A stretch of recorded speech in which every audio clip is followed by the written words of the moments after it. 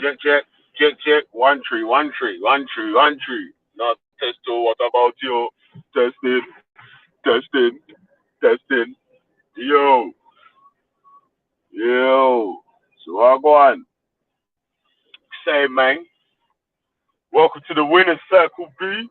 Trust me. Yeah. Yeah, man. Yeah, we come clean to the bone like skeleton. And I used to them in and higher than a pelican. Gee. Clean to the bone like skeleton. And I used to them in and higher than a pelican. Carry on, I watch me, I watch carry on. Call her over with my and a girl. Yo, yo, yo, yo, yo. All right. So, we're on the road speak. Outside my west side, massive. Yeah, I'm on the west side today. You get me? The west, y'all. Yeah. Yeah, yeah. Big up man like Esau, the black select, outside scientific method. I can't remember who was last on last night. Yeah, yeah, we was having a good conversation. But true stories, yeah, it was a good convo. But like, bro, I was falling asleep. I was dying in that one, man. Man, my real sleeping voice was on like, man. Yeah, me. Yo. So what go on, man? What go on, Mr. Lee? Yeah, what go on, Tristan? What you telling me, mate? Mad, mad, mad, mad, mad, mad, mad. Yeah. So, alright, big up Irish Flame, big up yourself. Jeez, this guy does. Yeah, Irish man, you lighting up people on Real McGee's channel, yeah? Mad. Yeah, yeah. So, yeah, big up my life Shakara, yeah? My G, Darren, go there. Well, they say they'll give me a lighter task, yeah? I'm biased and a hypocrite, B. We hear me? What the fuck? Jeez. Yo, alright, say nothing though. Should be a good show today still. You get me? I'm on the unholiest. Yeah. It's like mad still, can't lie.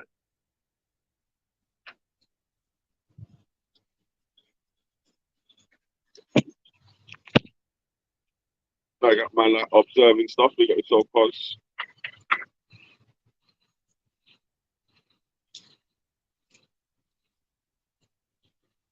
Cheers.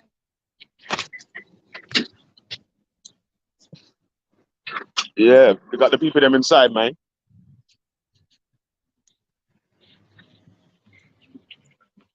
You know, look at the question set.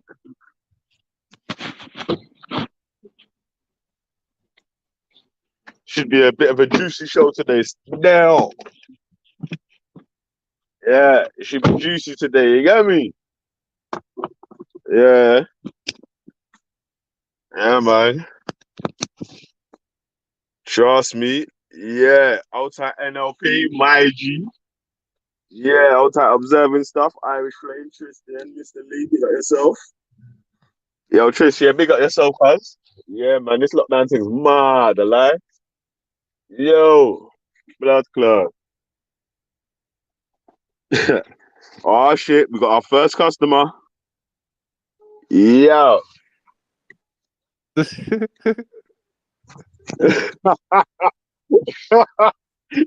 You're so busted, man. You didn't even say nothing. You just coming with that giggle. Hey, Mohammed, I swear every time you speak now, yeah, I could just see the crow on Reanimator. Damn, the crow's funny, huh? Yeah. Ah, ah. Yeah, that was funny still.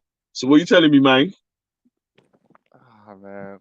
That shit reminds me of Black Dunya, bro. I don't know why. What the crow? The black crow. Yeah, man. So what, do you think like Black Dunya's are evil? Bro. You know, why do you keep saying that? Because you keep saying that like he's an evil guy. You met the guy, huh? Yeah, I've met him before. He's Where, quite quiet, man. He don't really talk a lot. where is he from Obviously, again? I think he's like he's a from like Sunni Muslim. India. You said he's from India. I didn't say he's from anywhere. Still, I just said that he don't go on camera, so I'm not gonna bait him up. You get me? Oh, Like, he don't go on camera. I wonder why Yeah, not. he stays behind the camera. He stays Yeah. behind the camera.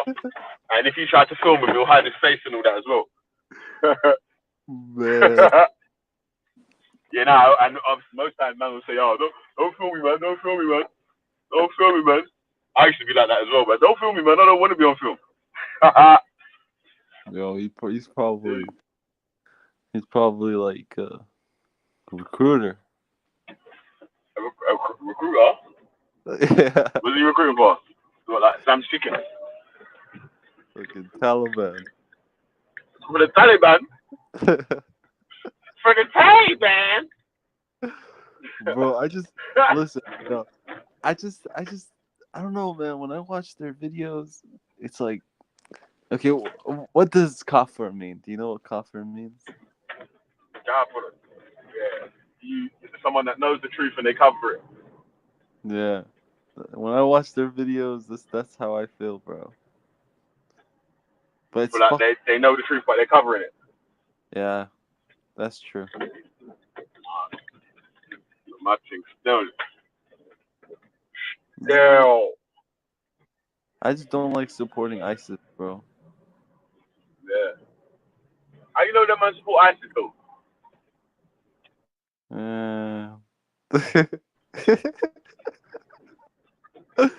Yo, it's funny. Yeah, I'm saying that. How'd you know? Like, you're saying it with confidence, innit? You know, like, man said it with confidence, like, right, these men are ISIS, fam. Like, right, how'd you know? Because these people are fucked up, Velley. They're not what you think they are. Do you get what I mean? I know you. You don't know, Velley. Yeah. You're just like, you're just a regular person, you know. Like, you don't know like shit that I've seen. Do you get what I mean? Mm-hmm. Yeah. And Yeah, man. the reason why I like getting on here first, bro, is because when all the religious people come, man. Start to get sticky, yeah? Yeah, man. The whole thing just tripped out.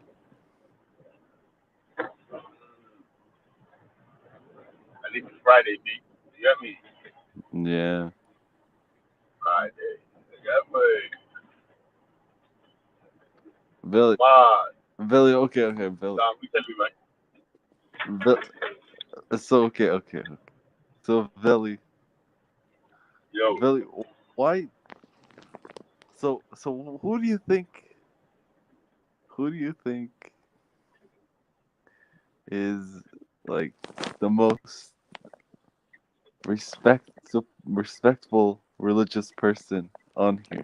Who do you think is the The most respectful religious person online.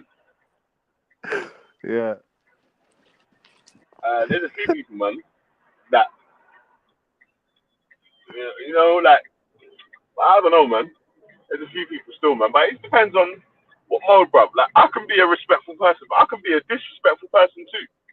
It just depends what way you get me in it from. Like, if you're on, yeah, if you're trying to get the disrespect from, man, you might get it. You know what I mean? So it just depends. Yeah, man. Old type Morby. Have you got yourself, brother? It's one of them ones, I lie. Yeah, man. Tea, coffee, popcorn, cigarettes, all them things there. It's gonna be mad. Yo, so Mohammed, who do you think the most respectful online religious guy is? Let me guess. Does it begin? Did their initials start with a T? Yeah. It's got an I in it, and it's got a B and a T. TIBT. No, Yeah. I. Who's No. It's ITBT. Yeah, ITBT.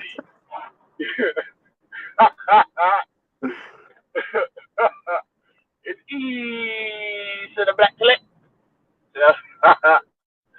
I Yo, bet you're gonna say East has got the most manners on life. it's funny. It's funny when you say it, because you say it right.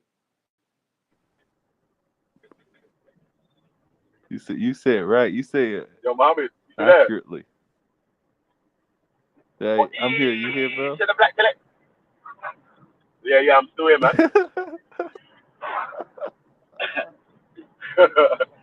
Hey, do you know what East is a G? Yeah. Imagine that. Listen to how small the word Easter is, yeah? And he makes that word long, and then listen to how big black telek is, and he makes the black telek small. So it's East and the black telek. He's a G, isn't it? Yo, big up, Rob. What's going on, bro? Good morning, gentlemen. I hope you're well. Yeah, man, good, man. Good morning. Good morning. It's actually like 1 o'clock in the morning right now. Here. Go to sleep, Is it? Mohammed. You need a good night's rest, my man. Yeah, I understand. I have nothing to do tomorrow, anyways. Well, maybe if you stop smoking boom and you get a good night's rest, you'll be good, buddy. All the smoking of boom, Yeah, that's mate. what's keeping you up. What you might need to do, yeah, is stop smoking in the daytime. So when he has one at night, he actually goes to sleep. Yeah, take it from Vellemy. He knows how it's done. Yeah, man. Yeah, we didn't get to finish yesterday that thing with Issa, right? Unfortunately, what would be great with Issa is for him to be concise on a point, right? Eventually, the argument of the atheist thing. Atheists are irrational because they anthropomorphize things. No, they're not irrational. They just simply make a mistake, right? Of course, somebody could be more accurate with their statements instead of saying, "Oh, this bloody car won't work," as if the car is alive and is choosing not to work, for example. It's just a statement that somebody makes, and you could catch yourself and go, "Actually, I made a, that's a mistake I made. We're all fallible human beings." So it's not that atheists are irrational. But if you're going to go with that line that atheists are irrational, then every theist is irrational as well. In fact, every human that anthropomorphizes things is irrational because that does not represent reality. So the critique, even if you're going to try and make it run through for an atheist, will hold just as much for a theist. So James kind of dismissed it immediately. I just wanted to see if there was more to it, but I think that's like an entirely vacuous argument, right? As I say, there's 2 points against it there. So, Hey, Rob, James ain't doing no Ramadan charity, boy, this week. You know what I mean? Like, charitable causes for Ramadan this week, boy. It started today, I think, isn't it? I think so. Yeah, it's a crazy practice, right? Don't eat, don't drink for a whole day, then stuff yourself full at sundown, stuff yourself again just before the morning, and then starve your body the whole time. Rob, not a good way to do things. Rob, let me ask you a couple of questions. But intermittent fasting, would you say? Well, hold on a second, Mo. You know intermittent fasting? Yeah, that works. That's that scientific results, right? So that does work. Yeah. But again, you're always drinking water, so it's not a case of not drinking water at the very least, because that's the thing that sustains your body, right? 70% body is water, or liquid, if not water itself, and you want to sustain that, right? But yeah, intermittent fasting does have proven results. But like non-stop fasting for an entire day where you don't take anything in, that's harmful, right? But then again, I think Allah in his magnificent wisdom realized that children and people who are close to death or elderly won't do it, right? Now, of course, if it was that healthy for you, this would presumably help these people. But obviously, it doesn't, right? Couple questions. Sure, go for it, Mohammed. Yo, Rob. Go. Morning. Big up yourself, Buddha. Let Mohammed ask a question, though. Morning, Yeah? Buddha. Big up yourself, Buddha. Go on, Mohammed. All right. Mohammed. Rob. Okay. All right. Rob. When it comes to fasting and stuff like that, fasting in Ramadan, it's supposed to teach you something too. It's not only about just not eating and stuff like that. It's supposed to teach you how to hold yourself together and stuff like that, and feel how other people feel when they're poor, and other things. And it also cleanses your body. So no, Okay, Mohammed. So can you get all of those things without going to the extreme? In other words, can you do that, for example, without eating? Because I've done 3-day water fasts, right? Where I don't eat anything, but I drink 3 to 4 or maybe 5 liters a day, not eating anything for 3 days because it resets your metabolism. But that's not eating at night. It's not eating first thing in the morning and gouging myself. bro, It's a 3-day consistent thing to reset your metabolism. When you do a water fast, there's nothing wrong with that. People who can't fast like normal people because of, like, let's say they're sick or something, they can drink water, or they don't even have to fast. It's not like it's forced upon you. It's a recommendation thing, kind of, in a way. Okay, if it's a But recommendation, Rob, when it does that mean comes, that it's better than not doing it?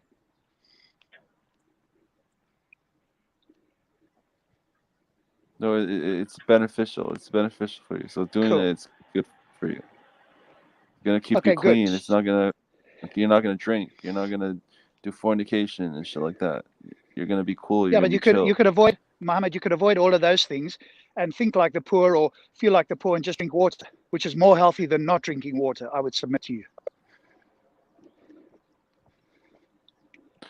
Wait, you can drink water. You can drink water so fast. There's nothing wrong with that. People do it all the time. I've already seen people doing it all the time. Yeah, what I'm saying is in Like, I have a Ramadan they friend, his don't, mom, and she's that's old, and worse. she only can drink water and fast, and it's cool. People don't have to fast, bro. It's just, Yeah, but what I'm saying, if you Mohammed, can, just do it. You get what I mean? stop It's taking a puff there not for a worth moment not and doing it. It's just good for you. listen closely. What I'm saying is that sure, people can fast. There's different versions of fasting. I'm suggesting to you that a water fast with every other aspect of Ramadan potentially is better than no water and every other thing of Ramadan. Do you agree or disagree? No, I agree. Water fast is good. I understand that. So why aren't you doing that for Ramadan then and every other Muslim on the earth? Because that's when you're supposed to hold yourself back, so So you it's can got to be understand how detrimental to the you. others feel. I see. Poor people. Okay. Okay, so Yo, here's what. But Rob. Good morning. So Mohammed, just last thing, and then we'll let I Buddha don't know. in here. One thing, then we'll let Buddha in. You would need to show that not drinking water is more beneficial than drinking water, all other things being equal. Now, what I mean is you follow everything else in Ramadan, except that you drink water throughout the day, and you've got exactly the same person who does everything in Ramadan and doesn't drink water until sunset. It's because of me. Like, sometimes that happens, because of my phone. It trips out sometimes. So, but Did you hear what I said? I wanted to say a couple things. Did you I hear don't what I said? compare you, Rob, to James SC. I don't think you Dude, heard your can you question. focus on the question that I asked you? Can you hear me, Rob? Do you want me to repeat? Can you hear me? Hey Okay. guys, I'm gonna go through the tunnel, yeah? He's gonna cut me out. No, but I can't. I can't yeah, hear you at all because Okay, you have to rejoin then, Mohammed. If you can't hear me now, you'll have to rejoin. Just Hey, ask him quickly to rejoin rejoin if now, you bro. can't. I'm gonna have to go through the tunnel. Yo, Rob, Buddha, you're gonna have to hold it down for a sec, yeah? Yeah. Yeah, no worries. Buddha's here. Morning, Buddha. How you doing, Rob? You okay? I am good, sir. How are you? Not too bad, man. I'm going a bit crazy with this whole locking thing. I think if I weren't meditating, I'd lost it a long time ago still. But You're doing a lot of meditating, you're saying? yeah, that's the thing. I feel like because of the lockdown, I've got more of an opportunity to meditate than I did before, which is proving somewhat beneficial. I don't like meditating in my house. So. Cool. Well, meditation is a good thing, I think, from what I understand. Sorry, say again? Meditation is a good thing. I used to do that. My wife does it most mornings, and I think that's a good thing to do. Definitely. But I was going to ask you something. You was talking to that gentleman about the fasting thing. Yeah. So like how when the Hindus walk on coal and stuff like that. Yeah. Do you find anything beneficial from those kind of activities? Yeah. I mean, you can have something. I've walked on coals multiple times, right? Hot coals, cinder coals, right? You can see the fire in them. I've done that many times. Well, I say many times, probably about 5, 6 times, something like that. And yes, it helps you in the sense that you know, you can overcome something that you didn't think you could have done, or that your intuition would say is not possible, or that you're likely to get burned, or whatever the case is. Yeah, I think there are certain aspects to it, but then again, you've got to be somebody that knows how to do that technique properly. If you don't do it properly, then you are likely to get burned, and some people do, not majorly, but enough that they'll, you know, that it'll hurt them.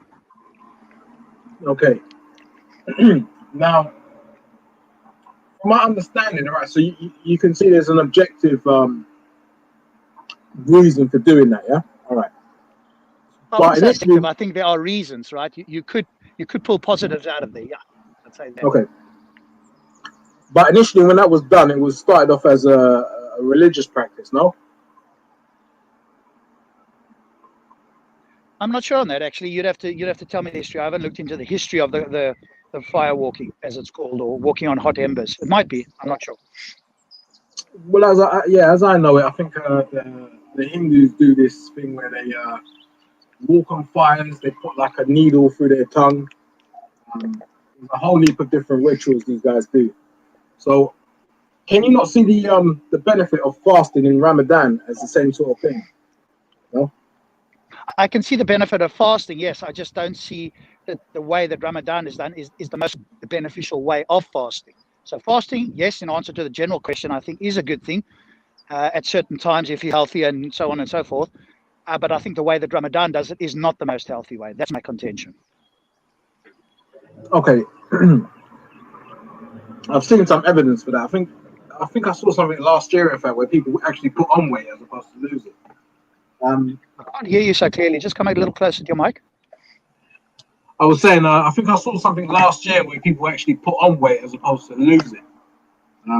Yes, yeah, because the body holds on to it, right? It gets this idea that, hey, I'm not being fed. It's almost like a starvation thing. And then when you gorge yourself in the evening when the sun goes down and first thing in the morning, it holds on to that and doesn't release it because it gets into a pattern of realizing that there's going to be this long period with no food and no water. So, yeah, I think I've seen something similar on that. All right, so that's the physical effects of fasting.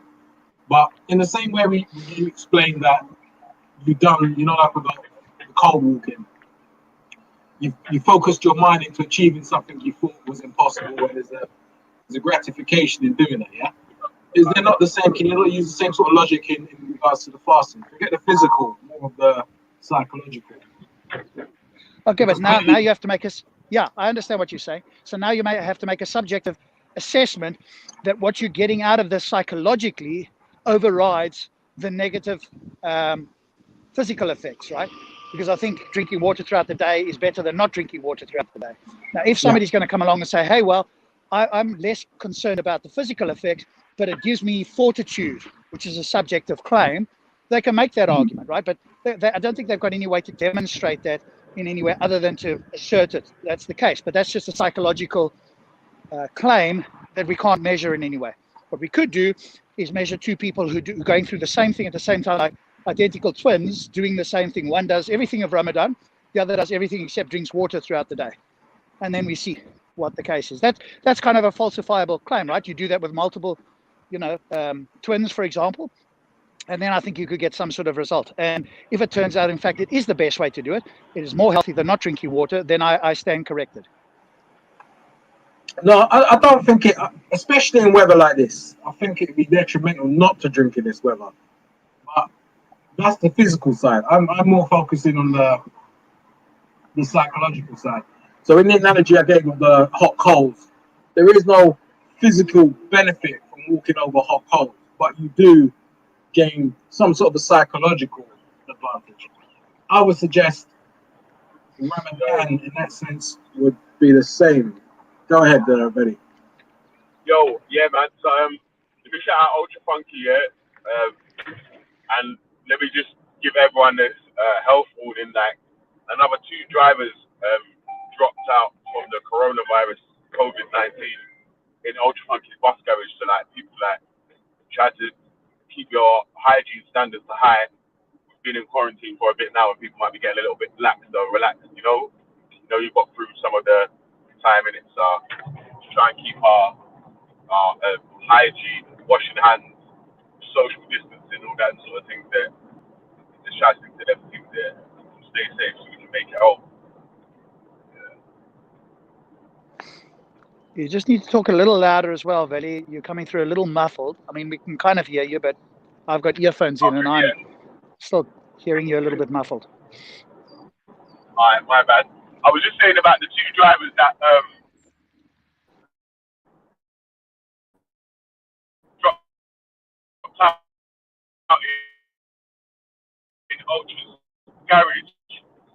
Rest in peace to the people that's lost their lives.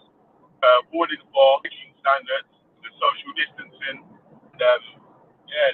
keeping yourself safe is keeping other people safe at this time, innit? So let's all try to stay as safe as possible, man. Because we wanna make it home to feed our families for our day's work as well, yeah.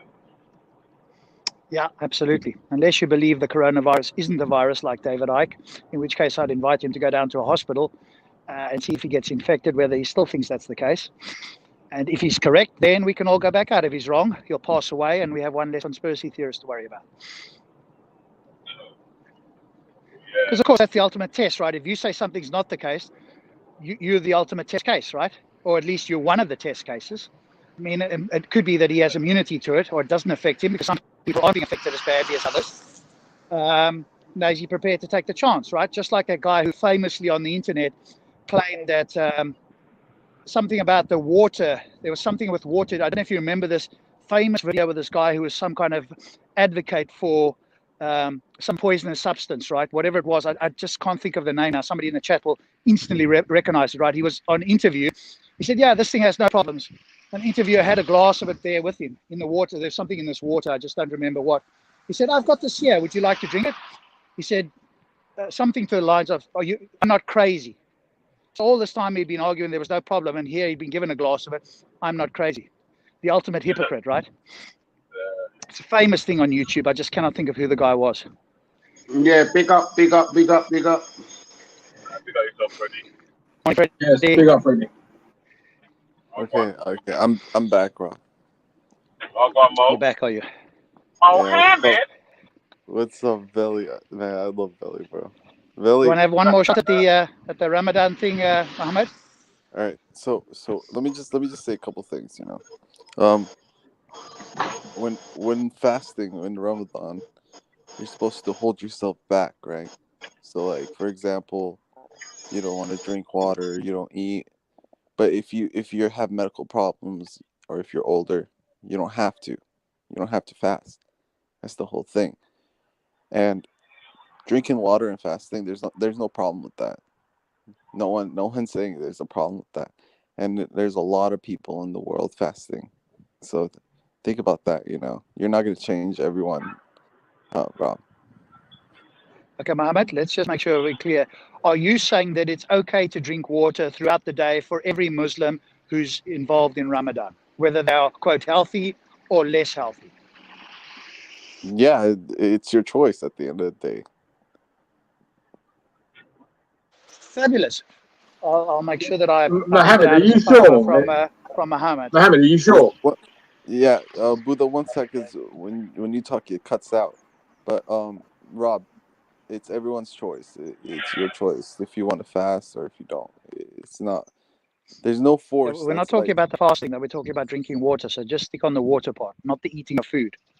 No. Okay, yeah, same thing. Like drinking water. There's no problem with drinking water and fasting, bro.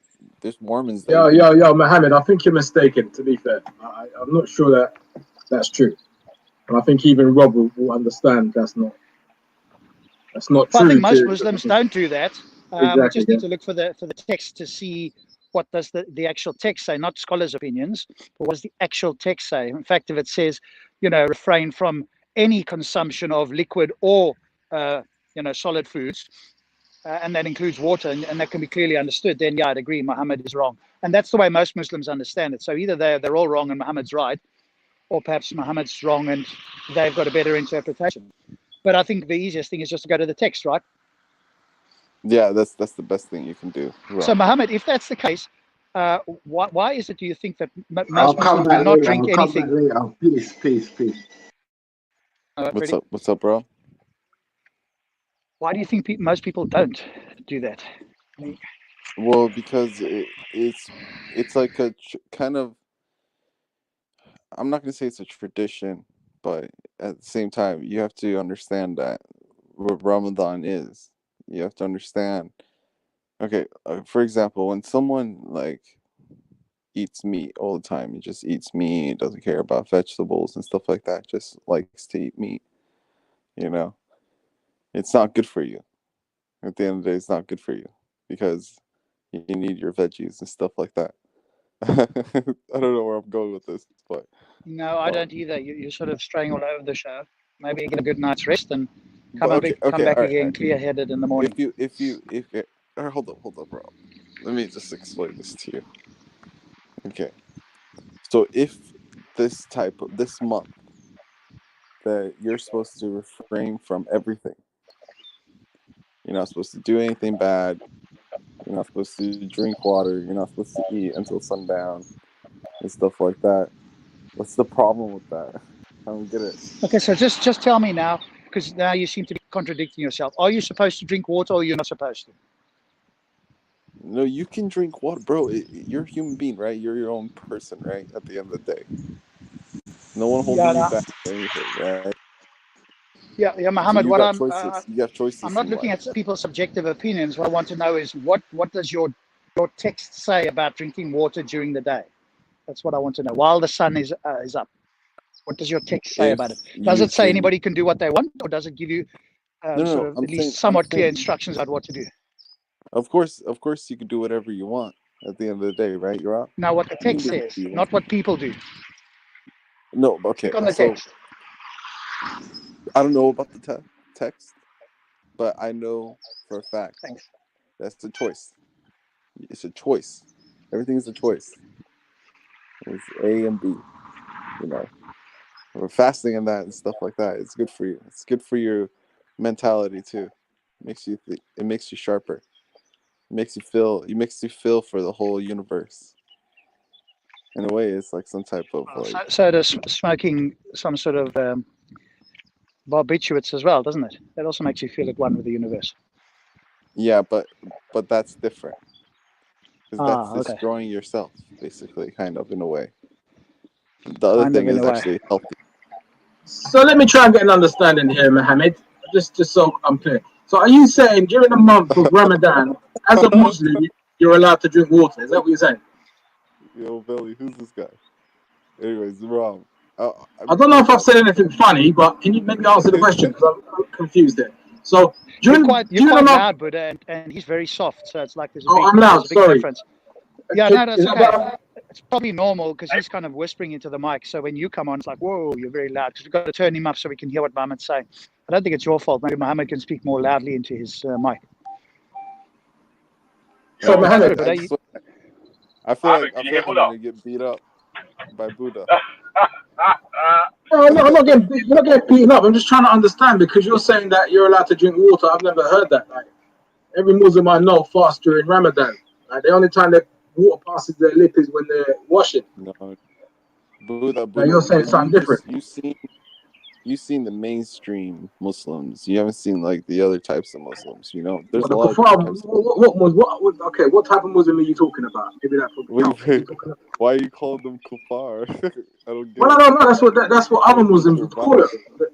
They would call them kuffar Muslims, like chocolate or Yo, Billy, nothing isn't or that a little biased, Billy? That's a little biased, right? Especially when you don't know what you're talking about. something. Yeah, Mohammed, please, with the greatest respect, could you please answer the question? Like, what Muslims are you talking about? All right, look, bro. Listen. All right, forget. Don't worry Sometimes about it. people Well, can't.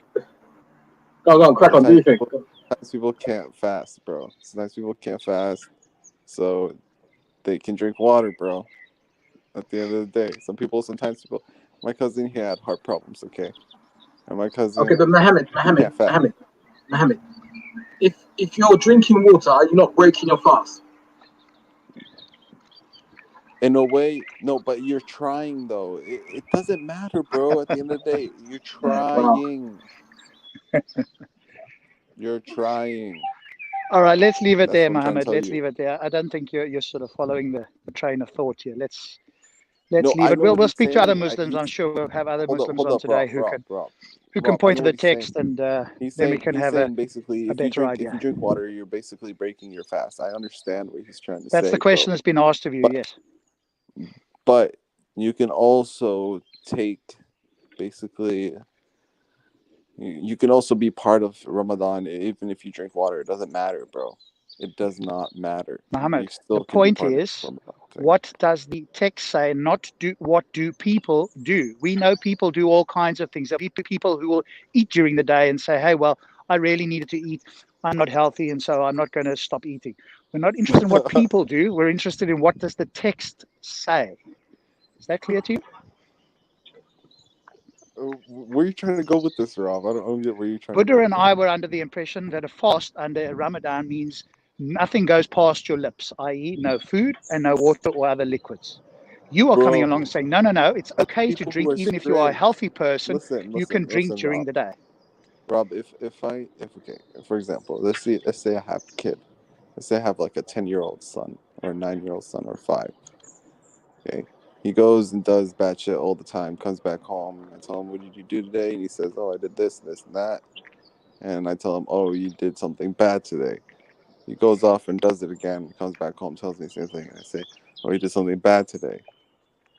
Bro, no one's perfect. What are you guys talking All right, about? Mohammed, let's leave it there. You're off with the fairies at the moment. You've gone off into the stray field. We were on the highway and you've taken a diversion off towards the field there. So let's leave it there. I think I was clear as to what the critique was. I mean, and it just seemed to blow right past you because your response tells me you didn't hear or understand what mine and Buddha's critique was. So we'll leave it there. We'll just go on to something else. Let me ask you a couple things, Rob. Let me ask you a couple things. It's my turn because I've been trying to ask you a couple questions. Okay. So can I answer the way you do? I'm going to answer the way you do so you see what it's like. Go ahead. Ask what you like. Well, Rob, I wasn't trying to be disrespectful in any way. I was actually trying to answer all of your questions in the right manner. Yeah, you just don't know the answers, man. You don't know the answers, man. So Go ahead. Ask me something. Go ahead. Okay. All right. So why do you think that your spiritual way is better than mine? you ain't got one. Well, you know what, Mohammed? You know, when I take my daughter out for a walk and we go down to the river and we're playing in the water and stuff like that, she gets this wonderful sense of being at one with the universe. And then when she comes to eat, she's more relaxed and everything's hunky-dory. Okay. Does that answer your question? I don't think that did answer my question, but okay. No, it didn't, did it? No, it didn't. So now you know what it feels like on the other end when you're asked the question. I was actually trying to answer. So now I'll answer the question more accurately. I don't know what a spiritual system is, Mohammed. You need to define that. Spiritual to me is like woo. They're synonymous. And therefore, when you say that, you have to elaborate. What is it? What you really mean is, what is your worldview or what is your outlook on this or that topic? But saying, do I have a spiritual worldview?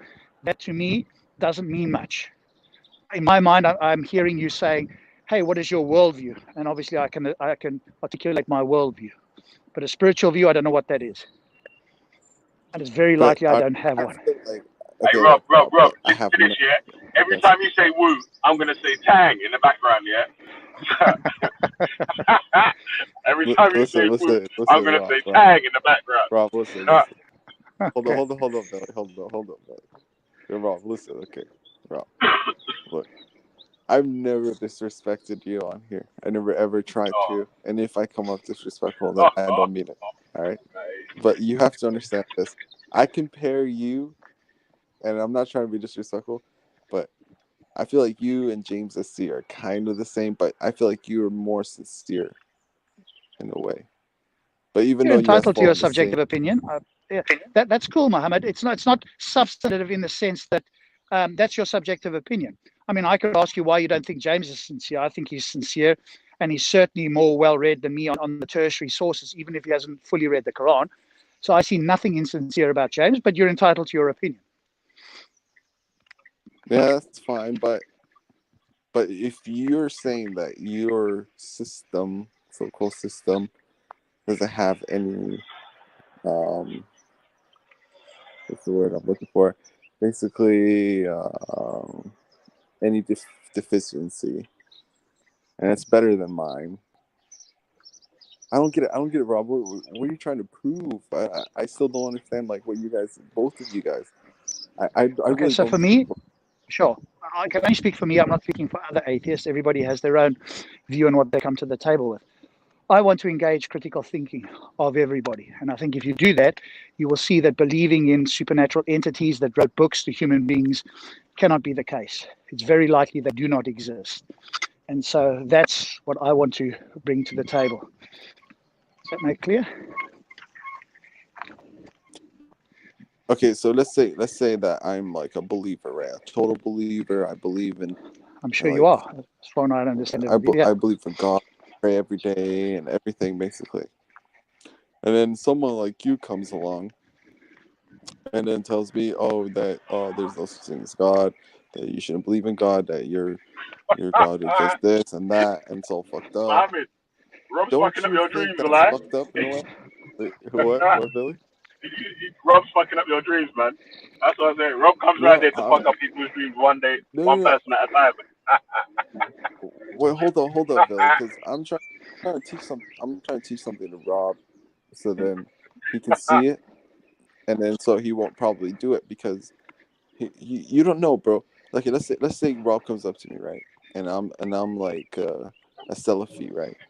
And Rob comes up to me and starts chatting, saying, "Oh, Allah doesn't exist," and shit like that, or your God and Prophet Muhammad did this and that, and he killed and ruined and hurt and innocent and raped little kids and shit like that. I'm gonna look at Rob and I just want to kill him. Do you get what I mean? Like, what the fuck is wrong with you? That's very unpeaceful. But Like you do know that, right? it is unpeaceful life. But Okay, so what I'm trying Mohammed, to tell you is, can I just jump in quickly no, at that point? hold up, Because I think you're bro. coming on a What false I'm premise. I trying just to want to say, correct that in the beginning. one sec. I just want to All right, I'll correct it at the end. Okay. Go ahead. So what I was gonna say is, if you came up to me saying that, I'm gonna ignore it. I'm just gonna walk away. I'm just gonna be like, all right, it's whatever. You can believe in that. I'm saying if you came up with the wrong person, Rob. I'm not saying about me. I'm saying about something else. Okay, cool. So two things to say. One, your first premise is That's incorrect. I do not walk up so to random people and say, hey, are you a believer? You shouldn't be believing this stuff. I speak to people who start the conversation, i.e. people that come along and say, hey, I believe this to be the case, and they infer, if they don't say it outright, that I should believe it too. So I stayed with Muslims, lovely people. I've never once brought up the Quran. I've never even thought about talking about it. If they don't bring it up, I'm a guest in their house, I'm not going to bring it up and say, hey, should we do a Quran study together? No. When I respond to people, it's people who come on and talk about Islam and want to claim that it's true. So your first premise isn't me wandering around to random people. It's me engaging with people who start the conversation with, hey, I believe this to be true. Okay? no, Rob, you can do whatever you want at the end of the day. What I'm trying to say is, like, for example, if you go to the park, okay, and then you start chatting and you start talking, someone else hears you. I'm just trying to tell you, bro. That's how people are gonna look at you. I'm not gonna look at you like that. Sure. Well, that's fine.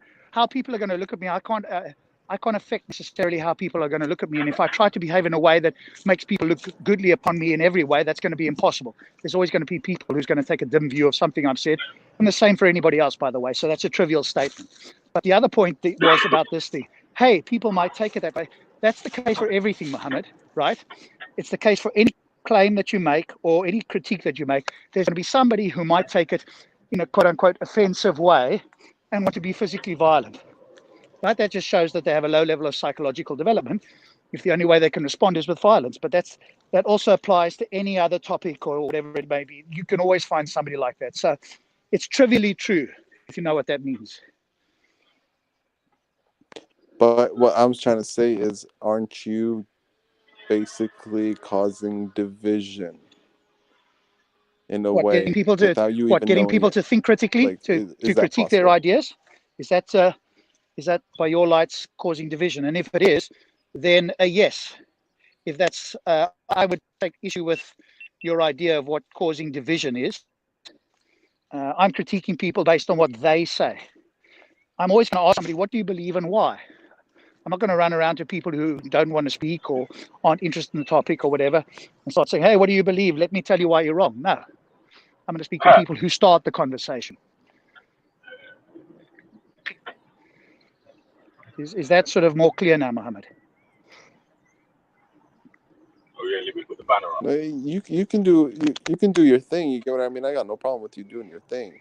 I'm just saying, you know, someone might come up and see that you're saying things in another way and trip out about it. I'm just saying that you're probably even causing division amongst people when you Okay, can but I'll just actually like explain why that's reunite a and trivial connect with other people and try to find other ways.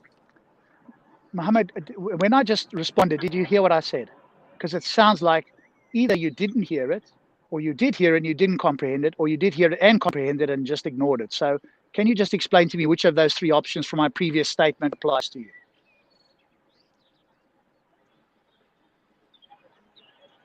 No No, comprende. it's all right. It's all right. Oh, I just Okay. wanted.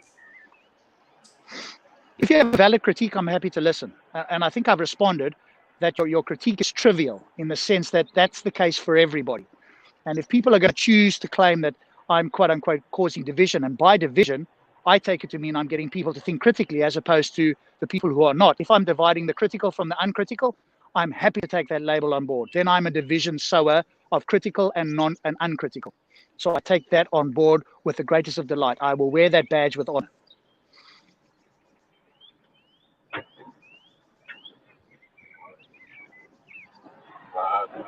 Why do you come on here, Mohammed?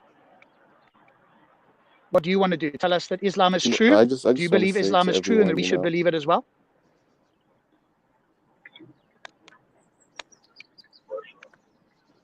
I can't hear you guys. I have to go, bro. I'll talk to you guys soon. Yeah, get a good night's rest.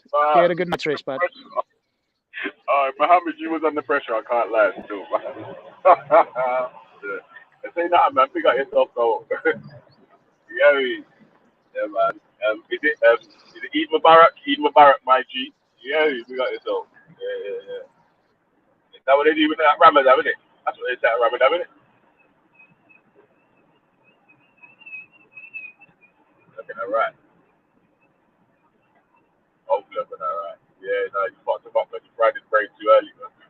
Exactly. Oh, man. I can't think no more.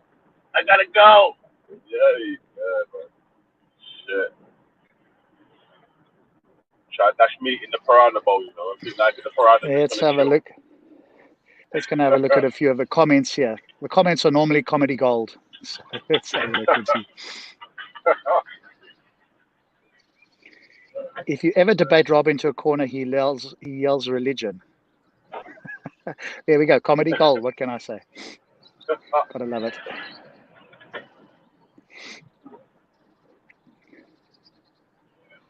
Help boost the ball power of atheists. That's critical thinking. And I think that would or should necessarily lead you to a non-belief in at least supernatural entities. So let me ask you a question, Rob, yeah? Is atheism synonymous with understanding science? No, not necessarily. So an atheist could be a science denier as well as denying that the supernatural exists. And in fact, there are some atheists that deny science, like flat earthers, right? So clearly, it's not a case that it's synonymous. However, you know, I think thinking atheists will invoke science as one of the main tools for why they believe, why they disbelieve, or indeed to challenge the people that do believe. But I don't think it's synonymous in every case, though. No.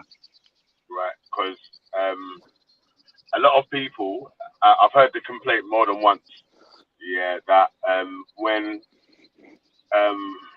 theists are discussing with atheists, that they go straight to science, like science is synonymous with atheism.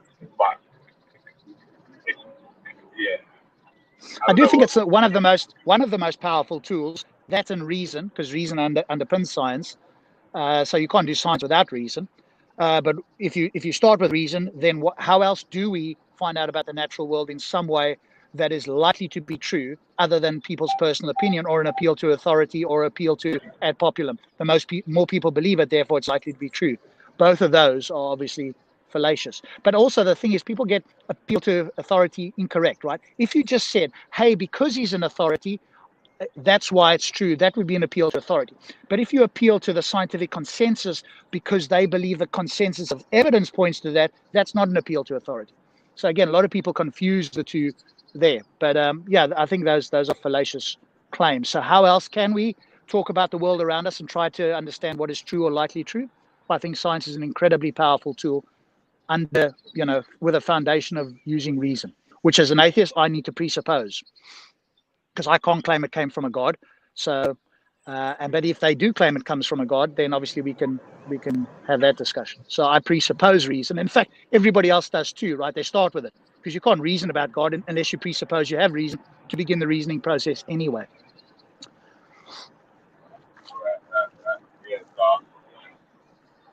Yeah, because in a few of the discussions with some of the people that sort of like use their brain a lot more, they will keep saying that the atheists keep using science like science is part of atheism. I understand the point that they're making, but like you were just explaining, it's the best measuring tool to show if something's real or not that we've got at the moment. So if until something above science comes, then as using for measuring the fact of whatever you're trying to find out whether it's true or not. Yeah, I'm back. Yeah. Sorry, I was on the phone. Yeah, no worries. I think, Valley, if we're appealing to something in this ontology, the world that we understand, then science, if you take the methodological approach to science, methodological naturalism, suggests that if something is of the natural world, then in principle, you can bring science to bear.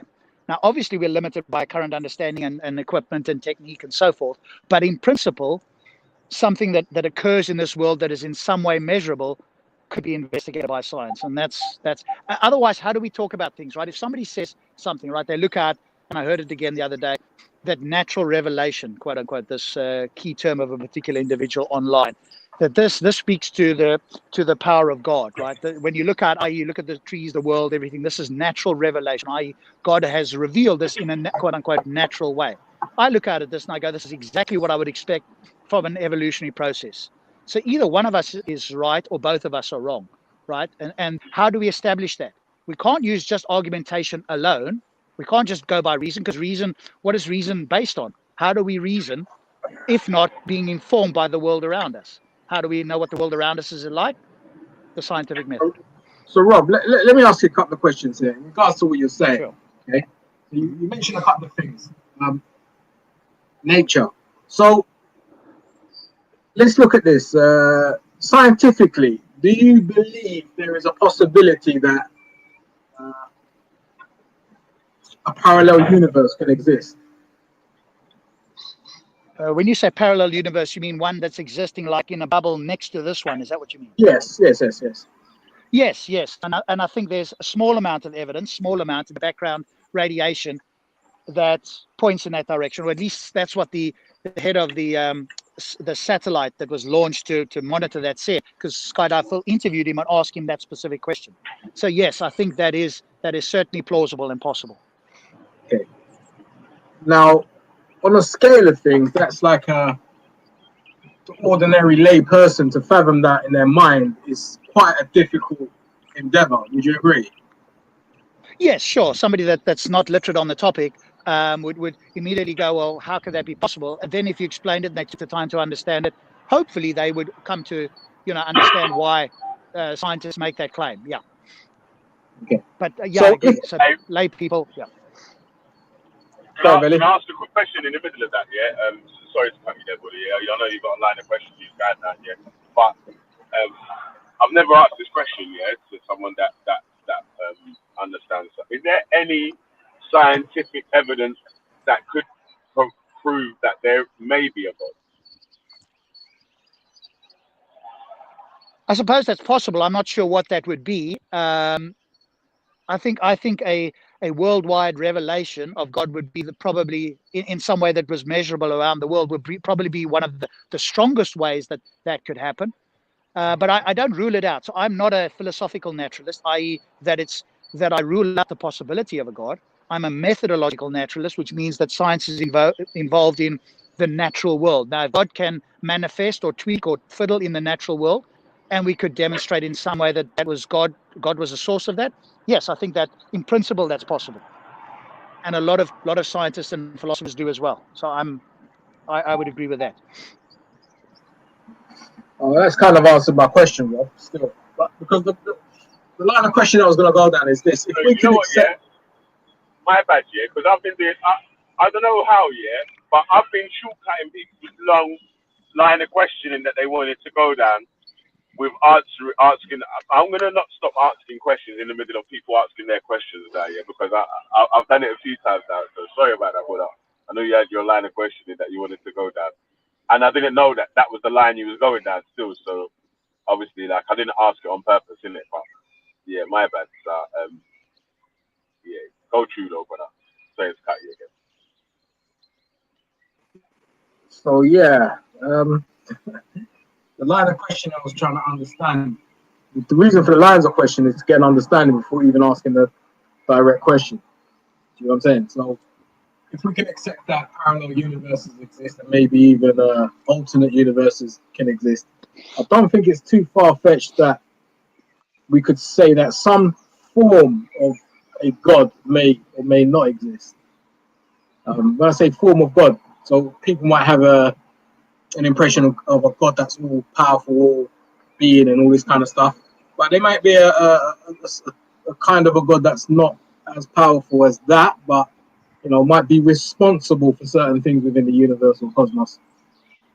That would probably constitute a God in some people's eyes. What do you reckon, Rob? Yeah, I think it depends what you mean by God. Again, I don't rule it out as being impossible. But remember what the claim is. A parallel universe is another form of a naturally occurring thing, for want of a better word. I'm sure there's a better way to phrase that. Whereas a God is a different category. It's now a supernatural thing. And it's some sort of entity that is personal, that's alive, that can make decisions, that can create. So like, an uber being of some sort that people can't really clearly define. They can define what it's not, which doesn't tell us necessarily what it is, but it's a different category, and it's a category above a natural claim. So if there's parallel dimensions and they operate by laws of physics, then that would just be another or a parallel universe. Even if the laws of physics were different, that would still fall under a naturalistic view.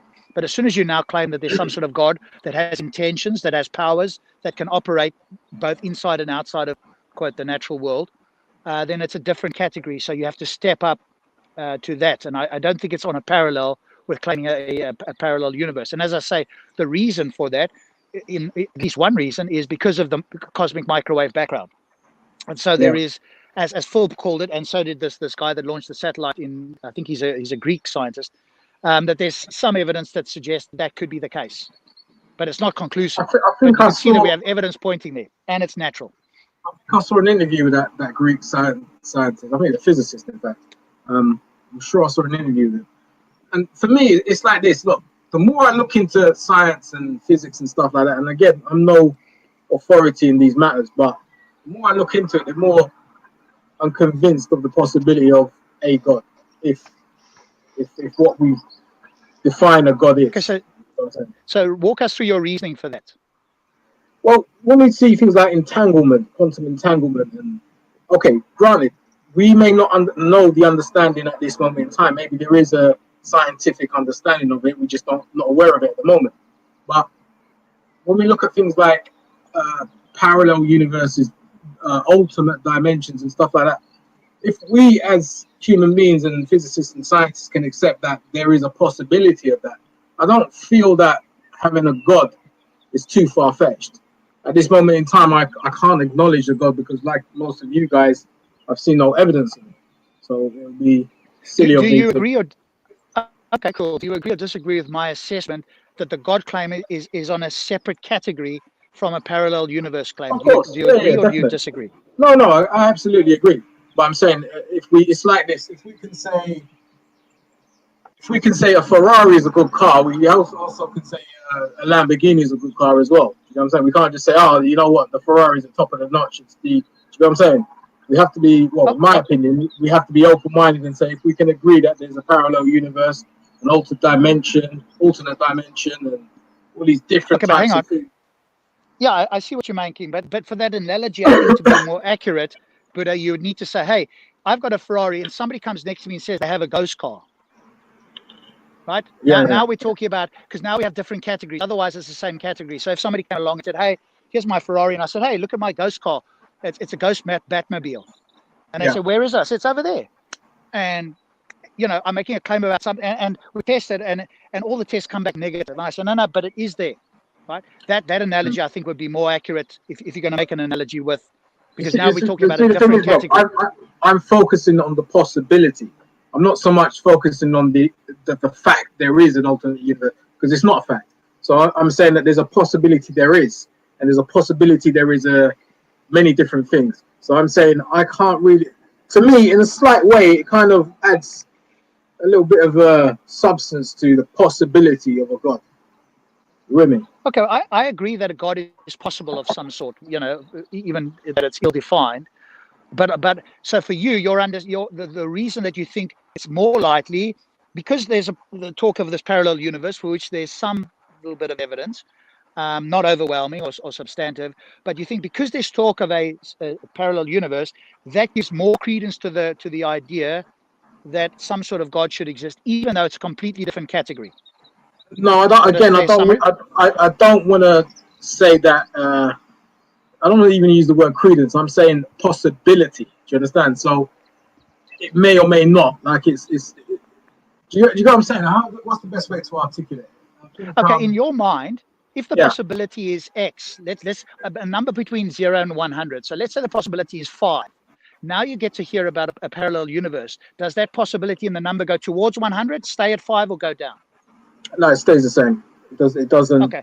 It doesn't go up or down. It's just that because for it to go up or down, you need some kind of evidence. However minuscule that evidence is, that's when the numbers will go up and down. With me, but to this moment in time, I'm not aware of any evidence of well, I would agree with what you just said there, but that then seems to, at least, I don't know if I'd use the word contradict, but it would certainly go against what you said before, because as I understood it, you said, no, because there's talk of parallel universes, you seem to suggest that gave you, there was more of a possibility. Now, if you just said a possibility, sure, but you don't need the universe for that possibility, right? You could say, as long as it's not a contradiction, then anything's possible. All right, I would agree with that. Let me flip it then, Rob. Let me flip it. Let's say, okay, I believe there's a possibility that there is a God. Okay, cool. But there's no evidence, there's no possibility of an extra dimension or a parallel universe, or there's none of these other evidences or any of these other theories. To me, that kind of stands alone. The God perspective, the God possibility stands on its own. But putting all of these things together, and how far and extreme your mind has to be to understand them, that kind of lends a little bit of support to the possibility of a God. Do you get what I'm saying? But now you, to my ear at least, you're now going back on the claim, because to me that would necessitate that instead of being a 5, you now become 6, 7, 8, 9, something like that. Your credence, as it's called, or the possibility of it rising, because that's why I'm understanding you to be saying, because of all these extra things, the possibility is somehow, even if it's minuscule, greater now because of these other things. Yes. Okay, so it is more than a 5. Okay, that I contend, right? I don't think that they're unrelated to each other. They're different categories. So because X, Y, and Z happens to be the case, that doesn't, in my mind, give more credence to a different category of ontology. If we want to use I suppose what we're doing here is, maybe I've confused it a bit. I think the belief in a God and the possibility of a God are two different things for me. So when you asked about the numbers, that to me is a question on belief. Do I believe that there is a God? Between 1 and 10, how strong is your belief? There is no numbers there whatsoever, because I don't believe there is a God. Okay. Do I believe there's a possibility of a God? Yes, and that possibility is increased by these other things being plausible. I think that's probably a better explanation of how I'm thinking. Yeah, I mean, I'd contend that. As I say, I would. I'm just looking at this little bird here. I would suggest that you don't have epistemic reasons to do that. So the fact that your belief goes up, or your epistemic warrant is the fancy term for it, but your belief goes up because of other things that are in a different category. I don't think you're warranted in raising the possibility because of these other things. They got, in my mind, they got nothing to do with each other. If I had a Ferrari or Lamborghini, that's got nothing to do with the claim of whether I have a ghost Batmobile. Well, that's the interesting. fact that I have all these other Let's look at that cars for a minute. completely. Let's look at that for a minute, if we could. I've got to go in 5 minutes, so go for it. Okay. So, like I'm saying, it's a different forms of extreme. So, it's quite extreme to believe in a parallel universe. It's quite extreme to believe in an alternate universe. It's quite extreme to believe that there's any other universe apart from this. It's extreme to believe that the universe has always existed. All of these different extreme Why? views. Hang on. Yeah, why do you say it's extreme? Because I think you're begging the question there. I don't agree with that premise. So why do you think it's extreme? Because as we explained earlier on, for a lay person to actually fathom and understand these principles is extreme. No, do we not agree that?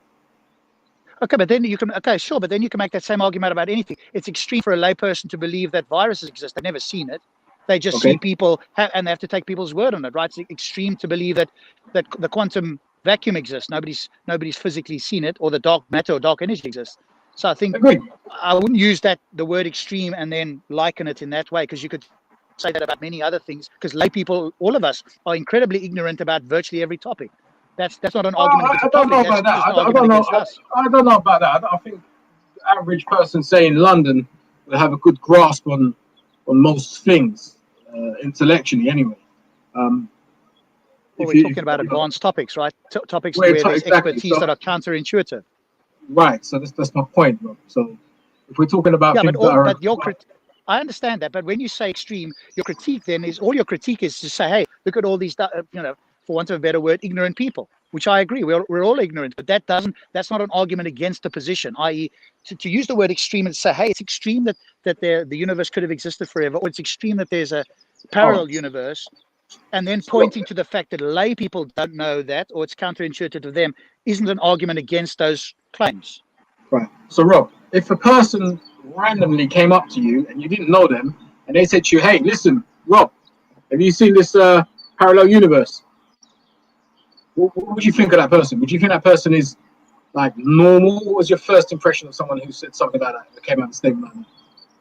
I'd ask them what do they mean by parallel universe and why do they believe it, and then I'd listen to their explanation. If they said to me, hey Rob, come along with me and I'll show you the small amount of evidence that points in that direction, and I went along and I heard the expert testimony and I could understand, I go, right, now I know what a parallel universe is, and now I see that there's some evidence that points in that direction.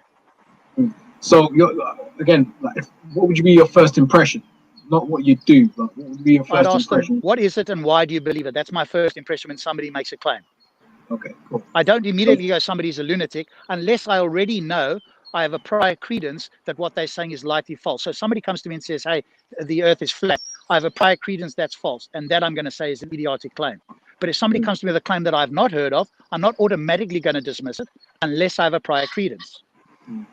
So your first impression would be to maybe question it. Cool. Correct. I think most people would look at that person and think this guy is a little bit crazy, maybe, or eccentric, or something along those lines. You with me? And the reason I would suppose, be right in that assumption is because it's an extreme statement, isn't it? It's not something. Okay, but as we said though, Buddha, the reason they think it's extreme is because of their ignorance. Correct? Okay. So yeah. Because of their expertise. So you can say you. So again, I don't want to say the general population of the UK is ignorant, because that wouldn't be a true statement. But they are ignorant of cosmology and particle physics and theoretical physics. They are ignorant, yes. Right? Let's be honest. Yes. All of us are. Indeed, we are, and especially me. But okay, so we've established that. So for a normal person, these types of beliefs of parallel universes and such are extreme. Would you not say? Because of their ignorance. Extreme based on their ignorance, sure, but that's yes. Okay, cool. Thank you. We got there. Cool. But hang on. All right. Hang on. If you're going to use that metric, then anything that a layperson claims is extreme out of their ignorance, you'd have to agree with, right? To a certain degree, That's yeah. the logical entailment, yes? Yeah. But I don't think that's a good metric. That's the whole point I'm pointing out. That's not a good metric to say something is extreme because somebody is ignorant. You could say it's extreme because the evidence doesn't point there, or the possibility or the chance is so low that being the case, the probability is very low, and then you'd make an argument. Then I would agree, okay, that's an extreme view. But just to say it's extreme because the layperson doesn't understand it, I don't think look it's at that then. So on a scale of 1 to 10 in your metric that you used, how what's the possibility, or yeah, I suppose possibility is the right word. What's the possibility of a parallel universe existing on a scale of 1 to 10? Difficult to say. I would just say, based on what I've heard about it, 20% would be sort of a thumbs up figure. Wow. That's why I say, it's a thumbs up figure. It's not something that I couldn't correlate that with exact the amount of evidence. That's in my mind, because you asked me. You know what? I would be hard pushed to go 3%, let alone 20%. That's amazing. But if you then investigate, that's probably why we feel it's different areas of extremism. Because for me, 3%, and you're saying 20%, you wouldn't think it's extreme. But for me, I really think that's an extreme view. You know, even would you say that's mostly because you've not seen or heard anything about it, or you haven't seen any supporting evidence in that? No, I have. I've seen the supporting evidence. Well, some of it anyway. And even with that supporting evidence, at best it's a 3. At the very best, it's a 5. Do you know what I'm saying? Okay. Do you think it's okay? Without the evidence, it wouldn't be anything. Do you think it's more or less likely that a parallel universe exists, or some sort of God? Which do you think is more likely? Good question. I'd have to go with a parallel universe, because unlike the God thing, there is no evidence to support the God. But with the parallel universe, at least there is some, however minuscule it may be, there is some nevertheless. So I would agree. I would go with and they're different categories, as we've pointed out. And on that note, I've got to go. Big up to who's in there, James as well. Thank you, Buddha, for the conversation. I'm sure you and James and Vellemy can carry on. Thanks, buddy. I'll speak to you guys later. Take it easy. You got yourself, bro. Yeah, man. So what's going on, bro? So what do you reckon then? Bro. Yeah, say that again, bro. So what do you reckon about this whole parallel universe? Do you reckon there is one, or? I don't really know about it still. I'm not that smart still, so. Oh, neither am I, bro. Neither am I. But it's interesting though, still. But I'm saying, if people can believe in a parallel universe and all these different types of things, is it not plausible someone can believe in a God, or not even believe, like there's a possibility that a form of a God may exist? Yeah. Well, say that again, sorry? No, I just missed the turning, man. So, yeah, say that again, bro. Like, I missed what you were saying. So, if there's proof of a parallel universe, why is it strange that someone could believe that God could exist? But you cut out there. So let me try and put it again. So if people are in the belief that there's a parallel universe, is it too far-fetched for people to believe that there's a God, some form of a God? Well, like you were saying, that with there being some sort of evidence towards there being someone having a belief to a parallel universe, and there being no sort of evidence or tangible evidence that you could point to that everyone and anyone could say, yeah, that happens for me. So I can say that definitely I believe in a God as well. It's kind of two different measuring sticks to this. Yeah, no, definitely. But I suppose, look at this now. Prior to there being any evidence of a parallel universe, the notion of a parallel universe would have been an extreme one, no? Would you agree? The notion of a parallel universe before the evidence was presented. So like maybe, yeah, so let's say 100 years ago, someone popped their head up and started saying, yeah, there's a parallel universe. Would that not have been an extreme thought or statement? Yeah. It's even an extreme thought now. because I don't understand it, Yes, and it yes, sounds yes, yes. sounds crazy to me. But basically, like I was saying, I think about it like how when you said it to me, yeah, I thought, right, if someone had evidence, yeah, for a parallel universe, yeah, I would more say that would sort of take them away from sort of believing in, if you know what I mean, the all-knowing God, because there's no writing to say that there may be a parallel universe, or there's another galaxy or another dimension or this, that, and the other, and so and so, so and so. You know what, you say that, but I thought the same. But I'm sure I had a conversation with a Muslim brother on here, and I'm sure there is some sort of text to point towards the parallel universe in either Quran or Hadith. Because my question is is Allah the same in all those universes as they are on this universe? Because I remember posing that question, and yeah, so I'm sure there is some sort of text in regards to that. I'm sure it's something to do with the jinns, where the jinns live, or something like that. So, again, I don't know. Maybe we'd ask Muhammad, but boy, I think he's too high for them kind of questions right now. Yeah, right. Yeah, so let me pick up Chakra. What about B? Okay, I want to ask. Yeah, well, man. Yeah, we tell I me, want to bro. ask Vellemy. Yeah, big up Shakara. What's up? Yo. What's up, everyone? Can I share my screen? Share, yeah? Can you hear me? Yeah, okay, so. I want to show you something, yeah. Oh wait, there. I might need to do it again. All right, 1 second. If I press play, yeah. If I press play, can you not hear it? Can you hear that? No, there's no sound. All right, 1 second. I heard it a bit still, but yeah, reshare it and add the sound to it. Yeah, 1 second. But when you're playing it, you have to mute your mic when you got the sound added, yeah? All right, cool.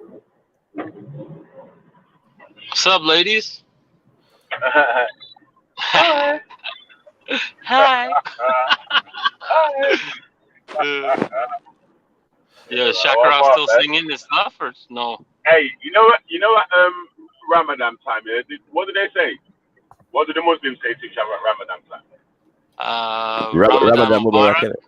Or Ramadan Kareem. Ramadan Mubarak. Right, Yeah. Okay, yeah.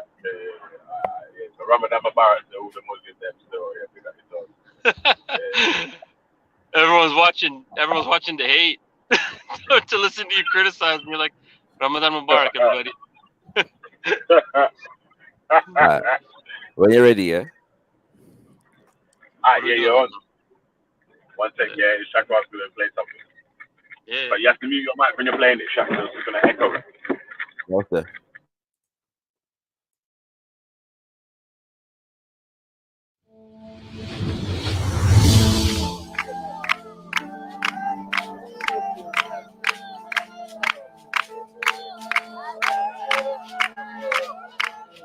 We had come to give the message of Islam to the San tribe, the Bushmen and the original hunter-gatherers of Botswana, the people who would hunt lions and wild animals. I'm in one of the huts where the people in Botswana live. This is literally made out of grass and branches. They were so connected to the Fitra that when we explained the message of Islam to them, they understood it clearly and confirmed how it makes total sense to believe in one creator. Ashhadu an la ilaha illallah. After this, we headed back to the village and the people from the San tribe were waiting for us. He created the whole universe while we human beings cannot even create a small fly. When we told them about Allah and why there is only one God, the people connected immediately. After our talk, we asked, who would like to accept the message? La ilaha illa Allah. What happened next surprised all of us.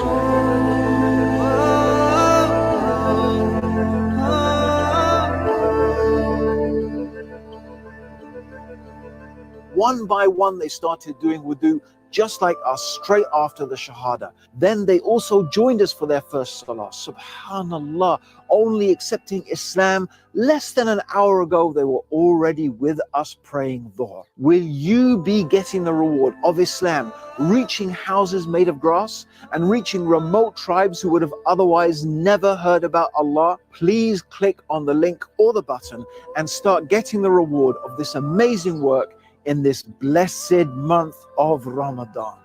And please don't forget to share this amazing video so others can learn about this story and get rewarded for others donating for free.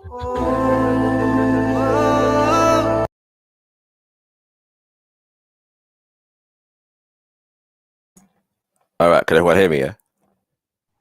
Okay. Yeah. What one for that, man? Yeah. Now this is so to me, yeah, this video is a problem, innit?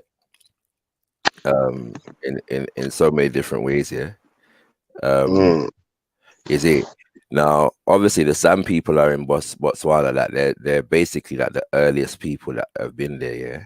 And they still, as you can see, they still live a very, very rural life, innit? Yeah. Hunter-gatherers, yeah, basically, right? So that's the same people that you see in South Africa.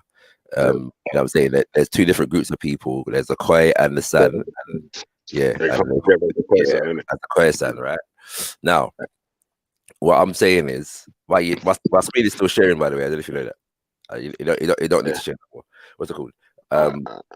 What's it called? But the here's the issue. Here's the issue now. And funnily enough, you know, this actually kind of there's one answer to the question of the day in this. Yeah, this if you notice in that video, they don't make any reference to what the actual spiritual system of the people that they're talking about is. You see what I'm saying? That's probably because they don't care. This is my point. Yeah, the closest they get to giving any acknowledgement is the idea of fitra. Yeah, which is, you know, among Muslims they say everyone's got this natural inclination to believe in a one God kind of thing. Yeah, and so when you look at the San spiritual system, yeah, they don't have like a strong kind of, you know, what's the word? Organized religion, so to speak, if that makes sense. Right. But they do have a concept called I forgive my pronunciation because they got clicks in their language, so it's spelled XAM, but I think it's pronounced yeah. Right. I think there's a guy. One sec, yeah. Before you carry on, yeah. There's a guy in the chat called LB, and I think that he's from. I think he's either a Khoisan or one of those sorts of types of people still. Well, if man's got something to say on this issue, then man can come and say it. You know what I'm saying? I'll carry on anyway. Yeah. So and if I say anything that is not correct and he has knowledge that is beyond mine, then I'd be humble to. Although from my recollection, he's not too into man, but like that don't matter to me. Like, if don't worry, man, come on, you know your team. Yeah, I'm saying if he's got hey, that's not a problem for man. Yeah, that's not a problem for man. But I'm being very serious when I say if I say anything, if anything that I'm about to say is incorrect in relation to the San people, then I'll be willing to be corrected. Yeah. Now, my understanding is that a part of their like creation story and their cosmology, yeah, is that that in the beginning, yeah, that the human beings were indistinguishable from the other creatures, yeah. What's it called of creation, right? And then at some point, yeah, basically, yeah, you know what I'm saying, wherever we was before separated, and then like man went down a certain line, you know what I'm saying, of creation, and the rest of the animals went down their own line of creation, and as a result of that, we developed culture, we developed manners, yeah, and all kind of different things. Now, what does that sound like to you? Evolution, yeah. Right. That's just their creation story. Yeah, that's not. You get me? That's just their creation story. And as you can see, Shaka, sorry to interrupt, Shaka. Listen, I'm going to jump off, but let me just quickly comment on that video. I feel that video is problematic. I don't like that video. I don't like what's been done to these people. Okay? Exactly. It's no different to what the missionaries done to South America and Africa and all the rest of it. Exactly. Right. But the only issue with it is this: those people were not forced. Those people readily accepted Islam into their lives. So we can't. How can I put this? We can't have too much pushback. We can't be angry because it was free will. Nobody forced it. What do you mean in this video? Yeah. Well, I'm not even sure about that, bro. I don't know to the extent that anybody accepted Islam or didn't accept Islam. Just because they said it in the video doesn't mean that it happened, and it could well have happened, right? It could well have happened, right? Yeah, but from what's been presented, my issue is that those Muslim guys shouldn't have been there in the first place, interfering with their ways of life. Exactly. But the problem is that, and this is the one thing that in Islam I'm always against.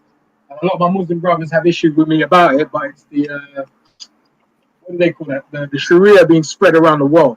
I'm absolutely against that. I always have been. I always will be. Well, they would say that. To be fair, that they wouldn't say the Sharia being spread. They would say Tawheed, yeah, and Islam in it. Like anything else, Sharia would have to come after the acceptance of Islam. Is how I've understood my Muslim brothers to say it. Okay. Yeah. But yeah, no, I totally give you it. By the way, this is not the first of these kinds of videos that I've seen. I saw one when they went into, I believe it was West Papua. Yeah. Okay. You know what I'm saying? I've seen them in Puerto Rico, in Mexico. Like there's mad things going on. But if people accept it, you can't. Do you get what I'm saying? We as a people can't turn around and say, "Listen, blah blah blah," because their response is going to be, "Look, we're bringing a message. It's up to them to decide whether they want it or not." But for me, people going there and spreading that message within itself is a problem. Anyway, listen, big up crew, and I'll jump back on later on if I'm not too busy. Yeah. Big up, yo. Hass, what did you make of that video? I was just gonna say. Before you guys begin, I just wanted to say good morning, Vellemy. Good morning, James. Good morning, Shakara. Good morning, Hassan. We got witness. We got Hassan Saba as well, man. I was just gonna say, Shakara. You know, I was just thinking in the video, that it could even be a little bit like these guys are just showing like their acceptance of maybe like someone else's practices without actually maybe like embracing it. Do you get what I mean? Like they could just be like almost being polite and maybe just appreciating another group's maybe their prayer or some of their belief just as part of how they carry themselves, how their spirituality is. Not necessarily that they're taking it as the cut and dry maybe form of Islam and wholly accepting it as we may kind of conceive it today. Do you know what I mean? Or perceive it today. It could just be like they're just smarter than we think. Could you see that at all? Yeah, I think they're just being helpful there. They've gone there. They've provided them with help, water, taps to help them access water. So they then said, would you like to follow our belief system? And some of them have agreed, yeah, we'd like to follow it because these people have come there to help them. And so they see, well, since they're helping us, it shouldn't be a problem looking into their belief system since they're helping us. So. Sure, yeah. That's a fair way of putting it, yeah. But I don't know if it's that they wholly embraced, what we perceive Islam as, Yeah. I'll understand, I'll understand, everyone, because I need to jump off still, because I'm at I need to go into this job now still, So big up Stackhole, big up before you go, Vellemy, before you go quickly, this could be 10 seconds. Vellemy, can you hear me? Yeah, I can hear you, Stacks, but you can hear me? Hold on a second. Yeah. Go to Shaka. Yeah. So one of the things, tell him to jump out and jump in. Jump out and jump back in if you can't hear it. Everyone, Stackhole. Yeah, one of the answers to the question, and this relates to a lot of the conversation that we've been having the whole week, is that like from an African spiritualist point of view, there's no need to go there and change those people's tradition, if that makes sense. Like and because they will be recognized as African spiritualists, if that makes sense. You know what I'm saying? Just as so the more the forms of African spirituality that have developed in a more urban environment can also respect what these people are doing. and so that's why it's a unifying force. They don't have to accept, you know, another expression of African spirituality in order to be considered African spiritualist. You know what I'm saying? Yeah, but Right? are you saying it like But most people like? wait, let me ask a quick question on that, yeah? One sec. Well, let me ask a quick question on that, yeah? So what if an African spiritual system was taken to another country and they helped them do something in their country, and they was looking at them like their way of life wasn't up to the same standard as their way of life, and they tried to if it see if they happened, bro, accepted it, would that ever happen? Nah, if it happened, it would happen more because if you're in an urban society, yeah, you might think that you're more advanced, yeah, but that has very little to do with the spiritual system. The spiritual system, even in many African spiritual systems, has expressions that relate to like more foresty regions and expressions that relate to more urban regions, if that makes sense, of the same people, yeah. But the idea that you're going to go there and try to teach them about what quote unquote your God, yeah, it would be ridiculous. You know what I'm saying? But beyond that, I'm just saying that there would be no need to do that, because these people's expression, you would embrace their expression. You know what I'm saying? As an expression of what it is that you do, but it's just based upon their environment. Also, I don't see no. I don't see. One sec, let me finish. I want to say that. Let me finish. Yeah, hold on, Stacko. Then you're next. Yeah. Also, based upon the a lot of the conversation that we've been having in terms of whether it applies to today, yeah, the video also reminds us that the whole world doesn't live in urbanized metropolis environments with all the technology and all the kind of things there, and that is not the only viable way of existence, and it's also not the only means by which we're going to value people and their culture and their way of life. That's what I'm saying, right? So when we say 1 second, when we say that is it valuable today, yeah, we're usually judging it by a standard of living in London and you know, having TV and you know what I'm saying, and you know, not just TV but Sky Digital. You know what I'm saying, Q and super fast broadband. You know what I'm saying? And that kind of thing. Whenever we hear about Africa, it's about whether you know, Digicel installing super fast broadband in this remote area or wherever like that. And you've also got these people live today. You know what I'm saying? So the value of a system is also about how does it value and respect the lives and the way of life of these people and their own personal evolution. They're allowed to evolve as they evolve. Really quickly though, if someone makes a choice though, yeah, like, because I hear this all the time on these panels, it's like, if you show someone super fast broadband and they're like, it beats the shit out of hunting for my food, you know what I'm saying, or whatever kind of technological advancement or innovation that they would prefer, why is it always considered a bad thing? It's not a bad thing, except for the fact that they have a right. They exist today, bro. Like, just what I'm saying. So do we only look at them as poor people that don't have super fast broadband, or do I was going to ask another question, yeah. Let me ask one more question, yeah. James, hold on a sec, yeah. There was someone in the back chat. I wanted to add them in as well. Yeah, but if you're listening, the person who's in the back chat, jump back in there, and I'll add you back in a sec still. But what I wanted to ask here was, what protection mechanisms does African spiritual systems bring against things like what you said you just saw there? Then if you're unhappy, what protection mechanisms? Very simple. First of all, as I've been even though it's despite attempts to shoehorn the concept in, there's no concept of pagan and heathen and kufar, yeah, in that kind of sense. There's no need, there's not a conversion mechanism, yeah, whereby you are required to go and spread your religion to convert other people. No. Right? What protection mechanism against? See, like, you see what happened to the San people there. Yes. If you the way that video sort of looks, yeah, that they were sort of they accepted it, but might not have known the full ins and outs of what they're accepting. Yeah. So then what protection mechanism can an African spiritual system give you against something like that? you accepting another religion and I something without without do you understand what I mean? Well, and again, I'm not accepting that what they said happened is actually happened. Yeah, because again, for most African spiritualists, engaging in our person's ritual is not it's not a massive thing. You see what I'm saying? It's not against because you're learning about another system. Like shirk or So you might engage in something to learn about what it is that they're doing. Do you see what I'm saying? You know what I'm saying? At a certain point, you guys right? You know what I'm saying?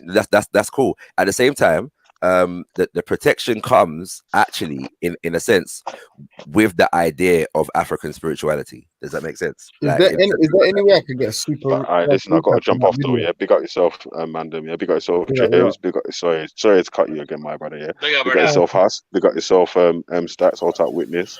Welcome back. You get me. Big up yourself, Shakara.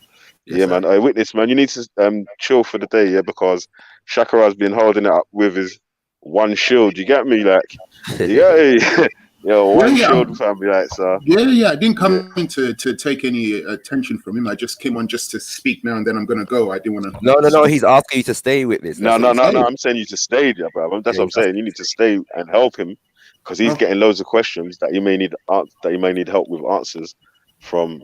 Yeah, that you may not have the knowledge for as well. So that's what I'm saying.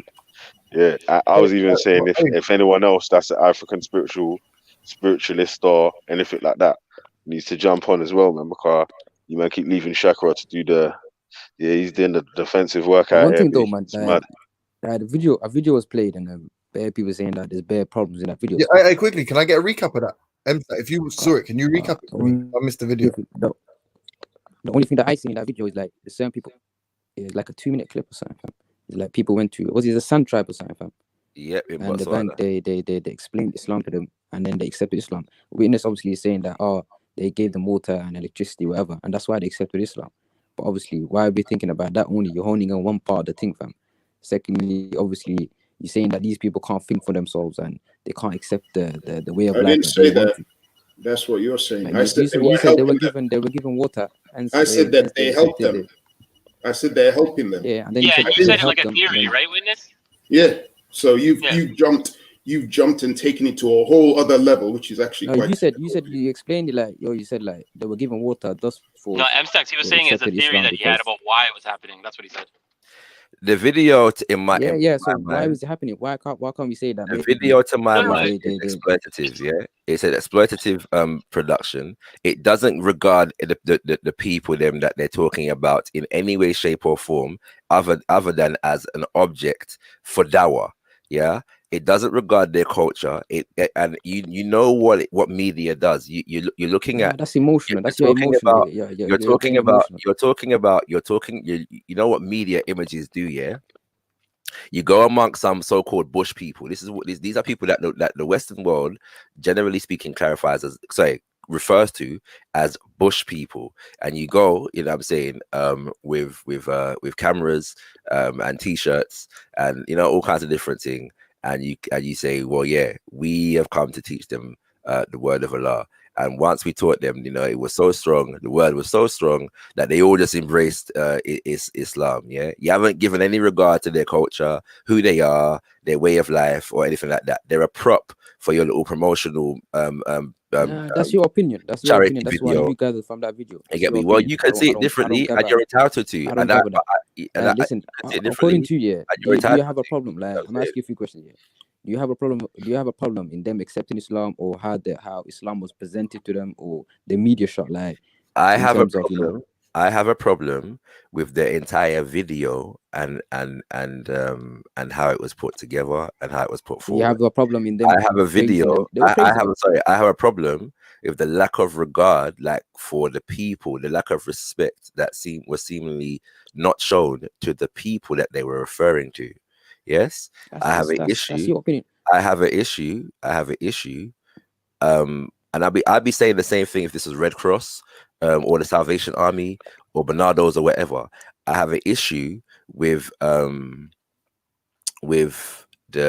idea that these Bushmen, yeah, in remote regions of Botswana, yeah, required this message at this time, yeah, and then it was so deep that they were just willing to just take it just like this. You know what I'm saying? It's nonsense. Yeah, it's nonsense. There are if you want Maybe to it's nonsense. Like they got a brain for if themselves, you man. want to Like spread, you're trying to make it look like that these man I haven't don't said have no brain. anything about. I have not said anything about whether the people, the San people are able to think for themselves. So stop trying that.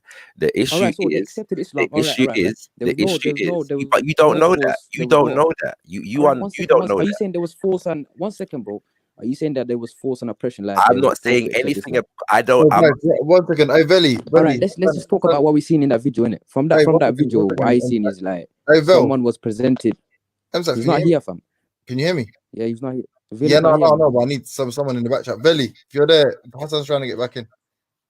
If I see a video, yeah, whereby somebody is explaining to another group of people that Allah created even the smallest fly and we can't do that, yeah, it suggests to me that they in their mind, or with the impression that they're trying to give, is that they're bringing knowledge that the people them don't already have. Yes, so I'm saying now, what the only way that you'll be able to make that judgment is if you don't seek to understand or present the ideas of the people themselves. Yeah, the video does not do that. Okay, even Bro, the listen, caption, but what you're saying is absolute even evidence is evidence. there is nothing If the about if the video, wait, that 1 second, you're saying regards the absolute people and evidence is their evidence. culture. Car. The video is not showing you a lot of stuff. Maybe they sat down together. Exactly. They Do you not get the respected them. point? You don't know about this. Hey, MSAC, on the level, yeah. Hey, I feel like you're being. Hey, MSAC, listen. I feel like you're being intentionally obtuse. He's saying, bro, you haven't even seen the video. Don't make conclusions already, man. No, but here, this is what I'm saying. Man can play it again, you know. If Veli's about, man can play Hold it on, again. this is what I'm saying. No. Can you not hear me? Yeah. Yeah, cool. Yeah, I can hear you. MSAC, yeah, I'm talking to you. Yeah, I'm saying. Veli, I'm sharing my screen again. If you're saying yeah, it's safe for that, Shaka, because I ain't seen it.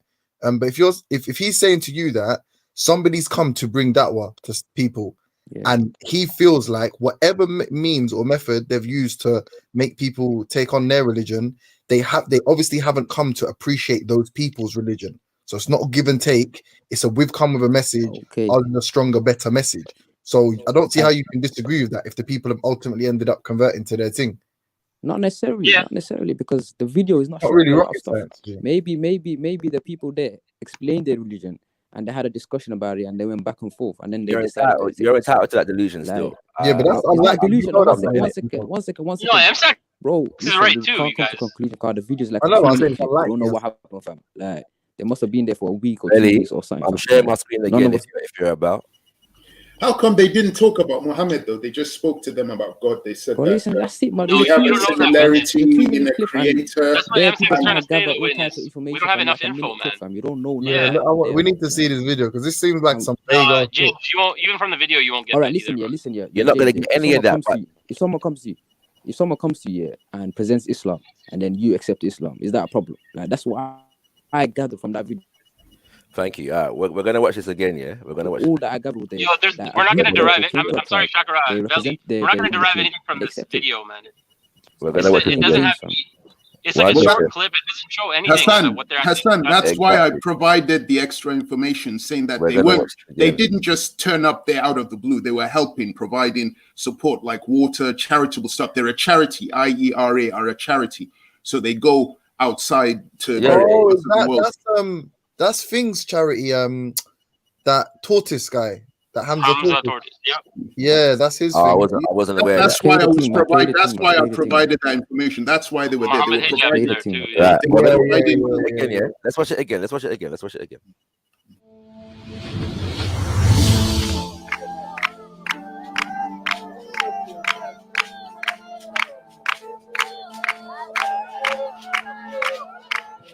We had come to give the message of Islam to the San tribe, the Bushmen and the original hunter-gatherers of Botswana, the people who would hunt lions and wild animals. I'm in one of the huts where the people in Botswana live.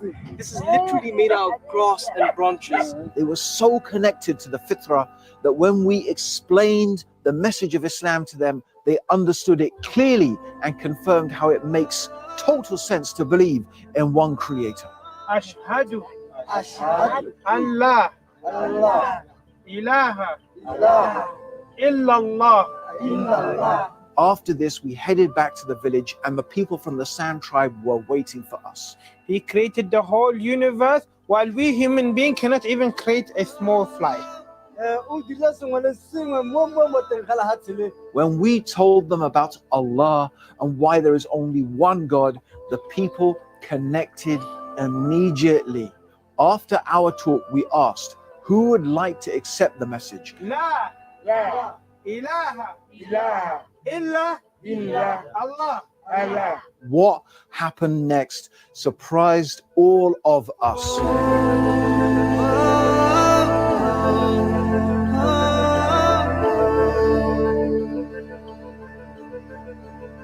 One by one, they started doing wudu just like us straight after the Shahada. Then they also joined us for their first Salah. Subhanallah, only accepting Islam less than an hour ago, they were already with us praying Dhuhr. Will you be getting the reward of Islam, reaching houses made of grass and reaching remote tribes who would have otherwise never heard about Allah? Please click on the link or the button and start getting the reward of this amazing work in this blessed month of Ramadan. And please don't forget to share this amazing video so others can learn about this story and get rewarded for others donating for free.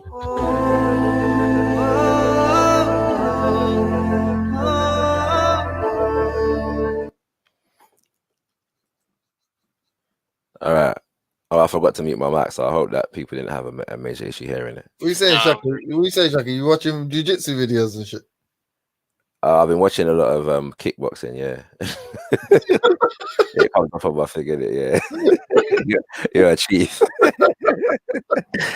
Can't lie. But yeah, my point is, yeah, that again, the people themselves are not regarded in this video. Like it's entirely it entirely objectifies them as tools, yeah, for those who have supposedly come to give them religion. Now, if it was just about their charity work, you know what I'm saying, they went there and they installed a water well, or you know what I'm saying, whatever, and they were just saying, you know, this is the good work that we're doing as good Muslims, like I would have less of an issue. I might have some issues because I generally have issues with these little, you know, charity videos that people do. You know, for Bernardo's and all kind of stuff. Like I generally do. Yeah, What you saying, building wells and that? Yeah, all that kind of stuff. Like, and not necessarily I have a problem with people going and build and helping people that are in quote unquote in need, but oftentimes, again, the people that they're referring to or that they're dealing with are often not respected. They're just used as props. Yeah, I don't like when they mention like houses of grass. Like they mentioned it twice, and they said, like, you know, do you want to reach people with houses of grass? And I'm like, come on. It is using them as a bit of a tool. I don't really like that, but I mean, at the same time, how do you hold on? Let me ask you a question. Yeah, how do you feel about someone being able to become a Muslim within an hour? Like, what dawah were they given? That's a good point. That's a really good point. Yeah, I mean, from my understanding, this is not, for example, how we would do things, but I can understand, like, the fundamental message of Islam is just one God. So yeah, but it's not though. It's not though, because the Shahada says more than that. It's not because the Shahada says more than that. That's why I mentioned. That's why I mentioned earlier that they hadn't mentioned Muhammad. I mentioned that earlier. They hadn't. They just said La ilaha. They didn't. Yeah, and you saw people putting their hand up, but they weren't even moving their lips. They just kept their hand up, so they didn't really know what La ilaha illallah meant or something. But can I just make a suggestion here, because we have to represent all sides of this. Yeah, if they were true atheists, right? So if before those Muslims had come, maybe they had spoke to someone like Christopher Hitchens, yeah, they would have rejected that bullshit instantly. They would have been like, huh? Get the fuck out of here. Leave the message, yeah? Leave the well and take your message with you. That's what they would have said, yeah. Not necessarily, bro. Not necessarily. No, because African spirituality. But Josh, I wanted to. But hold on, African spirituality clearly is a gateway drug. And it allows you to be manipulated with this stupid message. Like, As a grown ass man, gonna come tell me, oh, you believe I can't make a fly. We can't even make a fly. God made like get the fuck out of here. But bearing in mind, Come on, James, man. Okay, hold on. bearing in mind, I was just James, gonna- what the you dude don't said. know what happened though, innit? You don't I know want what to happened. ask you something, Chakra. Hold on a second, way you gentlemen. Wait 1 second, Hassan. James, one, we don't know what was taking place in the background, yeah? Because you know a picture, you know what I mean? A cameraman can do anything, innit? Anything, So we anywhere don't- else for that thing. Trust me, and we know everything's set already. So we don't know how much or what's happened to get it to that point where they can even shoot that video. Do you know what I'm saying to you? Yeah, That's but the if you assume there's been no foul play, then the reality is whatever spiritual system one believes to practice. I believe in the Most High. I believe in this. I believe in that. It allows you to engage in fucking ridiculous discussions. Yeah, so if you heard what the man how said, did you build a well? okay, so if you heard what the man said, he said, and in fact, it's quite similar actually, because when I think about even what Samaroon said, isn't it? If you heard what the man said, he said that there was already dealing with one God, this, that, and the other. That's what I'm saying. That's what allowed them to entertain that nonsense. Yeah, James is saying the same thing actually. You're assuming that they actually that you're assuming that they entertain it to any level. It's not unusual for one culture, to learn about another culture. Yeah, you know what I'm saying? That's not unusual. It could just be this is how you say what our thing in our language, and they're learning how to say it in their language. It could just be as simple as that, and they're learning a bit of Arabic today. It could. But Shaka, I want to ask you, bro. I've been waiting to ask you. Yo, Shaka, let me ask you something. From what you're saying, okay, is your issue here that this is something that's taking away their culture that they already had? No, is this what the issue is? The issue, or is there another harm that you see from this? The issue, because I have no evidence to suggest that they're taking away their culture, except it may be the. Well, if you're saying that the part of their spirituality is being gone, that's what you're saying, right? No, because I don't know that their spirituality has been gone in it. If that makes sense. Sure, right? sure. Okay. This is what they're putting forward in the video. Yeah. Right. This is what I'm trying to say. Yeah. So I'm saying that for me, beyond that, it's the characterization. It's the lack of respect for the people's culture. It is the objectification of these people for towards the marketing tool. Yeah, you know what I'm saying, towards the supposed glory of Islam, and I think it's disrespectful, right? What's it called? But beyond that, the actual point I was making, because my focus is actually on African spirituality, is the fact that from looking at this from a spiritual and also a sociological perspective, like from my perspective, there is no need to go among these people, and try to change their culture, if that makes sense. Just what I'm saying, like they're allowed to go through their own evolution, and once if they do that, then they do that. Just what I'm saying, but so that's what I said. Like you're worried about a loss of their culture, right? Right. Yeah.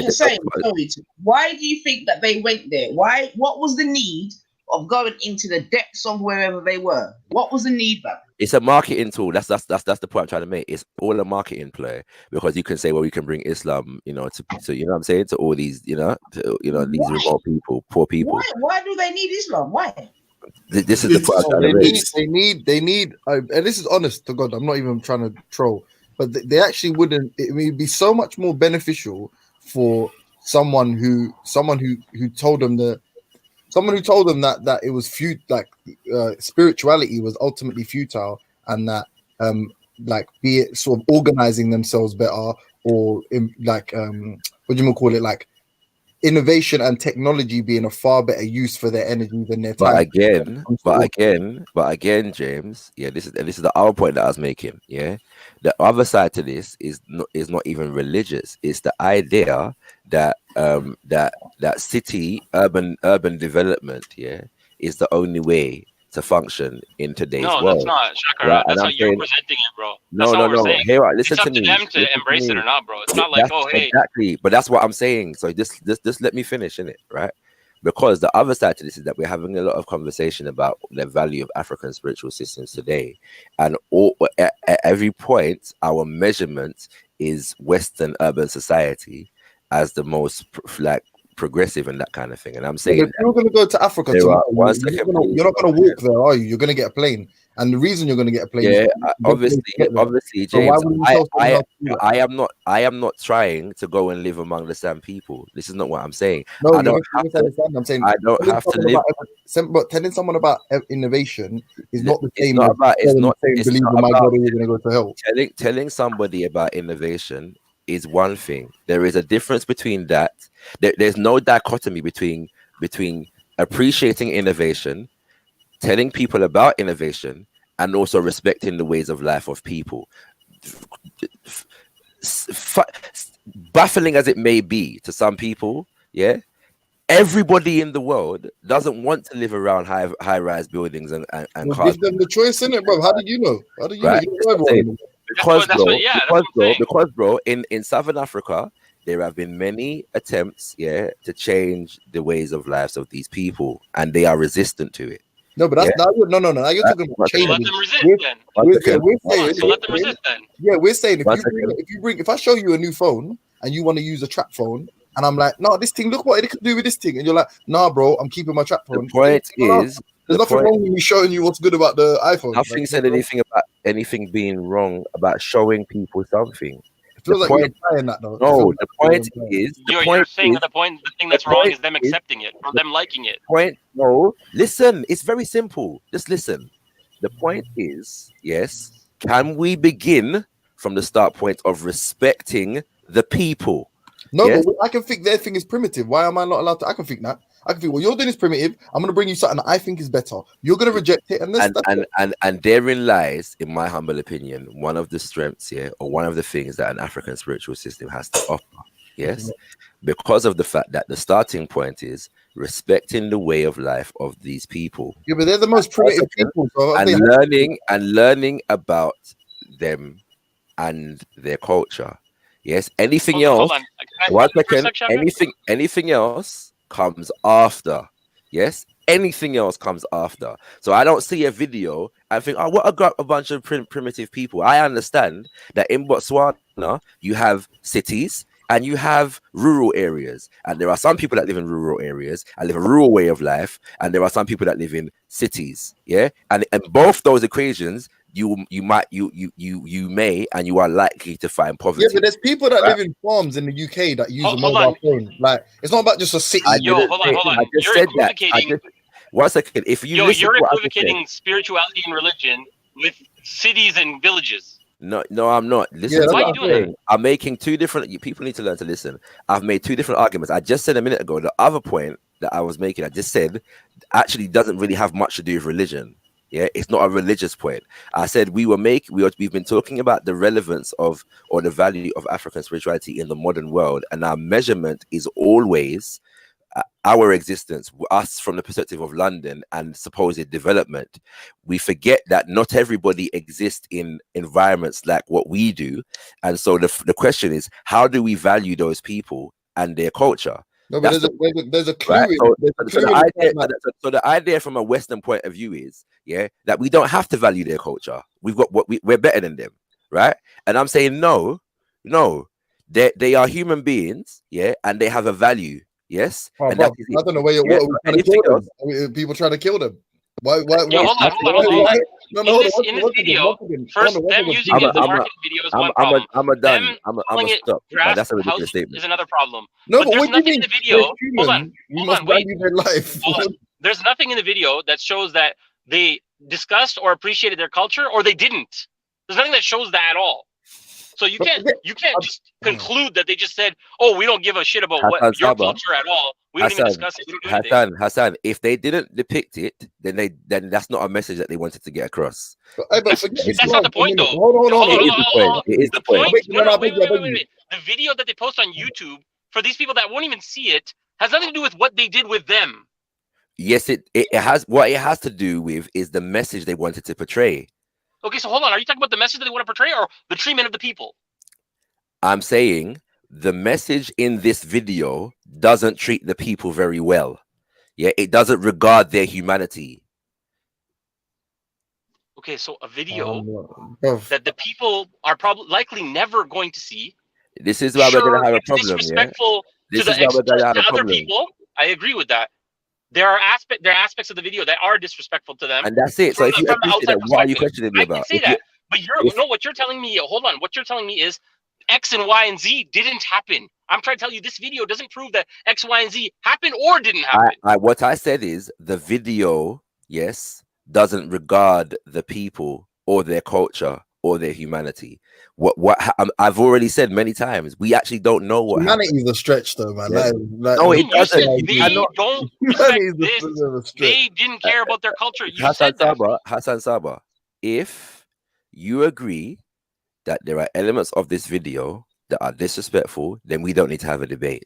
Yeah, whatever level upon which you understand that concept, then I'm not really interested in probing the fine You did details agree, though. of You did whether- agree, Hassan. Innit? You did. Yeah, he earlier. did. That's what I'm trying to say. If he agrees with that, then we don't have to have a debate, right? I The reality agree is- on the point that was the correct. reality is- I yes, don't agree with but the you extrapolation heard you me- made. but You've you been heard making all me the already- generalizations but that you I'm trying to heard me- clarify. but you heard me- can't do but you that, heard man. me- But you heard me already say that we actually don't know what happened. Yeah, What just they because you portrayed- said one thing right, that so clarifies it, and then what every portrayed- other statement was what not that. portrayed, what was You can't portrayed, just say, oh, what because was- I said what this, was it's just carte blanche portrayed- now.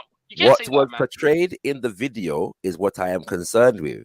Yes, okay. What was portrayed doesn't match some of the claims that were made in the video, but what was portrayed also doesn't regard the people and their culture. And I'm saying that I've studied media. You know, I teach it to teenagers. Yeah, and You what literally and said so they I know. didn't do And X. so That's what you said. you didn't know say what, the video Hassan? You know what, didn't show Hassan? X. You know what, You know Hassan? that, You know right? what? Here's where I am at the moment. If you are taking issue or offense to anything that I've said about this video, you can hold it. Fine. Because as far as I'm concerned, Shaka, stop doing that, please, bro. the video it said no. Because to me, I'm not gonna have. I'm beyond what I have already said. I am not going to answer to anybody taking offense to what I have said about the video. The video to me is disrespectful, and once we understand that, then we can move on.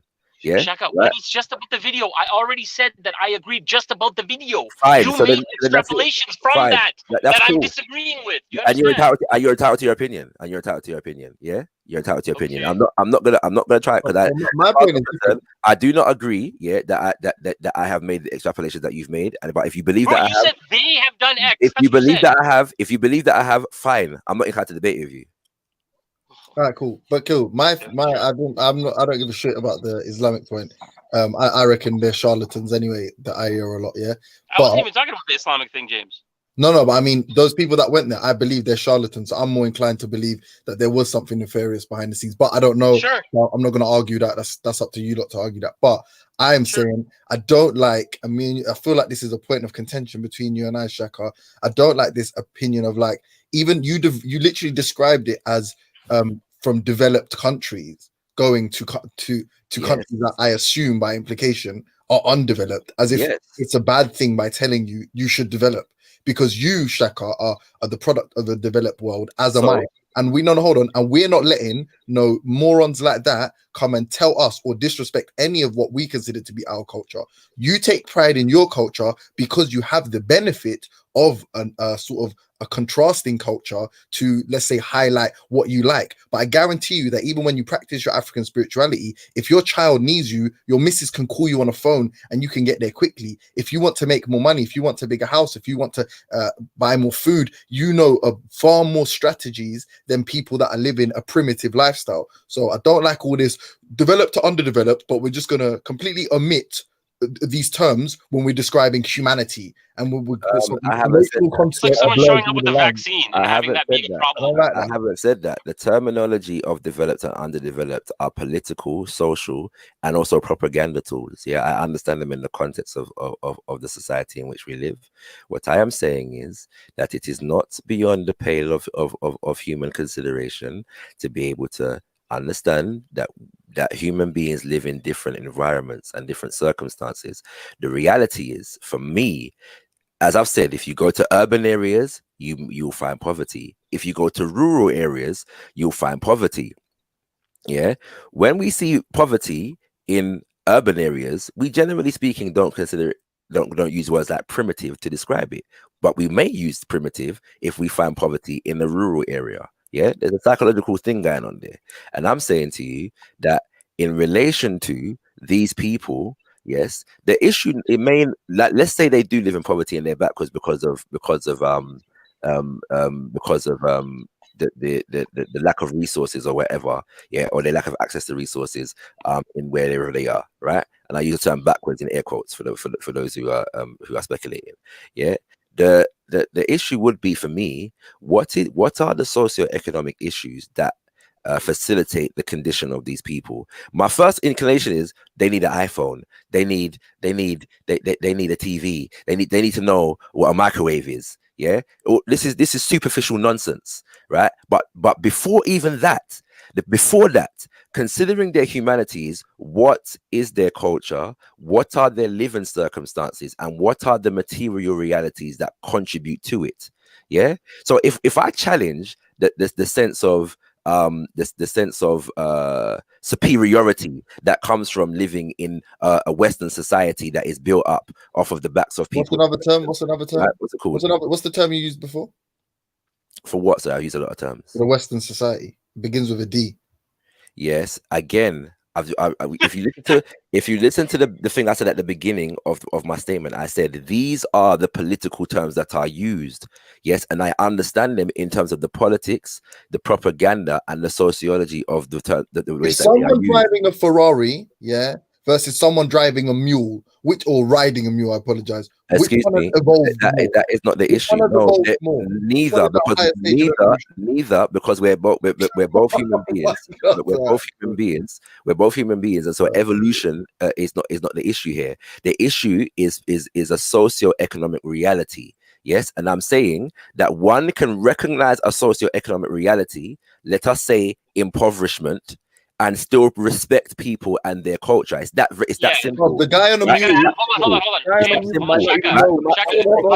But if I see a man on a mule, is that disrespecting someone's spirituality? If I see a man and sorry, I think that the point I'm making is very simple. Yeah, the people them are human beings with a way of life that has existed for thousands of years. Yeah, no, you're conflating two things. No, I am saying that when we're talking about modern day application, yeah, of a tradition, we have to appreciate that not everybody is starting at the same point. Yes, but not everybody's making a choice. Hold on, to be considered as finish, James. Not everybody. Come on, man. It can't like if you make a point and I get it, you should be happy that I've got it.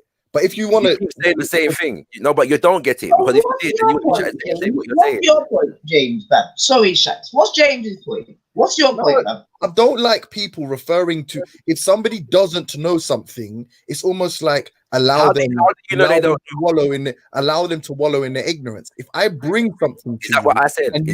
Hold on, but she's asking me what I'm saying. So if you disagree, if you agree with it, then we don't have an issue. But like, there's nothing for you to respond to, isn't it?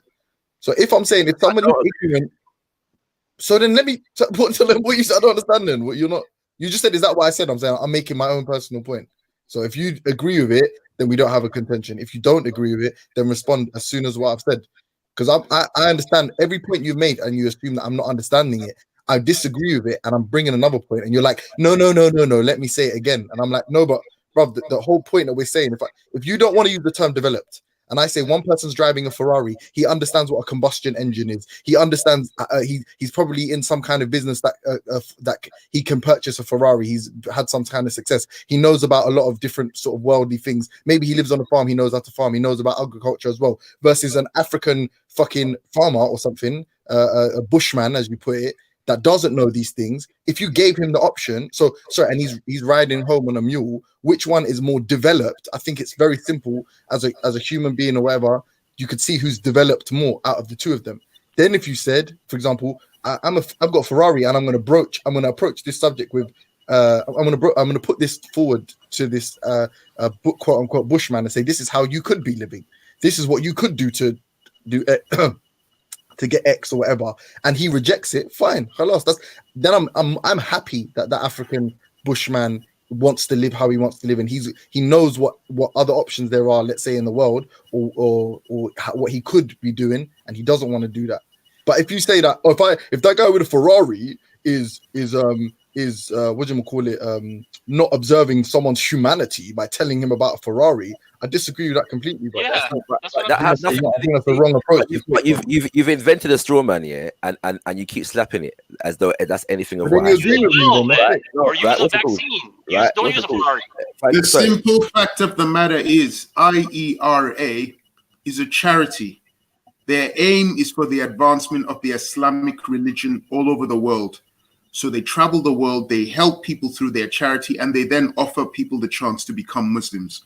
Some reject, others choose to become Muslims. The ones that choose to become Muslims, they do this thing where they film them and you get them becoming Muslims. The point of the matter is, if somebody needs help and you go over to help them and you then offer them another way of life, they might look at it because you're helping them. I came across an article on the news which said Muslim refugees are converting to Christianity in Germany. A lot of these Muslim refugees are coming from places like Syria and Iraq. They're coming into a country where they're being helped, where they're being given accommodation. And whilst they're there, some of the charities are then offering them the chance to go to a church and become a Christian. And some of these Muslims are becoming Christians. It's the same thing. One group of people are offering you help. Whilst they're offering you help, they're also offering you their ideology. You can either accept it or reject it. But if you're in need of help, you're more likely to be patient and listen to them. Most That's definitely. But again, if you remember, I said in principle, I don't necessarily have a problem with charity work. Yeah, and if the video was actually about charity, and they were depicting that, I may have less of an issue with it. Although I find the tone of a lot of charity videos, generally speaking, to be very poor. Yeah. Pun intended, right? I tend to find that, but again, I don't necessarily have a problem in principle with the fact that people need help and they're helping people.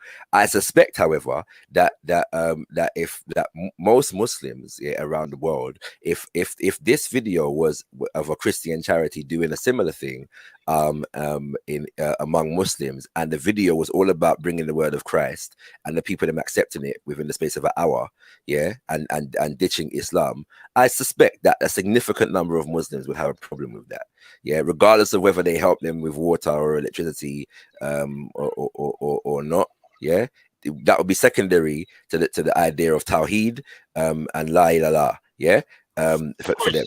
Right? I suspect that would be the case, okay, and they will find it very disrespectful, and they will consider it Western propaganda, and Islamophobia, and all kinds of different things. I suspect that would be the case, right? However, I don't know about all the other leaps you made, but yeah, it would bother us, sure. However, the issue that I was making in terms of the idea of African spiritual systems and culture being applicable to today, from an African spiritualist point of view, the first thing that we would consider these people is African people with a culture that we consider to be a part of one of the expressions of our unified body of expressions. So the first thing is to appreciate who they are, what their history is. Just to call them primitive doesn't regard their humanity. Yes. Shaka, can I ask you a question? Hassan, Shakara, the solution to this thing that we are watching here is very simple. If their own people had been helping them, these foreigners wouldn't be able to sway them the way they did. It's that simple. But that's what I'm just, see, now you've tapped into where I'm going, in the sense of the fact that the first thing is to appreciate their humanity. What is their history? What is their culture? The first thing is not to apply arbitrary terminologies to them. Yes, they may be in a situation whereby they want to develop and they're trying to develop, but the reality of the economics of their nation is not allowing for that. In that context, the major issue is not whether they know about the iPhone or a microwave or not. There may be more fundamental issues. There may be issues of running water. Yes. So Shaka, can I ask you a question? Right, 1 second. Right, there may be, and what may be preventing that are macroeconomic issues whereby their government is not providing for the masses of the people in that kind of way. Right, so we may not be able to solve those problems straight away. What can we do? Our problem isn't with IERA. Our problem is with ourselves. not helping our own people. Again, sorry, I've already dealt with the video and my problems with the video. I think the video is disgusting. Yeah, but I'm saying, right, I absolutely think the video is disgusting. However, the point that I'm making now is beyond the religion thing. I've said that about 3 times now. Yeah, that's what I am. I ain't talking about that. It's beyond the religion thing at the minute. I'm talking about I was saying before Veli left, yeah, that one of the things that I think an African spiritual consciousness has to offer is the where we start the conversation from, yeah, and how we regard people and humanity and culture. And I'm saying that first and foremost, these people don't need to have been quote unquote developed for us to appreciate them and value them and their culture. That's the first thing, right? That's the first thing. Yes. It wouldn't be considered necessary to bring them ifa, yes, or anything like that. We can just appreciate that their expression is what we might is their version of what we might call ifa, and they're allowed to have it, and they're allowed to develop it in their own life. I gotta ask because I gotta go soon, but are you saying that if a group brings an innovation to another group, that they're not respecting their expression of humanity and culture? No, you're saying the same thing that James has said, and I'm saying to you, no. If teaching people things is not a problem, yeah, I've said that already. There's a mentality, there's a consciousness with which you approach certain things, and I'm saying one says, "Oh, look at these poor primitive people over here. We need to bring them iPhones and microwaves and flat screen TVs." And the other says, "Well, look at these people over here. Let us learn something about them, and if they need help, let us help them based upon our understanding of what we learn from them." I got your point the first time, yeah, but can I just ask one question on that? So like obviously being disrespectful is disrespectful. There's no way of cutting it, splicing it, yeah. But if I don't necessarily intimate it to you, but I look upon your culture sort of, or I don't value it relatively or equally because you are less developed. Is that meant to be a bad thing in your opinion? If you for yourself need the idea of a superior development, yeah, in order to factor these people. Now you're using the word superior. I didn't use it, but you're using it. Sorry. Is your contention that anywhere where people could be sexually developed, that is a good thing? Is that what you're saying? Or anywhere where they that would be 100% just by implication of the term. That 100% I would agree. James. Hold on a minute, gentlemen. Hold on a second. So is that because I'm trying to understand what the thing was between you and Shakarati? Is you with me? Yeah, right now we don't like necessarily have it. He disagreed. He said the first thing I said to him was wrong about someone bringing someone to someone. There's nothing wrong with that. He's just saying show a bit of respect and humility with the message you're bringing, which I have no problem with. It's good to be humble. But I'm saying, are we all comfortable in agreeing that if we have an African culture, because let's just use Africa so we don't do white and black and white. Yeah. If we have an African culture that's developed to a really far point, and we have enough, let's take like ancient Kemet and then another ancient tribe that we don't even know about. Can we not say that culturally, the fact that Kemet developed to like literally the high, the apex of civilization? I wouldn't say culturally. I'd say technologically, yes, maybe, yeah, but I wouldn't say culturally. But I'm saying, but when I approach you from Kemet and you're from some other lowly tribe, can we not say that the Kemetans, can you say that Kemetan? They have far more to offer than the inverse of that process. They have far more to offer in the fields in which they have surpassed those other people. Yeah, so they shouldn't have to in those fields. But the point is that the issue of hierarchy, yeah, is not fundamental. This is the point I'm trying to make. It's not necessary, yeah, to make the central issue who is quote unquote more developed or not. Yeah. So I'm saying for you, James, if that is your starting point, you're entitled to it. Yeah. I'm saying that from my perspective, if we're looking at solving some of the problems of the now, that would not be a viable starting point. It would be more proper and more beneficial and more and create more avenues for solving certain problems to first and foremost regard them and their history and their culture as it stands in and of itself before thinking, well, we need to bring them this and we need to bring them that. Are you arguing that African spirituality is the only type of spirituality that can approach something like this? I'm no more saying that than people of any religion say that their religion is the only way to God. Yeah, and them kind of things there. The reality, but in the African context, I do believe, yeah, the African spiritual systems, indigenously, and the concept of African spirituality as a unified expression of indigenous systems have the wherewithal to reach places and areas and people that no other religion has. But based on your logic, Shaka, yeah, it's weak, yeah, because this is my opinion. Because let's say this sort of Western, forget atheism because it's not a culture, but this kind of, like, at least me personally, let's say, I would take a Machiavellian approach to anybody trying to bring me a system of spirituality. And you yourself, yeah, in your own words, said that video was horrible to watch. But whether it's their primitive culture, whether it's the fact that they're quote unquote Bushmen, whether it's the fact that they practice African spirituality, whatever it is, has left them susceptible and vulnerable to this kind of manipulation. And I would say that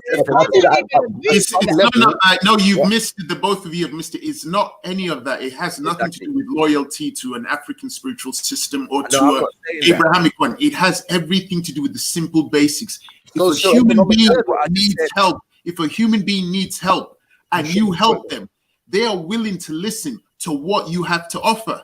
That's why I gave the example of what was happening in Green Witness. Hold on, one second. But sorry, Shaka, if you don't mind, yeah. But this is what I'm saying. I'm saying the crux of the matter would be the socio-economic position of these tribal people, right? So whether it was that they were insulated by their government, let's say their government offered them protection, you know, some kind of heritage status or something, or they themselves sort of managed to ameliorate their situation and, you know, socially rise, you know, be socially mobile, whatever, that would be beneficial for them. So if someone came and regarded their current status, their current position as underdeveloped, yeah, right, and not necessarily good or beneficial, and try to facilitate them, you know, being socially mobile, becoming more developed, getting more money. That's a good thing. That's a good thing. It's not a bad thing to get it. It's a good thing. That's a good thing. Let me show you something, James. Let me show you something, yeah. Let me show you something and see if you understand what it is I mean. All right. In Pan-African circles, yeah, there's a move here to not talk about poverty, but talk about impoverishment. Yeah. Or to talk about poor people, but talk about impoverished people. Yeah. What's the psychology or the reasoning behind that? The reasoning behind that is the fact that the concept of poor people is often objectified. Yeah. They're just poor. Impoverished means that there's a condition that has resulted in this poverty, that some people are taking. It emphasizes the fact that there are people that are being made wealthy off of the fact that these people are poor. That's a reality. Now, bear in mind, you know, yeah, it is not necessary to consider oneself superior or more developed, yeah, in order to understand that, in order to help you. That psychology is not necessary. You can help them from a position of humanity. It can be done. Okay. Hey, check her out. Morning, everybody. And the second thing is this. Notice, yeah, that a lot of the things that we went to in terms of if the people need help and development, quote unquote, yeah, a lot of the things that we went to were trinkets. They're things, yeah, bits of technology that are developed so that are manufactured. I said vaccines and water, bro. In so-called, and I'm gonna come to that, in so-called developed nations, yeah. What's it called, right? We didn't speak about schools, yeah. We didn't speak about roads. Yeah, we didn't speak about houses. Yeah, we looked at these people, and some of these buildings were brought down, but we went to mobile phones and combustion engines. Right? You see what I'm saying? So I'm saying that comes. But you know what it is though? Do you know what's long? Like, this is why it gets long talking to you. No, but it gets long because you focus on proper minutia when the broad point. Do you agree or do you disagree? If somebody is in a vulnerable position, that's good or bad.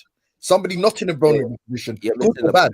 Which one is better? Which one is worse? I hate this waste of time, bro. It's just a waste of time. Shakira, can I ask a question? But I can't even to argue. So if you don't get the point I'm making, then we can move on. It's fine. Yeah, Can I ask a question, Shakira? Then I'll go. Listen, if it was you go and then ask the question.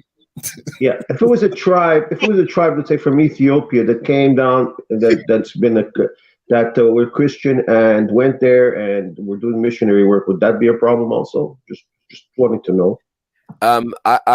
Given the history of missionaries, we're talking about the first Christians here. They're not ones that were done by the sword. They were just the apostles that went out. One of them went to Ethiopia, created a culture there of Christianity. That culture of Christianity now is thriving, and now this tribe goes and they move ahead and they start preaching the word of God to their African brothers. Is that a problem? Would that be a problem? Given the history of missionaries in Africa, I'd be skeptical of. I can't hear you. Can you hear me? Okay, but listen, given you want to go, we're going back 2,000 years now. Of missionaries in Africa, he would be a problem for him. That's what he said, and he can't hear you, or I mean, you can't hear him. But the history. So it doesn't matter then if it was nicely, like if it was just a nice missionary, like someone just preached and said, guys, look, this is a new way of life. It's going to really, it's going to bring you to God and all that. And without the sword, it's still a problem. What I said was, given the history of missionaries in Africa, I understand, and I'm telling you, giving you the beginning of the movement of Christianity 2,000 years ago, there was no sword. Our understandings of the beginnings of Christianity in Africa would be different. But maybe you should learn to study the beginning of Christianity, so like that you'll stop thinking always of the worst part. I have. So then, how can you not know the movement started? How can you, Shakira? How can you know? How do you say you've studied it, but you don't realize that the first apostles were preaching the word without killing anybody? Walter, if this video, was done among. Are we back to the video now? I thought we were off the video. Well, you just asked me about the work, innit? All right. Let's say the work then. It's simple. The work, the history of the Christians that Walter is talking about happened in the Middle East, and he talks about Peter. Fine. What you're talking about is the history of missionaries in Africa. That history is different from what the Christians did. So it makes sense to be suspicious, because what the missionaries did in the continent of Africa is different to what Peter was doing in the Middle East. They're two different. And I use the word skeptical. Yo, I'm taking off, everyone. Take care, you guys. Well, so Thomas was also in Ethiopia. There was Thomas that went to the African side there. It's been noted. And I use the word skeptical. At the same time, Walter, let us say you were aware of the fact that Muslims were going to, let's say, I don't know, Christians. Yeah, Muslims are it's a religion created 700 years after Christ. So I basically I see them as null and void, especially when they go against my religion and say, okay. So it doesn't say. So does it matter whether they do it nicely or not? No, I prefer if I agree with you totally on the video. The way that they went in, they probably shouldn't have used it as a post to show the world, look at us. I'm not asking you about the video. I'm saying if Muslims are bringing the word of Allah to Christians, especially Christians in poor places, yes, that's surrounded by poverty, and would you consider that to be good, even if they do it nicely? No, because they're preaching against the religion that is there.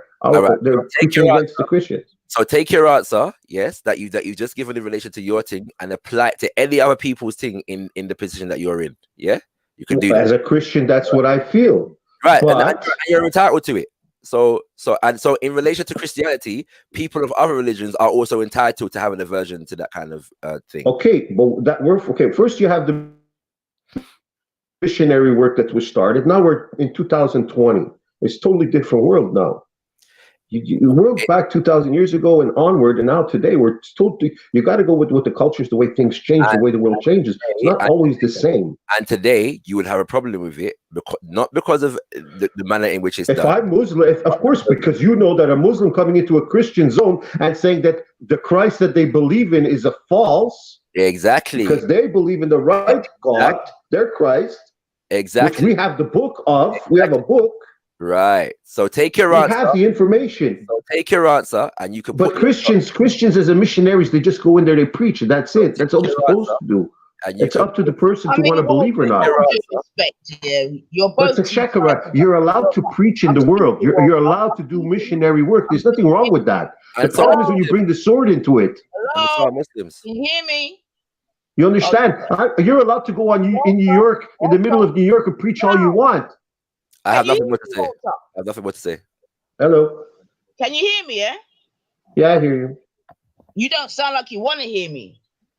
Well, I'm talking to Shakara. Give me 2 minutes, and then I'll talk to you. You want another 2 minutes? Yeah. No, I'm good now. You cut me. I forgot now where I was. So you can talk. Go on. I have nothing more to say to man. Just going back to yourself, James. Yeah, because I kind of get what you're James? saying. But what I just wanted to add or ask, at least, James, is that you see when these so-called, to use, I don't know what was you saying? Say the more developed person comes, James. Yeah, are you there, bro? Oh, he's gone. All right, go on, Shaka. Sorry, bub. No, I don't have nothing to say to man. It's done. Yeah. Because all right, let me just try to develop my point anyway in terms of what James was saying. Yeah, because my thing is, Shaq, yeah, if it was a thing whereby there was a fair exchange, yeah, between the so-called developer and the more, you know what I mean, the developing, then I wouldn't have, you know what I mean, so much big of a problem because it could be argued there's a fair exchange. You know what I'm saying to you? But what I see is just, for the most part, it's very much one way. You know what I'm saying to you? So the developer is getting the better hand, 50, well, 60, 70, 80%. You know what I'm saying to you? Because nowhere are they going and developing, and are they like leaving people with skills to then further develop? You know them ones. So this is the point I'm trying to make. What's the thing about fishing? You know, Yeah. This is the point I'm trying to make, man. And so that when James doesn't get the point that I'm making when I say that, look at the examples that we use. What I'm trying to say is that they reflect something. Just what I'm saying, like they reflect our understanding of these people and what their needs are.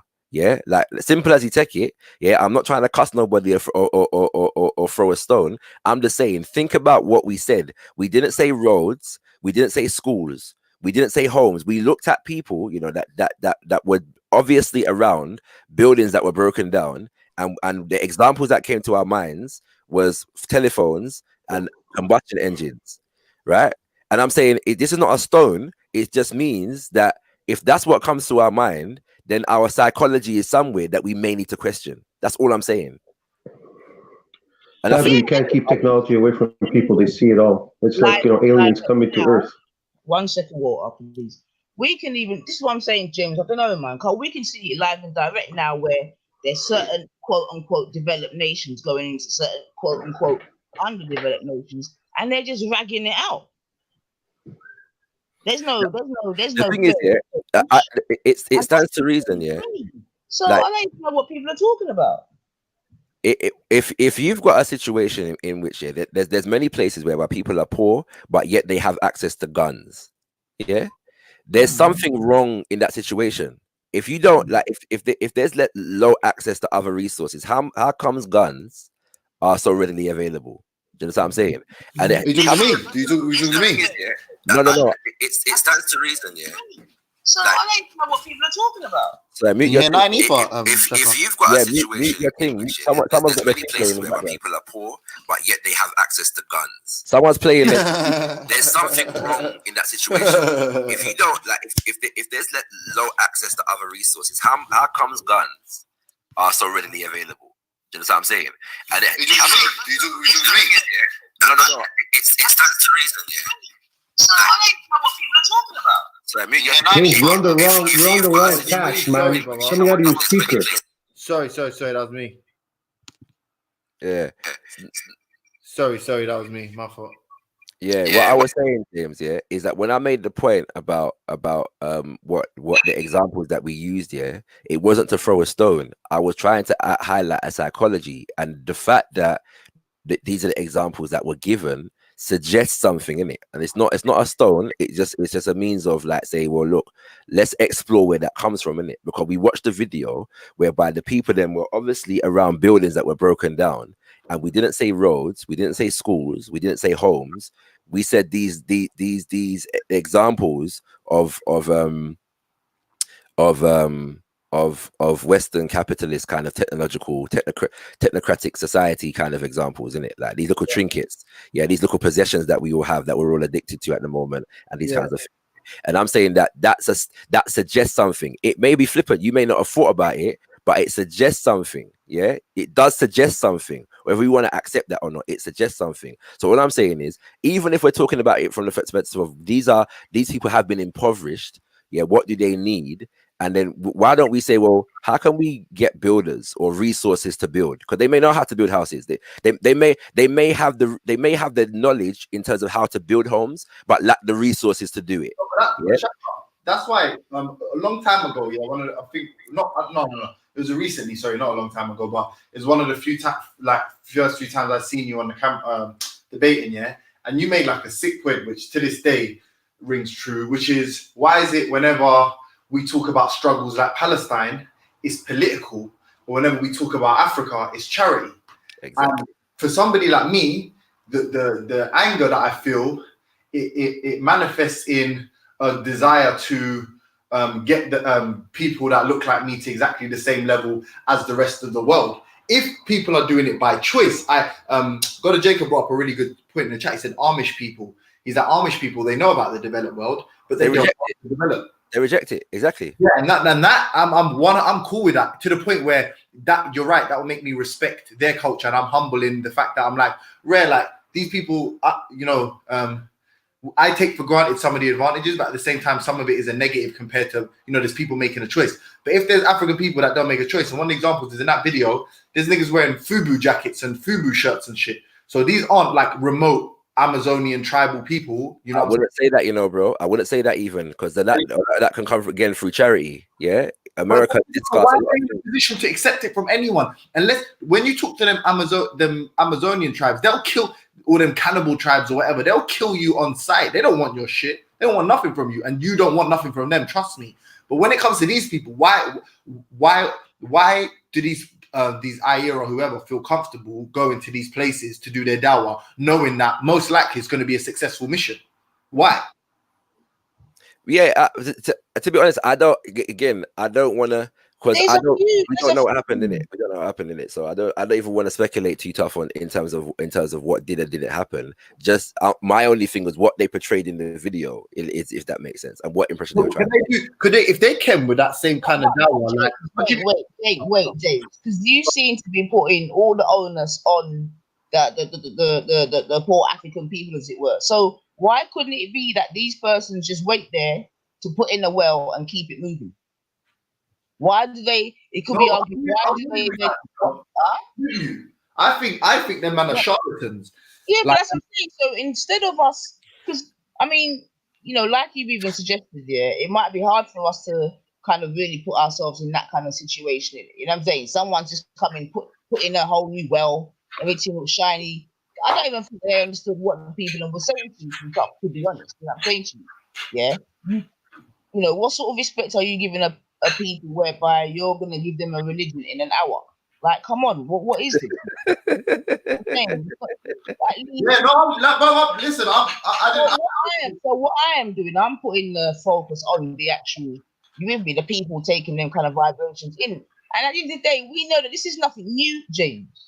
You know what I'm saying to you? This is nothing new. And I know you're questioning the strength of these so-called African religions and all that, or African spirituality. I don't even give a shit about the spirituality. I'm talking about the only issue I had with Shaka was and this isn't just today, it's an extension of discussion we've been having, which is we demonize the West so much because of their attitude morally towards people outside their sort of out group, But it's like, let's not throw out the baby with the bathwater and assume that everything they touch, turns to ash. Because do you watch Star Trek? And we want gold too. We want the gold as well. Like, excuse that pun. I think you know what it is. James, you got Star Trek. I You got Star understand Trek. what you're saying, James. No, yeah. you didn't say that to me. No. I do understand what you're saying, James. But for myself, I was trying to sort of explain it when you was away. Yeah, I think if there were more fairer exchanges between the two entities that we're kind of speaking about, yeah, then I'd probably be more feeling like yourself, innit? But because all I see is just straight ragging out still. Yeah, you know, so you are even. I mean, yeah, that's what it is, James. Like I said, it's not. I don't see a fair exchange, brother. You know what I'm saying to you? So for me, it's just a different sort of scenario, but in a 2020 way. You know what I'm saying? Like, I'm not sure where you're from, yeah, but like, you know, like certainly in Jamaica, the exchange is not. It's not equal. Of course, it's not anywhere. So this is what it is. So hold on, huh? Can I ask a question? That's go on, bro. So do you not watch Star Trek? Nah, bro. I never watched Star Trek in my life. No, So you're not familiar with the Prime Directive then? I don't know what that means. I know Spock. That's what I know from Star Trek. Spock. All right. So the Prime Directive, yeah, is a thing in Star Trek here whereby when they encounter when they encounter societies here that are not as quote unquote developed as them, they are required not to expose them to the advancements that they have in it, if that makes sense. Okay, that makes sense. Like, as in not to shock them, basically. Not to shock them, but they're not. Sorry. So, yeah, go on now. No, I mean, I would presume so that they can't catch them up in it. You know what I'm saying? And this is what I'm saying. No, that's not the reason. That's actually not the reason why. Not as it's presented in Star Trek. The point of the point of the Prime. Like, let me go on now. I'm actually going to put up the wording. Like basically, don't fuck with their evolution, their natural progression. Right. Basically. Yeah. Basically. Yeah. Now, in this instance, we're not necessarily dealing with that because the reality is that we could argue in some instances that their evolution has been tampered with. Yeah. Via the socio-economic realities that surround them, we can actually justifiably make the argument, but it doesn't mean that. But we can only make that come to that assessment after actually like appreciating the fact that they just have a culture, you know what I'm saying, and a way of life, and appreciating that first before anything else. Mm-hmm. Like James, let me ask you a quick question because I know Emma wants to come in, and I'm gonna probably people that want to come in anyway, but do you think it's by coincidence or incidence, James, that most of the sort of African and Caribbean nations that apparently got independence and all that type of talk are not maybe where they could and should be? Do you think that's No, I believe there's clear intent behind underdeveloping Africa and the Caribbean. Okay. Cool. Well, can I put it simply to you, Nine? Yeah. Coronavirus. You know how much more debt these African nations are going into again now. I think I found out. Is it Tanzania that's not on lockdown, and the PM saying he won't sacrifice his economy or something, like he won't go on lockdown. But no, to answer your question honestly, no. I don't know. So this is going to be another problem again. You know what I'm saying? And this is what I'm saying. It's just that perpetual.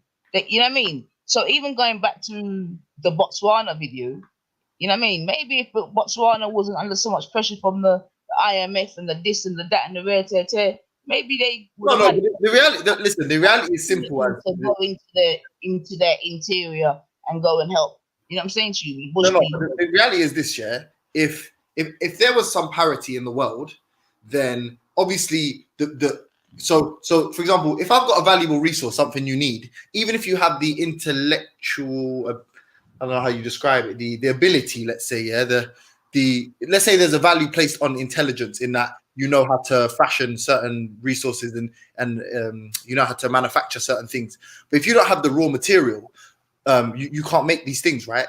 It's easier to learn the method of manufacturing than it is to magic up resources out of thin air.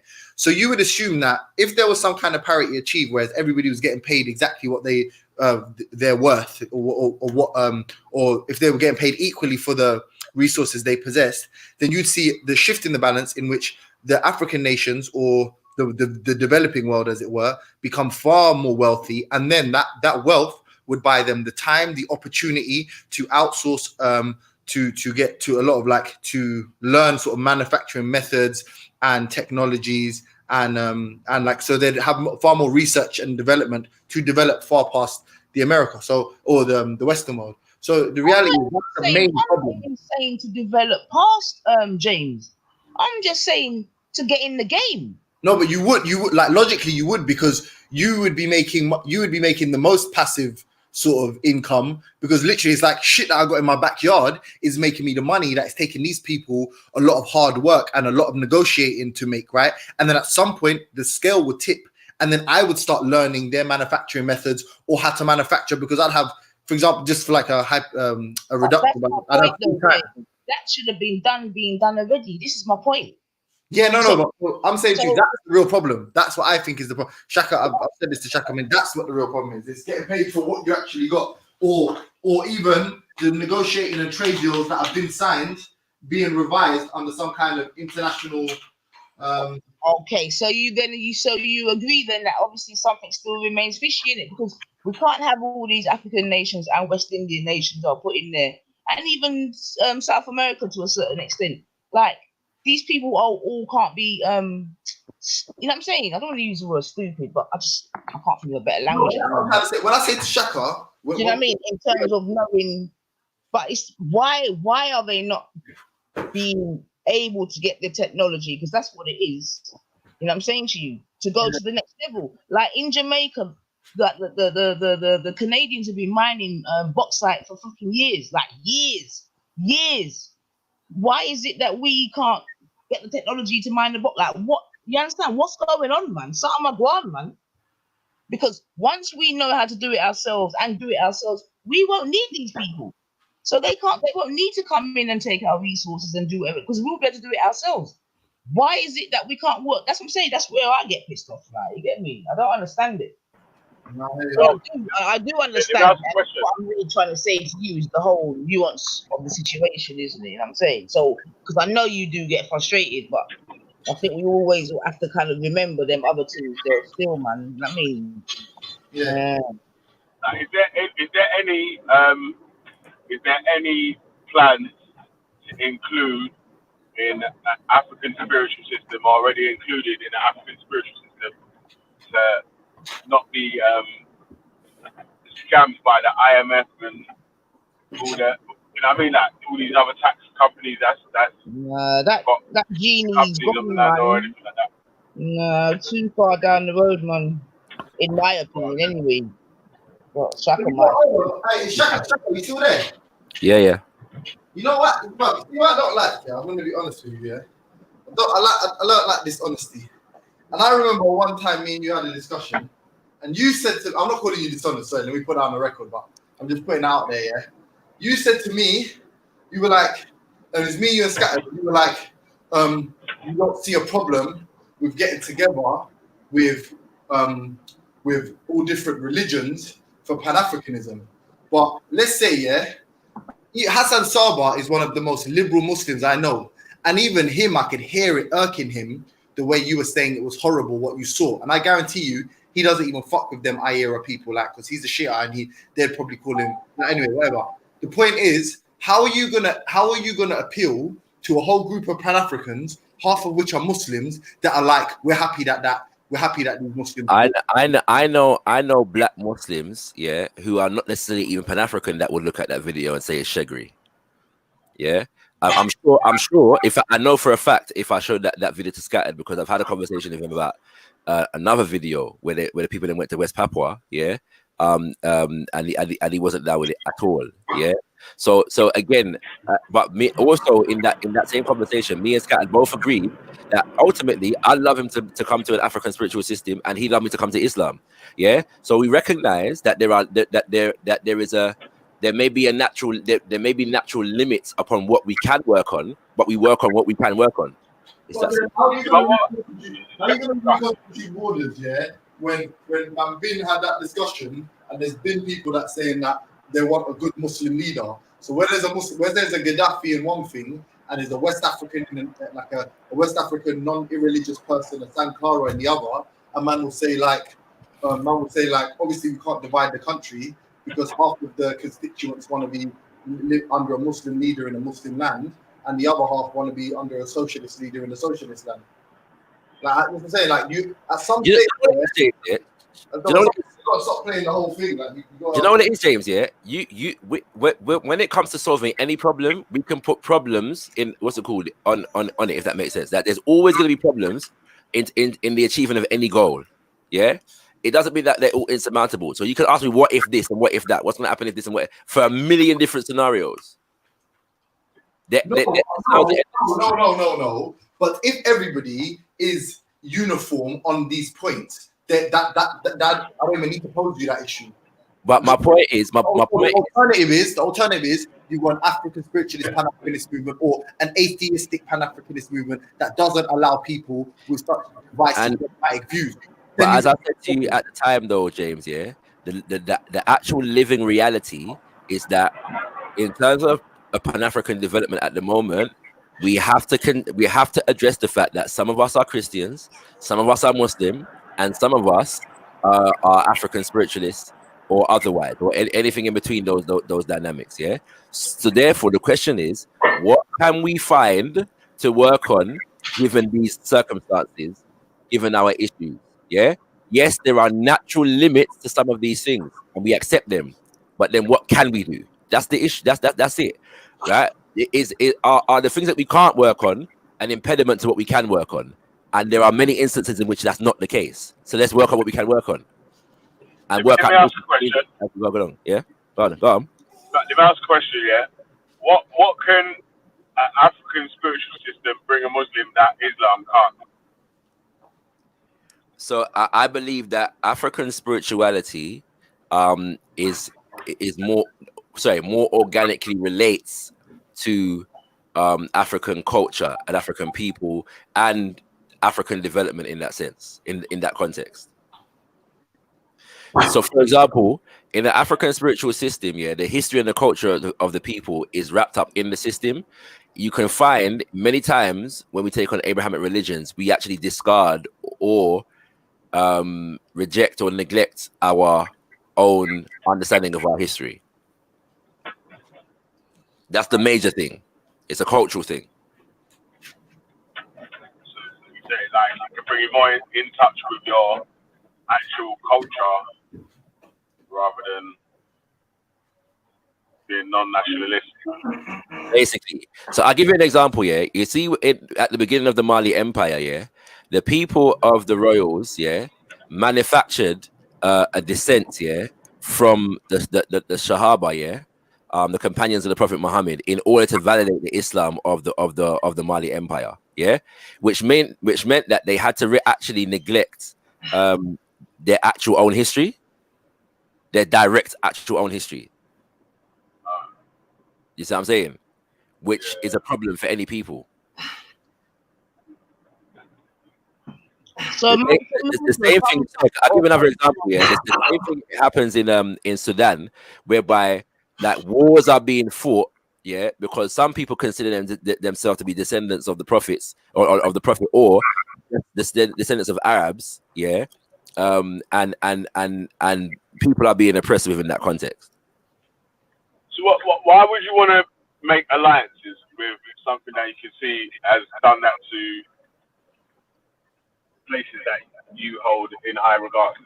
Well, that's the point, bro. That is the reason why I champion African spirituality and culture indigenously. Yeah, and I'm saying African spirituality and culture because people tend to make a differentiation between the spirituality and the culture, but they're both as important as each other to me. So yeah?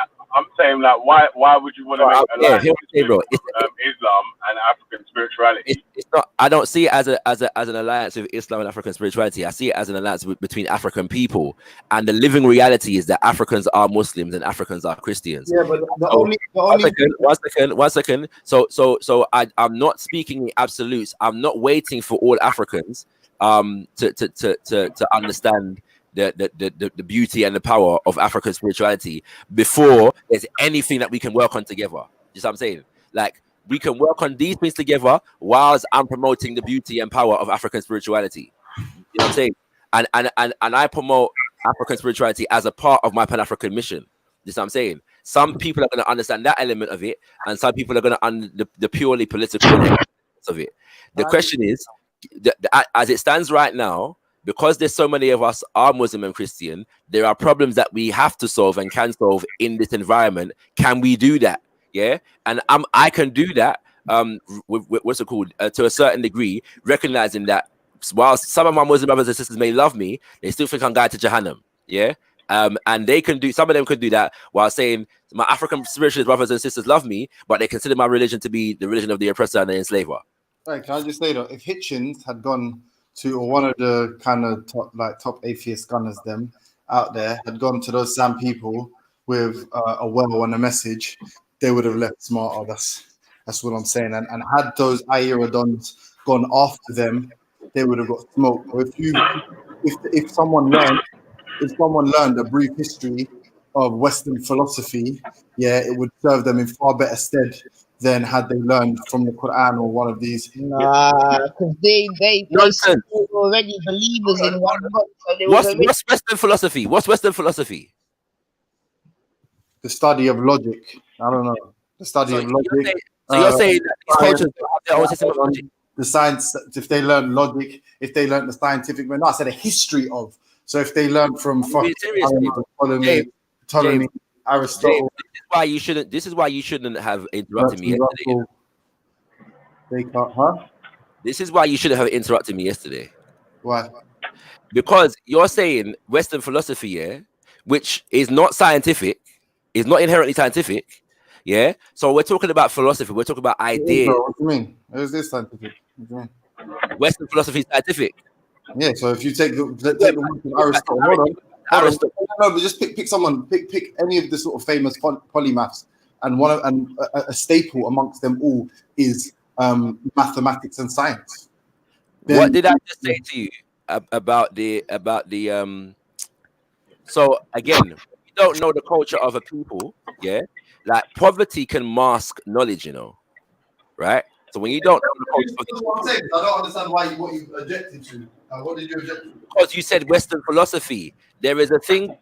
Anyway, I'm saying, yeah, African cultures have philosophical foundations, as does African spiritual systems. What was the main statement? The statement is, if, as opposed to the Quran, I'm not saying it's more than African spirituality, did I? I didn't say that. I just said, if you teach, if you had brought those Quran people a fucking complete work of Western philosophy, it would serve them in better stead than fucking the Quran. That's what I said. Do you disagree with that? Well, I'm challenging that. No, you disagree with that. Hold on. Let's not waste time. Right? I don't necessarily agree with it at all. You don't agree with it, so you do disagree with it. So you think the Quran is more valuable to an African than a complete work of Western philosophy? That's your statement. You're comparing apples and oranges, though. Oh fucking hell, bro! I feel like you just like arguing me for the sake of it, bro. Because this is what happened yesterday. It's like what I'm saying is really rational, and what you're saying is sorry, James, hear my point, please. Yeah, understand what I'm saying. If you're gonna you can't compare the Quran, one book, to the complete work of Western philosophy. There's a book called Introduction. I think it's actually Introduction. I apologize. It's a Bertrand Russell book, and it's got a few volumes. And really, literally, that's what I was talking about. And so when I say when I said the complete works, I was just trying to add emphasis because the way you were like, it's not scientific. I was like, so if you span the whole of Western philosophy, you're telling me you're not going to find science. But I'm not saying that. But what I'm saying.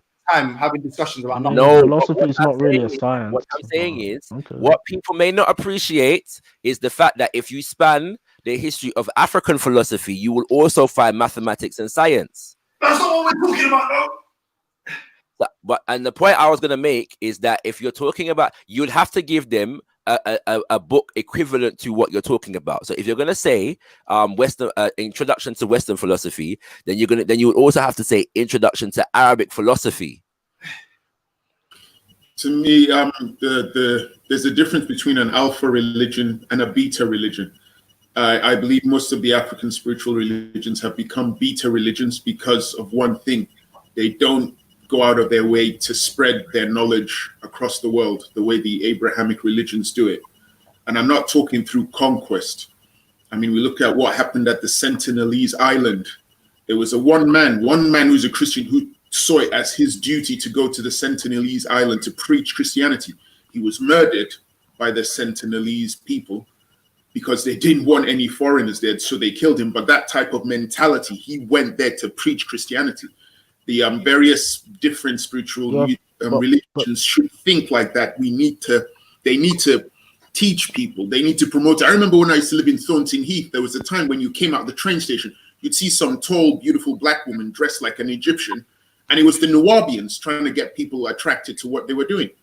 It's like you need to put yourself out there to attract people in, to teach, or when you do a charitable thing, have someone there or be taking part in some kind of, ceremony. So the people you are helping are like, oh, what's this? And then you say, oh, this is Ifa, or this is Afa, or whatever. And you need to just promote.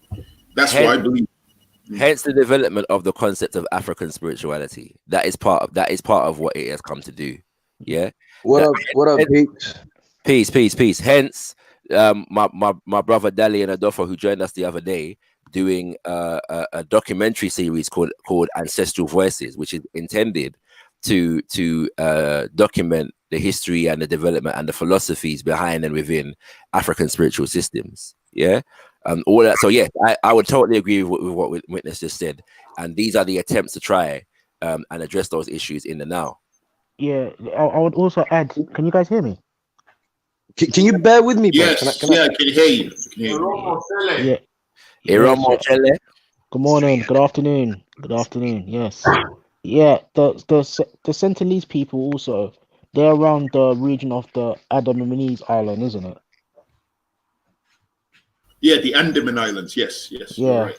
So they've already had contact with certain groups there, and I remember watching a video where one of the groups that they contacted said that they were offered alcohol and they rejected it, and that was because that some of the neighboring tribes they had also had contact with told them that these white men will bring them clothes and all this stuff, and Okay, basically really? just, I had so suspicions, but I didn't know for sure. I suspected maybe one tribe had won the other tribe. That's why the Sentinelese were now violent, but I never had any evidence for that. Okay, I see. Yeah, so by the way, just to point this out, because people think that Africans just rolled over and accepted oppression.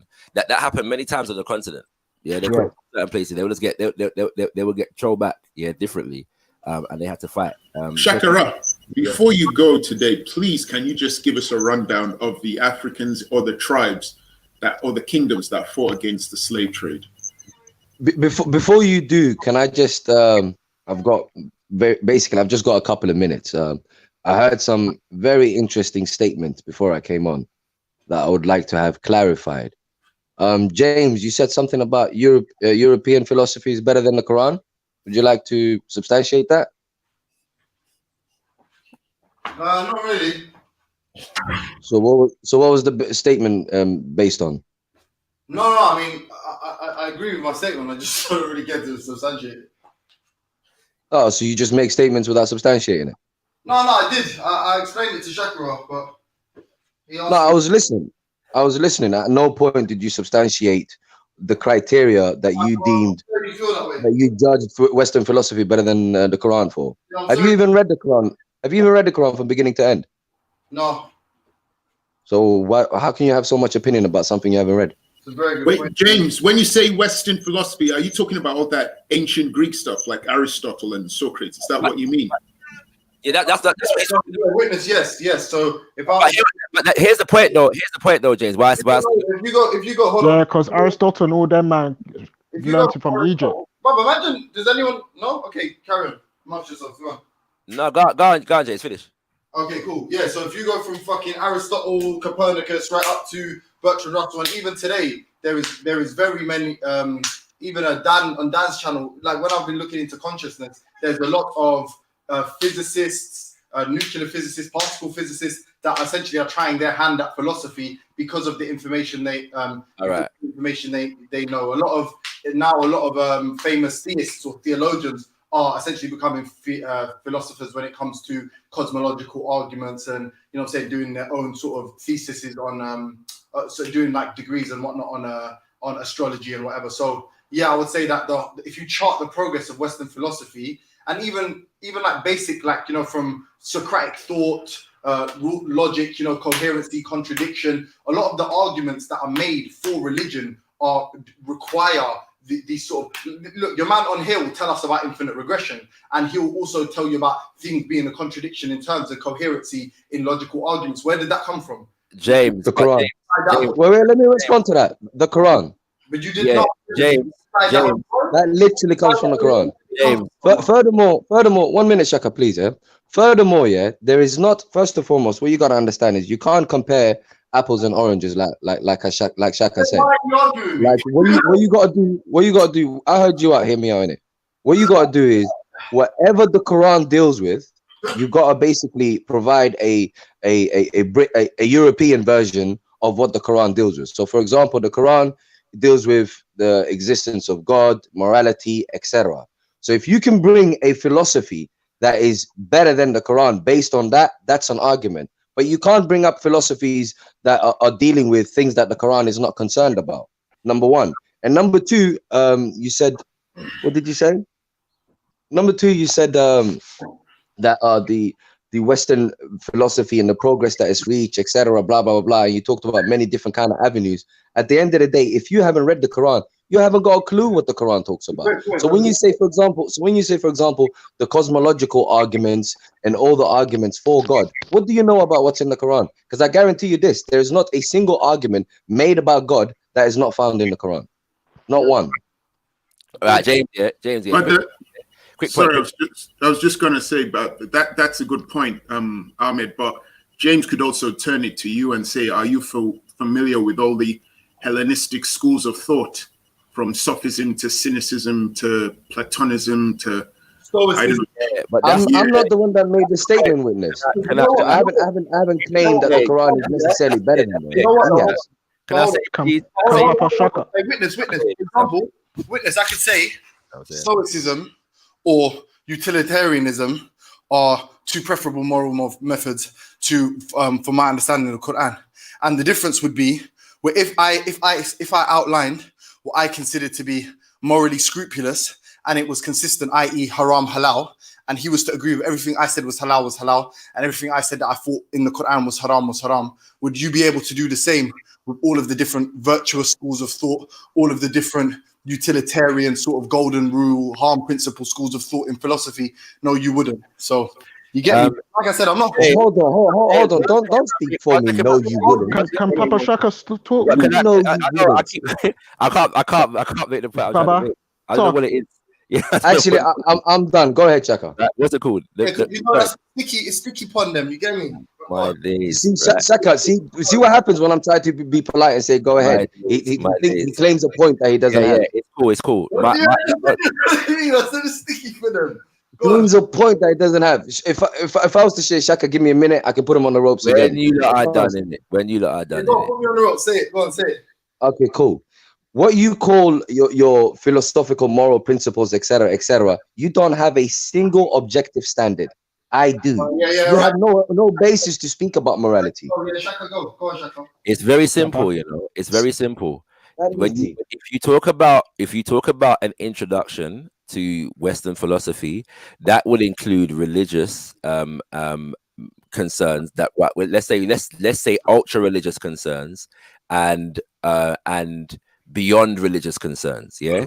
There is a with the city of Baghdad and them kind of things. There is a whole philosophical movement that comes after the death of Muhammad and with the development of various different Islamic empires. So you'd have to compare a compendium of Western philosophy with a compendium of Islamic philosophy, or at the very least Arabic philosophy.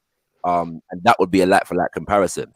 And so whereas the same thing that you would include a number of different philosophers in Western philosophy, you'd also have to include a number of different philosophers. You know where your argument falls flat, Shaka?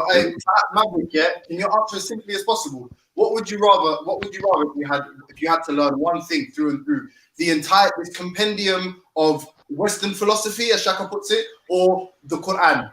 Which one would you prefer?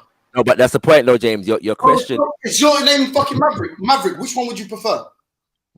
Okay, first and foremost, before I answer that question, you can't have a single. Before I answer that question, you can't have a single statement about that because you have not read the Quran. At least I have read some Western philosophy and I've read the Quran, so I've got a basis to compare them by. So based on that, I can say the Quran, and you can't say a single word against that. Not one. Again, it doesn't make sense to compare Western philosophy. Talk to the audience.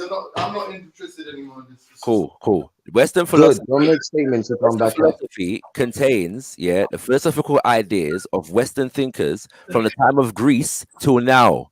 The Quran was revealed in the space of 23 years to one individual.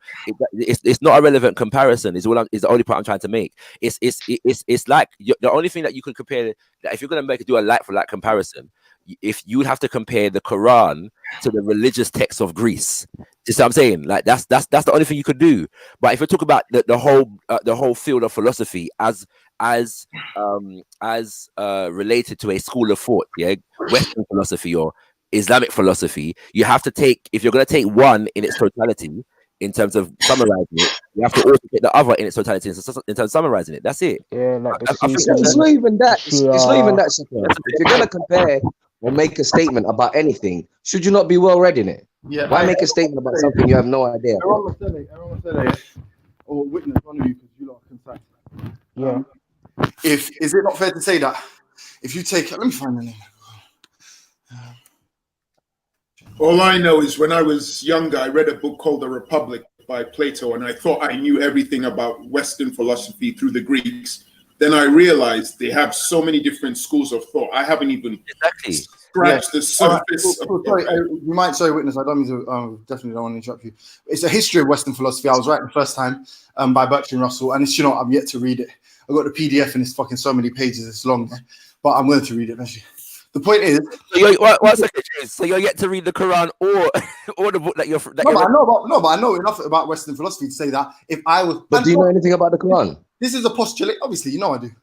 I know it's got a math error. I know it's got a math error. You don't. But I can give you any postulation. Yeah, I can make. Any Please tell me what math error it's got in front of everyone since you made the statement. Postulation. Don't make me put you on the spot. Shut up, man. I make any postulation.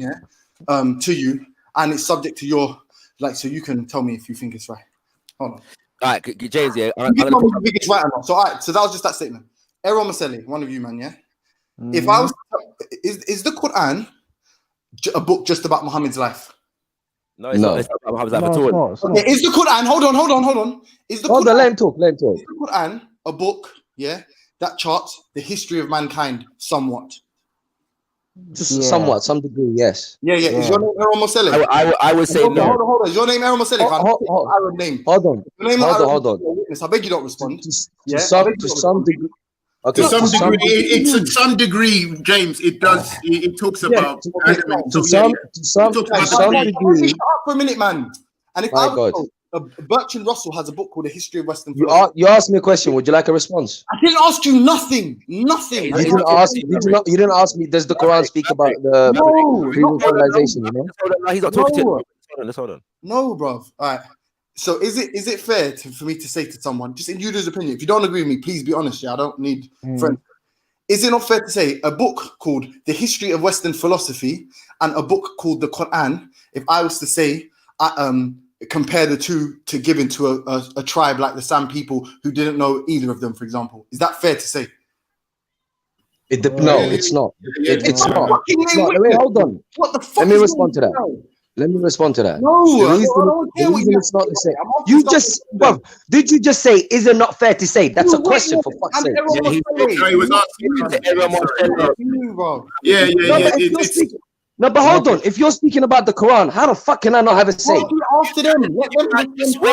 Are you mad? Answer it. Maverick. The person let you answer. That's it. Go on, everyone. Yeah. Go on, bro. Yeah. I don't even know what to say. Like, a man's talking about a whole of documented, you know, No, evidence. not only that that, shows. bro. You can't speak about the Quran if you don't know what it is. If you haven't read it from beginning to No, end, bro, come on, man. then you're gonna have to let man. You're gonna have to let man address Let it. Iran Ahmed. speak. Let Iran speak, please. Ahmed. Just be So respectful. everyone's gonna speak about something they don't know nothing about. Have some stopper, brother.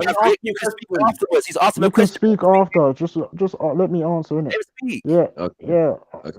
Like for This me, is yeah. dumb, but continue. For me, yeah, I look at it like there's so much.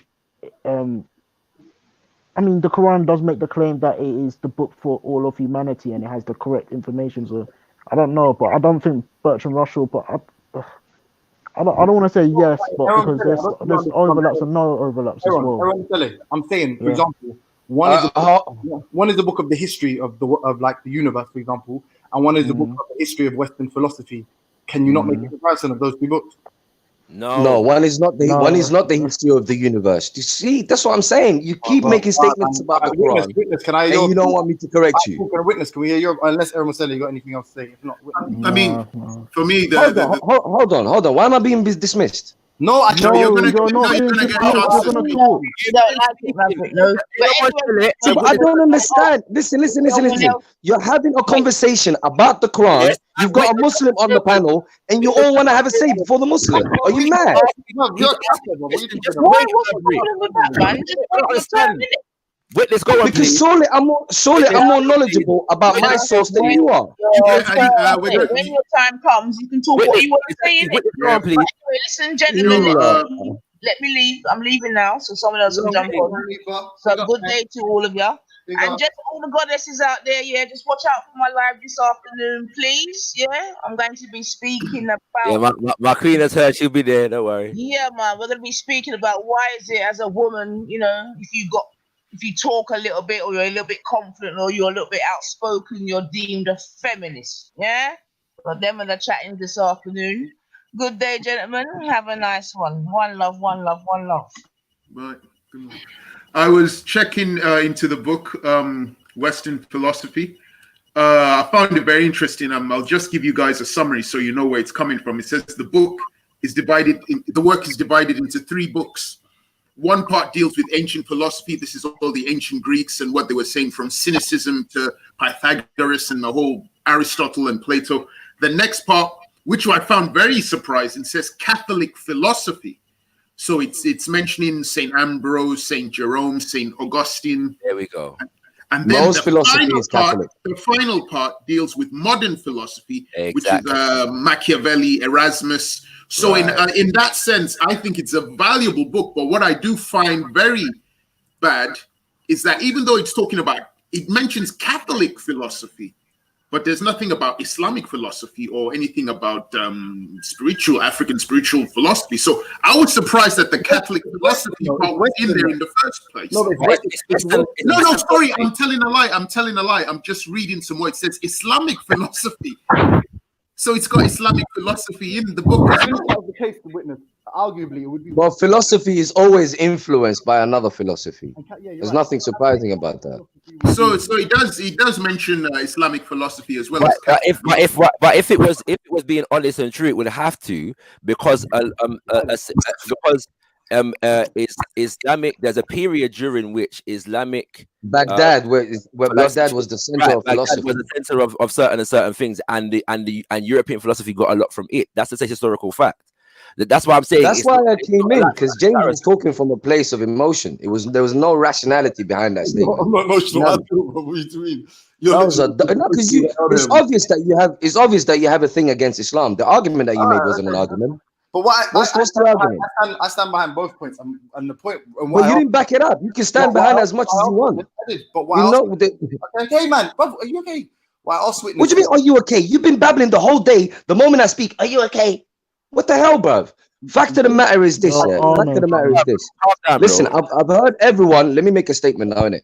Fact of the matter is this. Number one, the individual that constantly speaks about the Quran has never, ever read the Quran from beginning to end. Never. So I don't know where you get the goal to even have a say about the Quran. Honestly, number one. Number two, the Quran deals with specific matters, namely in regards to A, where you came from, B, that you should be grateful to God. C, that you should live a certain life. And D, where you're going to end up after life. That is it. You cannot compare that to Western philosophy that deals with different kind of things. What's the comparison? It's pathetic. Okay, thank you. Witness, yeah. So so the 2 points which I don't feel like Witness answered, so maybe I'll make it simpler for him, yeah. Was the one that I would prefer, what my original suggestion was, the San people, I'd prefer them to have a complete works of Western philosophy than the Quran. And in my mind, I was thinking of a book, so not like every single individual book, right? Like a summary, if you like, a concise. I would agree with that. And the number 2 point, which when Shakarot thank you, by the way, for answering so briefly. And the second point was Shaka saying, but you can't even compare the two. And I was like, well, arguably, one may be a bit more voluminous, but the other one, but they essentially are charting a sort of a history or an evolution of ideas. Arguably, that's what they are. But one of them, no, they're not. The Quran is not dealing with a history or evolution of ideas. This is my opinion, so can I be wrong? Yeah, but you can't have an opinion about a fact. You're factually incorrect. Okay, but you don't believe slavery is in the Quran. You are not. You're not. I can deal with that too, James. I'm not the one. I promise you, I'm not the one. You're number 2. I am not the one. Any discussion that you want to have here, I promise you, I will show you how little that you know. It's not a problem. So don't try it with me. So what you said is factually incorrect. You're a giant, and I'm not. Can you stop? What you said is factually incorrect. Okay, Continue. So Witness and the other. I'll just answer the question. First thing, yep, I would agree that book should be the thing they would read, because I've just seen from looking at the synopsis of it, it does involve various forms of religious philosophy, from Jewish to Islamic and to Catholic. So it's got that in there. It's also got modern philosophy, Machiavelli. Then I agree as well. Yeah. I agree as well, James. Yeah. So yeah, I would agree with that. That book. Well. But the second part, and you know what? Just to give you a little thing, the second part, the 2 things I want you to focus on. One, the fact that there is actually a gentleman on this panel who literally says one is more valuable than the other. So that'll be the first reason to compare them. And number 2, because they are arguably coming from very similar perspectives, which is I'm going to explain to someone who doesn't understand essentially how to think, because that's essentially what it's going to teach you, right? Philosophizing in its sort of most reduced. Can I ask a question? What did you say there? First and foremost, please, bro. He tried to make a little dig at me, yeah? What I'm saying. You tried to make it. You just finished. How long do you want to battle for? I'll let you finish. Please. You just finished. 5 more seconds. Can I have 5 more seconds? Because essentially, go ahead. Okay, essentially, philosophy, and I'm not asking you. I'm asking Witness and Errol Mosele. So just wait. You made a statement about me though. So you speak. So I need to adjust that statement. You said that. You can't make a statement about me, bro, and then tell me, oh, don't worry about the statement I made about you. You said there's a gentleman here that specifically says that one. Hold on. You said there's a gentleman in here that specifically says that one is better than the other. I can back it up, but you're the one who's made that statement, so you need to back it up. Did I say? Okay, I see where Ahmed's in that case. My opinion, I support that book wholeheartedly because it covers a lot of things all over the world. And I wouldn't go for a religious book, whether it be the Sanskrit or the Taoism or the Book of the Dead. Or I wouldn't compare them. I couldn't compare them. No, I couldn't. They're different. So you disagree with me. I appreciate you being honest. Thank you. Can I suggest? He said they're different. They're incomparable. I don't know what you're applauding. Yeah, he disagreed. What you're celebrating, man. Can I suggest? Yeah, in as much as philosophical traditions associated with Islam go beyond just what is written in the Quran. Yeah. Can I suggest that a more viable comparison would be a book that combines a history of Western philosophy versus a book that combines a history of Islamic philosophy would be a more viable comparison? Yeah, I don't know. I obviously I would reject that, and I'd reject it on the first premise, which is the fact that there's literally someone who believes that one is better than the other. So that by nature, by virtue of necessity, it has to be compared now, because if someone says, okay, one second. Can I please? Unanimous decision. If there was unanimity amongst all those who made the decision, fine. I'll say no problem. No, but James, to be fair, hold on, second, 1 second, second, 1 minute, please. 1 second, please, Maverick, please, 1 second. The reality is, James, that there are two people that on either side that believe one is better. You believe that the Western philosophy book is better. Maverick believes that the Quran is better. I'm not Actually, challenging. let me do the speaking for myself. Please. Yeah. 1 second, please. 1 second, please. I'm not challenging whether the comparison can be made in totality. I'm asking whether a more viable or relevant comparison would be a history of Western philosophy versus a history of Islamic philosophy, given the fact that a history of Western philosophy also takes into consideration religion, as we've already seen. It seems Including viable. Islam. Yeah, including Islam. But I'm saying I'd consider like the Catholic to be a viable addition to the field of Western philosophy in and of itself. That makes sense, right? So I'm saying that based upon that idea, yeah, and the fact that if you're looking at Western philosophy, you're dealing with a variety of schools of thought, a variety of spiritual or religious inclinations and them kind of things. There, that a text that contains a history of Islamic philosophy would be a more like for like comparison, yeah, than a history of. Yeah, I mean, I'm not Yo, gonna. you're right. Well, hold on. I've been waiting, bro. It's my turn, man. 1 second. All right, Shakara. First and foremost, let's not mischaracterize me. Yeah, the only individual who's made a statement and who's made a comparison between quote unquote Western philosophy and the Quran is James Jones, not myself. So this idea that I reckon the Quran to be better than Western philosophy, blah blah blah, that's an assumption that has been made because obviously that's an assumption. Let me finish. Let me finish, man. I don't like talking to you. You're a liar. All right, as I was saying, that is an assumption made because I'm a Muslim. However, what I am saying and what I've been saying since the beginning of this show is that you cannot compare the two. What the Quran deals with is very specific topics, namely God, morality, and that which relates to that. Nothing else. Whereas Western philosophy is a wide spectrum of topics. Hold on. So the two are not comparable. If you're gonna compare anything to the Quran, then bring any Western philosophy that you like, or actually it would be deemed a religion. Bring any Western philosophy or religion that you like that compares to the Quran in terms of its claim about God, morality, anything of that line. That is what you compare. You don't compare Western philosophy talking about, let's say, for example, Stoicism and the Quran. What's the relevance? Yeah, all right. Cause you done, yeah. Obviously. Cool. All right, can everyone? I want please, because I know say Shaka ain't gonna lie on me now. I know you're gonna bicker for him for the sake of bickering. Did this man say he would rather the Quran than the complete works? Yes, he did. Yes, he did. Yes.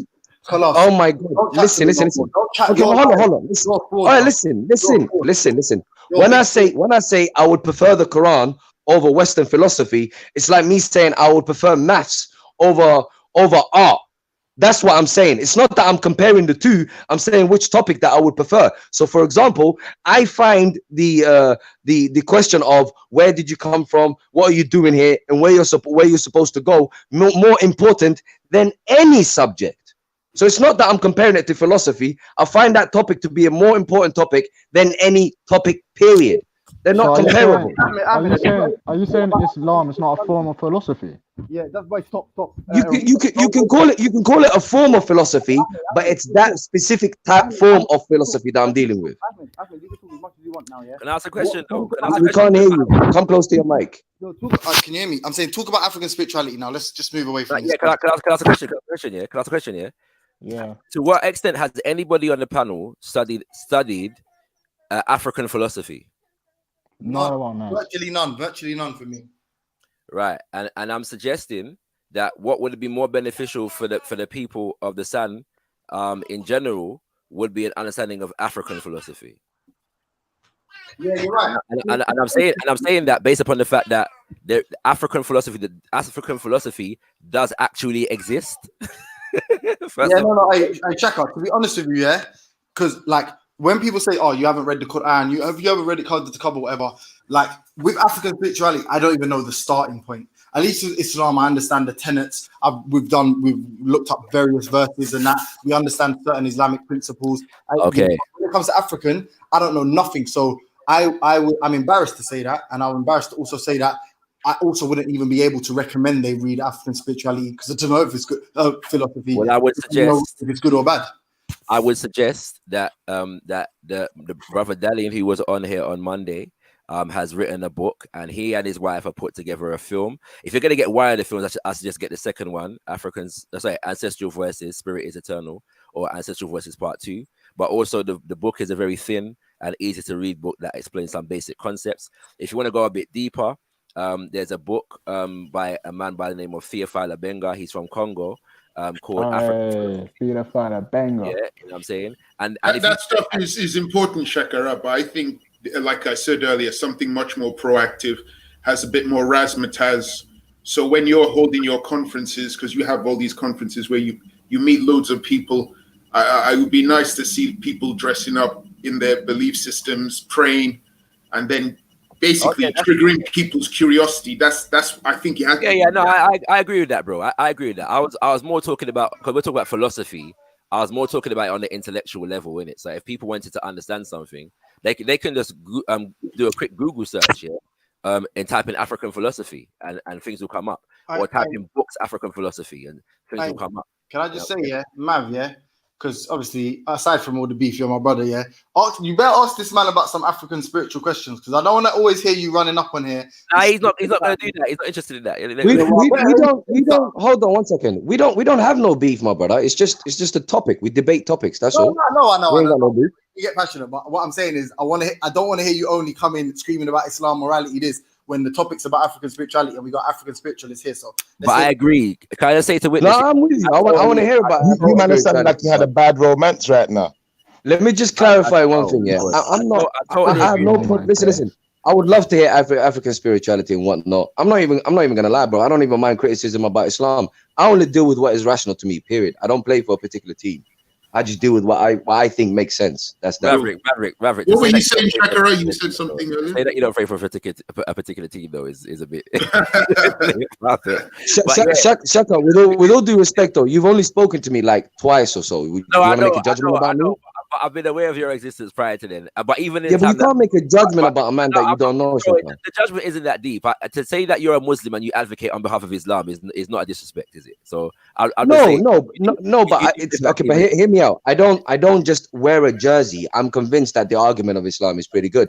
If someone brings an argument, if someone brings a better argument, they bring a better argument. And bro, you were once a Sunni and now you are a Quranist. I accept that will take some thinking. And some consideration. Okay, so I'm not trying to discredit your intellect. James, are you still there? Sorry, James. James. Yeah. I just wanted to say thanks for bringing up that book. I never heard of it before. I'm gonna check it out myself still. I've had the first volume downloaded for ages, and I haven't even. But yeah.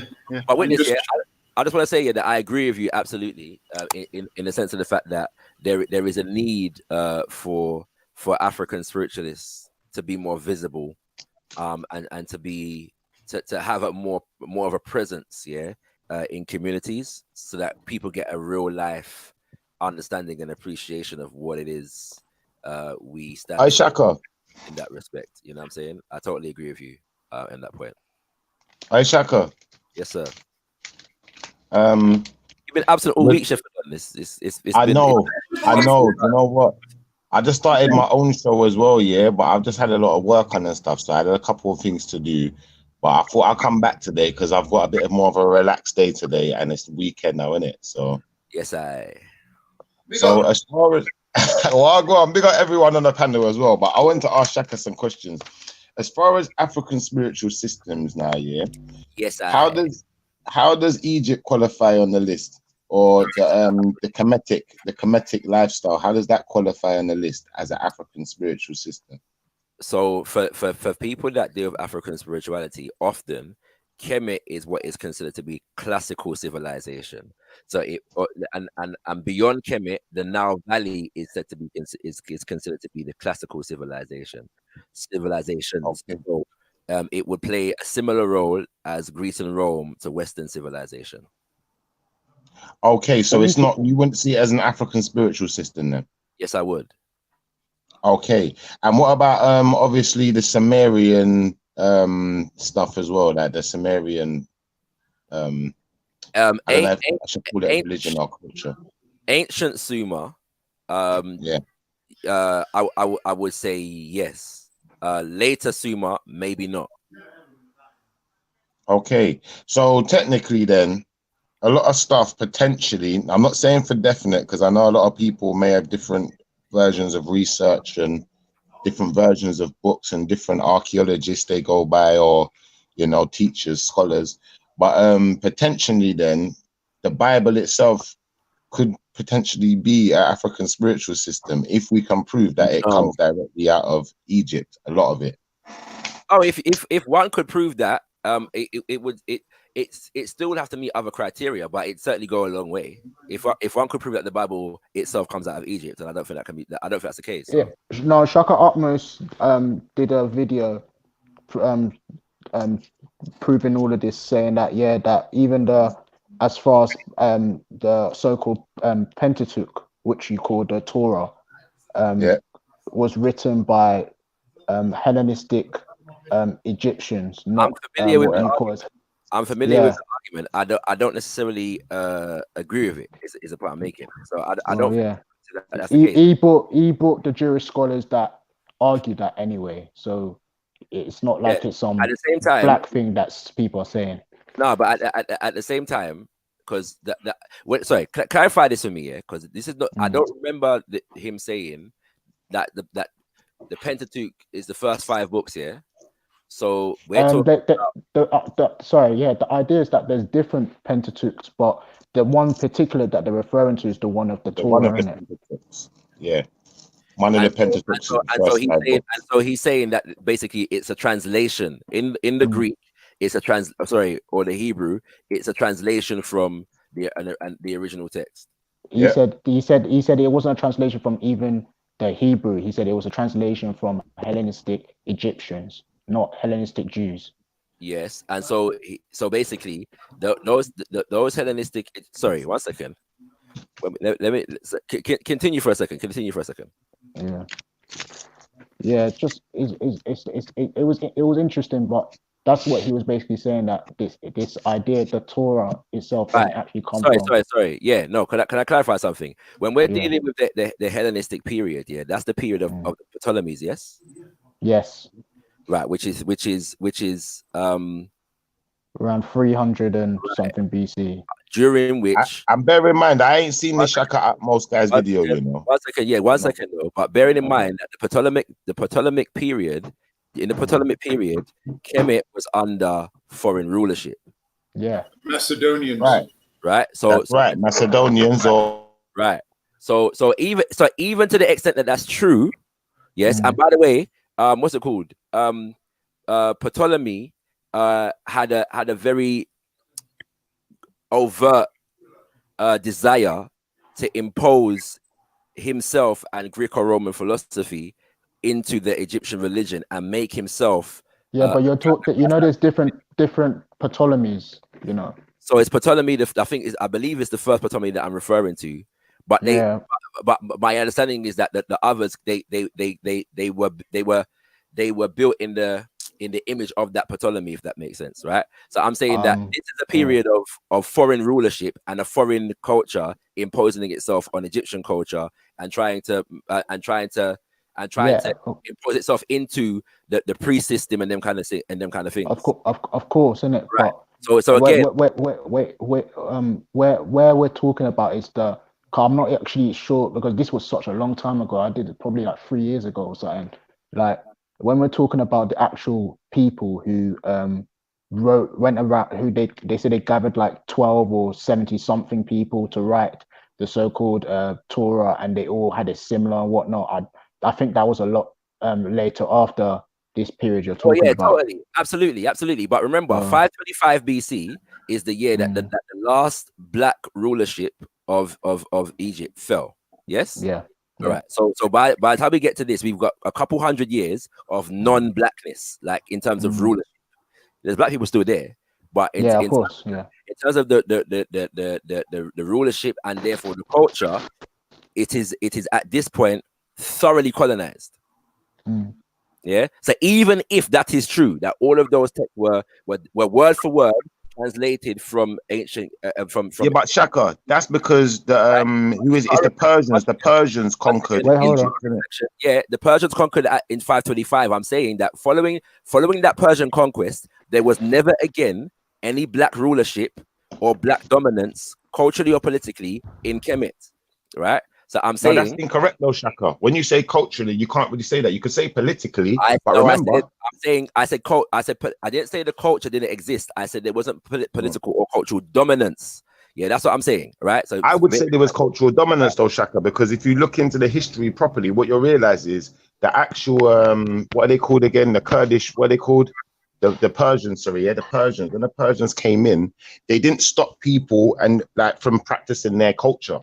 Like they kept the culture relatively the same and just tried to do the same thing that Alexander did. In fact, what they did was they superimposed themselves as Shaka, what's your pharaohs. point? Because it's The point I'm making is Alexander and then man there and Ptolemy the man there were trying to superimpose themselves as gods and superimpose no one themselves disagrees into with that. the teaching.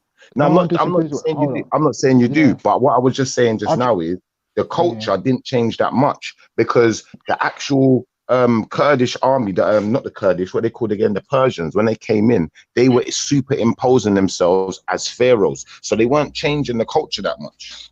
Sorry, that happened in earlier periods. When we get to after the Persians, and by the way, even the evidence of colonial culture was already there prior to 525 BC. So even before 525 BC, but you could say that the dominant culture was still the indigenous culture, especially because of the fact that in order to throw out the Hyksos, the people then from Tarseti came in, yes, and the people of Upper and Lower Kemet brought them in and restored the tradition through a renewal of the relationship between the people in Kemet and the people of Tarseti. Yeah, what happens?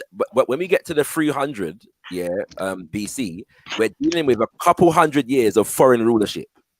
Yeah, that's what we're dealing with here. Okay. What's it called? So I'm saying the point that's being made is even if there are texts in Egypt at this time from which things were copied, I noticed that when people make this argument, they generally speaking are not dealing with the actual documented spiritual system of the people of Kemet. Yeah, them not talk about the Amen Ra, them not talk about the Ma'at and Jehuti, them not talk about no Asar and Oset and Bes and Shu and Tefnut. Yeah, them not talk about them something there. Yeah, so I'm saying that if I found them something there in the text, and I'm prepared to accept that there is influence from traditional Kemetu spiritual systems in these texts, I'm prepared to accept that. But to say that it is the direct translation from the ancient Kemetu spiritual system would be patently false. No, of course, yeah. Right, because there is no Adam and Eve. What's it called? There is no Noah. There is no Abraham. That doesn't exist. Yeah. Hold on. Yeah, but Shaka, you know that I'm not saying that what's it called? They directly, obviously, there will be be changes in the character. They will make their own forms of gods. You know they overlap with each other in the sense that what's it called? That god that they're depicting might be another name for them, innit? But the point is that also you know that the ancient Kemets had different creation stories, right? So it wasn't like one monolithic type of totally, absolutely. Yeah, so even the whole Asar might not have been used in one might be used in one temple, but when they go to another temple, they're not talking about Asar, they're talking about something else. Do you understand what I'm saying? I totally agree with you. And where are you not getting your dates from as well?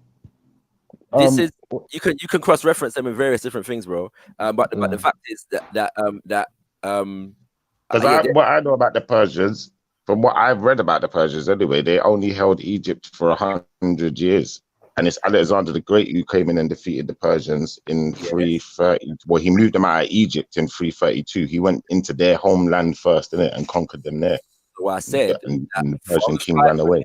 From 525, that was the end of black rulership. I didn't say that the Persians ruled forever and ever at Amun-Ra. That's the end of black rulership. So successive peoples have dominated Kemet after 525 BC, but that was the end of black rulership in Kemet. But let's put it out there. Even before 525, there were already people coming in Yes, and that's what I'm dominating. saying. Like Yes, this, yes, yeah, yes. yeah. I've said that already. Yeah, that's what I'm saying. Yeah. Before, But that's the whole before point that I'm we're making, though, talking about Shaka. New At the end of the Kingdom. day, like those people who was coming in from before, just like when the Europeans came in, or the Macedonians, if you want to go by Macedonians, yeah, they were all doing the same thing. They were all integrating themselves with the culture. I'm not sure the point that you're making now. The point I'm making is the culture wasn't that far tarnished. It's only after who's the guy that starts to change things and makes it. Who's the guy that made his own statue? I think they made one of Alexander, That was one of the but Ptolemies. only his own people. That's it, not Ptolemy. That was It's one of the Serapis. Is it Serapis? Yes, his name. That's Ptolemy. That's Serapis. Exactly. Ptolemy the first. It's Ptolemy. Isn't Yeah. that is that not the first Ptolemy? Sorry. Yeah, that's the first Ptolemy. Yeah. Right. Like what happened was that what happens is Alexander. The story is that Alexander the Great wanted to become a pharaoh. He wasn't allowed to based on the Kemet. Then he died, and then one of his generals took over, which became the first of Ptolemy. So that's that's exactly what happened in it. And then that guy went around imposing his thing on the Egyptians. It doesn't mean that he didn't learn from any of the Egyptians, but he was imposing what he wanted Greek gods to be worshipped instead of the black Kemet gods to be worshipped. So that's where you start seeing the Serapis and all the other Greek gods coming into this. But the point is that the knowledge that they got as well, it was just put they put a white face over the black face gods. That's what I would say anyway. But I don't know. You know, no, that is true to some extent, but I'm saying that what comes out of that in terms of the Pentateuch, yeah, I don't consider that to be indigenous in terms of an African spiritual system. Yeah, of course. Like some I've heard arguments where it wasn't like they copied it verbatim. It's the fact that they obviously like there was other cultures that around at that time, so it wasn't just they were taken from Kemet. They were taken from the other groups around. Yes, right. They were taken from. So yeah, when but you lot are about, saying that Serapis is Ptolemy, and Serapis is just a statue. Serapis is supposed to be Ptolemy in the god form. Where's Schiffer's gone in it? Yeah. So Shaka, yeah. The video he put it out with Dr. Ali Muhammad, and they were talking for a long time about they were breaking down Islam, and then went into it's a lot of what we're talking about Astro Crazy deals with as well. Yeah. In that regard, yeah. But that's what I'm saying. So to say that, my understanding is that they did copy a lot of text, and obviously the library burnt down and them kind of things there. Yeah, that's why. Of course. But to say that they translated it as though it's a direct word for word translation of ancient. No. Of course, they would have. It's far fetched, but yeah. Sorry, go on. No, that's not like I wasn't really like when I meant by translate. I mean they took majority of their ideas or the people that were writing. Like because they said that it was 12 or 72 or whatnot people that came and wrote this. Yeah, those 1272 people were of Greek, Egyptian descent, not of Greek, Hebrew, Israelite or Israelite descent. But what's the point you're making with that though? I'm saying that the origins of these stories that you're talking about when it comes to the Torah doesn't come from people who were claiming to be Israelites or Jews around that time. You're saying this year, but you can't prove it. And the reason I say you can't prove it is for this reason, yeah. First reason, yeah, like what you lot were saying about Ptolemy is half correct, because Ptolemy didn't make himself into God. He made a statue called Serapis, and Serapis is the god to unite all of Egypt. That's when it gets that's when they make this whole one God theory, you know, in the sense of, you know, when they got to Egypt, as far as they was concerned, there was two gods, because there's a mother and a father god. Yeah. But what he was looking at as gods. Yeah, Schiffer. Let me finish.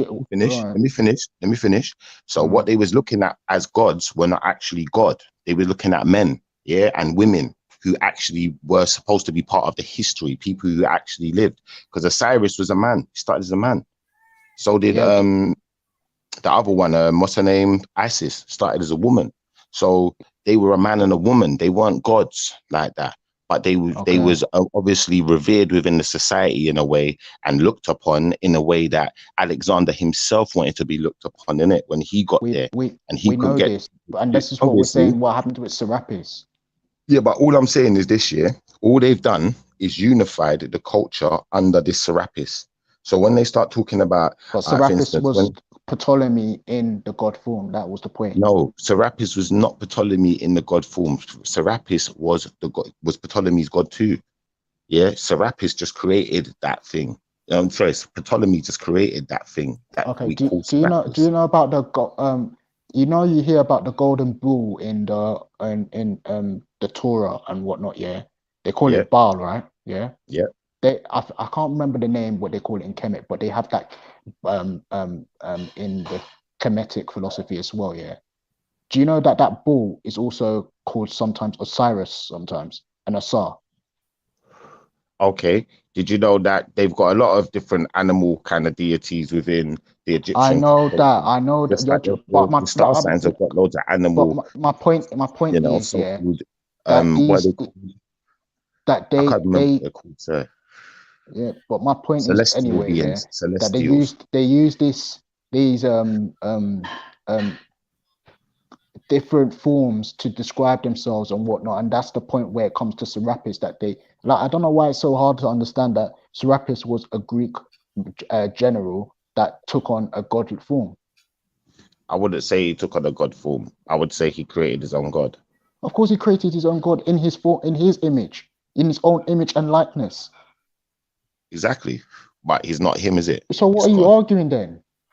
What I'm arguing is that they took the culture, yeah, and amalgamated the culture into theirs. Their culture was a male-dominated culture. So what they thought was the supreme being in the culture, yeah, as far as Isis and Osiris is concerned. They had Greek You female talk gods as first. well, you know. You talk first. Yeah, but do you I've know got they had you. Greek female? I've got you. But remember, the Greeks had gods in it. They wanted to Yeah. make it into one god. Yeah. And in their culture, they were culturally dominated by men. Yeah. So when they realized the way women were treated, you know, within the society that they'd now come to, they said, no, we can't really have this because our women are going to become too powerful. They didn't really want that. Yeah. So what they done was, yeah, they looked at the culture and they said, okay, Isis, Osiris, we think these are the two highest people in the culture. Now, realistically, what they've done is they've pictured them like they're gods, but they're not God. They started as men and women. Do you feel what I'm trying to say? What's your point, the though? point I'm making is obviously they realized they'd made a mistake in it. And as they learned more about the culture, what they done was took different bits of it and made it into this book that we know as the Bible. The rest of the bits they left out. That's So the when did whole they point. realize So their it's still, mistake? when did they realize their mistake? Obviously, when they started to learn about the culture more, in it, because when learning about something first, it's like, for instance, many people who read Bibles, yeah, I can tell you this fact.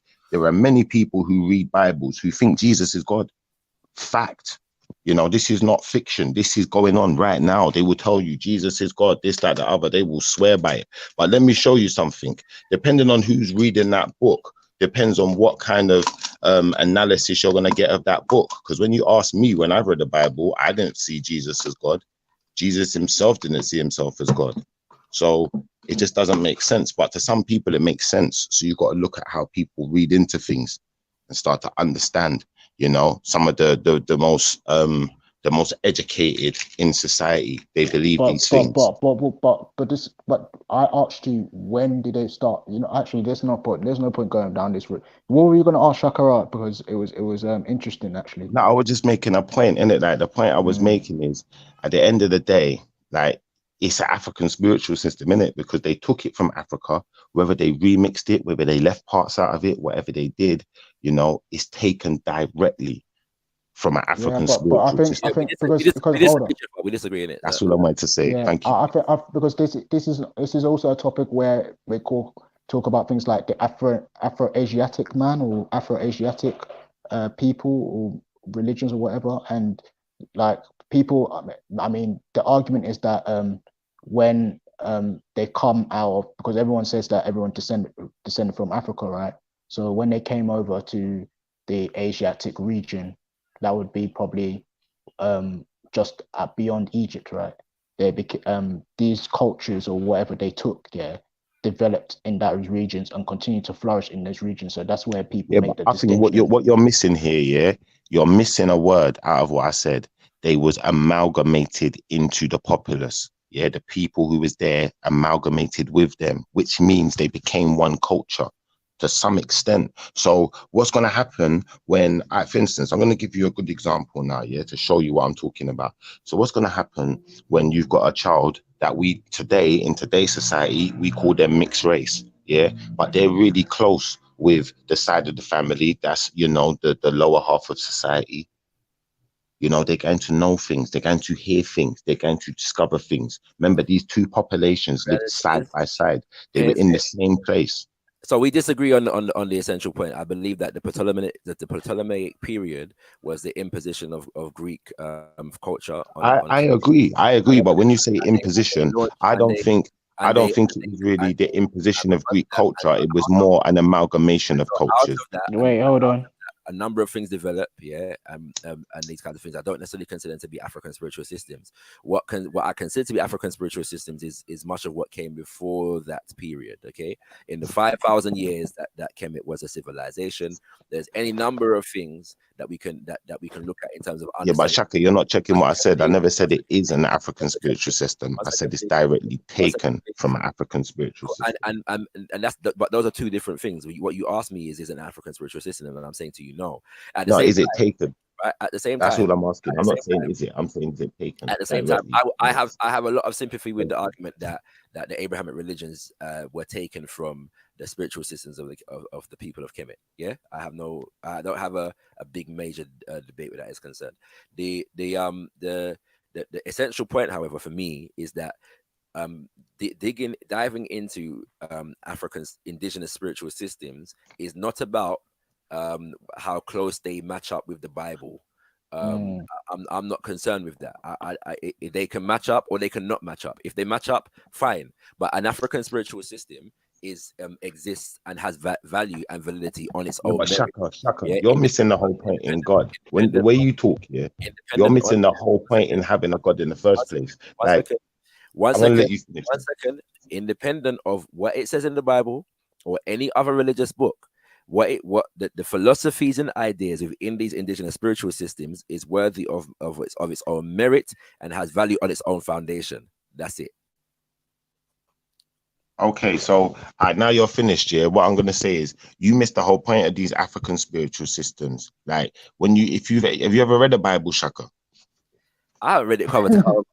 I have read various aspects of it. In fact, when I was young, I read a children's Bible more or less cover to cover, but I've never read the actual Bible cover to cover. But I've read. Right. So obviously, now, if you've ever read a Bible, then you're gonna understand what I'm saying. Then I'm just making. I wonder why they have a children's Bible. Say again. We don't. I wonder why they have a children's Bible. They got a children's Bible so they can give kids a brief understanding, innit? They don't want kids to rape their classmates.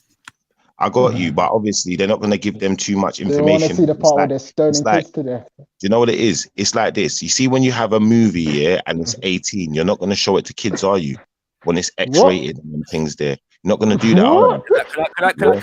Can I just disclaim here that where are you going with this argument, Sherifa, about if where I was going with this argument is this year.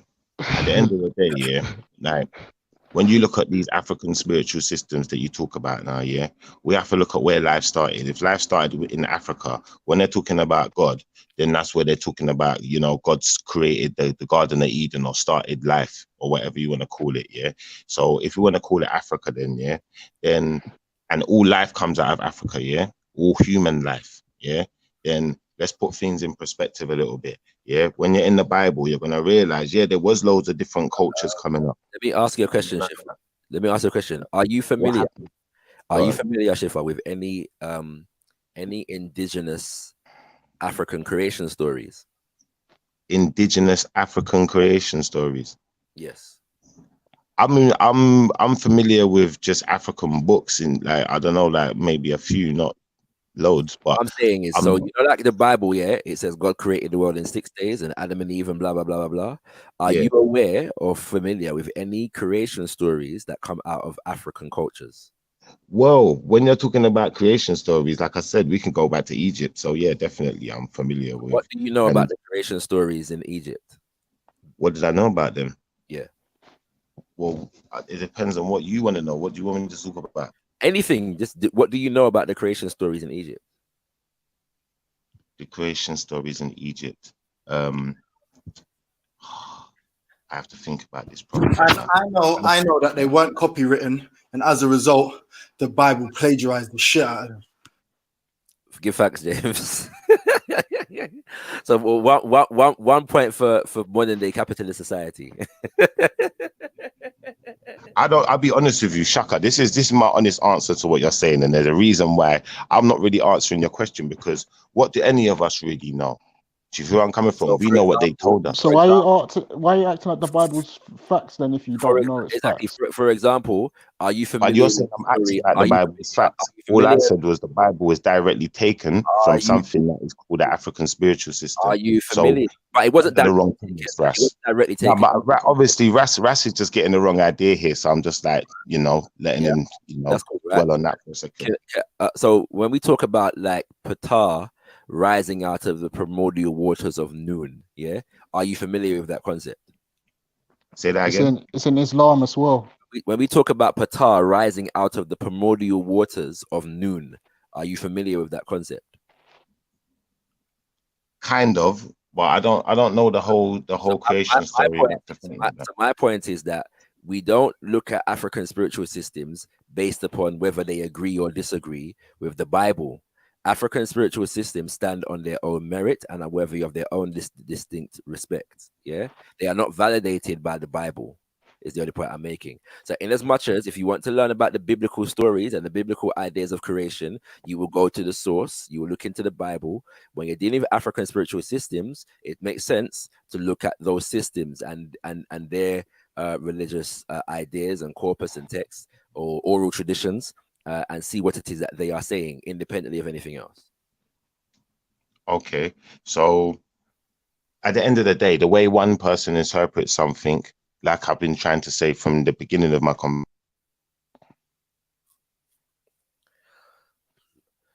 Yeah, you know. Drop out, yeah. Yeah, it looked like Oya had something to do with his internet connection. Shaka, can I ask you a quick question? You certainly can, my brother. What gives a particular thought merit? Like, what makes any particular thought, what gives it merit? What gives it credibility? Excellent philosophical question there. We could be here all day proving this one. What gives a particular thought merit? I'd say that. Wait, why you say the person? Sorry. Well, if you rate it, that's all that matters. Do you mean merit? I disagree with that. I disagree with that. I don't think any. What? Say. Repeat your question, Maverick. I want to get your wording correctly. What gives a particular thought what merit? Yeah. What gives it merit? What gives it credibility? So yeah. So go ahead. Would value be a better substitute, or is merit? You want to stick with merit?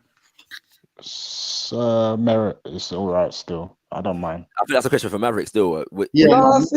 I think value is all right. I think value is all right. I think we can use both. We can use both. I'd say that the extent to which we can substantiate it in terms of observable truth or functional application.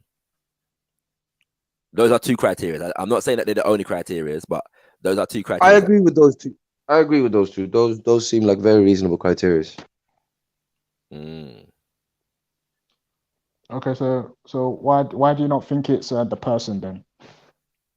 Say again. Why do you not think it's the person that gives? Oh no, because I don't think just because you think it has value, if that makes sense. Yeah.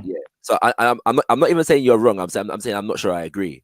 That just a thought has value because it's a thought in the person's head. That's very it's very I think therefore I am-ish, and it's very individualistic. And but I look at it like the person does it, then you can go into the reasons for why the person gives it that value Right. or Yeah, but that's merit. the thing. I'm saying that having merit would have to exist beyond the individual, wouldn't it? Like if it has merit. Is it a thought or an Totally idea? agree. Is it idea or thought? Is a thought different to an idea? Are all ideas thoughts? And are all thoughts ideas? Well, idea. I like that. Yeah. Idea requires thinking. So in that sense, I'd agree. Yeah, I'd agree that the thought precedes idea. But then I'd say idea has connotate like an idea implies what's the word like new. Like as I'm trying to the words. Not necessarily. You can have an idea in your mind about a chair. The chair doesn't have to be new, but it's an idea in your mind. No, but what happens next is most likely. Vellemy, can you add Schiffer back, please? What's that word I'm looking for? But to put it simply, Maverick, can I jump the gun a little bit? Are you trying? Yeah, go for it. Are you trying to get? Vellemy, Is that can where? you add Schiffer back? Is that where this rabbit hole ends? Sorry, James. Repeat. You got interrupted. Ultimate value truth. Is that where that rabbit hole ends? No. Just simply one. Basically, I think the point I was trying to get at is if a thought has merit based on, I like the two criteria that Shaka mentioned, namely application, the whether it can be applied and whether it can be objectively observed. If that is the case, I think where I was trying to lead to was, what's the point of identifying an idea with Europe, Asia, Africa, or anything of the sort? If an idea is observably, but that's what I want to get to. Basically, if an idea is observably practical, then it's observably practical. It doesn't need to have beautiful. Wait, hold on. Forget it. You say, man, this is the first time, it might be the last, that I agree with you wholeheartedly. Beautiful question. Miracles happen. Yo, Shaka. One sec, Shifa, one sec. We're on a particular train here, so we wanna end this journey, yeah, or continue the journey for a little piece, right? So you haven't been listening the whole week, Maverick, but I have said that when we use the term African spirituality, there are two primary functions where it is concerned. One is cultural and historical, and the other is political. From the cultural and the historical standpoint, when we say African spirituality, we're recognizing the historical and cultural development of a distinct group or distinct groups of related people in particular ways. Yeah, and so one sec, Schiffer, man, one sec, please. I don't know if you were listening when you dropped off, but we're having a conversation at the minute. Yeah, so I'll come back to you. Listening. All right. Yeah. I'll come back to you I'll come back to you in a second. Yeah. So the idea behind the concept of African spirituality as a generic term for describing or identifying a group of systems that is considered to have a basic ideological core, yes, is the fact that there is a cultural continuity between the indigenous cultures of Mama Africa. Yeah. And so being able to piece together that cultural continuity has a function in terms of the natural lives of the people. So that's the historical and the cultural.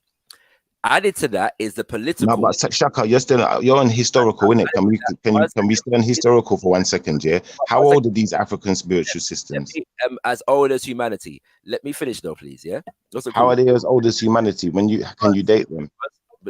Well, if Africa is the first man, then I think his statement stands to reason.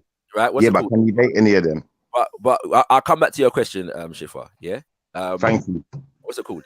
Right. The political, it relates to the fact that when we're dealing with African spirituality and culture, we are dealing with spiritual systems, spiritual ideas that are at the center of cultures which have been demonized, discredited, mischaracterized through various different processes of colonization and cultural imposition. Yeah. And so because of the fact that those who demonize these traditions, they seem to recognize the similarities in them, and they all call them by generic names such as pagan and heathen, etc., etc., etc. Yeah. And so identifying African in spirituality is an affirmation and an assertion of the value of African culture, because African culture has been demonized and discredited as barbaric, as primitive, as savage throughout many epochs of history. Yeah, and so sorry, Shaka. M.A. Brown's in the back room, Vellemy. Yeah. That's what I was gonna say. Yeah, fine, that's fine. So in asserting Africa, we are asserting the specific and unique cultural expressions of the people. Having said that, if the ideas are easily translatable into other cultures, there's nothing wrong with that. It's possible to translate and manifest many of the ideas in African spiritual systems in other cultures, but we also affirm the fact that there are certain expressions and certain philosophical foundations that are very common and quite pervasive in the development of African spiritual consciousness. All right, I think where I wanted to get to is basically, if you have philosophies or ideas and you identify them with a particular group, then what can happen is that people start to identify with a particular group based on their culture rather than the validity or merit of the actual idea itself. You see what I'm saying? Yeah, I don't see a dichotomy between those two. But that's why I'm asking him to date them, man. Can you date any of them for us? But I put it to you that there is no religion that is absent a cultural expression and an identification with a culture, none whatsoever. So can you date any of them for us, Shaka? Or just date the civilization surrounding that culture?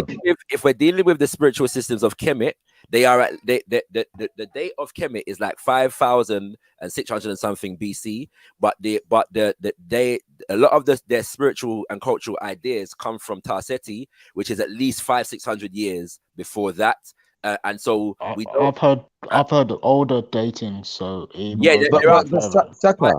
Shaka, based on that thought process, that every spirituality, whatever, is particular to a particular culture, etc. Then that would basically mean that there is nothing objective about these ideas. They're all just subjective to particular cultures and particular circumstances. I think 100%. I think that you're not absolutely wrong, but again, the claim of absolute objectivity is not one that African spiritual systems are concerned about. So this is not an African spiritualist projection. But isn't that the goal with spirituality, though, to reach objectivity? No. Because objectivity is not a universal concept. Yeah. But Shaka, are you gonna date any of them, or are we just gonna keep moving on? Let me finish. Yeah. This guy, man.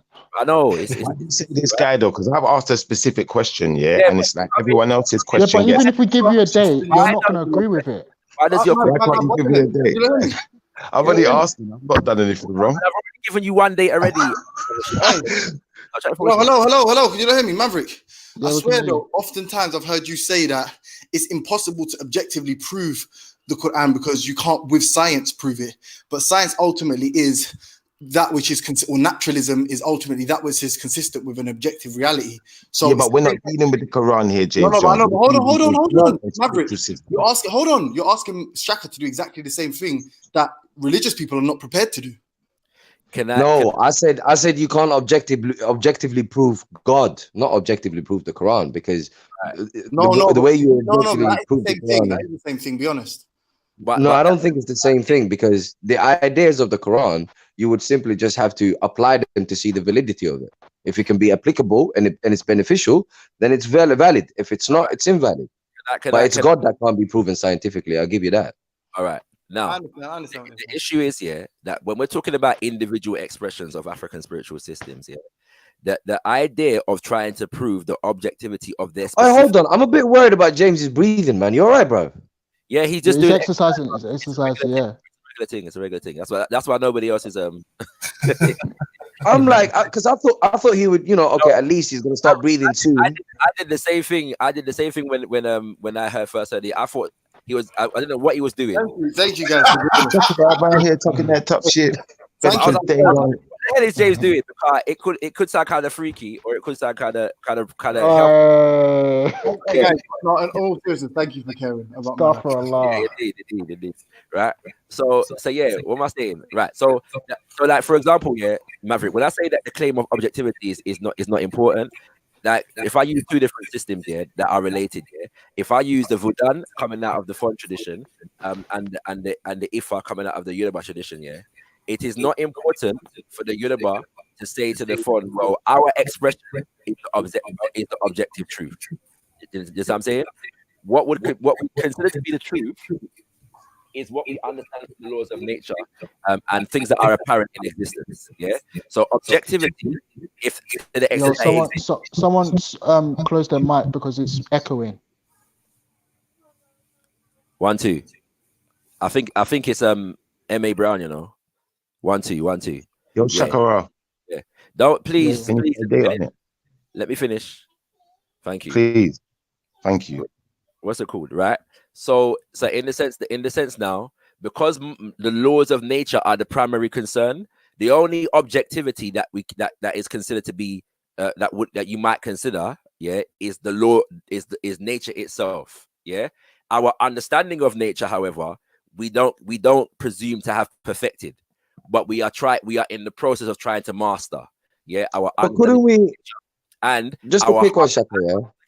Last phrase. We're in the process of trying to master our understanding of nature and our harmony with nature, which is what makes African spiritual systems at their very foundation concerned with science, because science the foundation of scientific development is very much tied to explorations of and investigations in nature. Right. I think what I wanted to ask you, Shaka, is if objectivity is not the concern and you basically reduce to subjectivity, how do you ever know when you have the truth? Because you could be mistaken with subjectivity. So when I say objectivity is not the concern, what I mean is discovering truth is the concern, but truth is considered to be the ultimate manifestation of nature itself. Doesn't the truth have to be objective? No, it can't be. Yeah, no, not necessarily. Yeah, no. Well, listen, your truth isn't the same as the truth. The truth must be objective. Yeah, but okay, I'm talking about the truth. I don't even recognize your truth.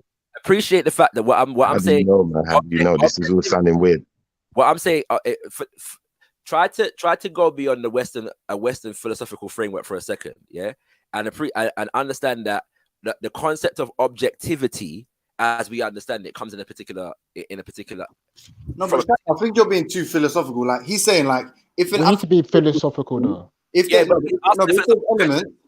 there's elements, but I'm saying from my rudimentary understanding, if there's elements that have every sort of principle has a partner in an objective reality, be it you deify the sun. The sun is still the sun. It's still objective there. That's what I said. I've said that the emphasis is not on the supposed objectivity of any particular expression. The only objectivity, if objectivity exists, is in the laws of nature itself. Yeah.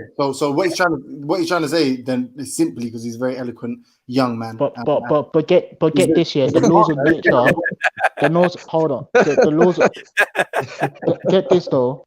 The laws of nature doesn't just apply in a particular region. It can be. I mean, it does apply in a particular region. It doesn't stay the same everywhere. Do you understand what I'm saying? Well, I don't know if that's true actually, but at the same time, the laws of nature are not only considered in their localized form. The laws of nature are the laws of nature. So however they manifest where we are is the laws of nature, and if they manifest differently somewhere else, they manifest as a part of the laws of nature. You see what I'm saying? Okay. If it behaves differently in Africa than it does in the UK, it's no less nature. It's no less a part of the laws of nature. Okay, but that depends what we're talking about now. Because I could talk about something as simple as the weather, innit? Like I know that where I live, yeah, it's not. If we went to maybe like not too far down the road, let's get Croydon, it's not gonna probably. If it was raining here, it wouldn't always. Doesn't mean by it's gonna rain in Croydon. Do you understand what I'm saying? Yeah, most def, but no, but the fact of rain and how rain operates is where the Is law. it okay? So just what I'm saying, yeah, Yeah, that's fine. where the law is. I get that you lot are a bit more friendly, yeah, on Vellemy Carl today, yeah, but like seriously though, like Shaka, like, can you put some dates on these things on the Yeah, civilizations? I'll put around one the- date on it. And 1 second, I'm gonna get something for you that will allow me to be a bit more specific. So stay there, yeah. Yeah, People that like makes Anthony sense. Brown. People like Anthony Browder is probably a good person to go to, isn't Yeah. it? Also Charles Finch. No, but Chaka knows what he's talking about. Let Chaka do his thing. I'm just asking for some dates. It's not like, you know, like that. But you could go and look it up yourself, because I don't think you're the type of person to just take what Shaka says. I as don't know gospel. the African spiritual systems. We're trusting Shaka to give us some information. Like, what's wrong with that? There's nothing wrong with that at all. We're just sharing information, isn't it? Like, to be honest with you, I've never really been compelled into African spiritual systems as a set of words in my Is it me? computer Was he that I cutting off? search for. Can you hear me? Hey, Yo. you know, to be honest, I want to ask you a question just now. You know, when it Oh my comes days, my internet's to gone. huh? You say? Barely add me back in. He said something about his internet being gone. Oh, okay. No, you know how you believe in. Firstly, I've got two questions. One, you talk about that you're Americans, that you're not Africans, but how, but then you also subscribe to the notion that you're ancient Kemetan, or not, maybe not you, but you subscribe to a lot of the notions that come out of there. That's number one question. Number two question is, if you do subscribe to all of the sort of ancient Kemetic philosophies and origin stories, then you know that a lot of what's in the Bible, or there's argument coming out of the sort of conscious black community, that a lot of what's in the Bible are stories that are plagiarized from the ancient Kemetic story, like the Horus and all of that shit. So give me those, if you don't mind answering both of those still. Give you both. Yo, peace and blessings, Mr. Brown, man. Let me say hello to M.A. Brown, man. Well, go on, family. He just went right in over your question. I lie, yeah, no. 1 second, man. Sorry, I had to say I hello understand to him, the man. question. The question was a bit wild still. Huh? You gotta come with a better question than that. No, the first question is, you say you're American, so why do you have any link with ancient Kemetic philosophy? You man. Continents linked long before any Europeans got involved, and that's what I'm going to say on that. What are you saying exactly? Move on from that anyway. Like, so No, what's the next? no, hold on. So, are you American? Because if you're Kemetan, you are African. So, which one are you? We're both. Yeah. We're both. You're both. Okay, so can you explain that to me then? How do you get to be both? Because we was originally on the continent, but we traveled around in it. Yeah, we was everywhere. So you're saying people from Kemet traveled to the Americas, but why don't you identify as being Kemetan? Why do you identify as being American? Well, we just identified. That's what I asked him. We asked him this last time. Okay, cool. Is that long? Right. The second question is, if you believe in all the stories from that come out of Kemet, and not believing them like them to be true, but you believe that they came from Kemet, then how do you still believe in the truth in the Bible, given that that's a lot of the stories have been plagiarized from Kemetan philosophy? But this is the thing now where I've explained. Yo, Veli, change me for Torah. Torah. I don't need to sit here and explain the truth in the Bible. All I need to explain to you is that the Bible is directly taken from something, like that, and that something belonged to us. So all I'm going to say to you on that note is, realistically, I can believe what I want to believe. You believe what you want to believe. Everyone believes what they want to believe. This is what it comes back to, cool, innit? But cool. That's not logical. But yeah, Belly, change me for Torok. No, it's not. Belly, change me for Torok. So I don't think you're logical because you've got dreads, but you're not a ras. You're not even a ras. Shifa, can you hear me? Yeah, I'm listening to. Right. So I'm reading from the book here, Blacks and Religion, Volume 1 by Robin Walker. Yeah. In the chapter, what did Africa contribute to the origin of religion? Yeah. So I'm gonna go back as far back as we can. And then come forward. Okay. So he says Professor Charles Finch, in his book and lectures, shows that the original mother goddess, were images derived from nature, like Massey. No, put that down. Thank you, good boy. All right, like Massey, he argues that prehistoric peoples preserved their belief systems in mythology and legends. Can everybody still hear me? Sorry. Yeah, we can still hear you. So my son was playing with the keyboard. Yeah, let me just get back my page 1 second. All right, that the prehistoric peoples preserved their belief systems in mythology and legends. By looking at the elaborate religion of the ancient Egyptians, Finch believes that this ancient religion has preserved the mythology and the legends of even older peoples from inner Africa. Since the ancient Egyptians had animal and animal-headed deities, this may well have indicated that their early peoples of inner Africa venerated the divine power. No, the divine power of all powers using the imagery of animals, the superhuman types. Yeah, now this is where we get to the how long. How long ago was this?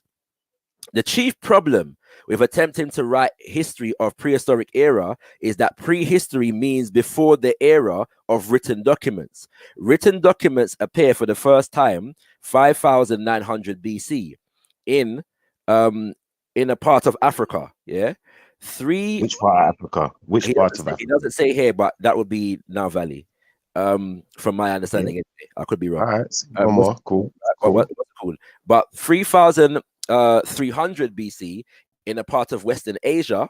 1200 BC in a part of the Americas. 750 BC in a part of Southern Europe. All human achievements before these dates were prehistoric. Anatomically modern human beings have been in existence for 200,000 years. Consequently, at some point between 2,000, 100,000 and 5,900 BC. 1 second, sorry. I'll do it later. Anyway, yes. Consequently, sorry, family. There's a lot going on around me at the moment. All right. No, you're good. I'm just listening. That's what we're doing, right? Consequently, at some point between 200,000 years ago and 5,900 BC, early Africans conceived of some religious ideas identified by Massey and also Finch. Some of these ideas were preserved in the religion of the ancient Egyptians. Professor Finch wrote the following that outlines his methods for reconstructing the religious history during this period where there were no written documents. It is, quote, "It is possible to probe into the evolution of human consciousness in the same fashion as we do human biological evolution, particularly during the period we call Upper Paleolithic, yeah, which is 40,000 to 10,000 BC, when African Homo sapiens were sowing seeds of modern culture. The extent we are able to trace the history of the human mind, we must rely on material ordinarily considered non-historical, i.e., folk customs, myths, religious symbols, and language. Most historians shun the use of such material because it is difficult to impose rigor upon them, and they are usually impossible to date precisely. Still, such material has provided a wealth of valuable information. Yeah, I can go. Right, Professor Charles Finch. Sorry, a bit more. Yeah, and I'll stop. Emphasizing this point, Professor Finch wrote, "Little in the human experience is totally lost. Its deposits are left in language, myth, history, religion, architecture, literature, art, and the psyche itself." Unquote. Professor Finch believes that tarot, or I've also heard that pronounced taroret, yeah, which is imaged as a pregnant hippo and represents the great Mother Earth, was the oldest deity known to us moderns. Countless deities may well have been conceived of by humans before taroret, but of these there are no records. Last couple sentences. There are no documents, artifacts, or surviving mythology or legends moving from the unknown to the known. Taroret may well represent the beginnings of religious prehistory. Yeah. So again, so I hope that gives you an example there. That prehistorically is difficult to date when exactly Taroret was developed. So basically, long story short of it, everything's difficult to date. Like I get that. Not everything. Everything before. What ones can you date? What ones can you date? Put a date on it. Everything before 5,900 BC. So as I've said, yeah, we know, for example, what is everything before 5,900 BC? Talk to me. Sorry, let me actually answer your question. So, for example, yeah, as I've said, yeah, the civilization of Kemet is about 6,000 years old. Tarseti is at least, yeah. Where do you get your dates from, though? History, studying history, bro. Studying history. In the book When We Ruled by Robin Walker, he engages an in-depth study of the Egyptian chronology, because there's been a lot of debate and contradiction and conflict around how old Kemet actually is as a civilization. So hold on, are you saying that Kemet is the oldest African spiritual system? No, I'm not saying that. Here, so if you let me finish, then you'll get it. I'm saying that Tuaret, yeah, is more ancient than anything that we find in Kemet. Okay, and it's Tuaret. Talk to me. I just read it. It's the image of the pregnant. It's sorry, given representation as a pregnant hippopotamus, but they don't know exactly what the date is.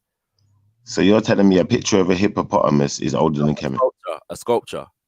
A sculpture of a hippopotamus is older than Kemet, so that makes that a culture before Kemet. No, because of a sculpture of a hippopotamus. Part of a culture that existed before Kemet. It's part of a culture that existed before Kemet, and who told you that? Because of the fact that cultures existed before Kemet. And how do you know? How do you know that cultures existed before Kemet? Who made this discovery? Who's the person making the discovery? I've just read the fact that when it comes to who's the person making the discovery? Sorry. Shifa, have you understood the concept of prehistory? I have understood the concept of prehistory. That's why I'm asking you some questions and critiquing it. When who's the person who made the discovery? So when I don't know the person who made the discovery of Exactly. So when we're getting into things now, yeah, and I'm just asking some sensible questions to critique things. Like I know sometimes people think that it's parlor tricks, but it's not parlor tricks. It's common sense. Like we need to know the dates of things, innit? Before you can start calling out things like. I just said I don't know the date of Tuaret. I'm trying to go into now what we have dates for. Are you not allowing me to? Yeah, I'm letting you go into what you have dates for right now. I'm just saying when you put dates on things, can you also let us know who's giving us the date? Shifa, I've just and I'm prepared to do so if you are prepared to do the same. Yeah, so for everything that you say, you tell us where you got it from and who's saying it.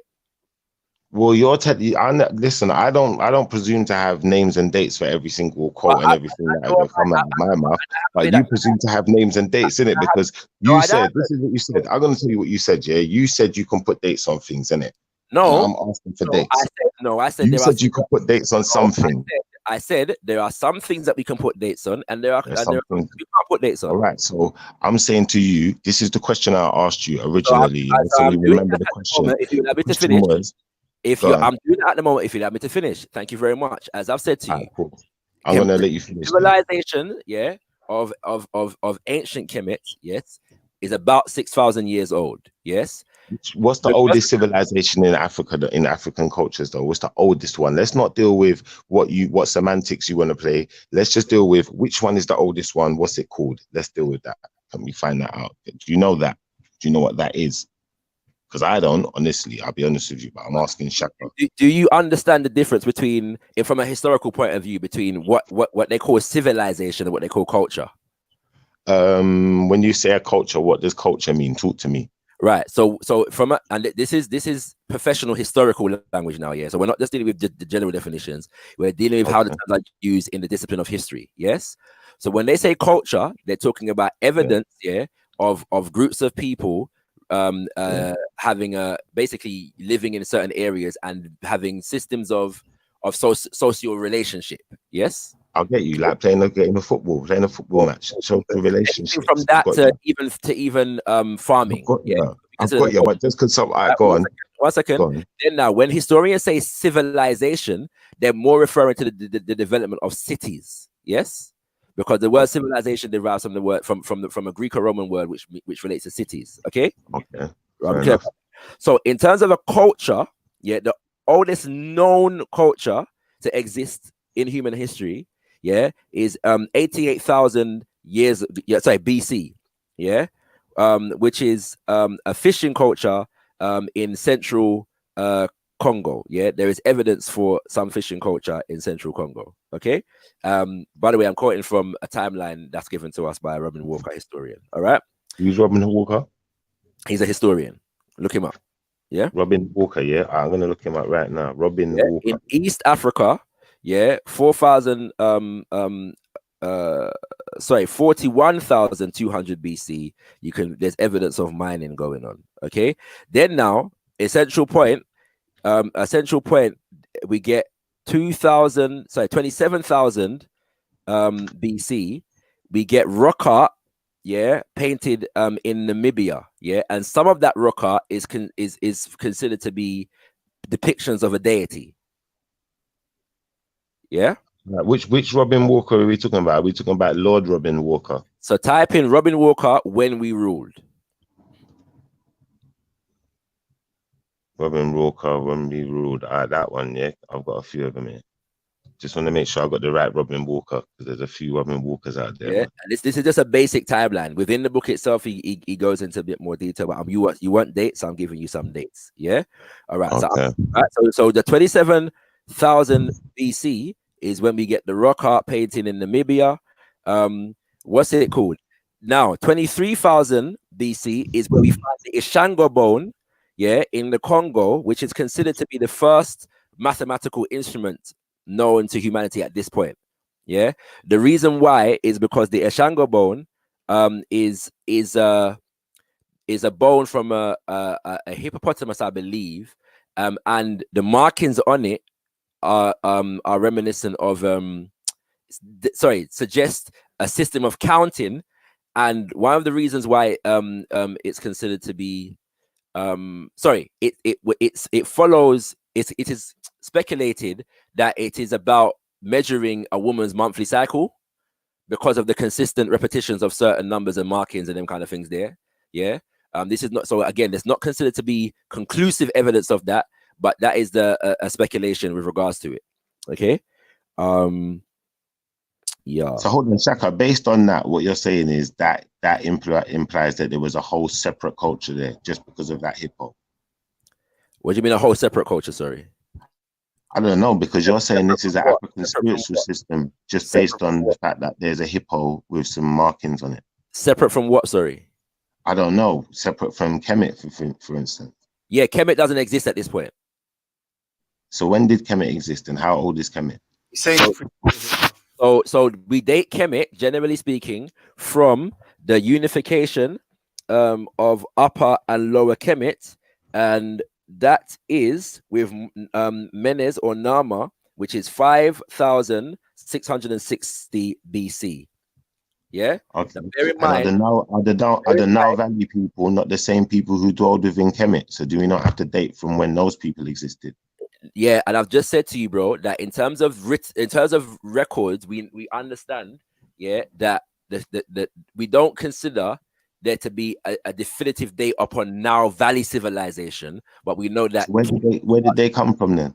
Kemet starts again, bro. What we know is what we know, and what we don't know is what we don't know. So to ask me for a date for the beginning of Nile Valley civilization, it's not nobody knows that. Yeah, what we do know is that Kemet begins at 5,660 BC, and that Tarseti, potentially the people of Kemet, the Nile Valley people, how long have they been around? Let's just deal with that. People of Nile Valley are not one people. They're right. Say again. Who are they? So, for example, again, if you allow me to finish, yeah, the civilization that flourishes up into Kemet is derived from the south of Kemet, which is Tarseti, yes, which is older than Kemet. Tarseti is older than Kemet, yeah. Yes, at least 600 years older than Kemet. But again, that's in terms of what is considered to, but again, that's in terms of what is that is considered to be at a certain point in development in terms of records. Yeah, I think you need to get hold of more records, because bro, but the records we have, that's what historians do, bro. All the records don't exist. We don't. Well, if the records don't exist, it's null and void, then, isn't it? It's null and void. Hold on. When I left, you were asking him to answer one question. He sounds like he's giving you a bag of answers, and you're not happy. Do you have conflicting information? So I tell didn't us. start by conflicting information. I'm just asking for some dates. He said he hasn't really got dates. There are no dates. All right. What you mean? We're done No, here. I just said Shifa. Yeah. So remember when I said to you, yeah, the first documented history in writing that we know of is 5,900 BC. That's Tarseti. How do you know it's 5,900 BC, and how do you know that that's the earliest documented pieces of writing that they got? That's the earliest documented piece of writing they've revealed to you. Again. When it says earliest documented, it doesn't mean that it is the oldest. It means it is the oldest that we know of. That's what documented means. Exactly. Yeah? Right. So the fact that there is a document that exists 5,900 BC, we can take it for granted that writing existed before this point. We don't know when it. Listen. Are there other things within that civilization that are older than 5,000 years? Not that we. So apart from the fact that we can trace culture in terms of artifacts, we probably not that we know of. Yeah. So yes, there's obviously things older, but we don't know what they are. We don't have them. They're either destroyed or we haven't found them in terms of archaeological research.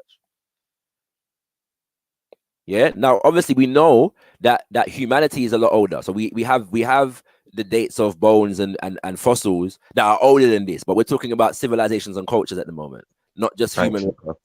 Thanks, Shaka. So I get where you're coming from now. I understand how you're critiquing things now. I give you another one. To you would be 7,408 and 38 BC is the first known mummification. Yeah. And so obviously when you're dealing with 7,438, right? Right. So obviously, when you're dealing with mummification, you're dealing with a practice that has a certain level of technical or scientific knowledge associated with it, yeah, in terms of how to mummify a body, yeah. So from that, you can extrapolate that this society or culture has developed to a certain point in terms of its knowledge systems at that point. Because but what you're doing is you're separating these cultures into loads of different cultures when it seems to me that they're all one culture. But I'm just gonna say this, Shaka. I haven't made a judgment on that at all. So yeah, that's you imposing your idea of what I said. Yeah, I think you have. But no, because I just said that task that it's about how you come across, not about how you hear yourself. I've just said that Tarseti, yeah, was birthed out of that Kemet was birthed out of Tarseti as a civilization. So I'm blatantly not saying what you just said. I said, yeah, I'm not saying that. If you're asking me about the relationship between the different things that I'm talking about, then ask that question. But don't say that I'm saying that they're all separate. What is the relationship between the things? For example, it is suggested that because mummification is found in west of Kemet long before it is found in Kemet. Yeah, before there is even a Kemet to speak about, that is a cultural contribution to Kemet from Libya, the Africans in Libya in during these times. Yeah, that the deity Amen is recorded in Tarseti before it is recorded in Kemet, and so because of the cultural contributions of Tarseti to Kemet, we can deduce that Amen is an ancient deity coming from Tarseti. Yes, as is the case. As is the case with Ma'at, yeah, and other deities that we find in Kemet. If we're talking about other spiritual systems, like for example, Ifa, yes, I've seen a number of different suggestions in terms of dates for the Ifa in general. They don't they consider it to be the reformation of a more ancient system. All right, so Shaka, are you suggesting that Egypt has more than one spiritual system? But you could look at it in terms of Shaka. I'm just asking a question. You keep asking me questions upon questions. No, but you just said something though, so I'm just asking a question about what you just said. Are you suggesting that Egypt has more than one spiritual system? Then I am suggesting that yes and no. I'm suggesting that various different spiritual understandings were brought to were merged together in Kemet. And as Kemetic civilization developed, so did the spiritual system develop in that kind of way. So we're not. Right, but is there a one God concept or one creator concept within Egypt? There is a oneness creator concept. All right. Yeah. Are we So done there? Are we done there? Right, cool. there's never one specific name for the supreme deity, Okay. but there may be dominant names at different points. Yeah. When you And say that, dominant names at different points, are you talking about 8 different attributes? and that supreme creator is always given personification or manifestation in different principles. Yeah. So in one sense, for at one point, to give an example, you have Amen, which I've given this example before, which is a dominant deity for upper Kemet, and then for lower Kemet, the dominant is Ra, and then at a different point, those two principles come together as Amen Ra, and the psychology is that Amen is the unseen manifestation of the Most High, and Ra is the seen manifestation of the Most High. But then that doesn't make Asar or Aset or Shu or Tefnut or Ma'at and Jehuti any less visible in that particular system. Okay. So what about Ogdod, Atum, Ptah, Amun? Those are all. Sorry, Amun is another way of saying Amen. Yeah, but in the complete expression of all of that you just said in ancient Kemet is what you call Neteru or Necher or Nebecher. Yeah, which is the totality of creation, existence, nature, all at once in its manifestation, it's unseen, and its spiritual essence, more fundamentally. So it does have a one creation concept.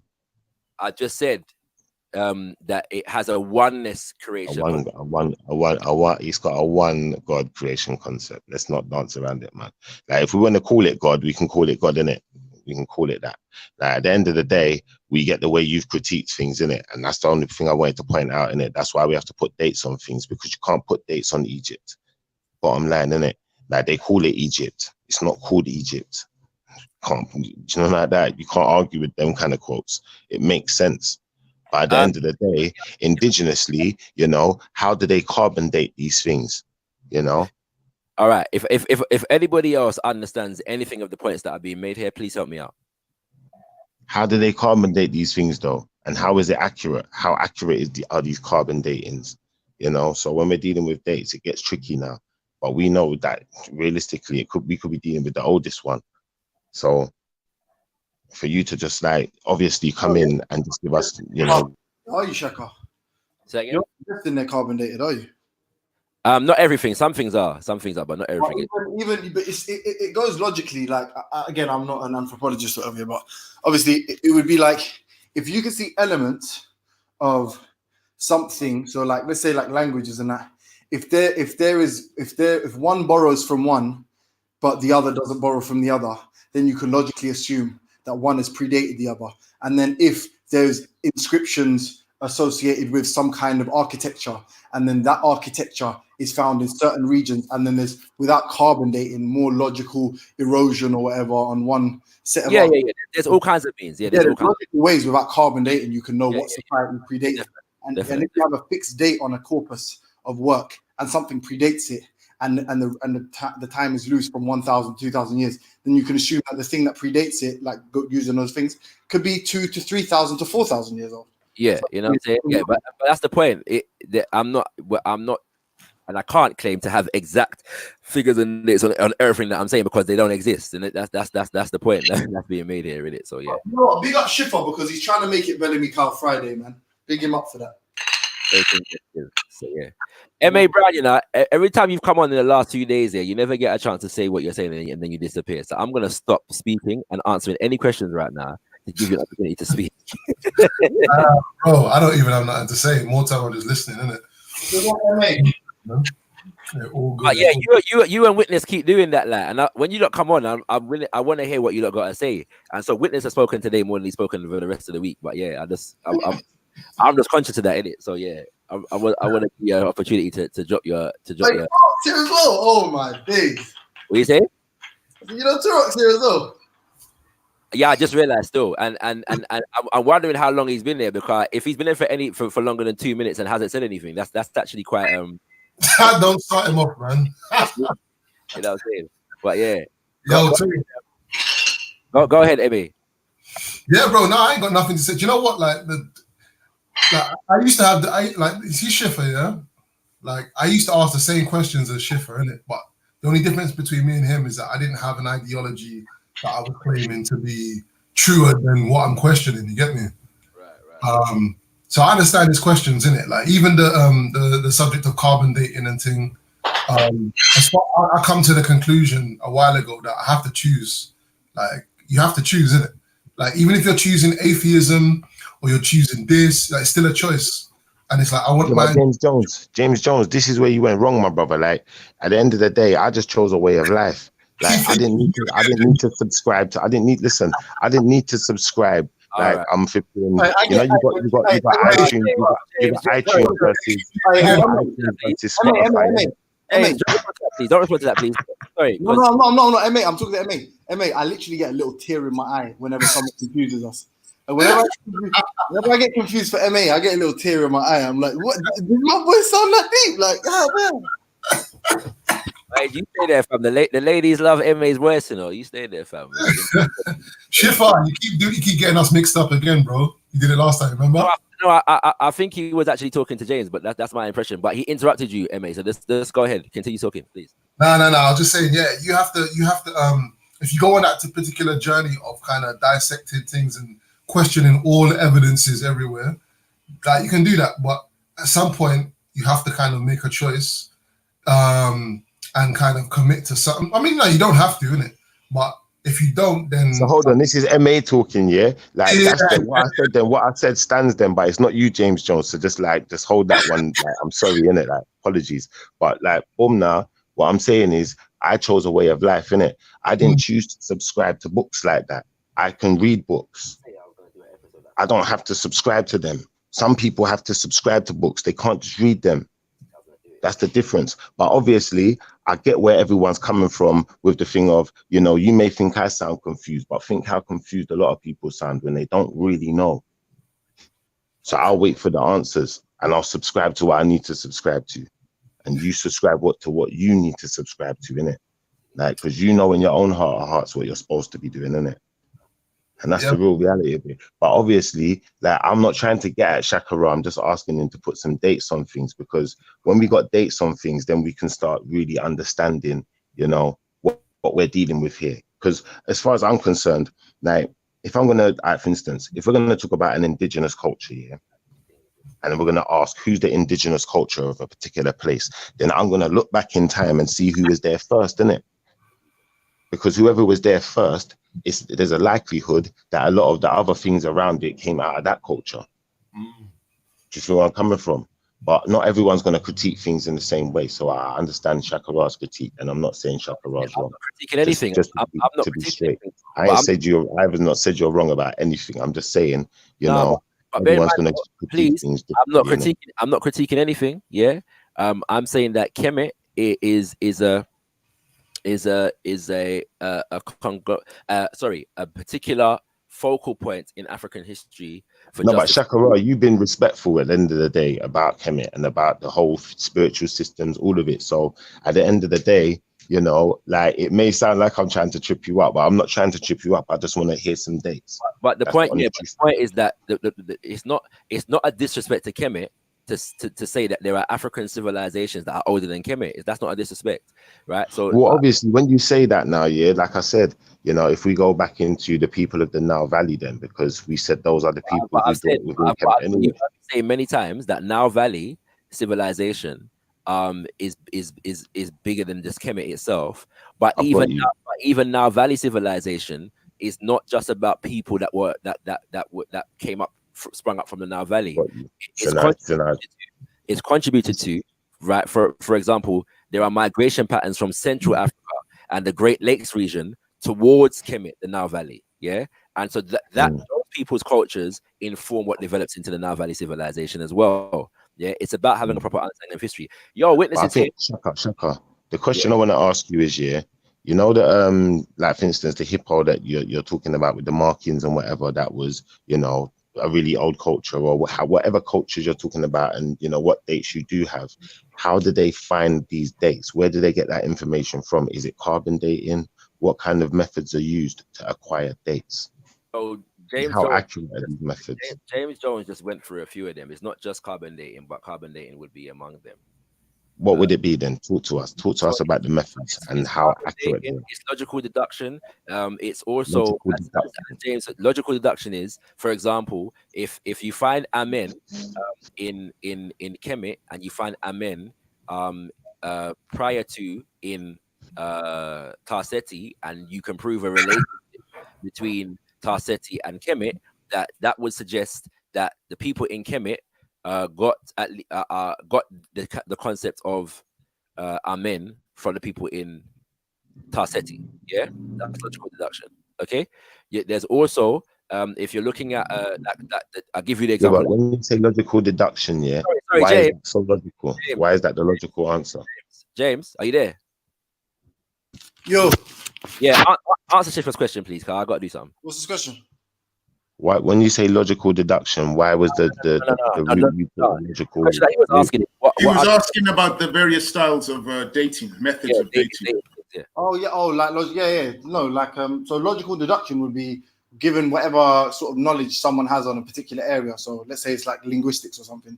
They have structures, right? Templates, formats of how to ascertain what language came before another language. That be I don't know, like was it like script or calligraphy, like how the letters are formed, or if like there's whole words in one culture. A simple like you and I way of understanding it would be if there's one culture that imports words from another culture, and the other culture doesn't import words from them, it's more likely than not that is because that language predated. All right. So does that not rely predominantly on what you can find though? Because at the end of the day, if you can't find, let me just finish. If you can't find, say for instance, I'll give you an example of what I mean. If I went into say I went into Persian text now, how would I know which Persian text is older than another? And how would I know which one is the first one? How would I be able to derive? I'm not a linguist or a historian, a linguistic historian, for example. But you can like it's something simple I gave that you and I understand. We understand it like, let's say there's like a specific phrase or whatever is made mention of, or let's say they can see like, you know, like handwriting experts and stuff. You know, they can see but like how your emotion. The point I'm making is that I think you're missing. Language evolves, innit? Yeah. So if language evolves over time, then there may have been earlier writings that they didn't get hold of. You know, like that. That's what I'm gonna say. Like obviously, just because you didn't see, that's just an if, right? Yeah, but there is comparison. So it's fallible, then, isn't it? It's a fallible science, isn't it? It's not perfect. Forget fallible for a moment. Yeah. There you go. That's all I want. That's all I was pointing out. I'm not saying that you're wrong. I agree. It's not exact and precise. I mean, you and I are both not historians or archaeologists or anthropologists, but I would say that you can understand without carbon dating how people can ascertain what came before what, especially when it's a comparison. Like it's not like random. Can we, do you reckon something predates this one? Well, with no evidence. No, when you say ascertain, when you're using particular words, we can land there and say, all right, cool, ascertain. Like, but we don't really know. We just ascertain. Well, there's a study. I've just been looking at it while Schiffer, James, while you guys have been talking. I've been looking at the different methodologies, and I came across this one called palaleography, and it says it's the study of ancient and historical handwriting. So there's one school that just focuses on studying historical handwritings that they get from archaeologists. And from studying it, they're able to then figure out the dates. And like you said, Schiffer, they'll get a certain number of them. But then if they find another one, which is older, they'll then study the writing there. They'll do the carbon dating, and then people will study the writing, and then they'll be able to work out from their knowledge of the writing, the dates. But then it's not just one thing, because then they have the other style, which is when they find the coins. I've forgotten. I've got it here. Numismatics. Can you write things down, Witness, if you don't mind? Sure, I'll put in the back. I'll put in the back chat. It's like they call it written markers. There's epigraphy, which is the analysts of the inscriptions. Then there's the numismatics when they find the coins and then they're able to date because the coins might have dates on them. And then there's the other one I was just talking about, paleography, which is the study of ancient writing, including the practice of deciphering, reading, and dating historical manuscripts. So there's a whole bunch of things they use. Carbon dating is just one.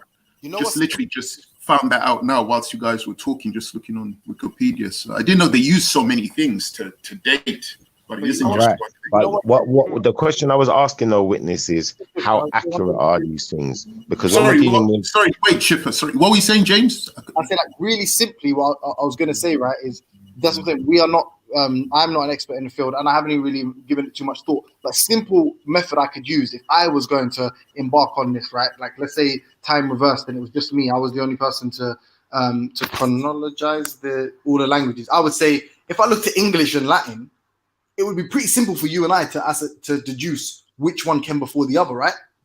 Because English possesses some Latin. English uses Latin characters, but Latin don't have fuck all to do with English. How do you know that? Like, yes, it does. No, I don't have. So what? Go on. What word is what Latin word is in courts they use Latin.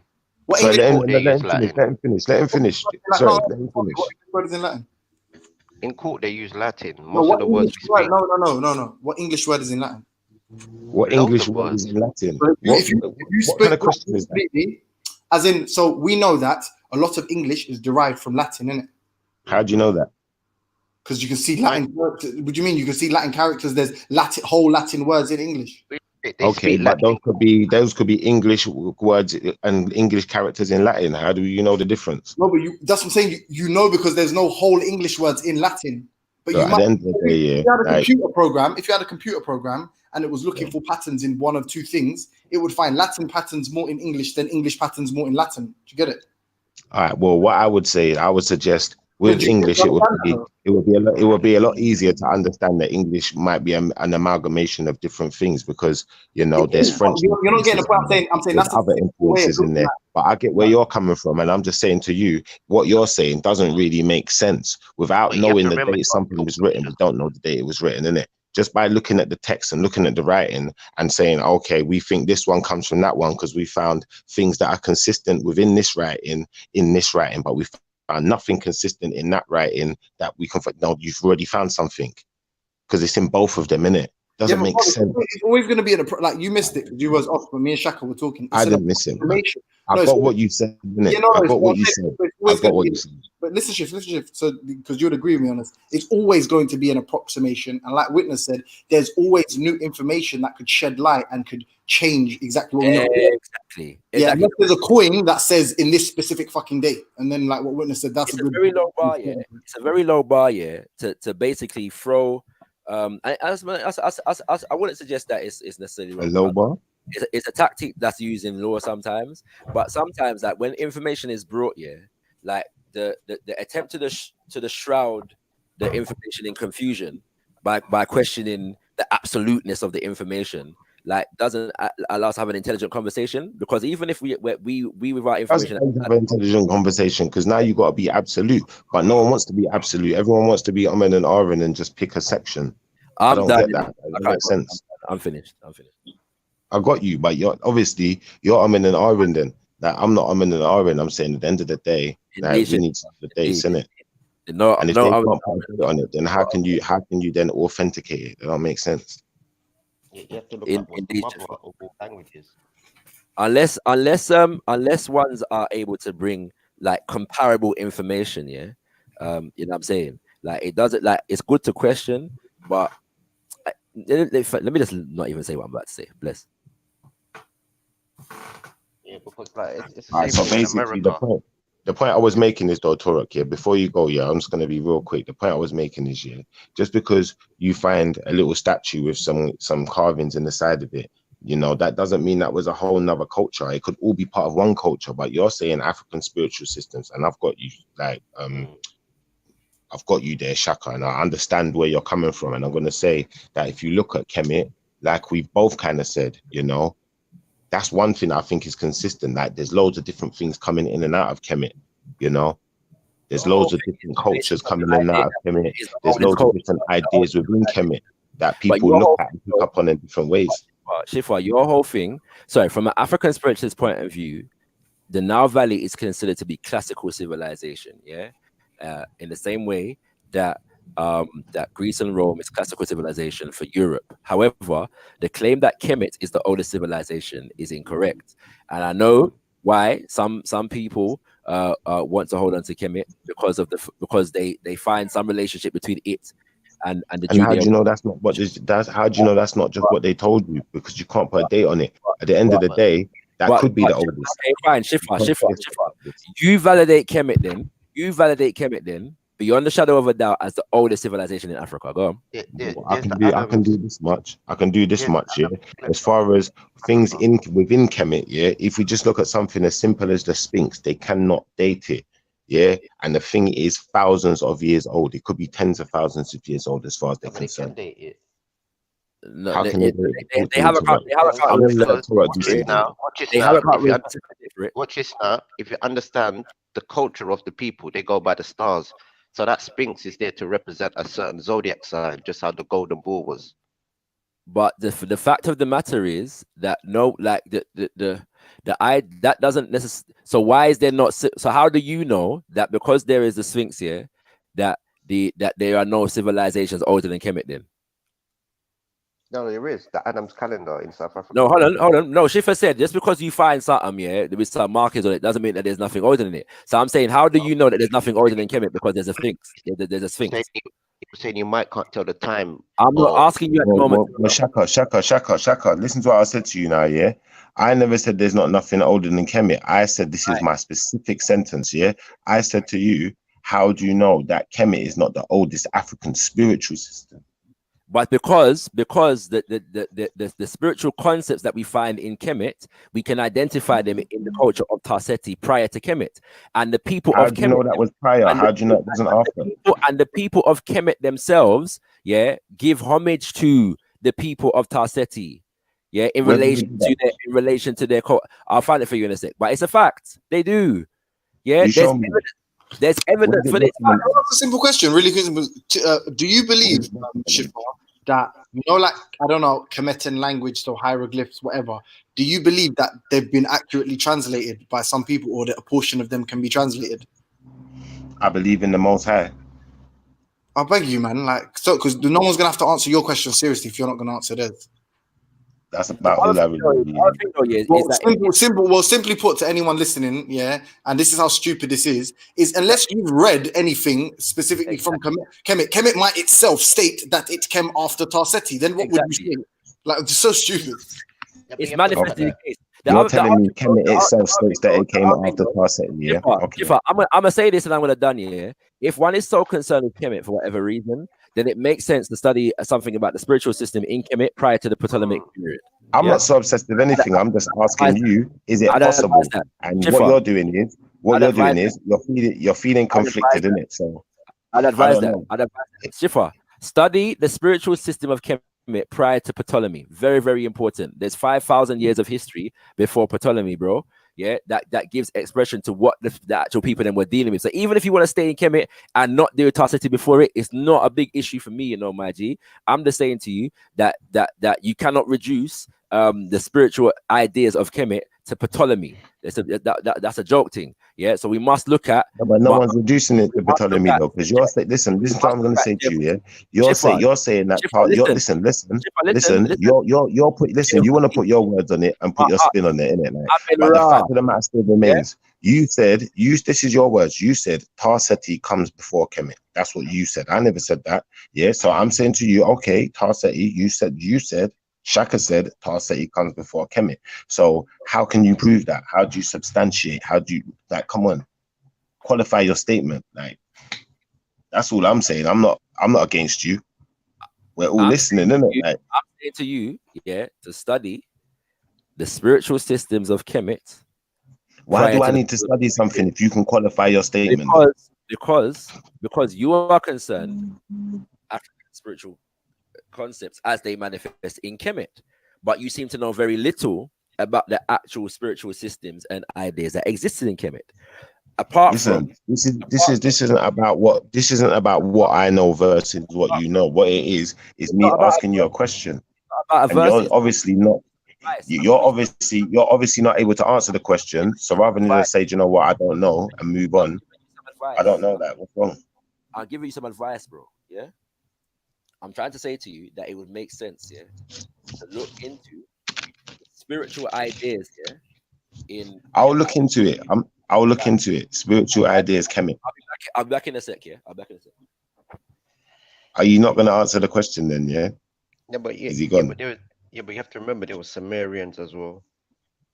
Do you know what? I'm not even gonna like. It's not an argument, isn't it? Like, I like the fact that man's changed around Vellemy cars a bit. Like, we don't need to argue with each other. I'm just asking questions though, because I want to know in it. Like, you know, can we really put a date on it? When you're saying Tarset, came before Kemet, and obviously he's making these statements. I didn't make it, so like, really and truthfully, like, that's fair, isn't it? To ask him to put a date on it.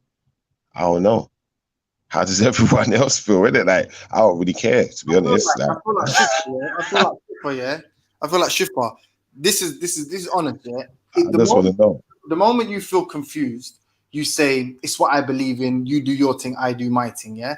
What you're doing is asking a series of why questions. I don't feel confused at all. No, There's no, just points where it's like it's a nonsensical argument. Like, there's just no point in going down that train of thought, because you know what, we know we differ in certain things. We know that there's certain things we're not going to agree on, innit? Like, you know there's sometimes where you're going to say up is down and I'm going to say down is up, and you know that's how we look to each other. If a man tells you, hold on, if you say, how do you know this, and a man says it's an approximation and they've approximated it via this method, and you say, yeah, but how do you know? It's not exact. All right, sorry.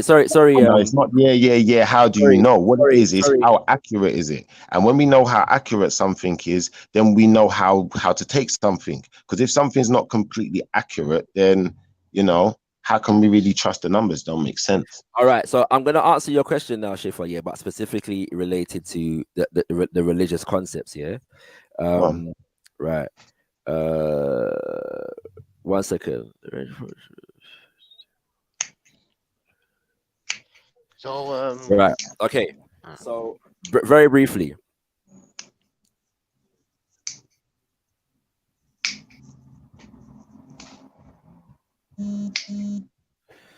Okay. Right. The other key god or saint in the Egyptian religion was Osiris. His worship would also seem to have originated in Nubia. Dr. Williams offers evidence that suggests that the Hebsed festival was performed in Tarseti. Sir Flinders Petrie, the great British Egyptologist, wrote that this festival was performed to identify with the king Osiris. Diodorus Siculus, the noted Greek historian, recorded that the Ethiopians, i.e. Nubians, who had come from the south, initially peopled Egypt. Yeah, Osiris having been the leader of the colony. Yeah, so remember what you said about Osiris being a man? He's said to have come from Nubia, Tarseti. This is the people's own traditional history. So can you now explain to me how he is a god now? 1 second. Diodorus further affirms that historians of the time, quote, say that the Ethiopians, Cushites, Nubians, were the first to be taught to honor the gods. All right, 1 second. Where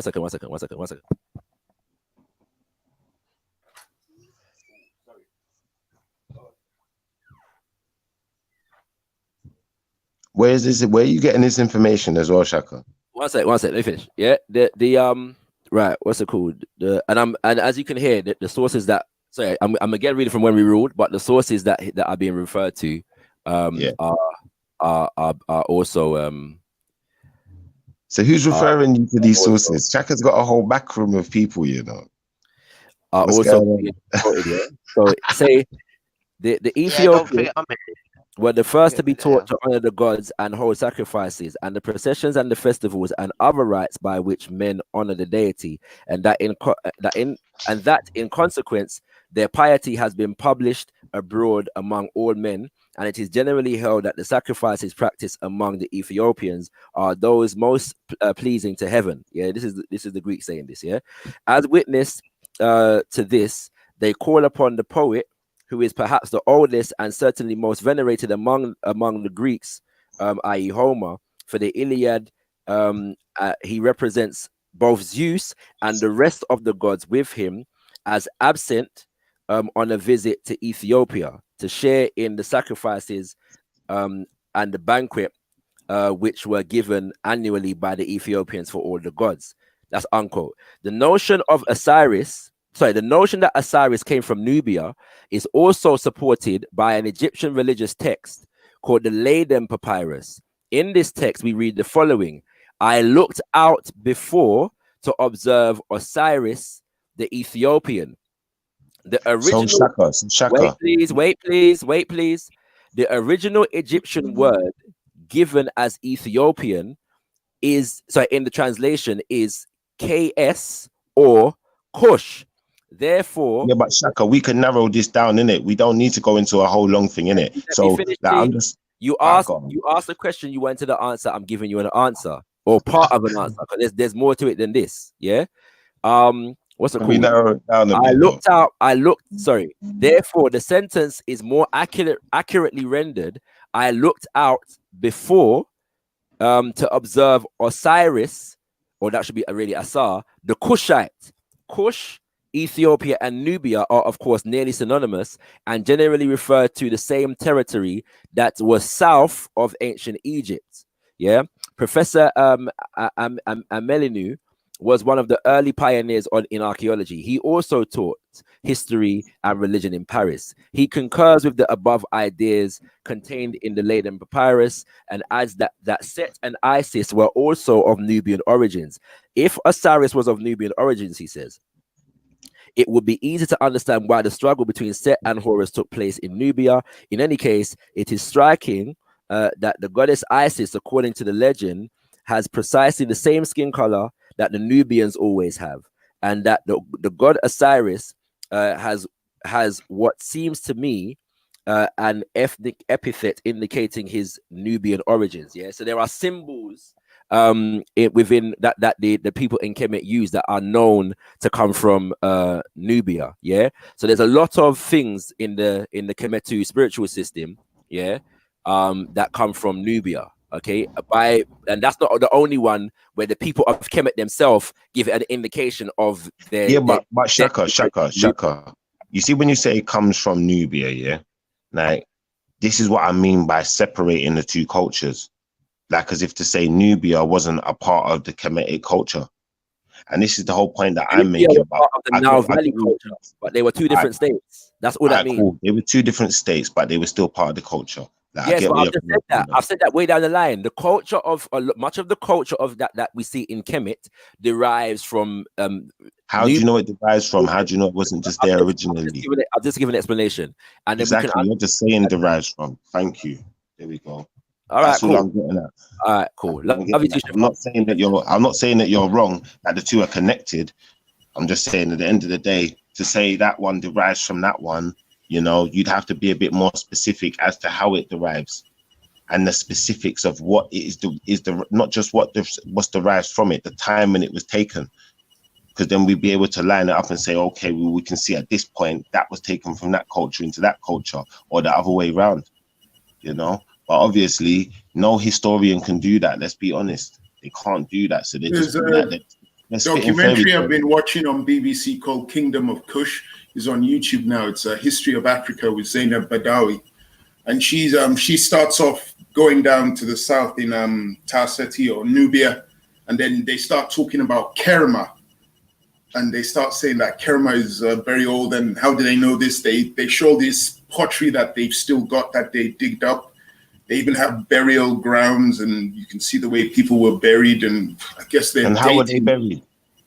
They found one in the footage I've got. The one that they've got is a skeleton, which is in a mound.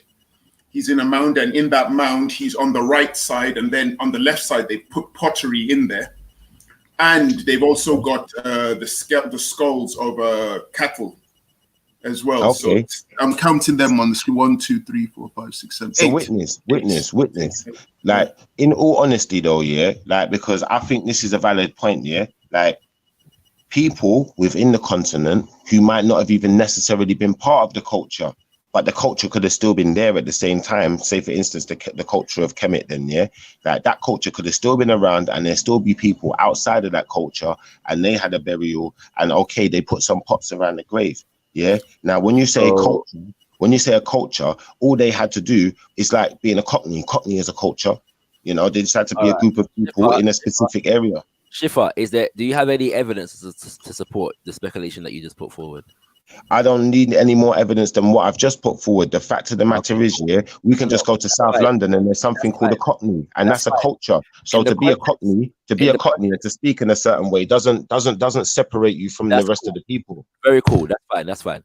In the context, and by the way, from an African perspective, sorry, I think you guys wanted a date in that documentary. Said it dated it to 2500 BCE, which I think is before BC, 2500 BCE. Yeah, but the issue that we're discussing though in terms of African spirituality, that there is no the culture and spiritual systems of Tarseti and the culture and spiritual systems of Kemet would be considered African spiritual systems. Yeah, so there's no attempt to try and separate and divert. But the only reason is because there are some who have a biblical mindset who have a particular thing for Egypt and Kemet separate from everything else, right? And so that's how it is. Yeah. The reality is, yeah.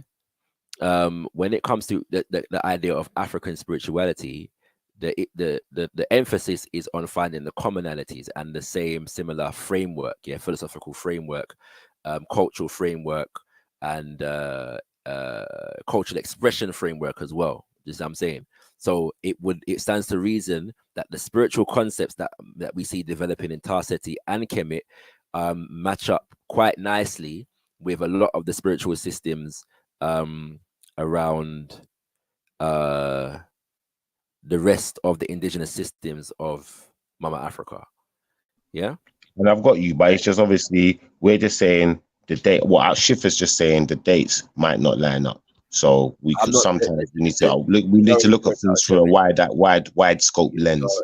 Basically, the date is at the moment you're concerned. I'm not. Yeah, because to me, Tarseti, I get you. You're not concerned. Tarseti being older than Kemet is not paramount to ideas of African spirituality. It's just about a proper understanding of history. But it might be paramount to which one is the oldest. So yeah, but again, which one of the oldest is neither here nor there in relation to validating African spirituality. I disagree. I think which one is the oldest is definitely here and definitely there. Shifa, go ahead and do more research on Tarseti. Yeah, that's the long and short of it. Yeah, let's go ahead. It makes no difference what research I do because you're not going to put a date on it. No, but bro, I am not the source of expertise on Tarseti. So if I don't put a date on it, but you should be the source of expertise on African spiritual system. Though. Bearing in mind, I have put a date on Tarseti. Yeah, I've said that Kemet is 5,660 BC estimated, and Tarseti is estimated at least 5,900 BC. But you haven't proven that Tarseti is not just that. You haven't proven that Tarseti is not just a part of Kemet. To take that, yeah. Again, I've said what I've said. Do more research, Shifa. All right, I'll do more research. At the end of the day, you know what? England's England, isn't it? When I go to flipping Scotland, they're not English no more, but they still speak English. Why do you think that is? At the end of the day, for you to say two things aren't directly connected doesn't mean they wasn't.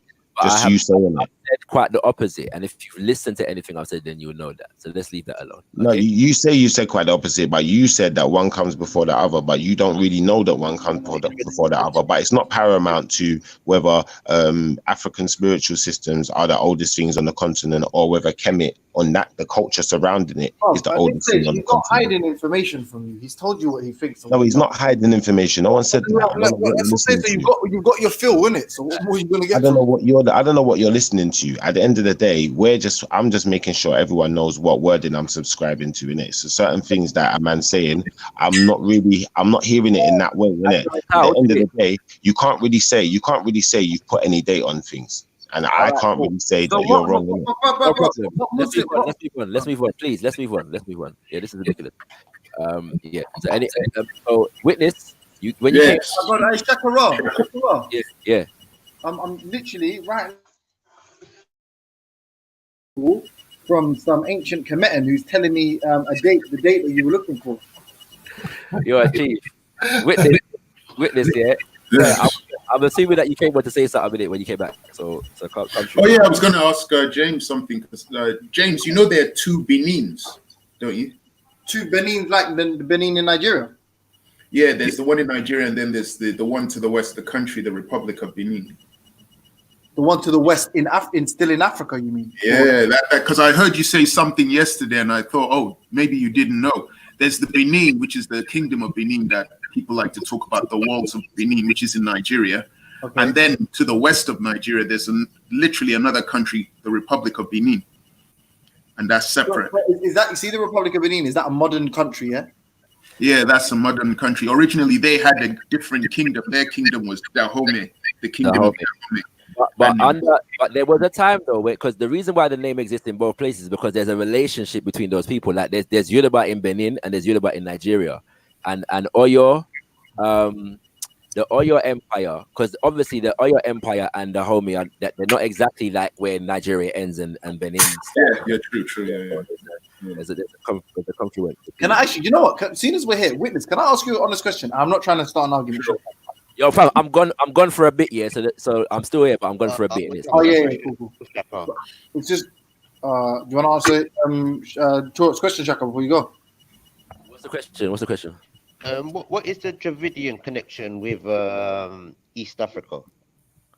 Apparently there's a trade relationship going back a couple hundred years BC. But also there's also the suggestion that in prehistoric times, Africans leaving the Nile Valley also ended up in India. But in terms of the relationship between East Africa and India, it's mostly trade. What about West Africa? Oh, Shaka, before you go, just before you go, Shaka, is Madagascar in Africa? What about West Africa? Yeah, sorry, I don't know what I'm answering right now. Like the Dravidian connection and maybe parts of. I'm not too familiar with that connection. But it has been suggested, and I know, and there's some suggestion of spiritual relationship in some senses. But yeah, why are you asking anyway? Is Madagascar in Africa, Shaka? It is considered to be politically a part of Africa, yes. Although a lot of the culture in Madagascar comes from like the Indian, Southeast Asian kind of culture. So would the traditions of Madagascar be considered African spiritual system? Some would and some wouldn't. Which ones wouldn't? I'm not an expert on all the traditions. I couldn't. I'll have to look into it more to make the designation. Because in Madagascar, they've got a thing, it's called a ritual. No way, and we went through this already earlier this year. One American about Famadihana and drop this. We're not going that road again. It's nonsense. But Shaka, you're saying we've been up this road. Me and you ain't been nowhere up no road. What are you talking about? Shifa, have you been?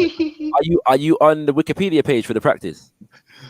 Exactly, I'm not on Wikipedia right now. I just heard about something like this is something I heard about in it. I don't really know about it in it. Like you need to give me some information. Give me some background.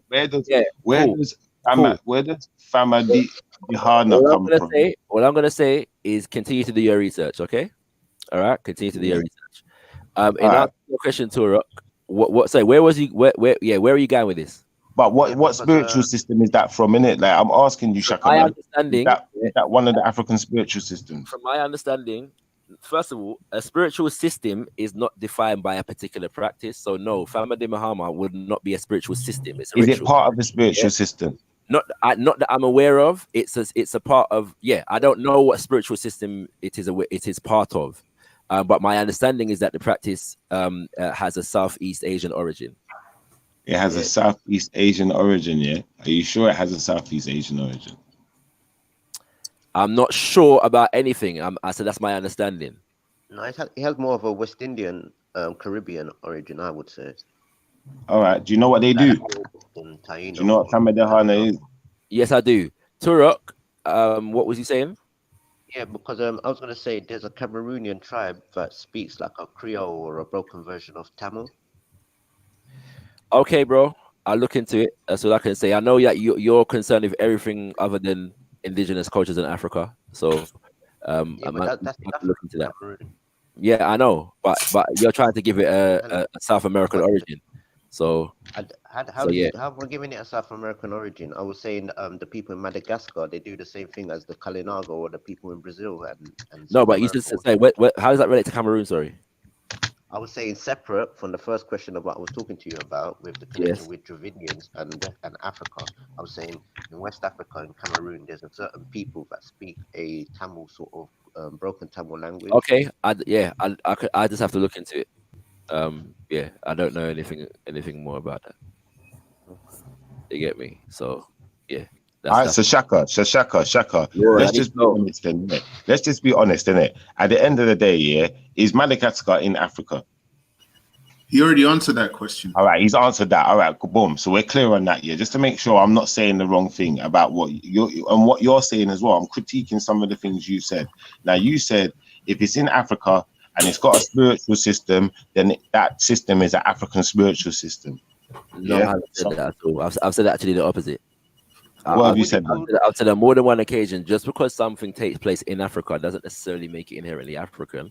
All right, so I get you in that regard. You're more speaking about Christianity. You're talking about the You have to look at the cultural matrix in which it develops. I've got you, but you're more talking about the Christianity and stuff like that that came in. I tell you what. Yeah. If you want to identify this practice as African spiritual, and it has a significance for you in terms of how you judge and identify. It doesn't have a significance for me at all, Shaka. What you're doing now, you're playing semantics, innit? I don't understand why you're playing these games. I don't know why you're playing these games. If you let me finish, if it has if that's how you want to define African spirituality, you're entitled to it, my brother. It's not how I want to define African spirituality. Remember, Africa's a big place, you know. Africa's got loads of countries within it. Madagascar is just one of many in it. So it's not that Madagascar's not the whole of Africa. Let's get that correct before we go anywhere. But you said, Chaka, this is what you said. You said if it's a spiritual system in Africa before the Christians and before all of the invaders came in, and it was the indigenous thing that they was doing, then it's an African spiritual system. Can you give a date for Fami Dehana? Can you give a date for it when it came into? Can I give a date for it? Yeah. All right, I'll tell you this year. Like, I'll just read out what this says on the web. Does it have a date? I'm gonna find the date now as well. I'm gonna read this out and I'm gonna find the date. Don't worry. Witness, man. It says about 41% of Madagascar are Christian, divided almost evenly between Roman Catholic and Protestant. Many incorporate the cult of the dead with their religious beliefs and bless their dead at church before proceeding with traditional burial rites. They also may invite a pastor to attend Fama Dehana. Yeah. So Fama Dehana is a thing where like they dig up the dead people and they party with them, and dress them up in clothes and them things now, When did that come into Madagascar? When did it come into Madagascar? That's a good question. Did it come from Kemet? Because if you associate it with Africa, then you're associating it with Kemet then. Well, Shakara, would you say it's a Nubian one then? See, this is why we need a date. You have to come up with a date. I'm looking for right now. I'm looking for the date right now. We need a date. Know we could have come into the culture 60 years ago, 100 years ago. Maybe it wasn't there 500 years ago. 600 years ago, it wasn't there, so we need a date. When did it come into Madagascar? Yeah, I'm trying to find the date, but I can't see no date. Yeah, and this is the point. Like, I've said to man, it says 17th century. I've advised the brother, to study. I've given him names of Amen and Jehuti and Shu and Tefnut and Nut and Geb and Ma'at and Jehuti and all kinds of different things. And man, look into research into that, But man, Shaka, I'm gonna do what you do for a second, Witness. I can see a date here, but it says only since the 17th century in its present form, although it may be an adaptation of pre-modern double of funeral customs from Southeast Asian. So it says it may be. Doesn't say it is. It definitely is. So far, the information that you've given me is that you said 17th century, it came into that island, and that it came. No, it never came into that island. It says It says in its present form. Is in its present form. So there's a form before that form. And you said that form is from Southeast Asia. That's what you said. No, it's not saying it is from Southeast Asia. Listen, I'm going to read this again. Appears to be a custom of somewhat recent origin, perhaps only since the perhaps. Now check the language. It doesn't mean it definitely is. They're just guessing.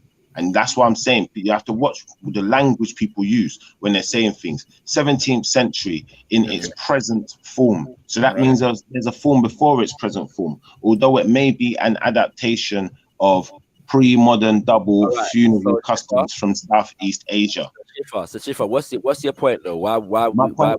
My point is the pre-modern double funeral customs from Southeast Asia may be copied from there.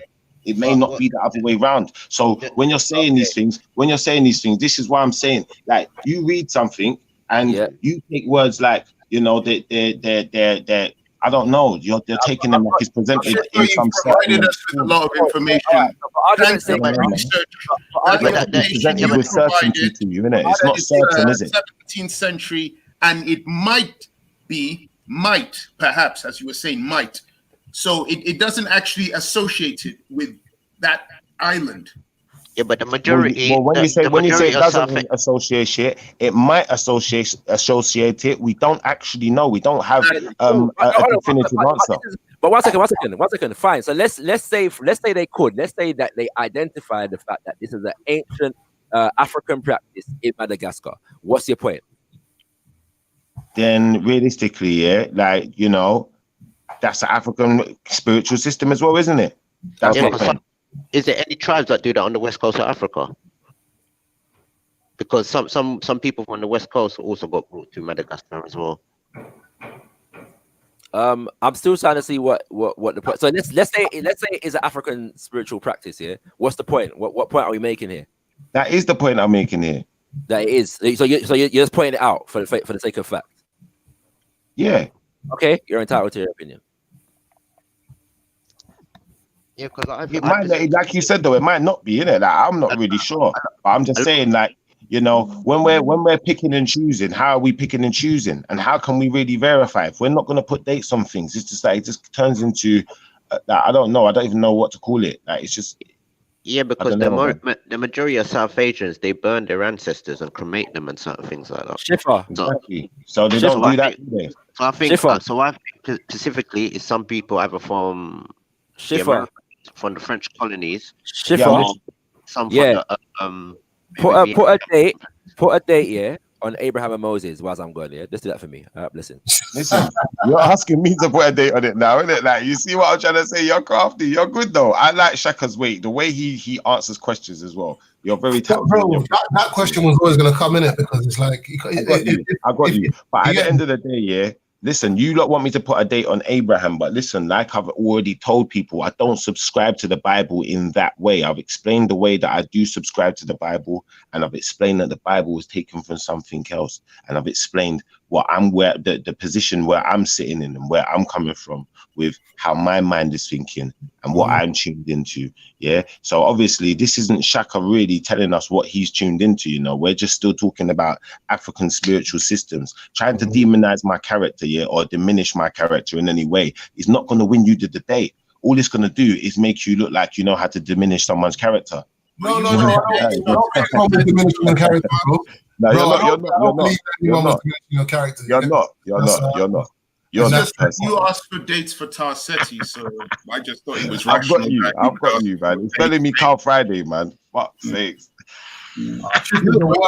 Dates, you were having a discussion. You wanted dates for Tarsetti and Kerma and all this stuff, and you were asking about radio carbon No, you're dated. right, Witness. You're right. We need to know about these things, though, Witness, because if we're not getting the carbon dating right, then what's the point in us doing it in the first place? We're doing all this carbon dating, we're looking at You fossils know what, and Chief? some Like, reeds and I'll be honest with you, Chief, yeah?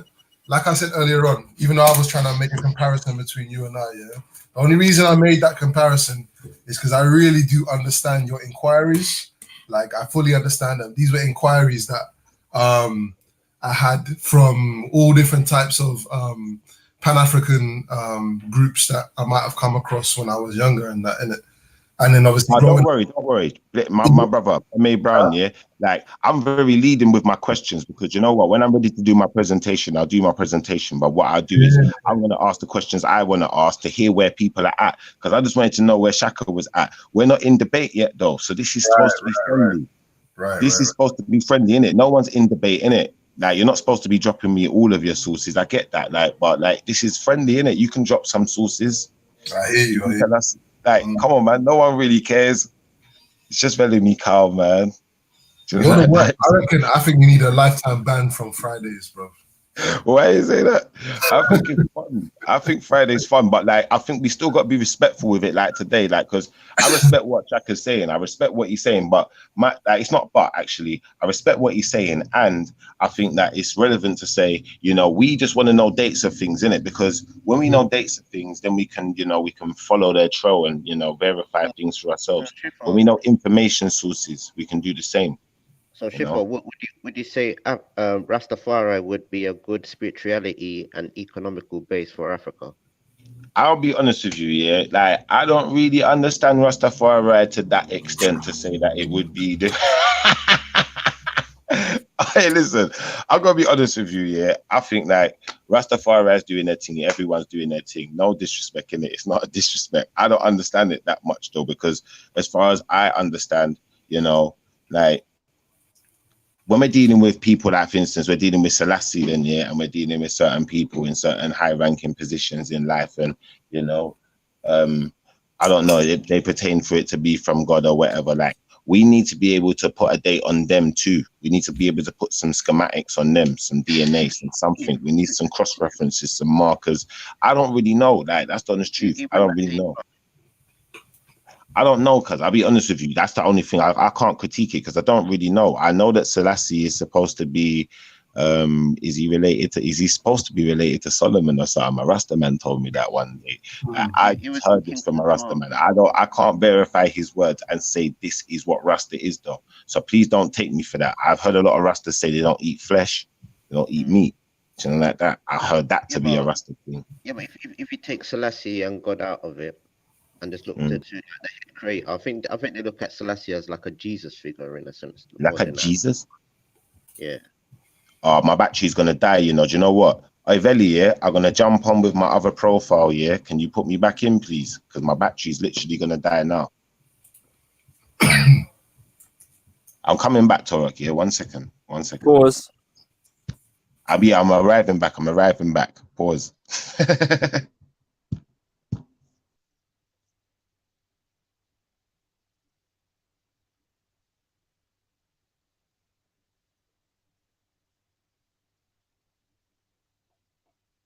Are you still there, Shango?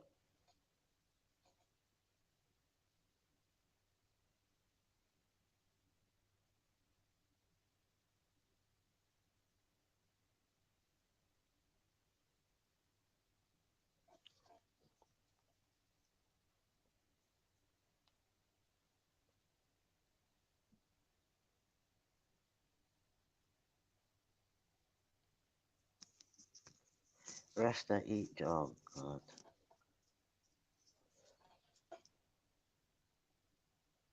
If any Vision G block makes and made, it will send a cloud seed. Where's Arsketty? Arsketty is the real Pan-African, mate. So why religious white man told you we want you back when this time we taken, oh gosh.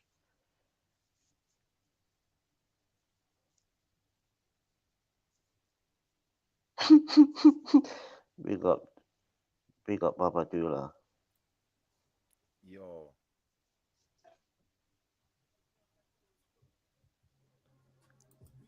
Can you hear me all right, yeah? Yeah, yeah.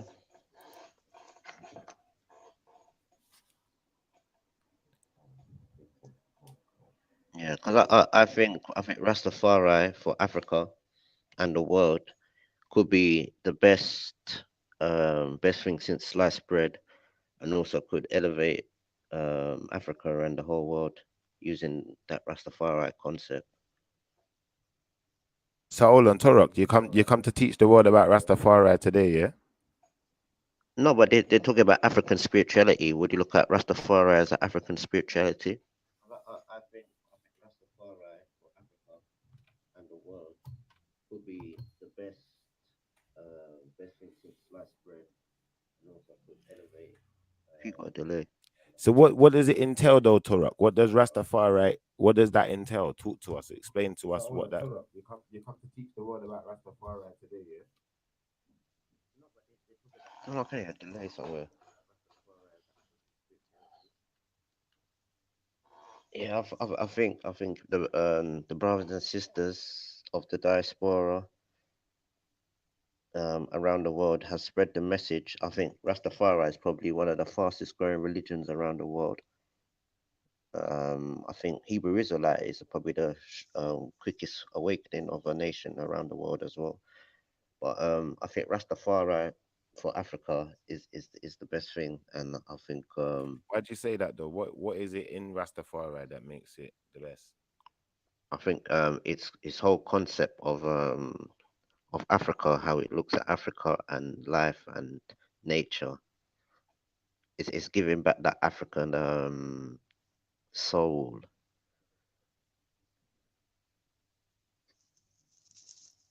So what you saying, witness? You're gonna grow some dreads?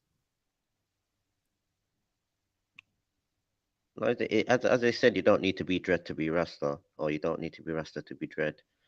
Why don't you need to And be dread to be Rasta? I thought you have to have locks. Hey, witness, are you gonna grow some locks? no, but Rasta, you could also they also have Shaolin Rasta, What do you mean Shaolin Rasta? Talk to me. No, it's not like when your lock's gone and you just have a ballad, but you just keep the vibes and thing. I'm not gonna lie, I'm looking at Shaka's picture, yeah, and Shaka's picture looked like, I don't know, it looked like a samurai cause at first, and I zoomed in on it, I can see the flipping picture properly now. He's got like The color, yeah. some kind of African garment and a stick, and the hat looked like some kind of, I don't know, something out of a kung fu movie or something. Cause I'm not gonna Yeah, it lie. does actually look like what's that thing they drink? You know, like the samurai, them It look type it of look hat. like the what's that thing called again? The palm wine master. You know, like that. Mad hat there. Listen, I looked at it. I said, "Hold on, let me look at this again." Cause it looked like some kung fu master thing going on. I said, "Hold on, no, no, no, no. But this is what I was trying to talk about. This the also the Hindus and the Egyptian Valley culture spreading into like places like Europe and West Africa. Because like that Mali Empire, you can see that they take a lot of the culture of Asian the ancient Middle East, if you know what I mean. Yeah. And some of those people that they move from the Middle East into what we know as today as Mali and Senegal and then some of them regions. Yeah. Because I like the Dogons, they tell you that there was like a lost sort of tribe from the east area, if you know what I mean, east of Africa, maybe the Middle East, and they traveled into what we know as Mali, Morocco, and them type of ends. Because you can even tell by the architecture how they do their buildings and certain things like that.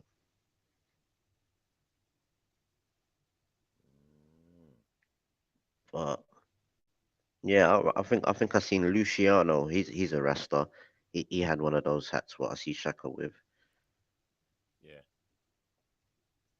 Yeah, them hats look bad though. Still, I'm not gonna lie. It looked like But it does look like I thought it was some kung fu movie thing he was trying But to. I think Luciano done that because of Kung Fu movie. Tell you the truth, Yeah. because it looks like Raiden, and them Kung Fu movie when you see the man with them type of hat, them is You know what I'm talking bad about. boy fighter. You know exactly what I'm talking about when I say Mm. Because now our style of making hat in the Americas is sombrero. You know what I mean? And there's a certain way we make our hats and certain things like that. Where's Veli? Veli, are you still there, Veli? Are you about? Can you let me share my screen? I hope he's still about. Can you hear me all right on there, Torok, yeah? Yeah, you might need to turn up the volume a little piece or something. Hold on, can you hear me better now? Yeah, that's better. Oh, you want more volume? You want me to put it like this so I can just talk with the voice down low and everything there? You get me? Man, put on Maybe the just. bass on the voice and everything there. Oh, you got equalizer, rascal. Come on. But flipping, what was I gonna say to you now? Like, what we was talking about, obviously Egypt before and them things there, and the man was talking about carbon dating and putting dates on things and X, Y, Z. Like, Mm-hmm. that's why I was asking Veli if he could let me share my screen. I don't know if he's out there and he can give me permission to share my screen. But let me see if I can do it anyway. Let's see what happens.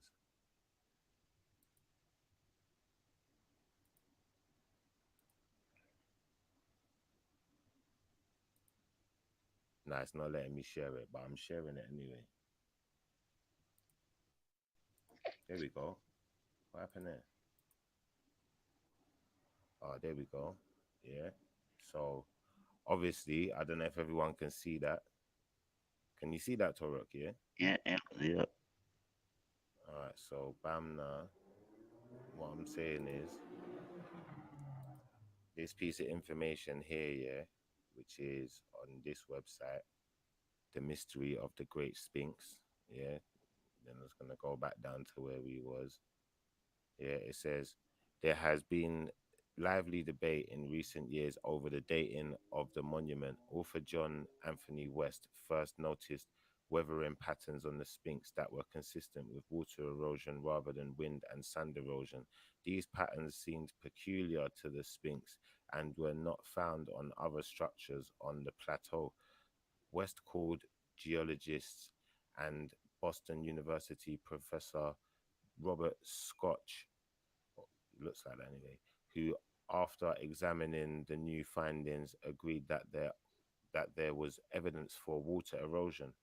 Although Egypt is arid today, around 10,000 years ago, the land was wet and rainy. Consequently, West and Scotch concluded that in order to have the effects of water erosion they found, the Sphinx would have to be between 7 and 10,000 years old.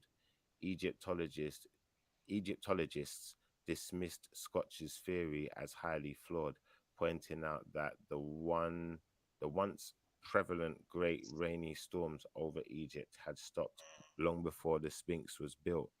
More seriously, why were there no other signs of water erosion found on the Giza Plateau to validate West and Scotch's theory? The rain could not have been restricted to this single monument. West and Scotch have also been criticized for ignoring a high level of local atmospheric industrial pollution over the last century, which have severely damaged the Giza's monuments. But now, when reading that now, yeah, you notice what the brothers were saying, innit? They were saying there's water erosion on the thing, innit?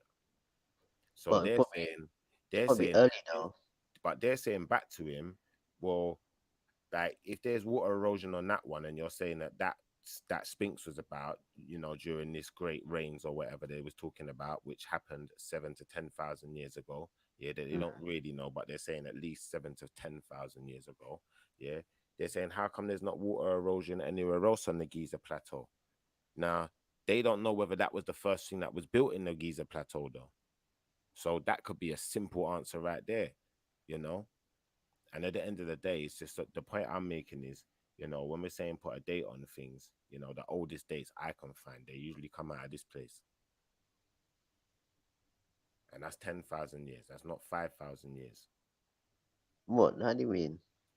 Because I'm saying, like, when Shakara was giving us dates here, he was talking about certain African spiritual systems. You can go back 4,000 years, 5,000 years, whatever it was he said.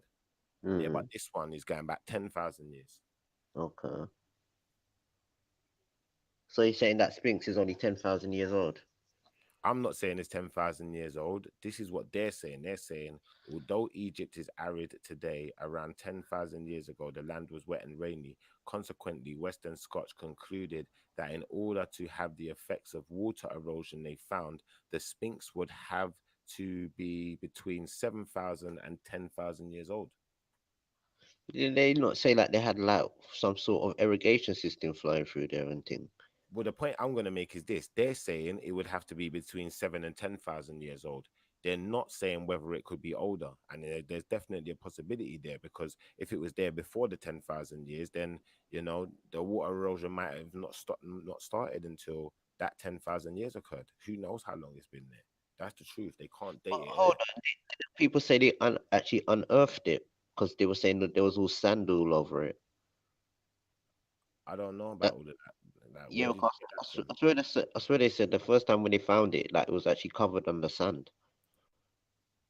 What do you mean covered on this? Understand? Like, show me, where did you find that? That's what I've heard. Like most of these things, what they've like, especially the Sphinx, it was covered under sand.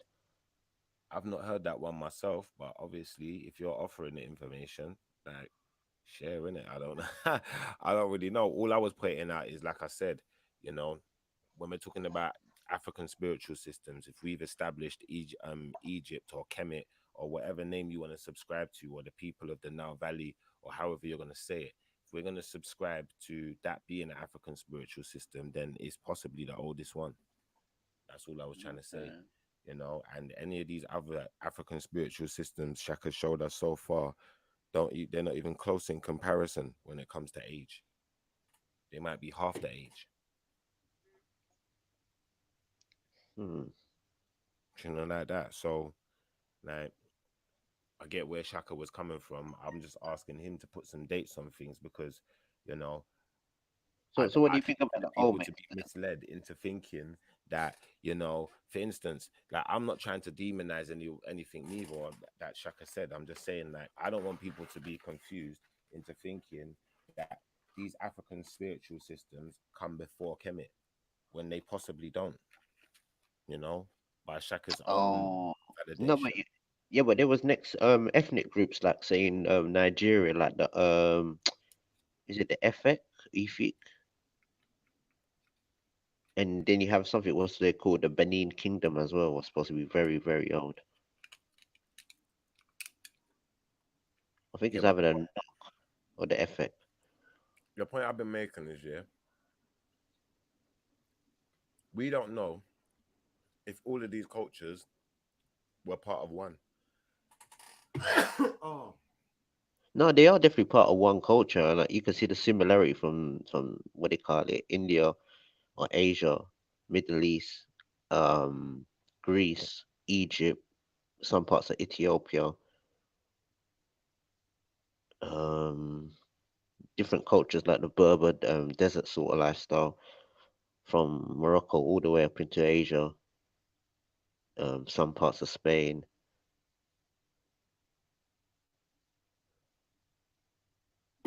I just think So some of what Shaka said is going to be difficult to prove. because think about it, you see, like the gypsy culture, that's some of that is like the Berber sort of style of living, you know, in Ireland from Romany gypsy to India.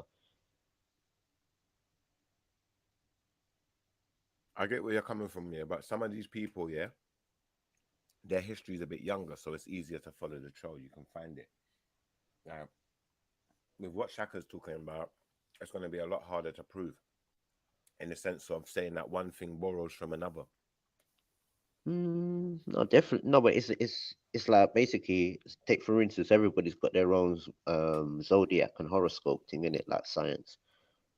The only thing might be different is what the animals they might use because they're using certain things in certain places. But everything else is going to be sort of the same sort of calculations. I hear you. I hear you. At the end of the day, though, you know, when the scientists are saying themselves they can't agree on a date, how have we agreed one? Do you know like that? I feel no, I How respect we that. how we come to conclusions on things. I don't understand that. Yeah. Obviously, I get that, people want to come to conclusions, and I heard what Shaka said. If we go down that road, we're not going to be able to have we're not going to be able to have an educated conversation. But is the conversation you're having so educated? Like that, when you can't put dates on things, you can't put times on things, you can't really verify anything. Because I think the problem what people are having is trying to go by the theory like everything started in Africa, or what they perceive to be Africa, if you know what I mean. Because we I have to be honest, there's a lot of lands that used to connect other places up together that's underneath water now and certain things. I hear you, but obviously this is the point that I think you've made a similar point as well, that at some point the African continent and the American continent were interlinked. They were both connected. So you wouldn't have spoken about them like they were separate. You know what I I'm would say Africa and Asia was more linked. Okay. Africa and Then, Asia. then, then from Asia to America, I can see the link as well. So this is why I say life must have started somewhere in that middle part there. Okay. No, in fact, no, it wasn't you. It wasn't you. I've made a mistake here. But like, I could offer some more information, but I'm just gonna say really and truthfully, it's not something that I can definitely prove. So I'm just gonna just hold that But one. I have to be honest as well. I do see a connection also with like a lot of the southern tribes, like say in Angola and Congo and the Americas as well. To be really real, like some of them like could date back to let me see, maybe even nearly to pre-Columbian times, nearly, but maybe a bit ahead of that. And I'm talking about like the certain systems what we use. Like there's a chair, like a sacred chair, like Ghana makes like a certain sacred chair or a stool. We've got the same type of stool, but the only thing is we put like an animal head at the end of it. And in Congo, they make a sort of rocking chair sort of thing like that. And we've got like another sort of rocking chair, but our one dates back to like millions and millions. So I can see the connection, certain things, you know what I mean? I'm hearing you still. I'm hearing you. I don't know though, man. I think that the way we make connections, we have to be able to make sure that those connections stick. Otherwise, we're not really making a connection. We're making an assumption. And I'm not too sure, but what we called I think some people call it garuni.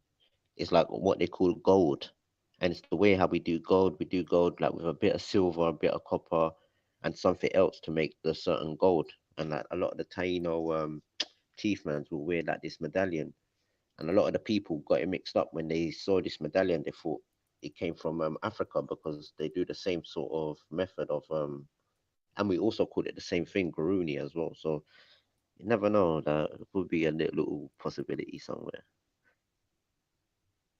Yeah, I'm hearing you still. I'm But hearing the you. thing what is kind of mad and messed up like is that there's a lot of connection with the Mayans and the Tamils.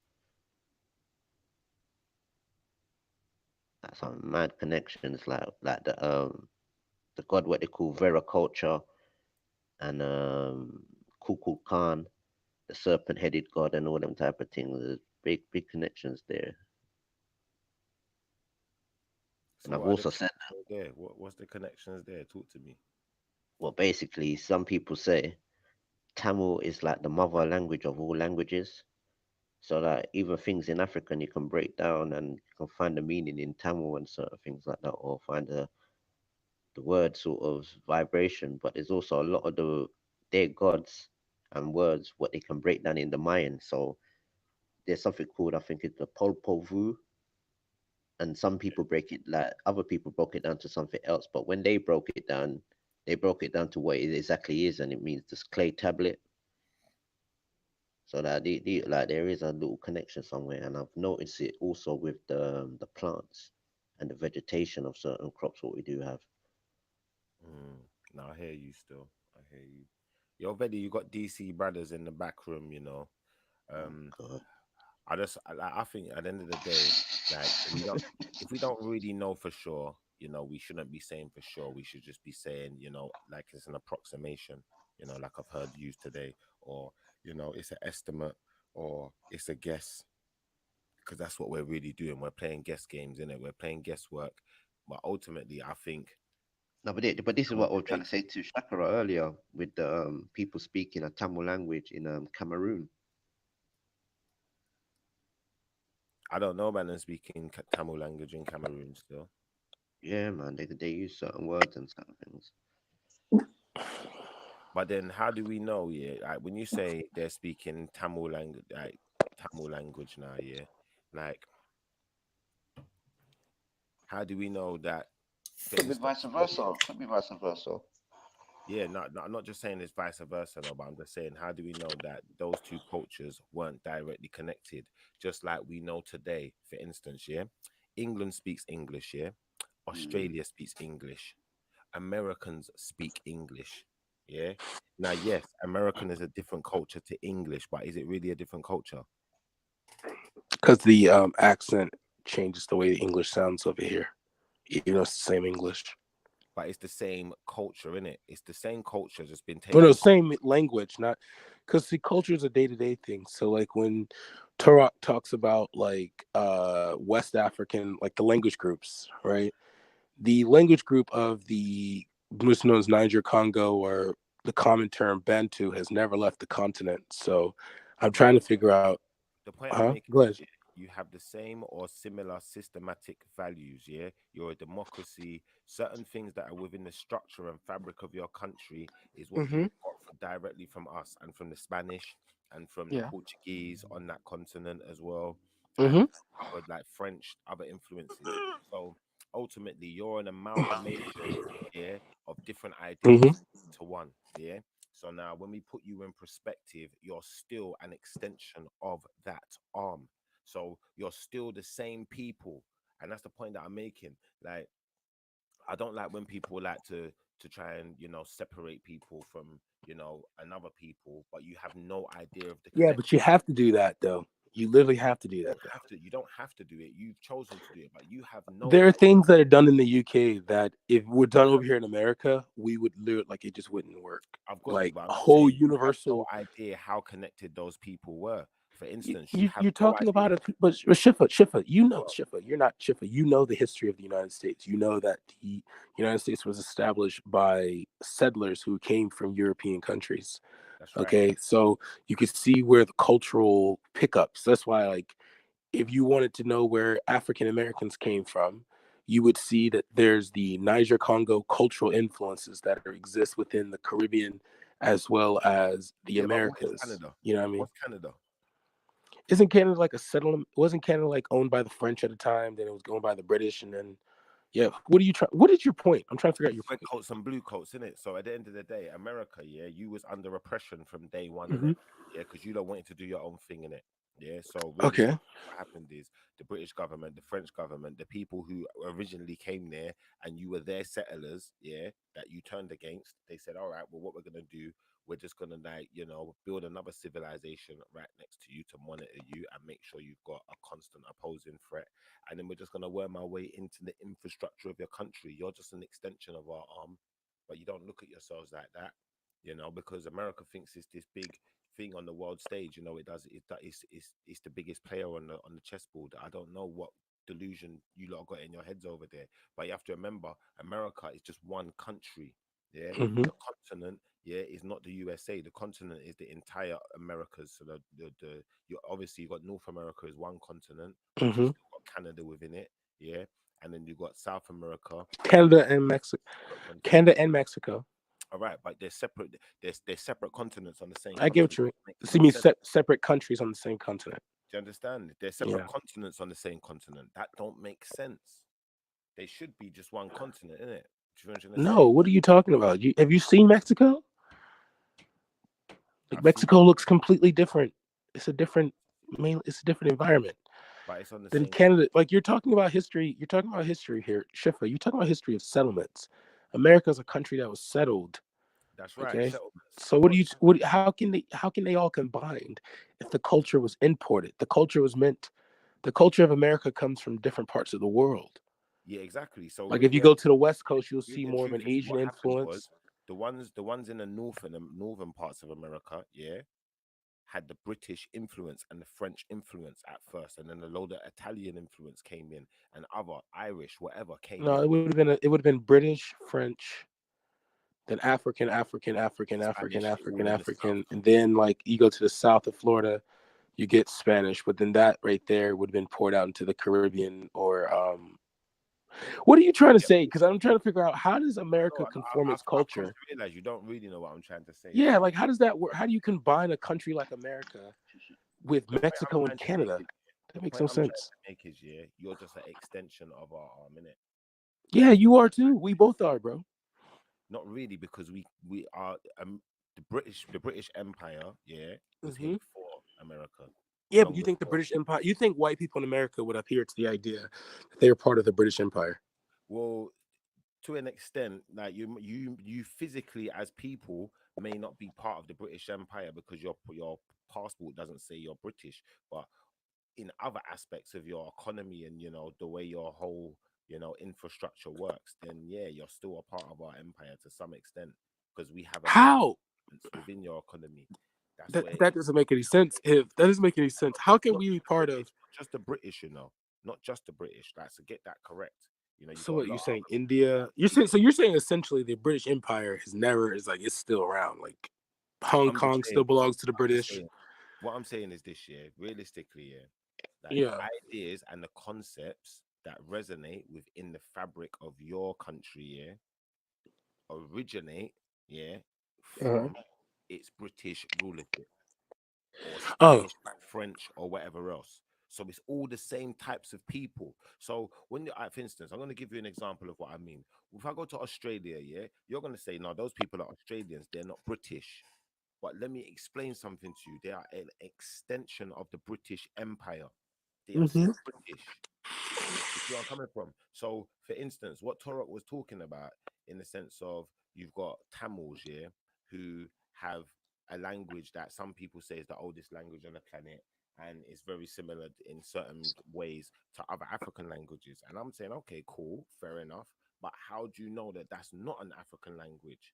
How do you What? know it came from that part of the world to begin with? How do you know both the languages didn't start both in Africa and then at some No, point no, no, because they the language group that we are part of, the Niger Congo language group, started in Africa and then went west, went through Central Africa to West Africa. So it never left Africa. see you Okay. say this now, yeah, and I'll be honest with you, yeah. This is my honest impression of Africa, yeah. Like you see, Africa's been colonized in many times by. No, no. See, that's a dumb misconception. I'm sorry. No disrespect. You're saying it's a Okay. you're That's saying a you're it's I'm just saying it's a dumb misconception only for the you're saying it's reason. a dumb you're saying Let it's a me dumb. let me say why it's dumb, At the and end then of you my can attack sentence, yeah, why I said that. I'm gonna let you talk Attack first. me when I'm done. Attack me when I'm done. Attack me when I'm done. Okay. Africa has not been colonized many times. North Africa, the coastline has been conquered many times, but Central South, you've had interfighting. You had people fighting on them like amongst themselves. People who's part of the African continent fighting amongst themselves. We've until the Portuguese came, until the Arab came, we really had ourselves. So you're saying Okay. that southern parts of Africa have never been colonized? For the longest time, not until the European and Arabs came. Like you're talking about people that have been around themselves fighting for centuries, millennia by themselves until you start to see outside influences. Okay, so like no, it hasn't been conquered many times. That's a misconception. That's just you're looking at possibly 1,500 years, and then even in that 1,500 years, the most damage was like after the Berlin Conference. I'll be honest, Okay. yeah, you jumped in, but you didn't let me finish my sentence. So, honest to God's truth, yeah, like right now, it sounds like you're just going. But there's no point in what you're saying. I don't even understand what you're talking about. You just said the whole African continent has been colonized many I times. never said the whole African continent. I You said said Africa has been colonized colonized many many times. times. My So sentence. what part of Africa are you talking about then? So, all Let's right. talk about the So part of if Africa. you're gonna let me elaborate, then the best thing Go to ahead. do is Go to ahead. Elaborate. statement. yeah, and elaborate. So Go like I ahead. was saying anyway, Africa Elaborate. was colonized many times in different places, yeah, by different people at different times. But ultimately, yeah, when you get to, for instance, when the British come into Africa and the flipping French and the flipping Spanish and whoever else Mhm. comes for the Europeans, you know, the majority of it gets colonized. Do you know what I'm trying to say? In a massive way. Who? Like for instance, who's the guy? Who's the French king? I'm trying to remember his name. Is it Leopold? Leopold would be Belgium, and that was only Congo. Belgium king, yeah. Yeah, but it was he only conquered Congo though. He only conquered Congo. That's it. Are you sure? He only conquered Congo. So who was holding the other parts of Africa at the time when he conquered Congo? Different European countries, but you're only talking about one. But you're talking about one event though. Exactly. Schiffer, What it but you're is still talking about the event that when I brought up, you're the making a Berlin Conference, go though. against what I'm saying, then agreeing with what I'm No, saying. Schiffer, that's what I'm saying. You're only bringing up the part after when I said that the African continent wasn't really colonized until after. This is what everyone does on this channel. Yeah, I'm gonna Okay, show you go ahead. exactly what people do. Yeah, if you don't Mhm. bring up every little piece of a puzzle. No, I was only stating that you were bringing up the piece of the puzzle I was bringing up, man. What it That is was now, it. yeah, you're jumping the gun. So No, we're talking the same thing. We're still talking the same event. We are talking You the same just brought up King Leopold. King I'm just- Leopold I comes brought up after King the Berlin Leopold to show Conference. that I knew that there's a time when Africa has been colonized. Yeah, you brought up the only time At in the end which of the day, colonization was powerful. either way, yeah. All you're doing right now is stopping me from getting to the point that I'm trying to make. Oh, get the point out, bro. Get the point out. Like I was saying, yeah. Mhm. At some point or another, you know, other points in time, you know, places. Oh shit, it's Friday. When someone colonizes, yeah, what they would usually do is either Mhm. get rid of all of the people, or the people become part of their people, and they have to work for them now, or join their society, or slavery, however they do it. But ultimately, Okay. what I'm gonna say is this: Mhm. you know, when these kind of events happen in history, we can document it. We can put a date on it. We can see when. We can see the war that happened. We can see which people the war happened between. We can see who was integrated. You know, a lot of civilizations document not just in writing but in picture as well, which a lot of people don't look into for some reason. I don't get that. But there's not just written documentation. There's pictorial documentation as well. So it's worthwhile looking into both. But long story short of it is, like what I was saying to Torok, and same thing I've been saying to Shakarari, you know, you can't disconnect people from each other when you don't know their relationship. So we can't say that, you know what. Wait, what are you trying? Okay, but the thing is though, Let me finish. who are you trying to connect though? Let me finish. If you could Finish, answer. my brother, because you're not gonna understand what I'm saying. Yeah. No, you said you can't disconnect two people if they have I'm trying to figure out what are the two people you're trying to connect. All right, I'm not trying to connect anyone. Listen to what I'm saying. So let me finish, and that's what I said. Just let me finish, and then you know what I'm saying. So I don't have to repeat it 3 times. So you can't say that, for instance, this language comes from this language because we see similarities. You know, all we know is that there's a similarity.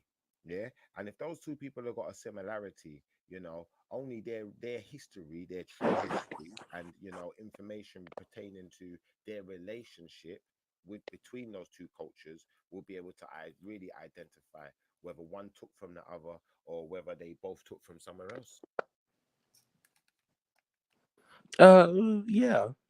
But like that would make sense. I guess yeah, what you're saying makes sense. I just don't know what does it apply to because I know Torok likes to think that everyone comes from Asia. So how does that apply to Well, how it applies is that at the end of the day, yeah, right now we know these places as Asia and Africa, yeah, when they're both on the same continent, same way you're on America, yeah, you know these places as America, North America and South America, but they're both on the same continent.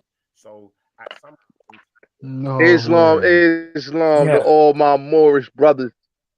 Salute to the chat. I feel Vellemy, salute. Fucking hell. Oh damn! The I haven't world is seen not Daddy in enough. a The minute. album is out. My album is out today. Yes, his World album's is out, not nigga. enough. Go cop The that. world's not Go enough. stream that. Go listen to that. I should kill myself. That's the full album. Facts. The world's not enough. I should kill And myself. go subscribe to the channel, the Bullets Gotti Show. We got some legendary coming with the Moors real Yeah. soon. Me and Torok, the debate is coming. The Moors versus the Aboriginals. Salute to everybody in the chat that's watching. Good morning. whatever y'all doing right now, whether you eating your tea or crumpets or eating your breakfast or drinking your coffee. Good morning. DC Brad, how you doing this morning? It's in the afternoon over bro. there. I'm doing good. Can't complain. Got business going. Yeah.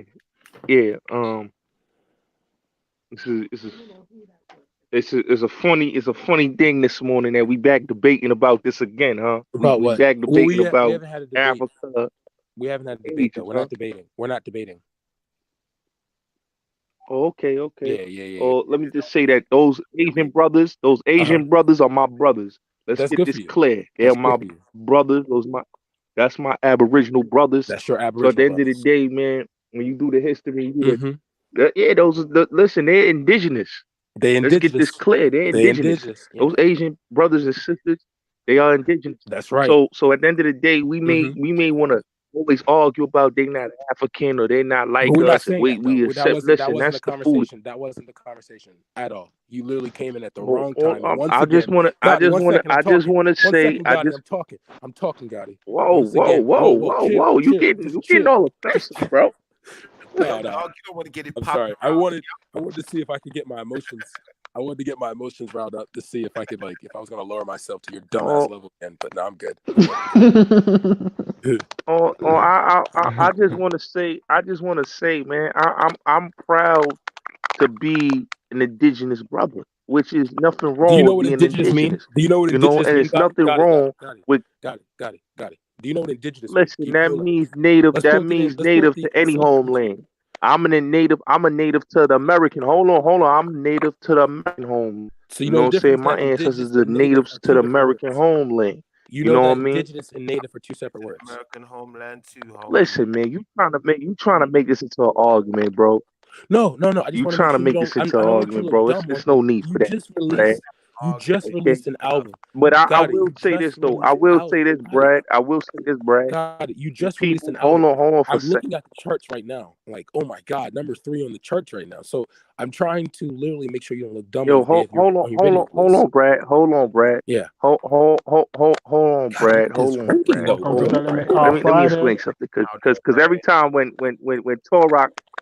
When Torok come up here, y'all like to attack Torok when he no one's attacking professes his That's not true. But no one's attacking Torok. And he's a native. No one's That's attacking not true, Torok. man. No, it's fucking hell, man. Y'all do attack him. Y'all do attack him. You're just a scum. Because listen, I may have my disagreements. You see Torok is muted up. I just Torok. Torok, are we? No, but hold on. No, he's not. You're not making any sense. You're just chatting shit. Gotti, shut the fuck up, Gotti. Just shut the fuck up. Please. No. I'm not chatting. I beg you, shut the fuck up. Shit. What I'm saying is, Torok, please. What I'm saying is, shut the fuck up. Open your mic. What I'm saying is, DC. Are we coming at you? Yeah, Torok, because Gotti's defending you. This is the best person to defend you. He released his album today. All right, I'm looking at the album right now. It's like number 3 on the charts. I'm looking at the. See, you kind of funny. You kind of funny though. I'm looking at the charts right now, bro. You a funny dude, Brad. You're a real funny dude. How you get mad at me, you're a real bro? funny dude. Listen, bro. I'm looking at iTunes right now, bro. You're a funny dude. My brother, that's look at this. Funny. You a funny. Hello. You a funny ass nigga, man. You a funny dude, man. I'm sorry. I'm on the phone. You a funny dude. Got it. Yeah, is this Vlad? Yeah, you guys know Bullets Gotti in New York? That's hella goofy, dog. That's hella goofy. Do you know? Yeah, see, I have Bullets Gotti here, sir. Can you please? No. Yeah. Yes, I really do.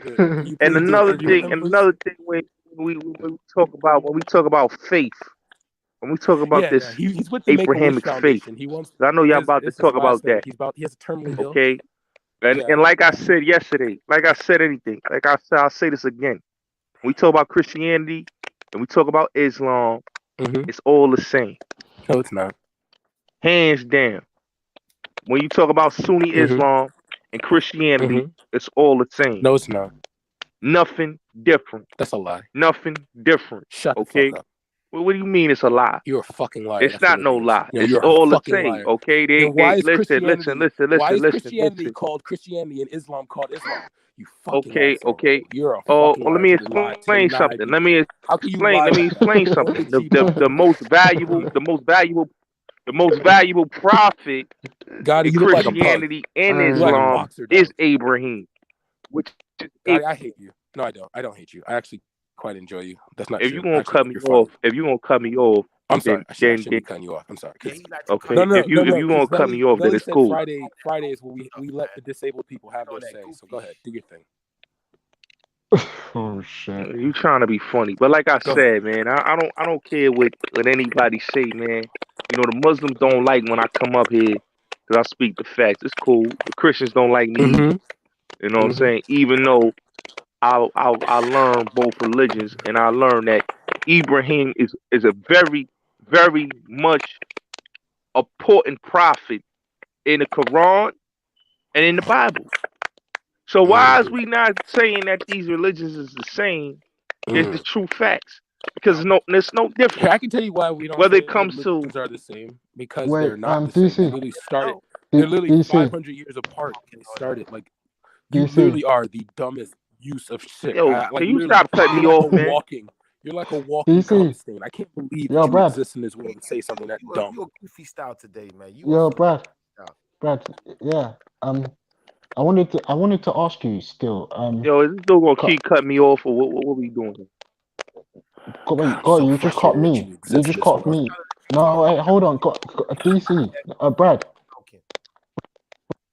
Can you hear me? Yeah. Yeah, I can hear you, Ralph. Yeah, I was gonna ask you still. Yeah. You see, Who's that talking? Is that Ralph? Yeah? Ralph, is that you? Yo, how you gonna cut him off? How you gonna cut him off? Nobody cut you off. Don't cut him off. Now shut Yeah, up. it's Go ahead. me. Go ahead. It's me. But wait, yeah. Like Ralph, man. You know Yo, me I already, swear to man. God, Stop doing got that it, shit, bro. Got it. I swear to God. Which Your mere Ralph? presence. Wait, Your mere which Ralph are presence you is making talking me about? dumb. Talking to you, nigga. Yeah, what Ralph? No, he's not that Ralph. This is how dumb you are, bro. You No, Ralph. he's not Ralph. It's Raph. You talking to you, Ralph? Ralph? Can't even read, man. Can't even read. That's his name, Ralph, man. Whatever his No, it's name. I Raph. don't It's care what Raph, type of not fly Ralph. shit he put It's his name. Raph. That's his name, It's Ralph. Raph. It's Raph. Okay. Ralph, whatever his fucking name is, man. It's not Ralph. It's Ralph. So you can't even pronounce I anything said without Ralph, an L. whatever One his has fucking L, name one is, you doesn't. know. Or hurry up what you gotta say, man, because you cut Yeah. me off on my train of thought, man. Oh, Yo, sorry, guys, bro. shut up Yeah. and let Raph go. So go DC, ahead. yeah. You see, King Tutankhamun. Some guy was coming to me the other day in the comment section. He was talking about man having R1, B1, A2. I think it's A2 haplotype. Yeah. Basically, he's saying that King Tutankhamun wasn't black, and that he's a Mediterranean guy, or he has Western European DNA, or whatever. So he's not black. Who though? I'm sorry. Say that again. Who's the individual that wasn't black? Oh, I'm sorry. They're saying King Tutankhamun. Why you keep saying black? Now this is another thing. Why hold on for a second. God, see, why you keep saying black? Why, bro? We're having a conversation. This is the thing. This is the thing. No, because no. We gotta correct that. We gotta stop saying black, man. What is it then? Black is nigga, yeah. Disturbing name to say. No, we not niggas either. We not niggas either. Why we can't just say? Why we just can't say the original man? Why we can't just say that? Why you can't just say the original man? You ain't got to say black, man. Because that's a social construct. That word is a social construct. I'm the son of man. Okay. Oh my days. Yeah. No, that's a social construct. Yeah. Because at the end of the day, you cannot be black if that's the hair color in the background of this whole stream, y'all. You can't be black if you don't what? That's something that's been brainwashed in us to believe that we black. Okay. That's the thing. How can we be black? My skin color's not black. You figured it out for us. Thank you. Oh, all right then, man. So stop using that word black, man. Problem. Come on, no problem. No problem. Thank no you, problem. God. No problem. Thank you, God. problem, bro. You figured it out, man. Thank you. Guy, man. You figured it out, bro. Thank you. Yeah, you figured it Thank out you, for us. Gotti. Thank you. Thank you. Bob Marley. Now I want you to go sit in No, the I ain't corner. had Hey, to figure it out. I didn't got know it. this, Mute up. man. Go mute up. Cut For it me. out, Mute up bro. for me, got it. Got it. Just mute up for me and play with your puzzles, and we'll deal with you later. Okay. I started this shit. Thank you. I don't gotta do Thank you. nothing, Thank you. man. Watch your mouth, man. Thank you, got it. All right. What were you saying, Raf? Yeah, so I was saying that basically, you know, King Tutankhamun, right? Or Pharaoh Tutankhamun. Yeah. Basically, a man is saying that he's haplotype. Can you hear me? Yeah, no, it's like it's You know, it's got his thing in it. Got him. Yeah, Put your mic. Mute up. Mute up quick. It's all lies, man. I was Got thinking it, mute what Gotti was saying better, man. Where's Gotti gone? Yo, Got him. So whose thing is that? What information, man? Well, I'm here, man. Yeah, What's go on. up? What's up, Stiffy? No, What's the problem, man? wait, hold on. It was you, Brad. Brad, can you hear me now? Ah, come on, man. Yeah, I'm good. Yeah, your one's it's your one still, but yeah, basically, a man was saying that King Tut, yeah, has haplotype R1B1A2, and that basically he's saying that King Tut wasn't black, yeah, he was Mediterranean, yeah, and that that haplotype is also Western European DNA, and therefore he was not black. That's what the man is claiming, isn't it? Don't believe everything you hear on TV or on the internet, man. Like, I'm sure that there's an Wait, who's saying that? I can't hear that person properly. I said, don't believe everything you hear on the internet or on TV, man. It's not all true. No, it was the argument that the people, because they say that the people of the Levant, that's from Egypt, it goes down to places like Turkey or whatnot, were not of black skin color. Like they've always had people in there, and that the people people in Egypt were mixed and not full black, like people saying it. So That's the whole point. No, That's dumb. The whole point to the game is this year. Like I've been telling people this for the longest time. You know, it's our sorry, why is it dumb? Listen, it's not dumb. I never said it's dumb. Like it's our Wait, Shiv, I can't hear you properly because you're not close to the mic still. Can you hear me now? Yeah, I can hear you better. Yeah. What about now? Can you hear me now? Is that better? Yeah, it's better, way better, way better. No, I was saying what people say. I was saying that What I the was idea saying that is people this, say yeah, that like, Egypt at was the all end of mixed the was day, dumb. the people who's giving us the information, yeah, these are people who all want to contribute to our history. I don't know why they want to be part of our history so bad, but you have to think about who's critiquing in it, and then this is why Sabida the other day had an argument and was saying that people of North African history have always had people of North African that we see today have always been there for thousands of years. And That's not true. How does she not know about the Visigoths coming in? Does she not know about the I don't dispelling? I don't really know. At the end of the day, they could have been around. Who knows where? No. Schiffer, they can't. Schiffer, they came in. There's historical events. No. There's historical events that show. Hey, yo, that come people on, coming Brad. to North Stop with that Africa. Stop with that dumb eat a lot. That I mean, sorry.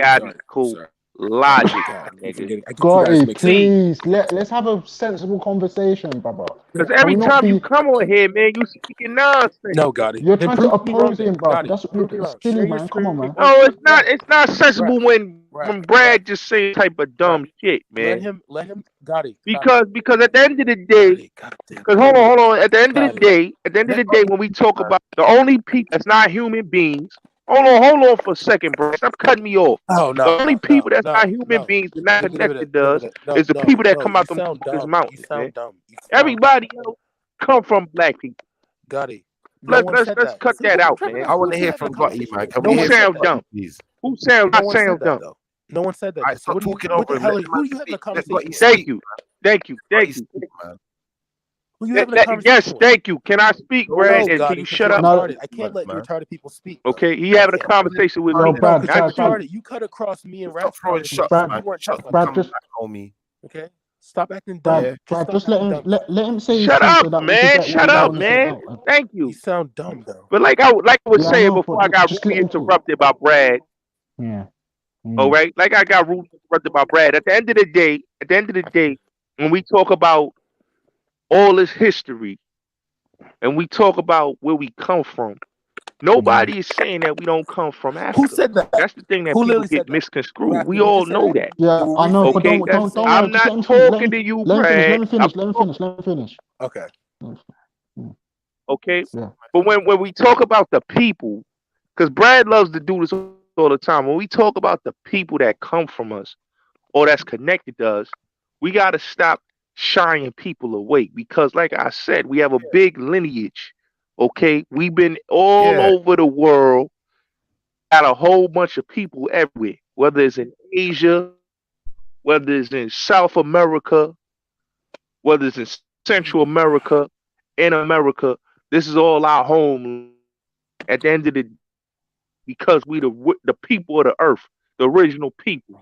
So when you hear Brad come on there talking all this nonsense, we gotta tune Brad out because Brad is what we call There's a load of the these byproduct of that goofy Yeah, stuff. Shaka, I can't hear liberal you properly again. You're quite away from African your thing American again. colleges that wants to push this pro-black agenda. 'Cause I'm pro-black.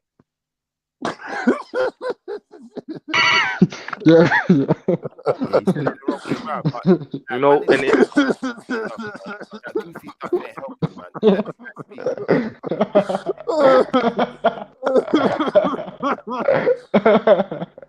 That's in a pro-black agenda. Come on now, You don't stop. give the guy Stop so much being pressure. funny, Like Gary. you got fold under the pressure too. Don't ever get it twisted. What Like, fold under what pressure? Schiffer, stop. you might You fold don't under want to the be pressure. defending I've Gotti. seen you, Schiffer.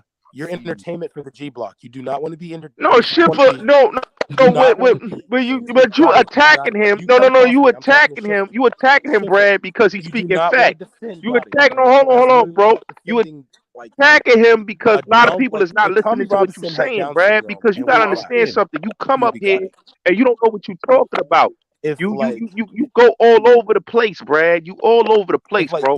One minute you pro-black, and then the next minute you so Uncle Tom. Oh, you all over the place, bro. He called me an uncle. Okay. Hey, Gotti. Brad, just don't respond to Gotti, you know everything he African says, you American know. Huh? I beg you don't respond to everything he says. I'm just being it. I need to stop doing that because it's just I forget. Like you can't respond. You know, but you see, this is the thing that me and Brad don't get along. You know, because when we talk, like he might get mad with Torok when he talks about his native ancestry. He's a native and he's proud to be native. It's nothing wrong with being proud about that because those are our people too. At the end of the day, those people too. That's just like when we go with the Moors. Those are Are you on people too. Kumbaya? Are you on Kumbaya? Are you on Kumbaya? So at the end of the day, Brad, you gotta understand people. He's got attitude problems, man. There's some real brothers in the building right now. You can't handle the energies. He's not pro-black. You can't take the energies, fam. You're not really like that, innit? Yeah. Just talk like this online, innit? No, they can't. No. Who talks like it's online? Yeah, that's what it is. That's That's what it is. Because you gotta be. This is what we talk about. Yo, Chip, that's why we talk about. This is why I talk about the agents in our community. We got agents out here. Yeah. You know, and not saying that Brad is an agent, but a lot of these people come in our community and they gotta get I've never left the They gotta get reprogrammed and re-educated. Ooh. No, brother. Okay, so no, you're not. You're not militant minded, and you're not conscious minded. You're not either, though. You corporate white minded. You are, because you went to school, white kids. I've never went to school. How you gonna say that about me? I always been. I always been. School, white kids. I've never lived near white. So what is that supposed to mean? Because I went to school. Because I went to school with white people. That means that I'm not conscious. I've never left my community. I'm not conscious. What's that supposed to mean? So therefore, that's called adapting. That's called adapting to my environment, brother. That's not being a seller. It's called adapting. You want to call yourself pro-black? You have to adapt because you got to learn your enemy. You got to learn your enemy to adapt to other cultures, man. It's called learning. Come on now. You gotta always learn your enemy. What is wrong with not learning your enemy? Always gotta learn your enemy. You know, the white man knows who we are. Listen, the white man knows who we are. They know our culture. That's all you're proving. You know more about the white man. The white man knows our culture all day, every day.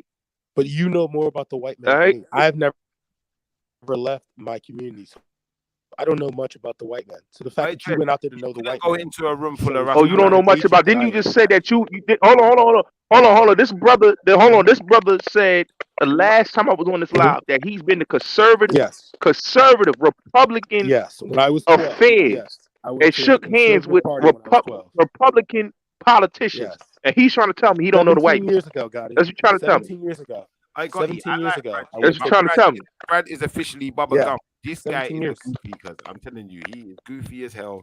Like he is Bubba Gump. Yes, That yes, guy. he is.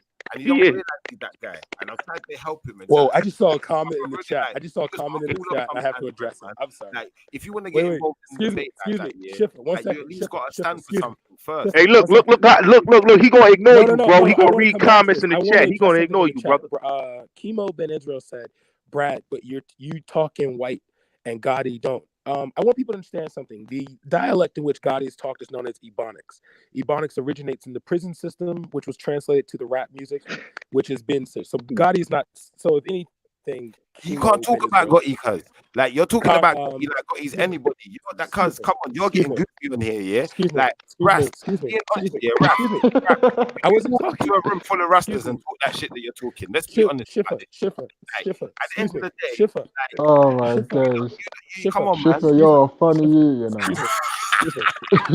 Alright, cool. Shifter, you're a funny guy, you know. I said put him in a room of wrath. Real life, but this is Friday. One second though. Listen, I was raised by rosters, man. So at the end of the day, I know when you're dealing with the energy, they deal with the energy, man. And if your energy ain't right, man, they know you fucked up, man. Do you understand? Oh my Word God. power and I sound. wasn't talking to neither one of you. Word power and sound. You couldn't be talking. You That's couldn't be in right. a room full of Alright, so Rastas talking Kimo, about can I ask don't mean. Big up, Gotti. Big up, Gotti, man. Big up, Tall Rock. Big up. Never mind. It is what it Big is. up my brother Torok as well. Again. Well, Brad. Big up. I guess it's Brad. What the problem is with you, Brad? You don't understand that people don't feel your energy like that, brother. They don't feel your energy, Brad. They don't feel your energy. Because I realize I come to the G block, and I think because some of y'all, like I come across you, Torok, Kimo, I come across some of you guys, and I try to approach you as like a black gentleman, but I realize you can't throw pearls before swines. We are gentlemen. You're problem. not being gentlemanly. How can you That's call my us no? That's my fault. Like my brother, yeah. Like I tried to bring you in, and I tried to be cool with you and have you're like, entertaining to me. elegant conversation with you. But what you like to do is you like to call people idiots and stuff, and you like to throw attacks out there, and you don't want to hear no one else. Oh, don't be sensitive. Come on now. Let's not. We black men on this panel. Still We can't listen be to you sensitive. though. We black men. We don't be sensitive. Okay, come on now. Yeah, but stop. Don't come with that black man shit, bro. Stop that, man. Stop that, because you looking down on your brothers. If you think we all black men, why you gotta always attack us, man? Why you always gotta attack us and we got a different opinion? No. That's where you all got it wrong about me. That's a misconception. I hate the negative image that black men have in this country. I hate the negative image we have on the face of this planet. Negative evidence. When all we do is sit around here and say the most randomest shit. We're the only people on the face of the planet. In America, mind you, there's the Asian caucus of unifying. There's the European NATO. We're the only people in the United States where our history comes from every other part of the world. We originated in the Americas. We were Moors. We were Hebrews. What's wrong? Wait a minute. What's wrong with it? What's wrong that we have a united history, man? We have a united history, bro. We're the only people that have we're the only people that have to make up a history about ourselves and then defend it to like the T. And then so you don't like that we proud people and we like to talk about our history and we make up our stuff. So we're proud people that make up our history. How's that? How can you be a proud? You say we make our stuff. Why do you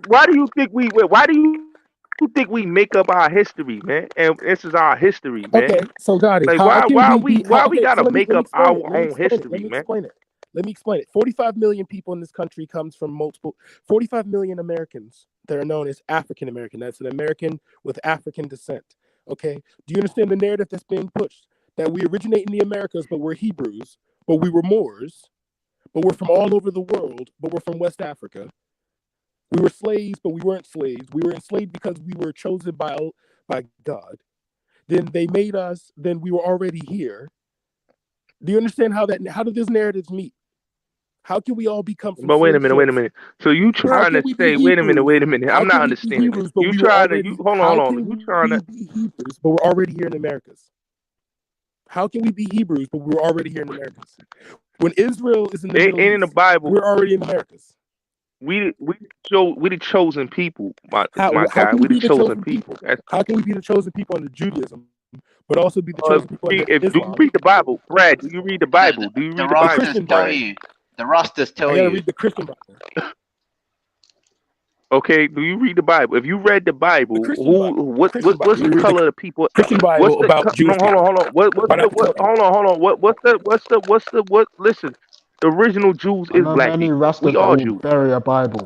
So why would we Okay, use the we Torah? are Why are we Jews. using the Torah? Why aren't we using the Okay, Torah? Why are we using the? Why are we okay. using? But where is Why are we Zion? using Where's the Christian Zion? Bible? Yo, I can't with this guy. I can't with this guy, man. I I can't with know. this But guy. You gonna sit here and say that we not Jews? That's what you gonna so we're say. not. You gonna say How that the can we white be people is Jews and Jews, nigga. Aboriginals The to the white people's the Americas? original Jews. That's what How you're can trying we to tell me? be Jews and Aboriginal to the Americas? Go ahead. We're already in the Americas. We've never left the Americas. How did we end up in the Americas? This guy here, man. I can't with this guy, man. Go ahead. I can't. Go ahead, God. I can't with you, Brad. No, got it. You simply I gotta can't, put man. the camera and show us where I'm wrong. Because I'm only talking about one narrative. That we are indigenous to the Americas, but we are Hebrews. I'm only talking about African Americans. I'm not even talking about the Caribbean yet. Because I can't even blame the Caribbean. I can't blame Black Brits because all this stupid bullshit comes from New York and it comes from us. We have to take responsibility for this dumb shit. So Go it's ahead. stupid shit. Yeah. It's stupid shit to educate your people. Educate our people So that you we are the saying people the of the teachings Levant, that we learn. that we are the people of the Levant, but we're also indigenous to the Americas. But we were also part of Islamic empires as Moors. But we never left the Americas if we're indigenous to the Americas. You understand how that works? Thank I you. mean, That's what I'm saying. So once you prove that to me, I we're don't good. even. Bro, what you saying is baseless. It's baseless like answers, bro. You just Even make it. that was too much for Gotti to You just fathom. don't want to. You just come up here just to dispute anything that bigs up your people. That's crazy. No. What I bigs hear up my you, man. people? What bigs up my people is modern technology in the Americas was made by my people. What Israelites bigs are up my people is scattered that at the four corners of the earth. Tarek, one second. The thing that bigs up African Americans to me is the fact that this country wouldn't have been established if it wasn't for us. What bigs up African Americans to me is that throughout slavery, throughout oppression, we were able to build university towns that white people had to burn down.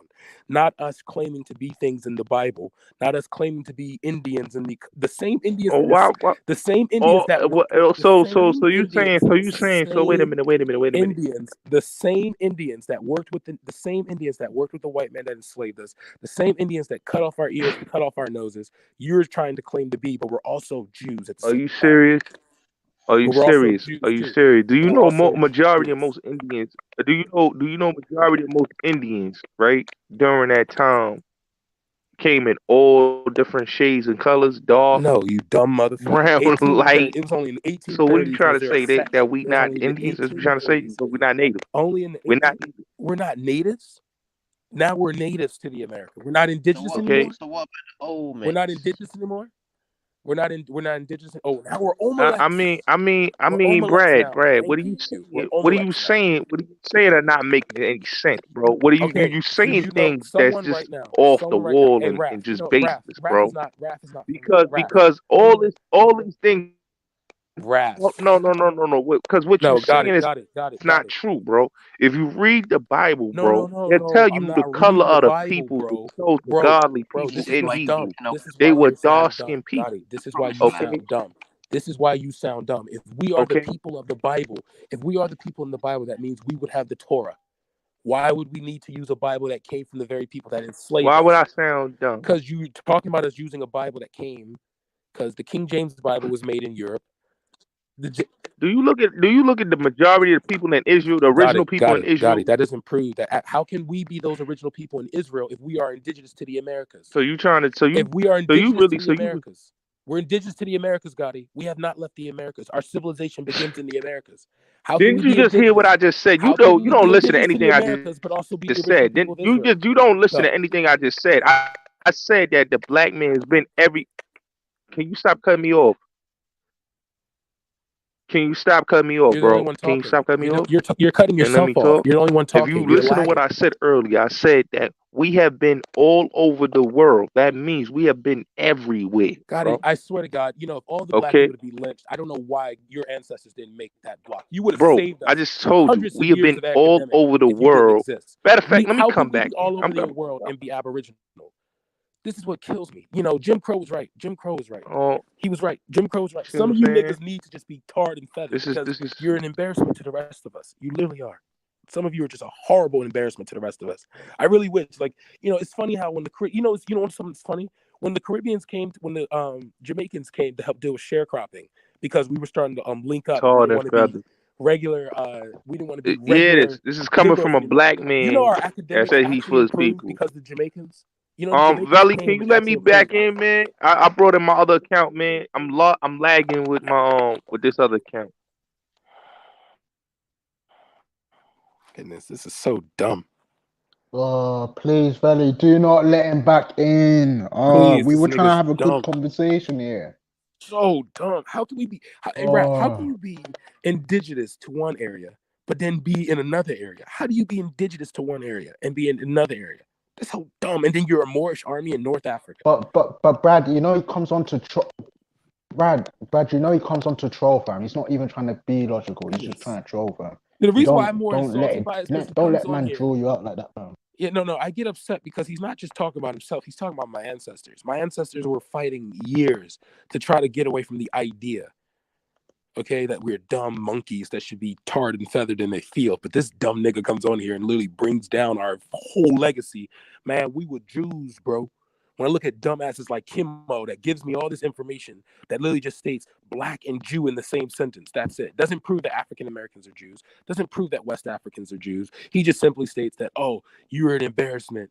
You look down on black people because you won't let us live our fantasies and our dreams. We want to be people from the Levant, but we also want to be from Africa too. We want to eat our cake and sound retarded too. Like, boy, get out Yeah, of here. but don't get drawn out by these. Goodness. Wait. Gracious.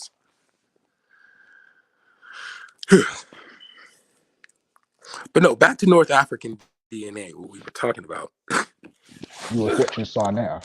That's why I stopped watching these type of videos with Sarnetta because it's just repetitive. All you're doing is just debating the same things over and over again. Yeah, that's it. I'm come here basically to try and think of what type of future are we looking at having in it.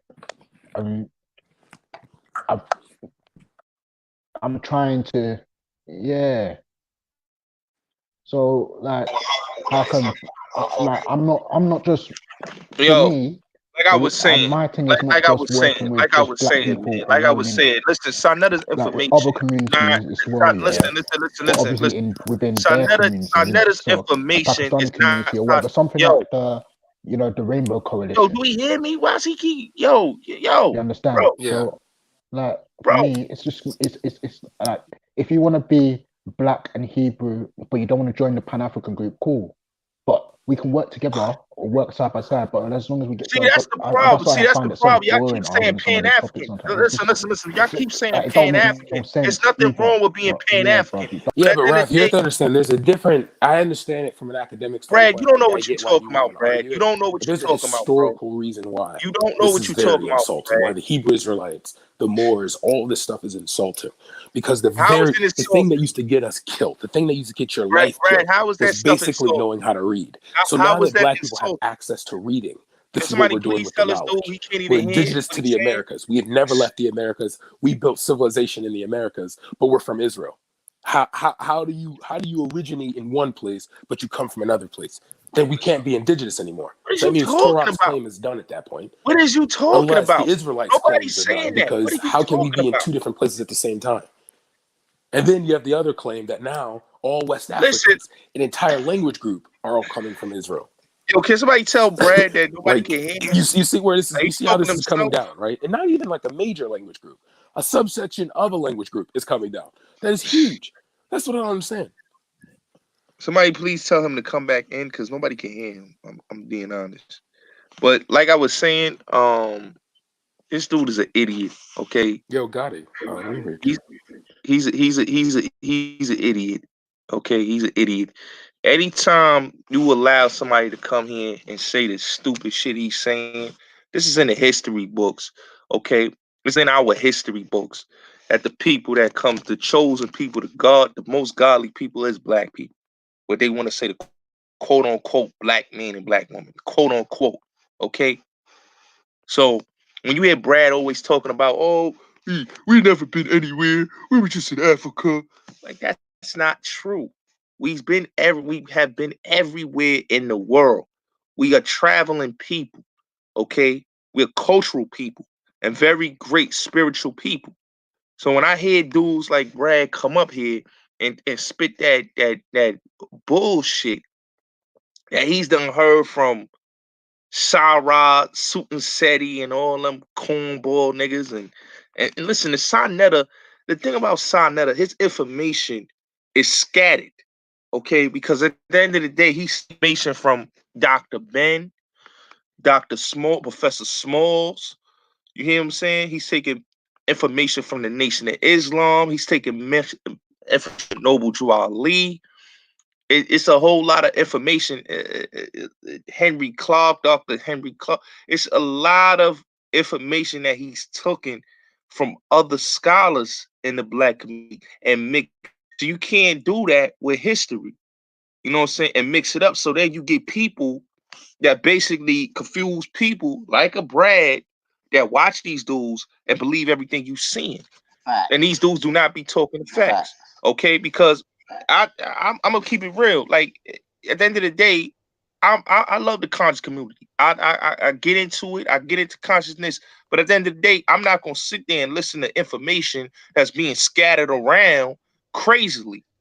This is why when you talk with a lot of rosters, they know their history, man. They'll tell you about the indigenous and all that. You know what I'm saying? And that's why they deal with the energy and the spirituality, because that's what we are very in tune with, spirituality. So at the end of the day, when you get Brad up here that talks that nonsense, that's never been around people that's spiritual and never had subconsciousness. See, you got to understand something. Brad was raised in a household that's kind of similar to mine.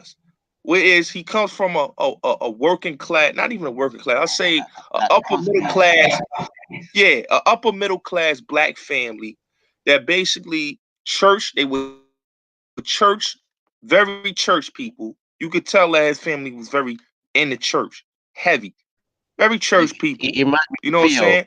And he yeah, and he's very confused about his subconsciousness because he was watching online and watching the black conscious community on YouTube. So at the end of the day, when you watch the black conscious community on YouTube, you get confused.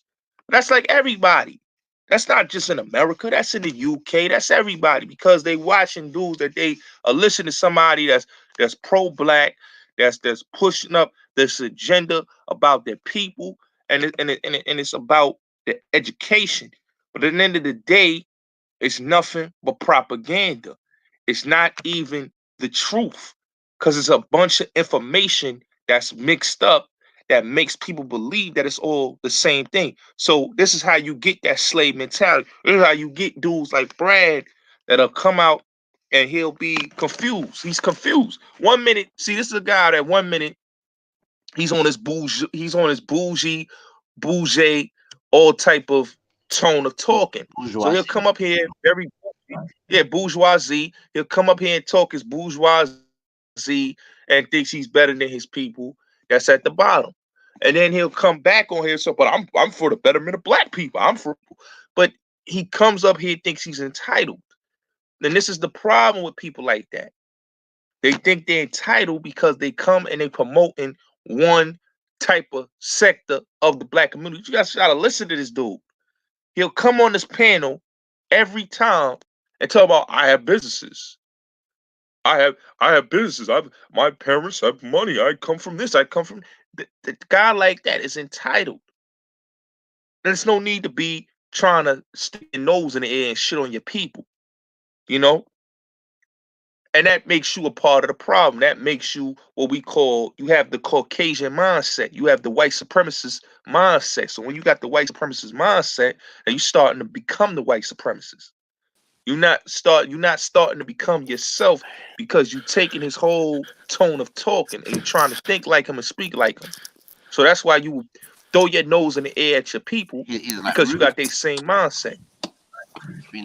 That's a fact. So at the end of the day, I don't attack nobody that's black. Like Brad like to say I attack my people. How do I attack my people? I didn't say that.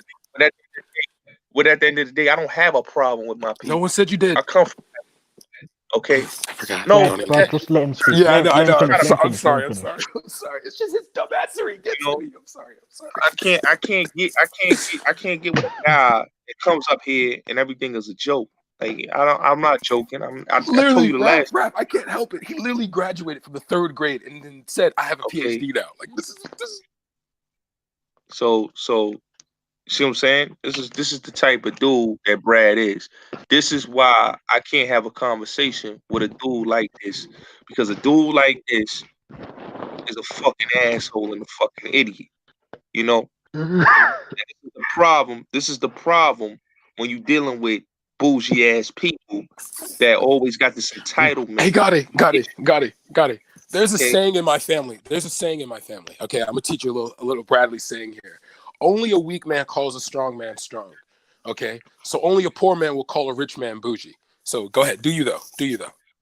I'm not a poor man, but whatever you want to say is cool with me. If you feel that you are doing something by always throwing in insults and comedy jokes, then that's cool. You can be a clown. You know what I mean? They have circuses for people like you. You know what I mean? They have titles for people like you. They call y'all Sambos, tap dancing coons, shoe shining coons. Oh, that's I not don't fair. like that. That's not fair. You don't get to name places for me, and I don't get to name places for you. No, because There's you're no saying places for you to. you're straight up Sambo. Brad. You're straight up Sambo. You're no different. You're no different than the last dude that was on here. You have to practice restraint, Brad. That was just like you. Was another guy just like Brad. And y'all and the people that been here, y'all know who I'm talking about. He was just like Alvin. Another shoe shining coon. You know, the dude that made jokes about people that were very revered in our community and in the black community. But this dude could come up here and make insults and jokes about people that change people's lives by reading their books and getting the information. But this is a joke to Brad. This is a guy that's confused. This is why I try to tell you, he doesn't know what world he wants to be in. He doesn't know if he wants to be in the world of black people or the white world. He just doesn't know. Hold on. Because Never mind. Can you do me a favor though? Just before you continue, can you prove how I want to be in the white world? Go ahead. Oh, let's keep it real. So you can come on here and you can argue and get emotional and talk about white people this, white people that, but you come on here and sound just like the fellow white supremacists that you Got it. One quick question. I'm sorry, statement, not a question. It's a statement. I didn't want to cut across you. I have never in my life, and nor would I never in my life, put the term white and superior in the same sentence. I don't ever consider white people superior to me. So continue. Go ahead. Like I said, you just want to say that you just want to say anything just for shock value. It's cool. But like I said, you have the mindset of a white supremacist. Okay, I'm sitting here on the panel. Got it. Anyone who refers to Anyone who refers to their enemy as superior is more under white supremacy to me. I believe black people are superior because we can sit in the sun and our women age like a diamond in a museum. So you cannot compare my mindset to yours. Okay, but go ahead, continue. Oh, so you're trying to say, because I don't come up here and cry about white people. I don't come up here. I don't care about none of that race shit. But you just simply brought up white supremacy. Like I said, for your information, bro. I always keep continuing. I will say this again. It's a social construct. You come up here and talk about racism and talk about you're black and you're white and race this, race that. I've never when I've been on this panel, I've never once talked about race. Yeah, but you're doing it now, though. God, you did it when you first came in. No, I'm talking about it now because you have the mindset. You have the mindset of the people that you talk about all the time. You have the mindset of them because you. I remember you coming on here. Wait, Goy. I remember you coming on here saying stuff like the white man's the devil. Yeah. I always say the white man's the devil. What's the problem with saying that? I don't have a problem So saying how that. are you not talking about race and white people Ref, and ref, all ref, that? But ref. I'm you sorry to Because said cut it you, bro. before. I'm sorry I to did cut not you. come up Hey, here. Gotti, one second. I'm sorry to cut you, ref. I'm sorry. Can Yeah. you not engage him, please? Can you just let him? Yeah. Let him, All right. because Go. if you engage him, it makes it sound like the bullshit that's coming out of his mouth is true. So What just let him bullshit? finish. All right. Go Cool. ahead, Gotti. It's no bullshit. It's Got no it. bullshit. Continue. It's coming. Got It's it. no Got it. Go ahead. bullshit. Got it. You always Continue. say it's You got the bullshit, floor. You but got you the floor. never, You you got the never floor. once, you never once can win a debate against me. You never once can win anything All because right. Got it. everything you Got it. say, How about this? say, 5 seconds. We got 5 seconds. Give me 5 seconds. I'm going to give you every 12 no, minutes. Got it. you 5 gonna give me seconds. 5 seconds. You're gonna give No, me no. 5 seconds. No, But yeah. this is the Yeah. guy. Hold on. This is the Mhm. guy that's been on this panel. Uh-huh. That said out your mouth. No, I was giving you a You already challenge. said I was going to give you a no, no, challenge. no, I'm no, willing no, to no, pay no, you. no, no. You don't give me no I'm gonna put challenge. You don't give me $500. no I'm gonna put challenge. $500. I don't want no I'm putting challenge. $500 I on the don't care table. about. One second. I don't care about Not just to $500. you. What's $500? Not just to you, but to It's Torok. money. Money is Not a just piece to of you. paper, Not just bro. to you. Torok. I mean, listen. People offering me Got it. $500. Got it. Like Got it. I care. Got it. You're in your I'm feelings, not bro. you. Chill. I don't sell my soul for money. I'm Yes, not you you. do. Got it. You literally look I'm like a not boxer you, dog. bro. Got it. You literally like a A boxer dog. boxer Okay. dog. You have no. You have. Listen up. I'm willing A to put boxer down dog. $500. I'll put up. You want to do 1,000? We'll do 1,000. You I'll want give to 500. 1,000? I'll give 500. You give Wow. 500, and we'll put in Wow. the pool. You think We'll I'm put in the thirsty pot. for your money? Got it. Wow. Okay. Brad, Sorry, don't engage Ref. him. The white I was man trying to does make it interesting. every day. I was trying to He make it wants to interesting. buy a Don't compliment. engage him. Oh, I'll give you this money. But it's cool though. Like I said, Brad. That's the type of nonsense that you got out here. The niggas got feelings. He doesn't want to have. He doesn't really want to have a No, conversation. let's have $1,000, Gotti. $1,000. You put up 500. I put up 500. We could do 2,000. You put up 1,000. Why do you keep deflecting the money, bro? No. We're not talking. We're literally going to talk about a debate. I want to have a debate with you. Okay, we'll put up because you talk about Sinetta, so let's do it like Sinetta. You put up 1,000. I put up 1,000, and you have to simply prove that we are the Moors, the Israelites, and Aboriginals. You do that, Gotti. I will never be able to talk again because you have disproven this bourgeoisie black guy that you're obviously intimidated by and you obviously want to be. So go ahead. I want to be. Why do I want to be you, bro? Why do I Gotti, want you to? wish you were as black as me, Gotti. You really do. Okay. I wish I was black as you. Because you're the Brad. stereotype black guy. Brad. Sorry. Brad, Say it. It just happens, man. The nigga starts talking. I must attack. I don't know why. You see, this is what I'm talking about.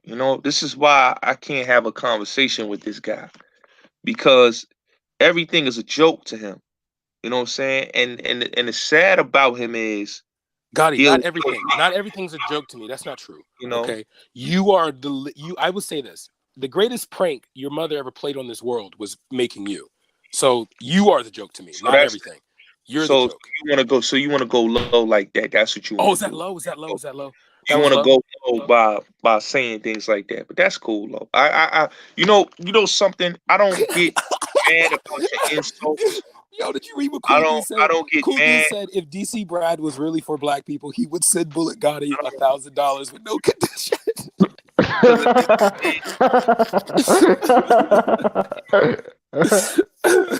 That's cool. Oh shit. Because at the end of the day, man, you just want to be joking.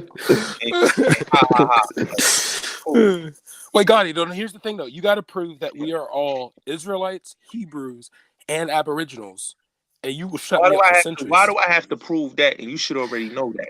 Because if I'm looking down on black people, Israelites, Hebrews, and Moors, Israelites, Moors, and Aboriginals will be true. So I will be looking down on truth amongst black people. So you have to prove that truth because obviously I have never seen it. The problem with guys like you, the problem with people like you, bro, is that, like I said, you have the white supremacist mindset.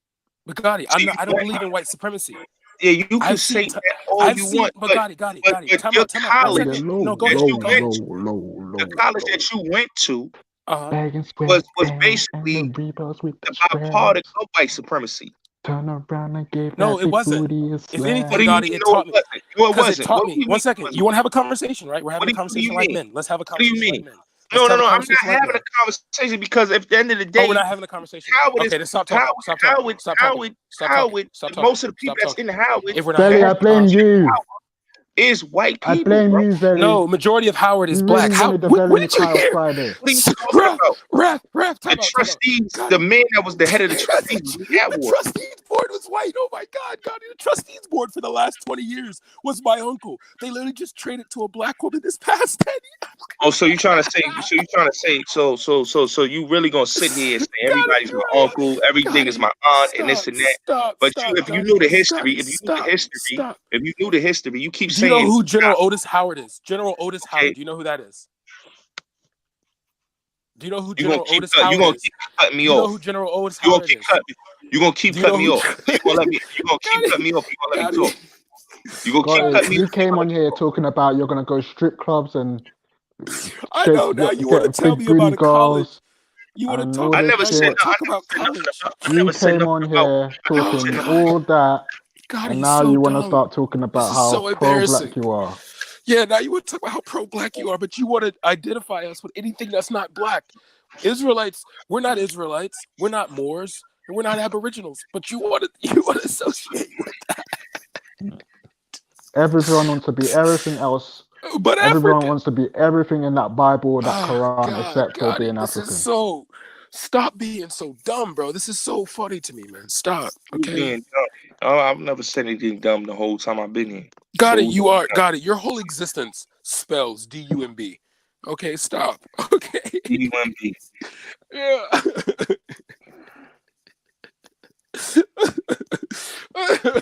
You ever seen the movie? That movie with Cuba Gooding Jr. But it's like you're like that movie, but Menace to Society.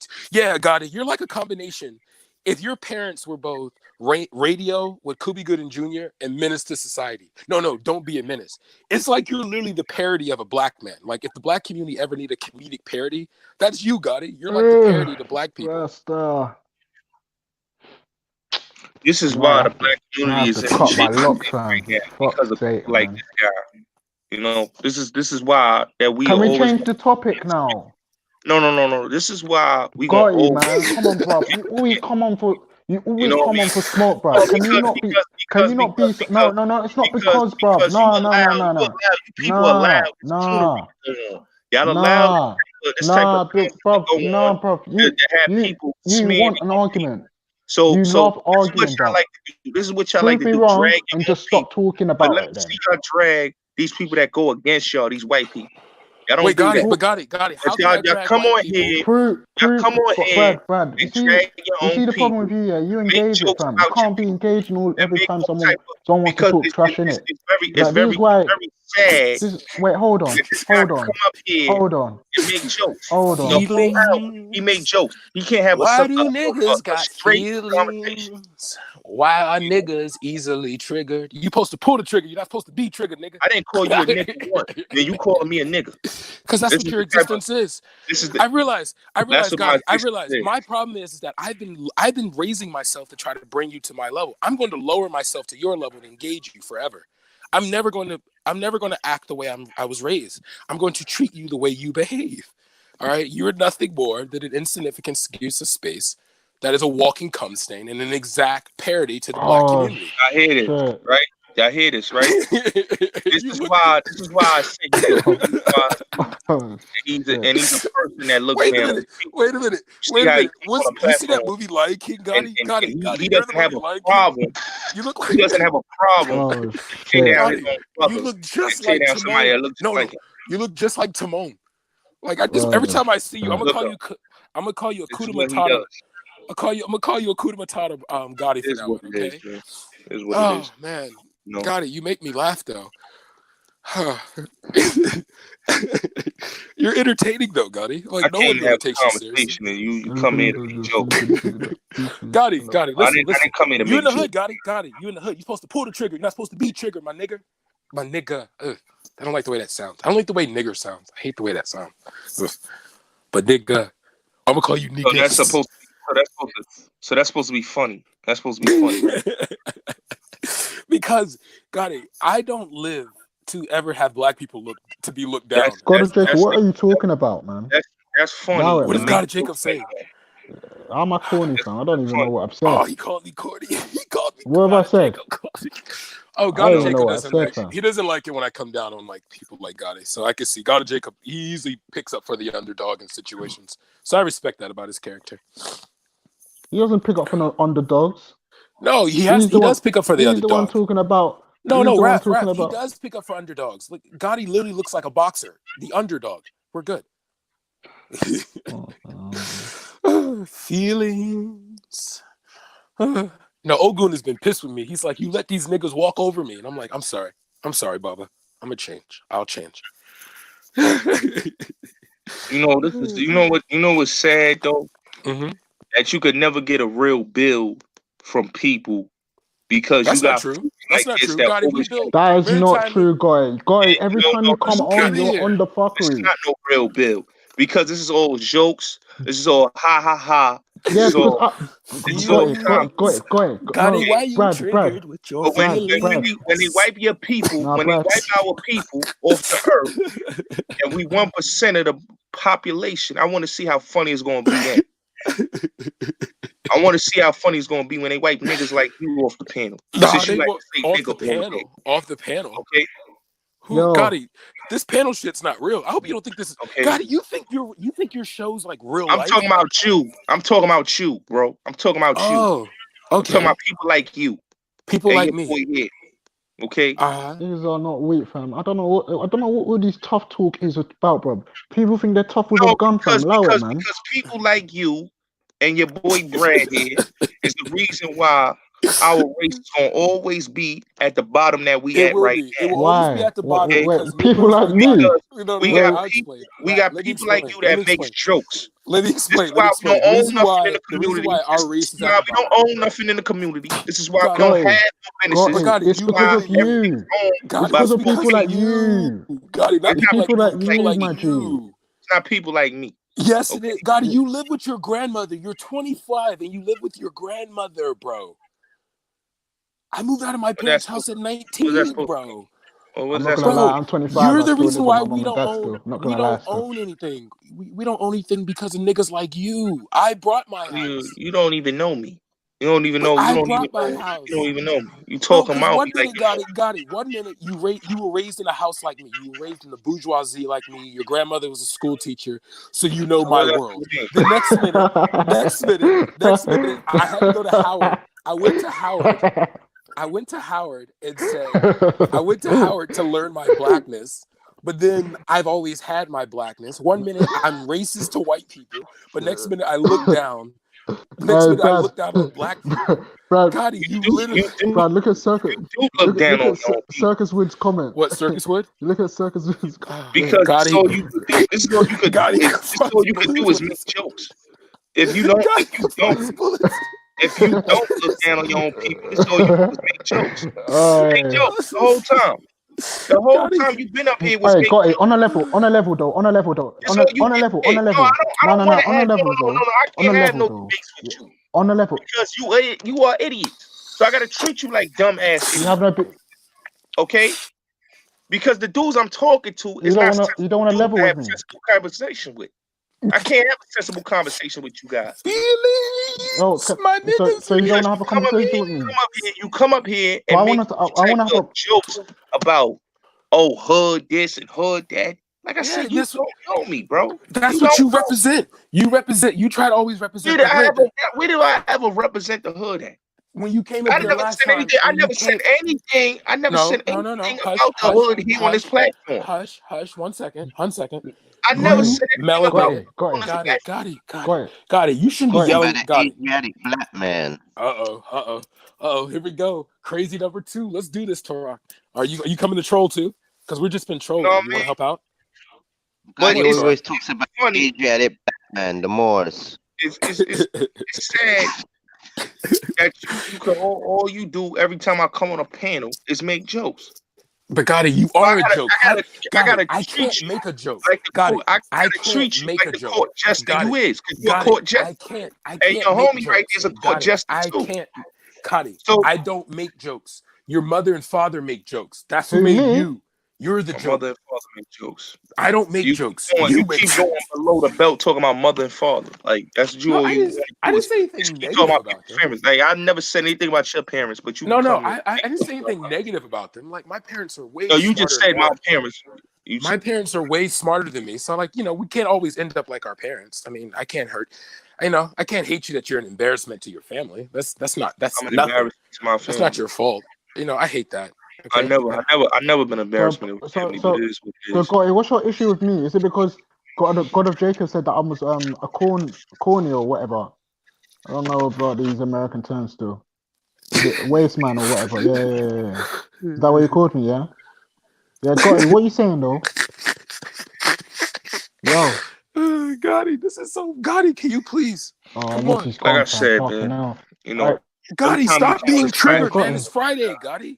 you know, Gotti, listen. it's Shifa is ridiculous. busy. You need to be. No, I Come don't on. You joke need with to be you. funny. I don't joke with people that shining cool like you. I don't joke with people that Sambos.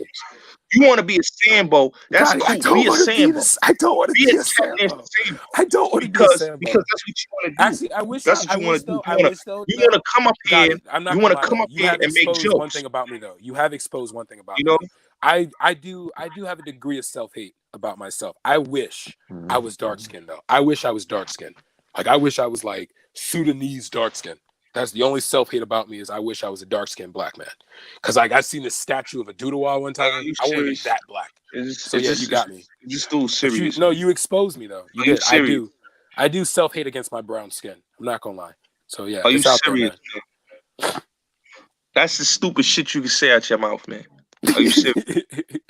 No. And you laugh, like you laugh at your own jokes. I don't see anything funny about it. Because Gotti, you really think I take you seriously that I'm gonna stop laughing? No, I at don't you? take you serious because I don't come up here like Gotti, every the feeling time is and mutual. try to Then. be a comedy joke. Then stop being serious. Then, if we don't take each other seriously, stop being serious. Why so serious if no one takes each other serious? No, because you come up here as a joke, man.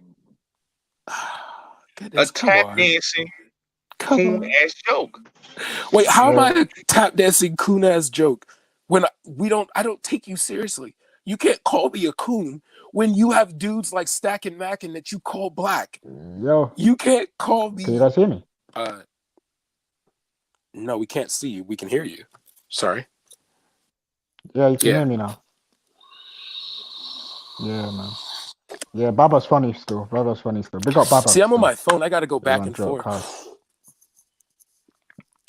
Yeah. Bruv, I beg you. Look, we've got. Can I talk on a level with Gotti then? Look at this. Look what Cool Dude. Can someone put Cool Dude said? Bullets got Brad nervous. I've never seen nervous spelled like that. Brad can't disrespect a real man like Bullets. Watch the comeback. All right, come on, Gotti. I'm sorry. All the ops are talking. That's you guys. Yeah, all the ops are talking. Oh, he's muted now. Come on. Yo, Torok. Have you been investing in there was 3 places I wanted you to invest in, bro. Kelly, I hope you're in the chat still. I don't know if you can hear me still. Damn, but no, there was a company I wanted you to invest in, bro. The connection comes back. God, I'm so sorry. Literally, like this stuff helped me. This helped me yesterday, though. My bad, bro. I'm that French company. What Trump invested in? No. It's an American company, bro. That's killing it right now because a lot of the American companies have been like. You have a good. Do you have a good amount with Amazon? A little bit, but Oh, bro, that's it. Then go for Amazon. Like invest in Amazon right now, bro. No, but I was gonna wait till they go down. Like, no, I did buy them. I think I bought them about 3 days ago or a week ago because they went down because they had a.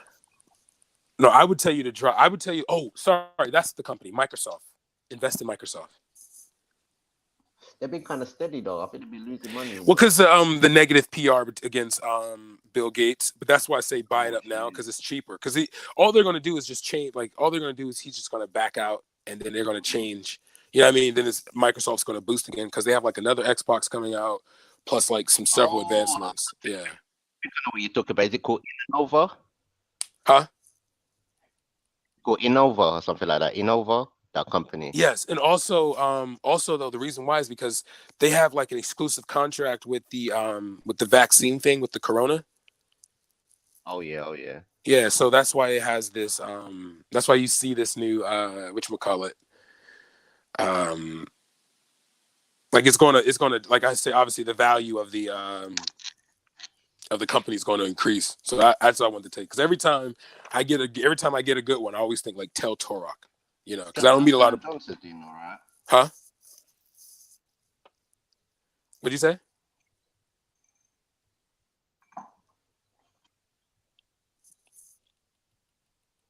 Hey, Vellemy. Yeah, I think Johnson and Johnson's doing all right. Yeah, I always say this. Listen, if you have like an extra like $200 to $300, always split it up like between like I would say the heavy hitters. Like what the SP 500 index is. Yeah, like I always say do that. Like always like create, like I would always say get a professional one that you pay for, but then like always kind of create your own, which kind of takes like the top 100 companies and invest in all of them with your money. And I would just do that. You know what I mean? What are you talking about now? Stocks and shares. Stocks and Yeah, shares. I'm trying to get into that still. Tell me. Okay, so I would always say this: if you have like, I would just say you do medical care, like right at this point. Yeah, I would say medical care, but also entertainment too. You know what I mean? Yeah, like bro, I'm talking like Netflix, Apple. Oh, Netflix is a weird one, to be honest. It shot up quite because of what's happened, really. What I think is going to happen though is usually when I've noticed that memberships will go up like towards the summer. So you will see like summer and then like, because like Disney should be a good one. Oh yeah, of course. But you know what I say you should do though? Invest in like grocery stores. I'm sorry, not grocery stores. Invest in like retail stores, because the moment that everyone gets off and they're able to leave and go out and shop and stuff like that, like malls and stuff, people are going to go back to malls and stuff. Like I'm gonna say, especially in the Americas, like I think movie theaters are dead though. Like I think officially no one's ever going to a movie theater again. Nice fuck, yeah. Like, you reckon? Even over here, the shares have gone down minus. Because you can put you can literally buy movies now like straight off, because all they have to do is put in the advertisement when they do it on cable channels. All they have to do is put in theater, and then that's it. Oh yeah, and it would be cheaper because if you're paying for the movie, you're paying for it's cheaper than paying and for you like. can pause it, you can rewind it. You know what I mean? So this, yeah. and then you can possibly buy it right there. That like you can rent it to the point where you're like, I like it, I don't. You know what I mean? That's true. That's true. So that's what I'm saying. Like, but how do you get? So let's say like a new movie comes out, you could watch it straight off the TV and that. Yeah, just download like it's it and like on demand. Like how you buy movies on demand and stuff like that. Oh, seeing. Yeah. I've never done it before, so I'm just asking it. Car, I haven't really watched movies that much, to be honest. I don't. But see, if I ever did, those torrent sites like the Put Locker and stuff like that, those sites will also have been destroying the movie industry like incredibly, because it's all you have to do is wait a few days until it's been on the theaters, and then someone's just going to drop it. It's going to be still HD quality, perfect sound, and all you have to do is let it buffer. That's it. Or you can download it yourself. That's true. Yeah. So now stock share, like so you're saying supermarket. No, I meant retail. I'm sorry. I meant like retail stores, like stores. Like you're talking about Walmart, Target. No, not Target. Yeah, See, the thing is, because of the financial, I think because everyone's not working and it's the unemployment in America, I'm going to say it would be smart to invest in stores that are more financially. Like Walmart would be one, like a store that would take consideration that, because Walmart's always in low income areas, if you ever notice. You would see Walmart in very rural areas. Walmart is not in low income areas. Stop that lie. Walmart starts majority of Walmart stores, like their super grand store, their Grandland stores, they're usually in rural small towns in the Midwest and in the South. You have the ones that they built in the cities are smaller than the traditional Walmarts. So the ones that you will see in DC, New York, Philly are nothing in comparison to like real Walmarts. And then real Walmart pricing is always to have the lowest prices within the area. So they will compete with grocery stores. They will compete with clothing stores. They will compete with technology stores. Ethio Schwartz was a very exclusive toy store here in America. Walmart destroyed them with Walmart Greatland, and all they did was expand their toy section in their store for like a week. I'm sorry for a quarterly period, and then boom, you know. So I'm just looking. I'm just looking into car. I was gonna get some student loan money soon, and my mum and dad said they got into it a few years back, and they stopped doing it. But I was like, maybe and you should be learning how to. Oh, one thing you should learn on YouTube. And Why everyone in the so chat, religious? We do have second. Walmarts in New York. Wait, fool. 1 second. I don't know what you're talking about. New York One City second. did not ban Walmarts. Got it. Reply him in the comment section. Yeah, we're having a conversation. Don't worry about the chat. I'm not talking to you. But listen, you're cutting across our conversation now. All right, Brad. You're cutting across. Just ignore. Okay. Just like I reply said, me. Yeah. New York City does not have no Walmarts is banned. Okay, it's a Walmart on 42nd Street and there's one in Green Acres in Long Island. Man, it's no Walmarts is banned in New York City. What are you talking about? So I know you've never been in New York, bro. Yeah. So say that. So Brad, what were you saying? Oh no. I was the only thing I was trying to say was. God, you said use YouTube or something like not that. banned in New York City. Stop saying that, man. What do you keep saying that in the chat, man? That's not true. Yeah.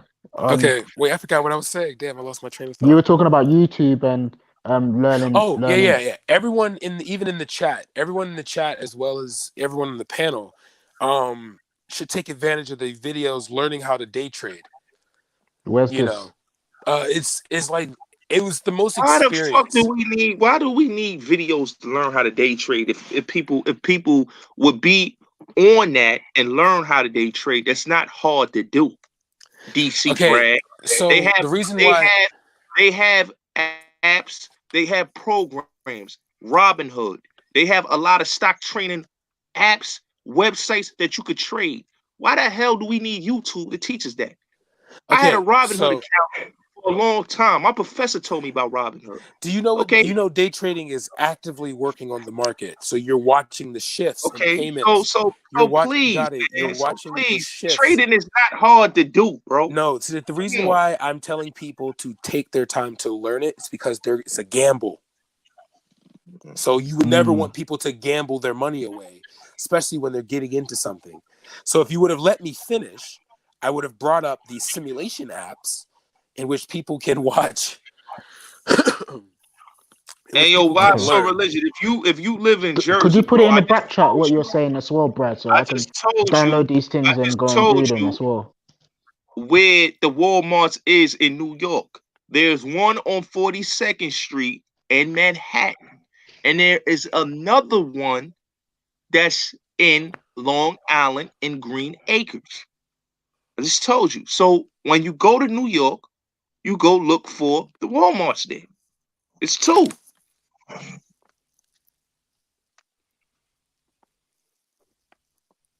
It's not banned in New York, bro. Yeah. Brad, say that again. Brad, say that again. No, I'm sorry. One second. I just want to get the apps.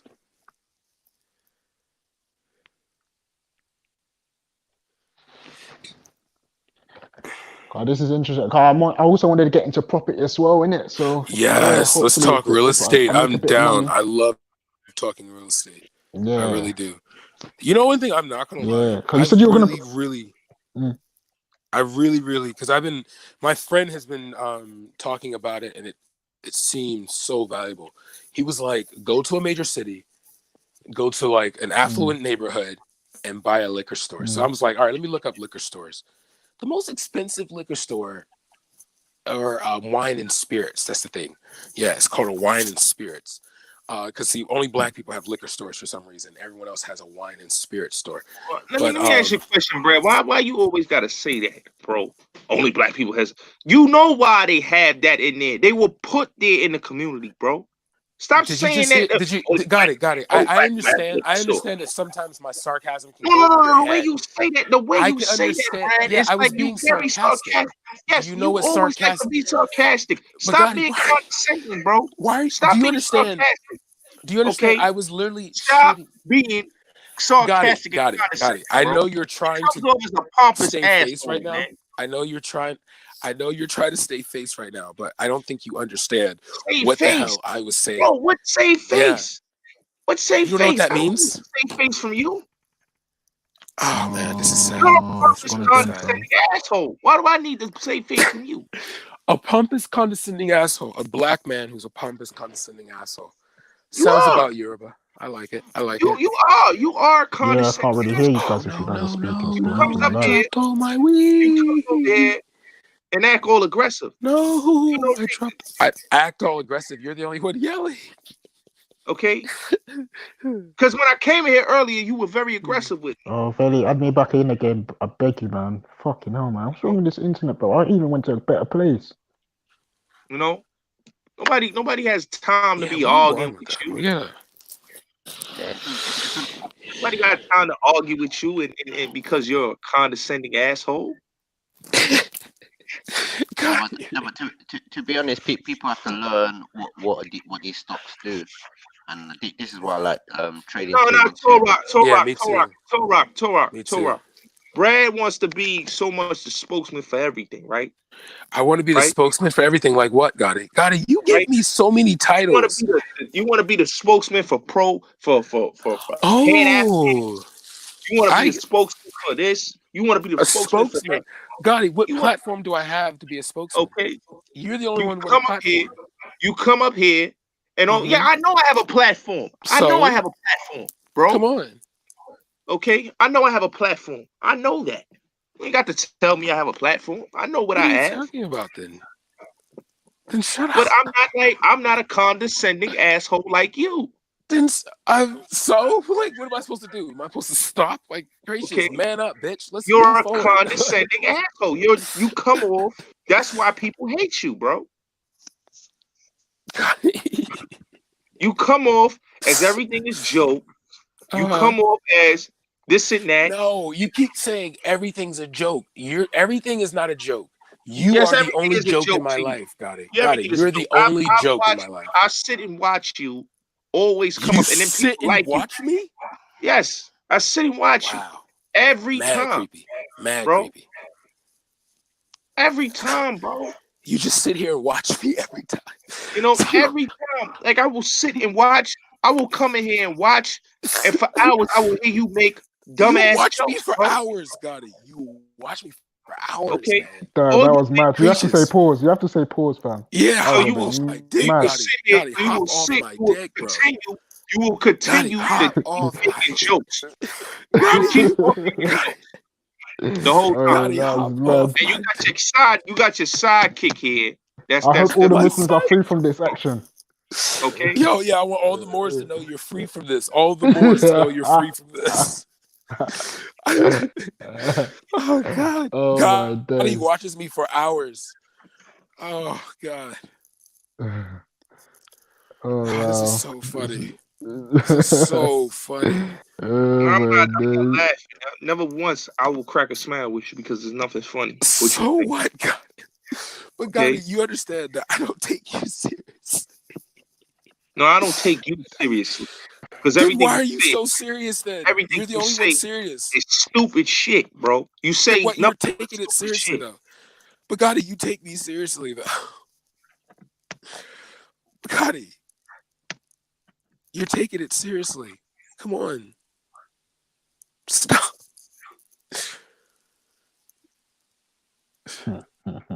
You're taking it seriously. Because I don't see anything a joke what you saying. But if you don't take me seriously, if you don't take me seriously, then why is everything insults? You throw jabs, you throw entitlement, you show how much of a condescending asshole you are. But you show how pompous you are. Gotti, do you understand? are such a great dude. Listen to me. You tell people all the time that you and I have the same upbringing, so you should be used to people like me. I'm used to black dudes like you. No. I never said I wasn't used to people like you. Like I said, then why are you upset then? Okay, I'm used to Negroes like you, Gotti. I am. That's why I laugh at you. Negroes. That's what you keep calling me. Oh, Negroes. I'm sorry. Negroes. Moors. I'm used to Moors like you. Negroes. I'm used to Moors like you. Okay, I'm sorry. I'm used to Bay Moors. This is why, at the end of the day, this is why I said what I said about you. You live in an entitled world. So in that entitled world, you adapted the mindset of the white supremacist.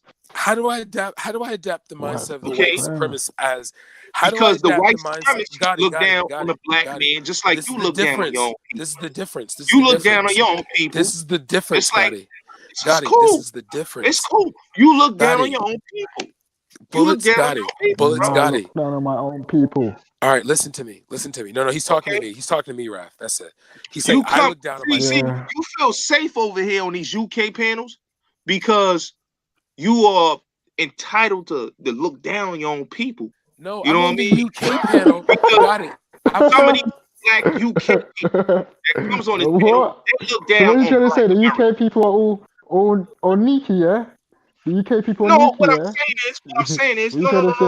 Wait, so the UK black, so there's no black people in the UK then? No, what I'm saying is that in the UK you have black people that look down on other black people in the UK. It's just like in America. But aren't there black people in America who look down on other black people in America?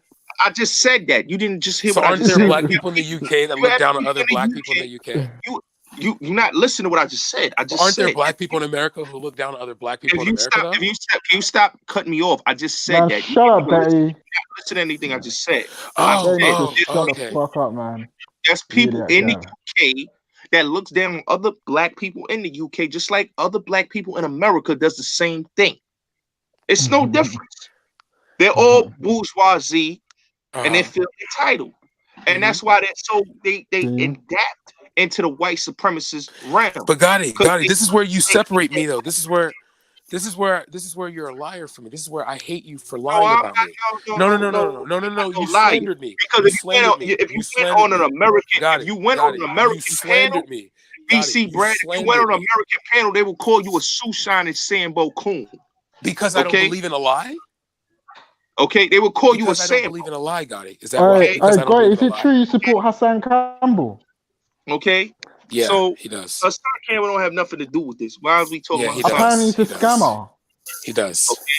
Okay. He likes little boys. I'm not talking about Hassan Campbell, Sonnet. I'm not talking about that. I'm talking about Brad and people like you. Ralph. But God, you're not really proving anything now. Sell out, dude, man. But God, you haven't proven that. But prove it though. Switch me for Shaheed. You know, because if you turn down this computer, apparently he's got the lil. He's got the lil. He said you support Hassan Campbell. He said that you support scammers. So what's going on there? Wow. Why are you supporting scammers, bro? I'm talking about the deflecting. What's going on? No, it's not deflection. It's not.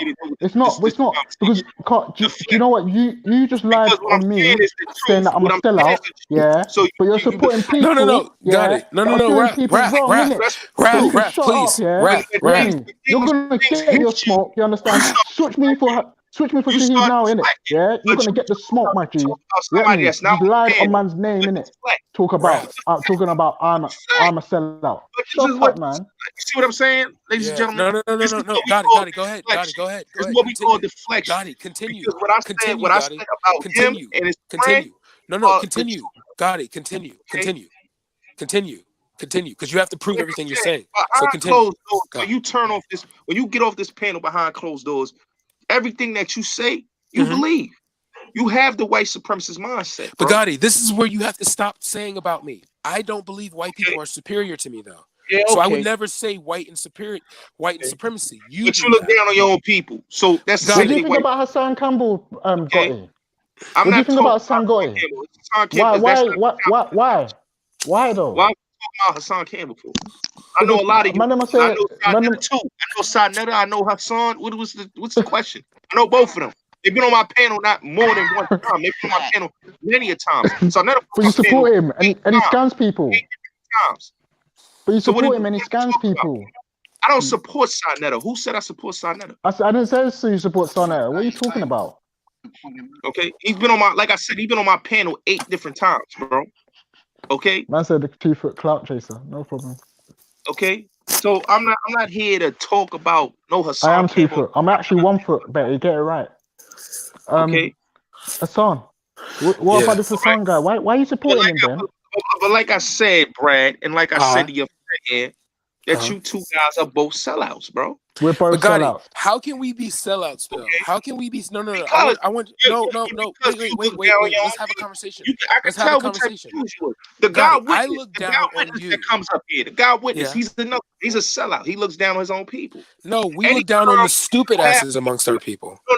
We don't look down on our people. People that's bourgeoisie that has entitlements. Always cool dude is funny. Look down on the people at the bottom. He's jealous. I said he's gonna get the smoke from Shaheed. Okay, but I never once would look down on anybody at the bottom because at the end of the day, we still the same people. So, Gotti, you recognize that you're on the bottom? No, I don't recognize we at the bottom. Then how can I look down on you? If you and I are equal, how can I look down on you? You got to ask this now, yeah. All right, go. If you and I are equal, DC. Hey, Brad, check the back chat, yeah. Check the back chat. Where's the man? I'm not. Where's the man saying? Why do you keep talking about the back chat? I don't care what people saying in the gallery. Oh man, they have the video too. Oh shit! I'm talking about you two men on the panel, but you don't want to hear the truth. So you rather make jokes. Okay? Like I said, Brad, you know what you are. You know you're a condescending asshole. You know that you're so it's cool. Gotti. Can I finish, please? Can I finish? I haven't been able to get a point in. I just been letting you go. Because you have I've been letting you go. I've been letting you go, though. You have no point, bro. Do me the respect. If you're better than me, do me the respect to get my point out. What points do you have? All your points. I'm not a sellout because you know what? I went to a black college. I did this. I did this for my community. I live in a black community. Yeah, so how can I be a sellout to the community that I have relied on since birth? How do I sell out the community I've been relied on since birth? There's many sellouts like you in the community. What are you talking about, Got it. Sellouts don't stay in the community. What are you talking about? There's hundreds of sellouts in the community, bro. What are you talking about? Gotti, it's in the name. Police officers. They sell out. So Gotti, sell out. Oh my God. Okay, let's take our politicians. The CBC are sellouts. They do not live. Too. Yes, black none of them live. Got it.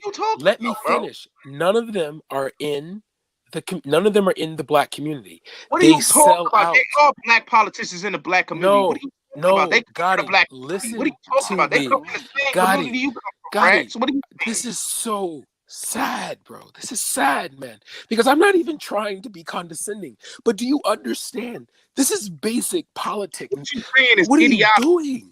Okay, you're talking ideological. All right, got it. Where does Kamala Harris live? Are you What serious? is her jurisdiction? What is her district? Are you serious? Is her district a black community? Is her district a black neighborhood? Are you serious? Who's all the people that put her in office? Was black people? So primarily white people. She was a prosecutor. She was a prosecutor primarily white in a primarily white area, bro. That's what I'm saying. Our politicians are sellouts. Okay. They move out the community. They're sellouts. They move out the community. They have they only pander to the community. Adam Clayton Powell was a sellout then. Who lived in Harlem? Who lived in Harlem? No, that's different though, because we're talking federal. No. Unless you want to talk local He's a black politician. We can talk state, because I'll throw out Wayne Curry. No, we can talk state. Marion Barry. Got it. I just said we can talk state and city. Hold on. No. Wait. We can do state. We can do state and city. I'm down with that. Marion Barry flipped the housing market for the black community and allowed black America to allow black people in DC to buy up most of DC. Wayne Curry brought most of PG and allowed most of black people to exceed there. We can also look at Aisha Curry, right? Oh my God. I didn't realize the family connection. All right, so her name is Allbrooks, not Aisha Curry. Sorry, it's Allbrooks. My bad. All right, Allbrooks. She decriminalized marijuana and has extended business loans for black people within our county. So yeah, I wouldn't say for local, state, and city. I would be a dumb to say that. So yeah, you're right there when it comes to city and state. But federal, that's what primarily I'm focused on. Federal is sellouts because they don't really need the black vote, because when you're a senator, you just need the vote of the state. So you can pander to the state. You don't just primarily need black people. You know what I'm saying? Reverend Jesse Jackson. Jesse Jackson during the reparations movement. When we were trying to get our reparations, Jesse Jackson went behind closed doors because they found a connection between major banks in America and the slave trade. Wait a minute. And Jesse Jackson betrayed all of black America. You got to misconstrue. If you defend Jesse Jackson, Gotti, I swear to God, you defend Jesse Jackson, you cannot talk to me about being pro-black. Because he did not. You're done. You're done. He defends his own sellout people, man. This guy. God. If you know who brought reparations to the floor was Kanye. You know that, right? Yeah, but okay. We're talking about Jesse Jackson. Jesse Jackson. What does he have to do with what Kanye's brought? That's what we were talking about. Okay. The person who betrayed the reparations movement was Jesse Jackson. Black people will never get reparations in this country. I know. So I agree with that. So why is we always gonna argue about this? Well, that's the ADO, because we have ADOS right now trying to do it. So it is what it is. It's never gonna happen. Kanye's brought that. Gotti, time out. Pause. We're about to agree on something. This is weird. Yo, what am I smoking, bro? All right, go ahead, Gotti. Continue. What I'm saying is that's never gonna happen, and ADOS is just something that's just trying to rehash what Kanye's did many years ago. Okay, so I'm not gonna even argue about that. I remember. No, you ain't gotta argue that with me. I agree with that. Okay, I remember when I've accepted that a long time ago. I remember when they first brought reparations up on the floor in the 90s. Okay, when they brought it up on C-SPAN when Bill Clinton was president. They brought up reparations when Bush was president. It's not gonna happen. I don't support it because they're not gonna bring it to black people. But at the end of the day, it's just a cash cow, because you have the ADOS, but then you also have foundational Black Americans. So it's just all a cash cow. Like I said, listen. You got Yvette Cornell and her. I don't know if that's her husband or whatever. The comedian guy. No. He's not. That's not her husband. She dates a white woman. So it's like she's broken the first rule of trying to stalk for black people. It's like you're out. You're literally out of the community here. You have no invested interest into the community. That's why, like, that's the important. I don't want to hear no comedian trying to tell black people about. No. Tone Talks was worse. He was a prosecutor. He sent black men to prison. Well, he was a prosecutor, Tone Talks. I thought he was a comedian. No. Well, I guess he tried that, but no, he was a prosecutor. Yeah.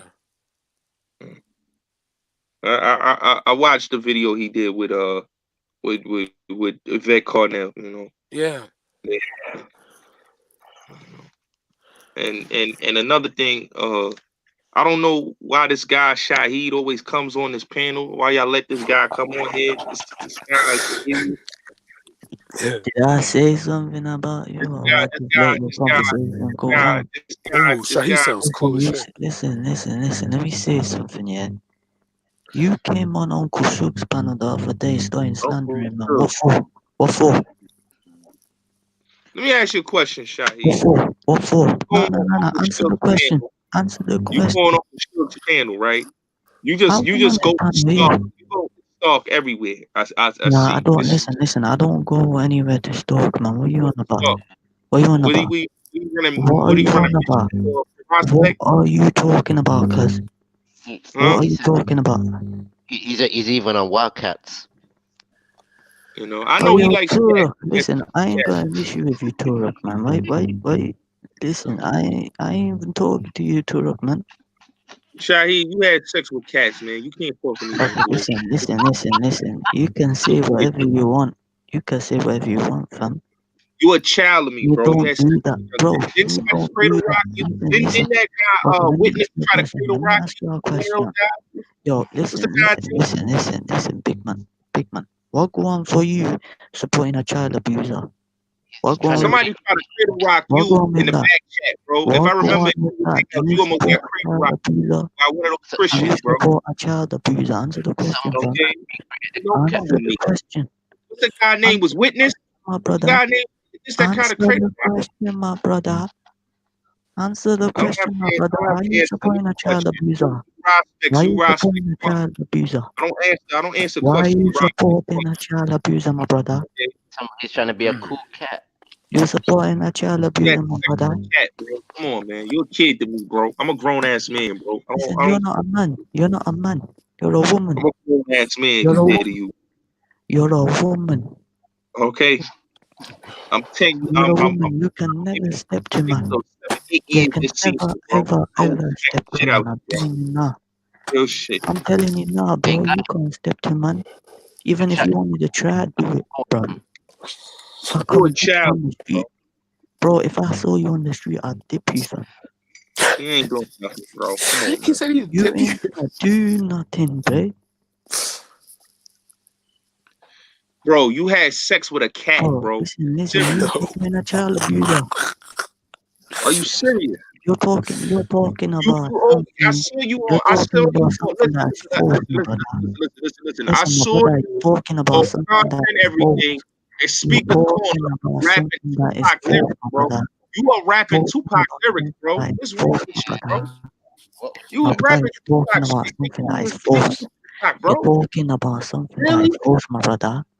You want some lyrics? I'll write you something, my bro. Listen, you never answer my question. Write you You some never lyrics, answer bro. my question. Do you support a child abuser? Yes or no? I don't know what you talking about, bro. Bro, you know what I'm talking about. I already posted the video in the back chat, my brother. Yeah, I'm on my phone, so someone's gonna have to play it. I already put the video in the back chat, my brother.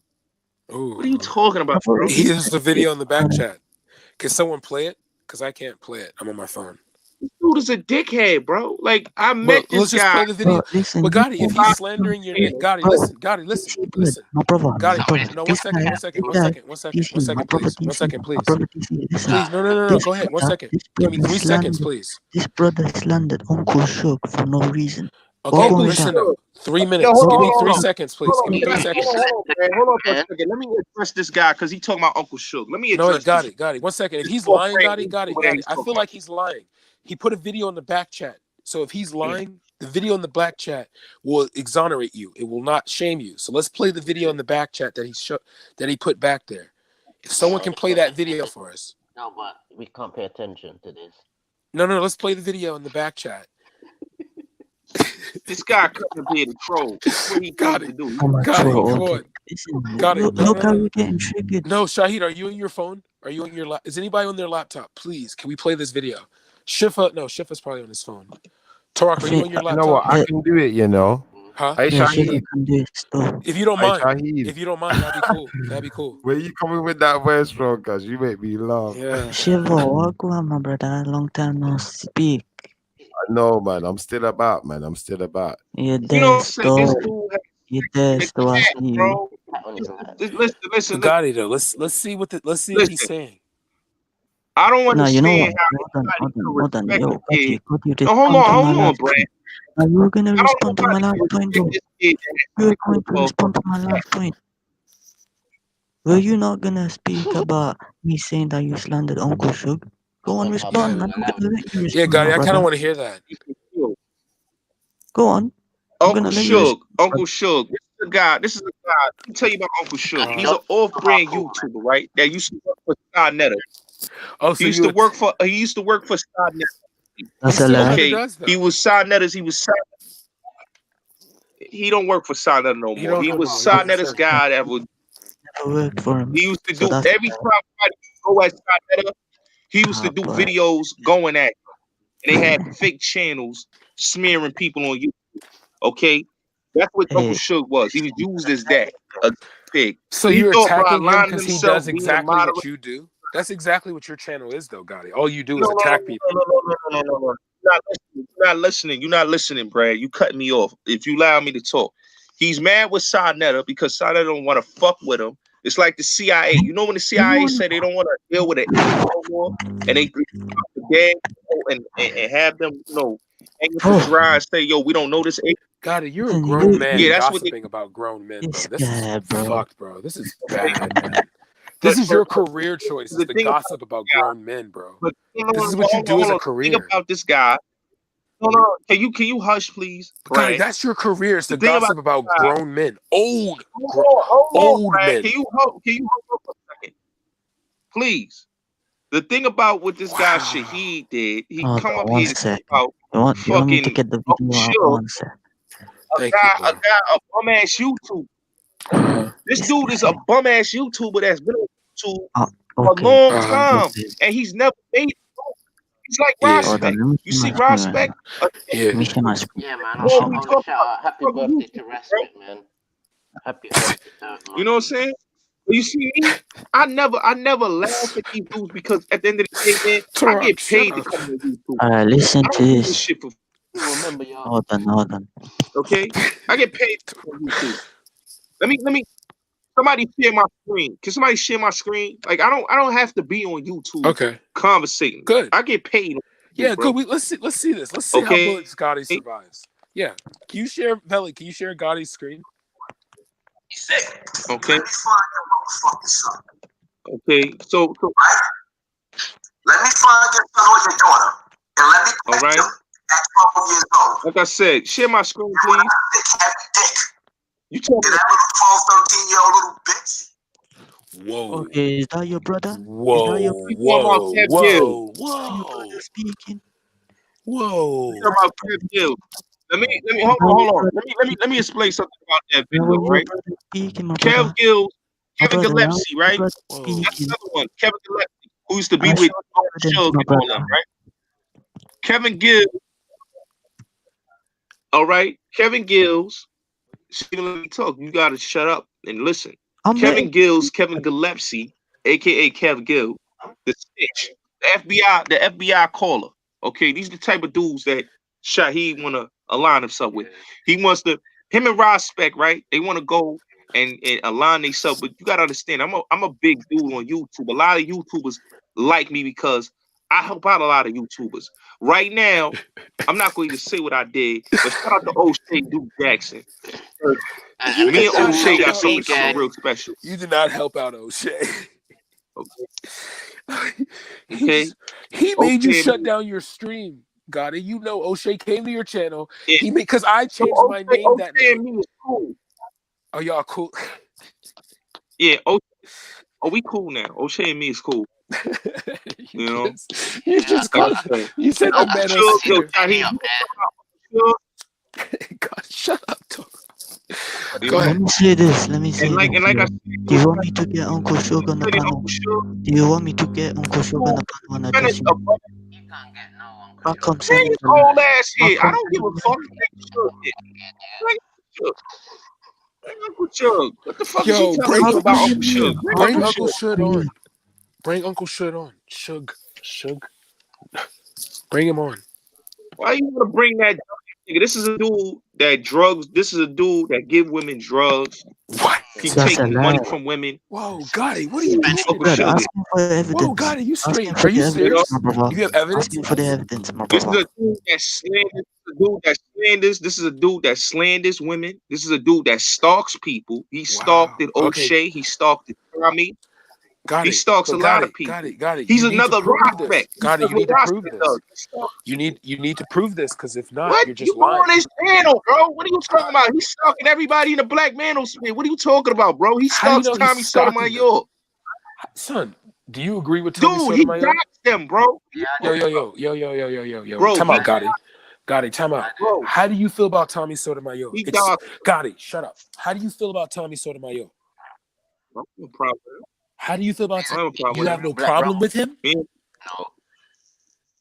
Gotti, if problem you with have no problem with Tommy Sotomayor, don't ever challenge my blackness again. Beastie's back. Beastie's back. So don't ever, Well, like I said, back. don't you can look ever, at that paper. You can look at ever, that paper. I get For from bitches. YouTube. We ain't don't fucking with bitches. ever We do ain't that fucking again. with niggas. Nah. You're crazy. You're Yeah, like I crazy if said, you're going to say that. a lot of these YouTubers, they can't show you this. Prospect can't show you this type of pay stubs like this from YouTube. This is April money. Imagine what May and June, July money gonna be. We getting 1,000 a month now. What we gonna get? 2,000, 3,000, 4,000, 5,000 a month? Come on, man. Gotti, you live in New York City. How the fuck are you surviving on this in New York City? Survive, New York dude. City? I got more money than this, bro. Oh, good. Okay, Bro, okay, bro, cool, I cool, got cool, life cool, insurance. cool, cool. Is I this got life insurance, bro. wait, I got life life insurance? insurance. I got life insurance, bro. Wait, I'm how good. do you I'm good. My kids gonna be wait? good. So so you have a policy for you. That's smart though. Getting life insurance for your kids. I respect that. I respect that. I didn't expect that from you. That's smart. Good job. Brad. Good job. Like Tommy Really? Sutton. Wait, do you like him, Torok? I swear to You God. know, you do. so at the end of the day, man, this is gonna go. This money right here is gonna be We invest in this YouTube money. You see what I'm saying? So all you YouTubers out there, Wait, got it. all you UK YouTubers, American YouTubers, I want you to look at what Bullis Gotti makes on YouTube, and ask yourself. I don't gotta ask for no donations, no Wait, time out, PayPals, Gotti. no cash. You put your super motivation. chats. You put super chats in your Cash App all the time. Come on now, I sent you money. Stop All lying. right. All right. So shout out Wait, to Gotti, don't lie Vellemy and for say you letting me don't take show donations. You what do I take get on YouTube. donations. What's wrong with Tommy, Stop bro? doing that. Why don't you I like swear to God, Tarak, I don't want to talk to you. I don't want to talk to you right now. I really am like quite furious at you right now. Hey yo, and I want y'all to What's wrong with understand. Tommy? I want y'all to understand and tell your boy if Rospect you watching, show us what type of money you getting on YouTube, bro. Show us that, bro. Son, you have to understand. You have to understand. Yeah, Prospect show is us getting what that type of Saudi money you get Arabia on money, YouTube. bro. You better chill. Prospect gets that Saudi money. You better chill. Okay. And like I said, I'm about to hit 4,000 in a couple of weeks, man. 4,000 subscribers. We did good this week. 2,000. I had 200 people in my room watching my live stream, man. Y'all dudes ain't doing 200 people in your live stream. 200 people. And I'm going to do 200 again, okay? Because I'm going to do another live stream with Netta, and I might get Hassan Campbell on there, and we might do 300 or 400.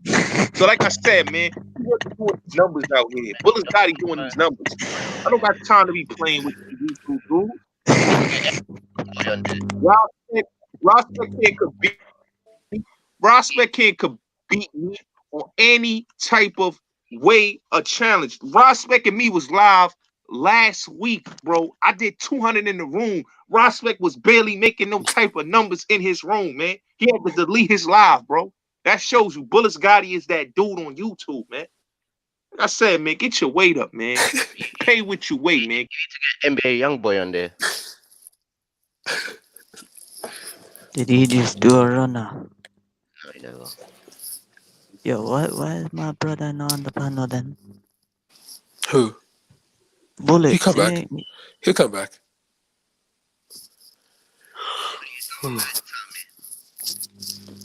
No, I'm not a fan of Tommy at all. Tommy is utterly disgusting. He's funny as hell, Tommy. I don't know how you can call him funny, my brother. Yeah, Tommy Sotomayor is a coon, bro. Fuck him. He keeps it real. Shut up, Torah. What'd you say? Keeps it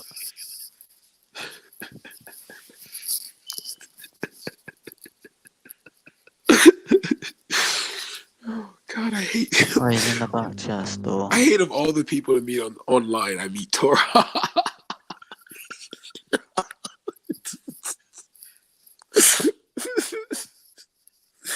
Oh my God, man. with me. He keeps his phone lines open if you want to challenge him, and nobody can challenge him. Improve. Son, he doesn't do anything. All he does is reviews Facebook posts or other videos, or like look at like Yo, World look Star what videos. Neem posted up in the chat. He I goes mean, into dark chat store. film out. What's it called again? Fatherless America. He's like Jesse Lee Peterson. Nah, he ain't no Jesse Lee Peterson. Oh, you're crazy. No, I know he's trying to. Why do I keep falling for this all the time? God, I hate you, Toro. I always keep falling for this bullshit.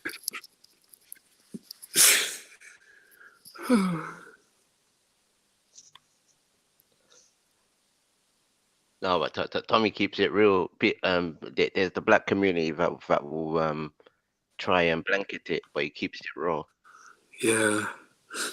Yeah, but no, in real life though, go on Gotti's channel. It is funny at night. I know it's like way late for y'all, but it is funny. Supra, oh my goodness, he just randomly he randomly beefs with anyone. So like, don't take it seriously, okay? He just beefs. He has shows where he dedicates himself.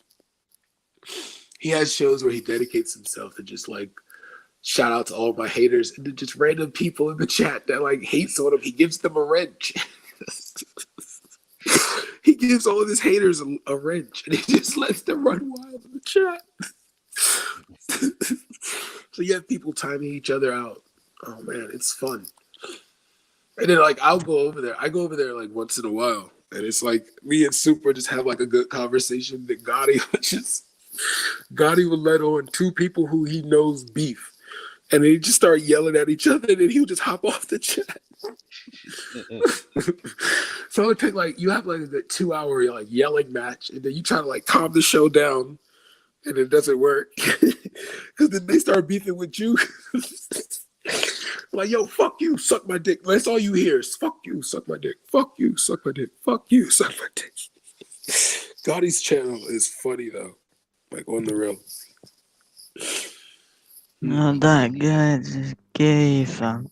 No, he's not. He's listen. I may talk shit about him, but like real life, he's really funny though. Like he's really, you can't take him seriously. Hey, yo, Veli, let Bullets on. He's in the He's back backstage chat. He's though. in the back chat again. Yeah, you can't really take him seriously. If you start getting emotionally invested in Bullets Gotti, he's already won. That's how he wins every time. It's just getting you out of your character. No, but he's had all the good. He had Wildcat. Yeah. What's his face? Snow Billy. All the big people, man. Yeah. Oh yeah, he had a big show. He did have a big show this past week though. It was like 200 people were on there. Then it went to 125. Then Snow Billy's very influential. yeah. Yeah, no, he gets some names because he's had like Sinetta on his channel. Like he can call Sinetta to be real. Like he has Sinetta's number. He calls Sonata all the time, man. Yeah, he calls Sinetta. Like he harasses Sinetta. Like here's this young man, 25-year-old harassing an elderly man. That's why I say like you cannot take him seriously because Gotti. Next thing you know what the brother will do? Is start slandering sisters. Yeah, he randomly goes on black women. Like he has this show where he'll just like start like going on black women, and it's just like black women can't do shit right. The sisters on Yeah, like he just has these shows. Like it's just these random moments, and then he just going like, "We don't talk about the sisters," but then it'll just be a whole show why black women ain't shit, and then they'll just see them start talking about like saying that like dark skinned women have like worse attitudes than light skinned women, but like mixed women seem to be softer. you're just like, for me, then like I'm a simp because I'm defending dark skinned women. So then like they start going on me for being a simp. So it is a funny thing. It's a funny channel. It is a funny channel though. No, you gotta give it respect. One of the conscious sisters are alive right now still. Who? Sister I say Divine. She's not conscious, bro. She has a whole Pornhub account. Are you kidding? No, she doesn't, man. Bro. What you on about? What you on about? Bro, She don't literally, have she was a one. Cam model, bro. Listen, bro. Nah, she don't have one, Listen, bro. Listen, in the conscious community, the Hebrew Israelites are the masters of like porn. Okay, they exposed her badly. So you think Captain Tazariak is They is exposed that? her, bro. Nah, bro, you're No, mad. listen, You're mad. Tazariak, when Tazariak is not on the Hebrew stuff and he brings up stuff on the other side, bro, the war machine, bro, the war machine, the Israelite war machine of gossip, bro.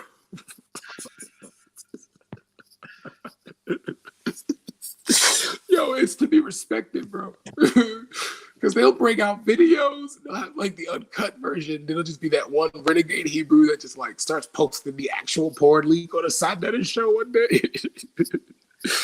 Oh man, the Hebrews are funny, man. Tazadak. Huh? Oh, Cocksocks. What's his name? Yeah, Cocksocks. I hate him so much. Why?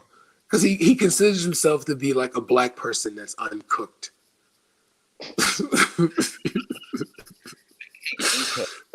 Yo, no. You have to look at the clash. It's like when two worlds collide right after their little shouting match in the streets. You see him saying that, and it was like he wanted to be taken seriously.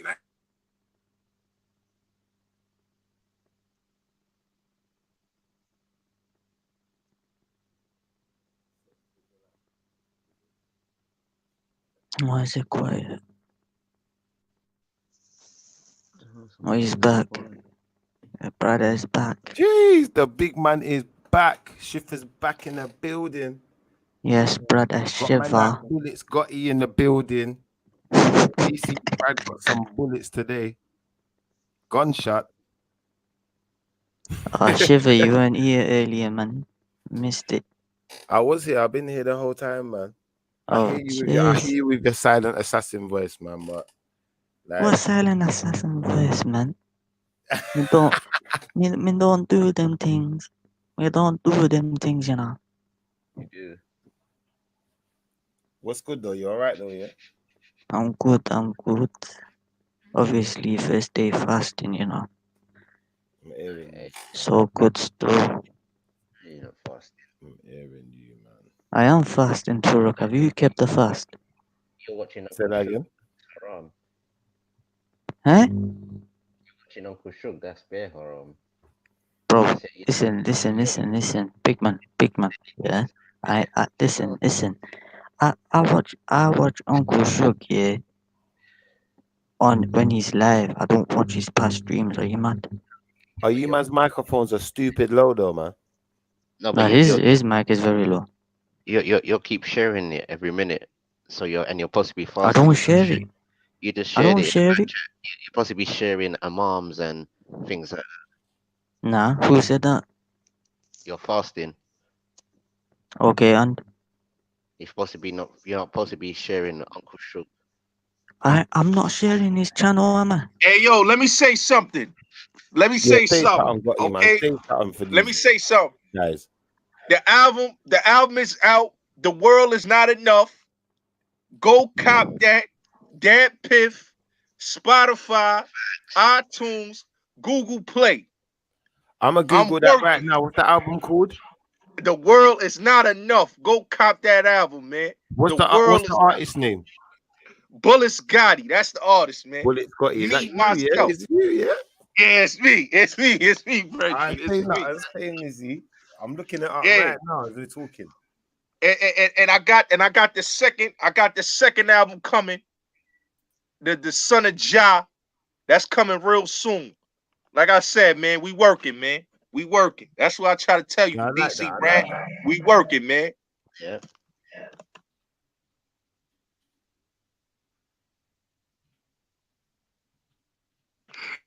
And Shaheed.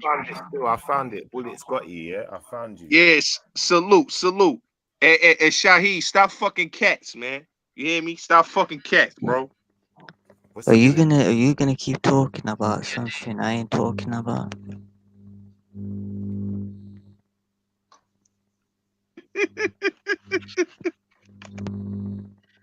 You're laughing, but it's like you're trying to trigger me. But I can't find that other one. What's it called again? The world is not enough, man. The world is not enough. Go cop that right now. The world is not enough, man. I love that movie. That was a classic movie by James Bond, man. I had to call the album that, man. Jeez. Hold on. And then the cinematic. Let me make sure I spelled the name right.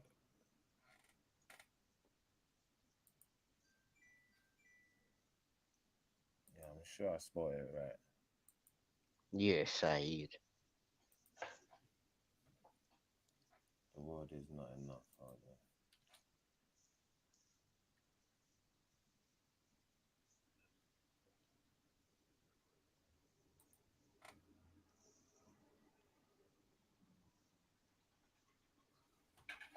Yo, Shahi, why you ain't support your man? I thought you said you gonna bring Sugar up here, bro. What happened, bro? I sent him. Listen, I sent him the link, man. I sent him the link. So I sent him the link. I sent him the link, man. I sent him the link.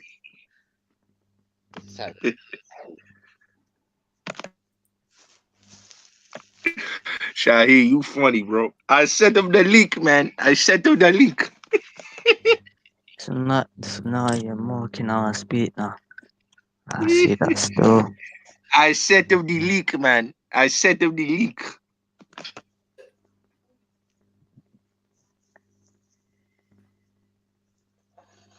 So, hey, Shahi, I used to fuck cat, man. I used to fuck cat, man. Okay. That's what you Is used to that do, all bro. you can say? Is that all you can say? What's new, pussycat? Used to fuck cat, bro. We Is know that your all history, you can bro. say? Is that all you can say? We know that's your history, brother, man. Used to fuck cat, bro. Come Is on that now. all you can say? Come on now. I'm asking You you, is know, that all you can say? you a funny guy, Shahi. You know, but you fuck cat though. You, Bro, I already see you. you. But listen, why you in our Say Divines chat room right now? Hey yo, R.I.P. Fred the Godson. That's the homie, man. I know Fred real good, man. That's the homie. R.I.P. my son Frederico, man. Gordo. Hey, Shahi. What you said? What you said, Shahi? I was in our Shay Devon channel. Yeah, shout out to our Shay. That's my baby. Y'all Shay know Bullets Gotti. They all know Bullets Gotti, man. I'm in these YouTube streets. I'm heavy. That's why I'm in the UK sector. You see, I get around, baby. Well, don't get mad, Bullets Gotti. Get around. I get around, baby. Shahid, I'm not like you, man. I ain't abusing cats, man. I'm out here moving and shaking, brother. Keep talking, man. Keep talking. Oh yeah, you might get Oh shit! I hear that in the background. Salute. That's not mine. Salute. They know what time it is, man. That's a classic album right there, man. I keep telling you, man. The world is not enough, man. I'm promoting the album on everybody's channel today. The world is not enough. Go cop that album, man. Told you, you want to hear Bullets Gotti? And tell Rospect, man, drop his album already, man. Because Bullets Gotti done dropped his, man. Real shit, man. Shaheed, you want me to write you some balls, bro? I'll write you some balls, man. Listen, you don't need to write me no bars, bro. You still quoting Pac shit, bro. What? Come on. Quote their mama for me, bro. Nah, man. Always Black Queen mama. I'm fasting, my brother. Huh? I'm come fasting. on, my brother. No, don't come with that faster shit now. Come on, brother. Nah, man. You came up here on YouTube and you talking about you fasting.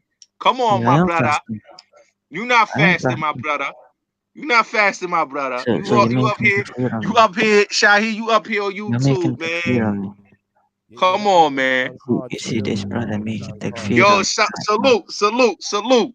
Yeah, the album sounds hard. I'm not gonna lie. Out to Shaheed as well. Like, big up yourself, brother. You know, that makes me laugh. shouldn't laugh, you know. I'm not promoting bad Hey, behavior. hey, I didn't do a grenade. Why you said I threw a grenade? Hey, Zuzu, I did not do a grenade, my brother, and kill 50 people. Come on, man. Don't say that. Shahi, you my brother, man. I want to hear you spit, bro. Come on, bro. You came up here, you say you Not for fast, 30 bro. You came days, up my here with brother. beef.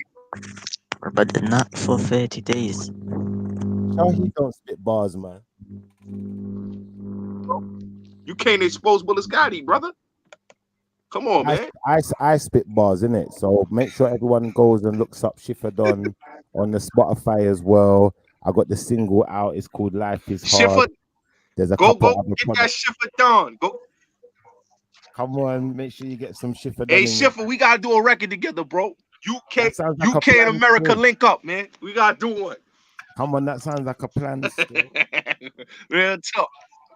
What you saying? We're gonna Real talk. give us a quick Real freestyle, talk. yeah, or like a quick bar. Give us a 16, anything. Okay, let me see. I'm a tyrant like a die lavish parties, spilling champagne on the dots, blasted for me. Go to war like Arrow Fat, cause it's ugly. Play the game like Bo. See the boy so smooth, and I slide through your block cause I blast those tools. Nigga, cash rule, nigga, cause I get that fetty. Talk heavy if I want to. Nigga, it's deadly. Got the AP on the wrist, maybe the rollie. Straight stunting on the blocks, man. Niggas don't know me. Pull a pause to the Mozzie on the back of the block. Keep the snub in my boot if I got to bust shots. It's light balls, man. No more, Schiffer. I'll give him more, but no more, man. I'll give him more, man. I like your bars still. I had to yeah, salute, Schiffer. I had to throw in some real generals in my bars, man. Gaddafi and Arafat, man. Go over your head, man. Understand, man. We still throwing them conscious bars on you, man. Even though it might sound gangster, it's still conscious gangster bars, man. I'll be honest. From when I heard you come on here, I knew you weren't one of these goofy kids like Brad and them, like them guys. They're just goofy guys. I get it, but man's on it. So anytime you're ready, we can get on and do some stuff in it. Like it's not a thing. Yeah, facts, Schiffer. You don't already know, bro. I'm down with that, man. I'm down with that. That's why I said, man, brothers like Schiffer, brothers like Shakara, Torak, these is brothers that's really about the tings. You heard? They really about the tings. Got brothers like Brad, they want to come on the goofy. It's cool. You could be goofy. We like dudes like you, comic relief. You know what I mean? But when it's time to be on some realism, it is what it is. It's time to be on some realism.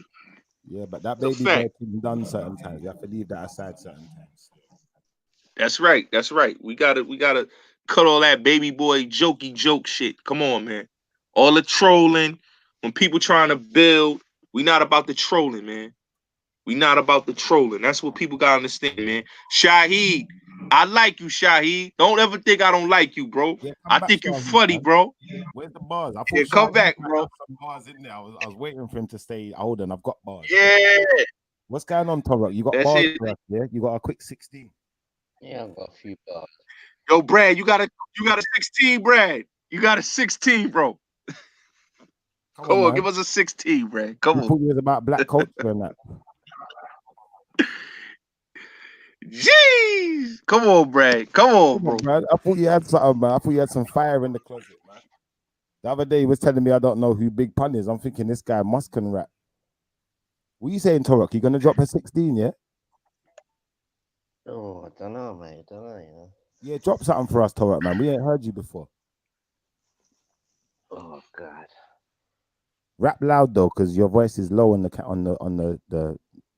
Yeah, that's what I'm saying. Like, I don't think my mic is that good though. No, your mic's good, but you just talk low, Torok, man. You get relaxed. Let me think. As I mix that, sip that, twist that, a bit of Don P with sherry, and I twist and rip that ain't shit nobody could tell me. Like one of my rip raps. These riff raff, they flow bin dust, so just been. News what just in is him again. Got two of them for nif. Yeah, that's it. Yeah, you're kind of hard though. Still, I see where you was going with it. Still, I see where you was going with it. I don't know if that's nice though. Still, it sounded nice. Still, I'll give you a quick 16. Still, I'm like, as we grow up, Opinions on life tend to change, just like when money gets invested in a player brings change to the game. And big money and fame might make a big change to your name, but when you get caught in the crime, more fingers are pointing the blame. And some people are strange, some people roll in the range, some beg for your change, but we all are the same. Get that haircut to the grain, hate to get caught in the rain. Pussy, you're feeling the shame, broke till we're flossing again. Somehow we remain trapped in this life like a game. I'm done. That's some flames. Come on. That work, man. But I know everyone on there has got talents, innit? So you have to showcase, innit? Like, come on, man. I didn't even know you had bars, Torok. Where you're quiet, people won't expect it. No, but you know, hear me always singing though when I'm taking the mic or like having a little. Yeah, slightly on the sidelines when you say it now. It jogs our memories still. I come to realize Brad ain't got no bars though, man. Brad's got bars. No style. Yo, Brad, you ain't got no style.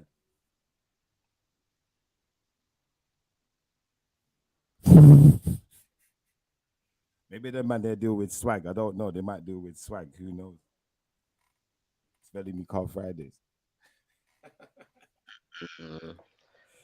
They might be secretly dealing with some swag. You get me?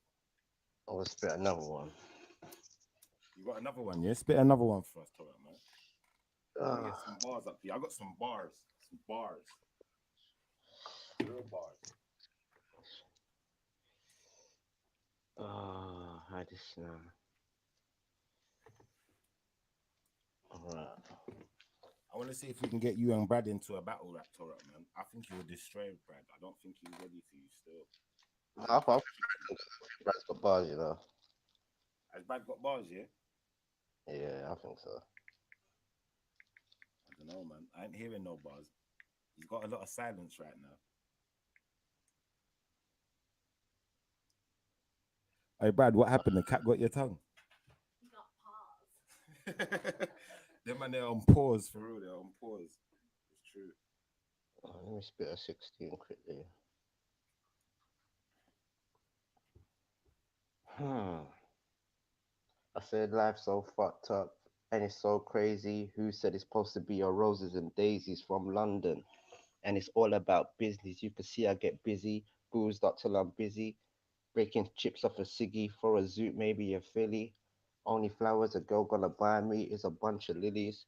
Keep me in the lurch like lurch. Don't think about the chapel or the church. Must be on a comedy sketch with Kathy Birch. Yeah, that's it. You got a couple of bars to rock, man. You got a couple of bars in there.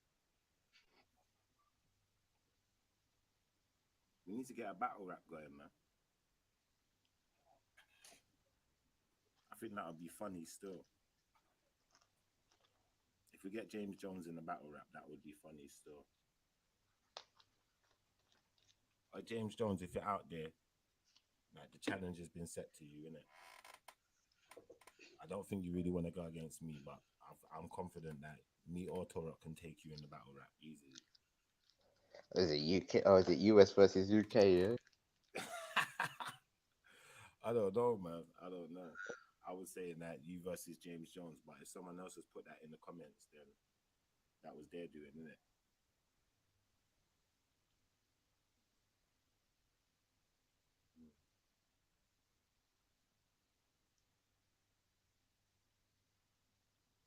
Yeah, man. I think like everyone's gone silent for some reason. It's come to that point in the day where everyone's got things to do. I've got a couple things to do as well, I'm gonna be honest. So I might have to go do them still. But big up man like Shakara, big up man like Torok, big up DC Brad.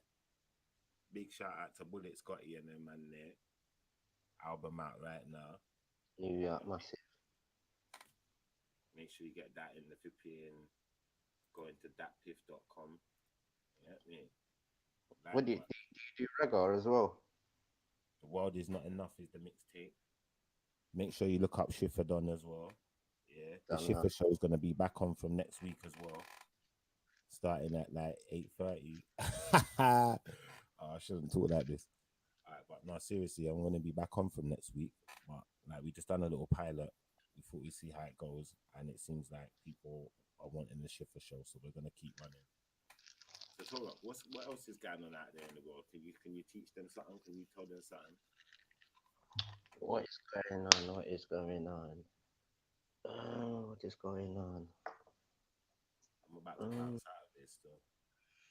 I'll be honest. So I really do know what I want, but yeah, I'm not too sure really. All I've heard at the moment, I think VW has opened up his car plants and they've certain workers working now.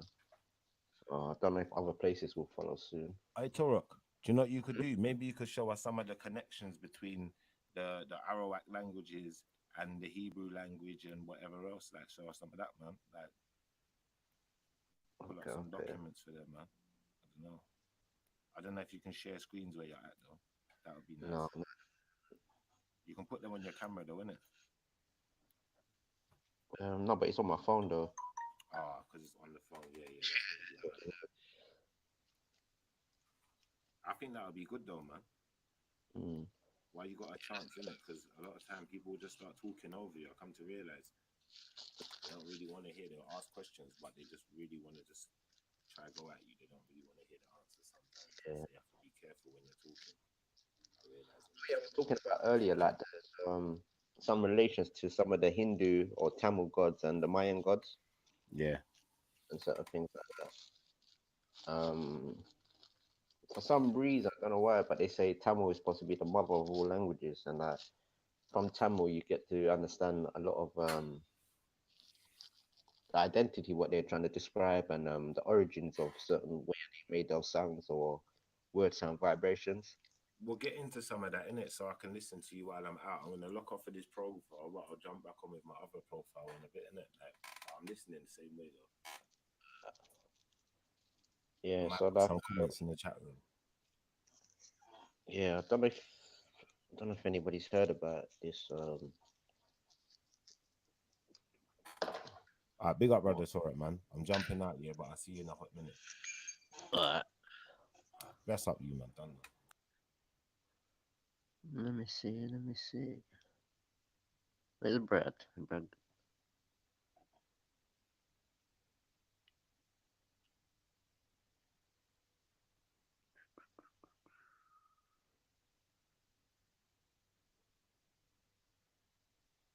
Let me see.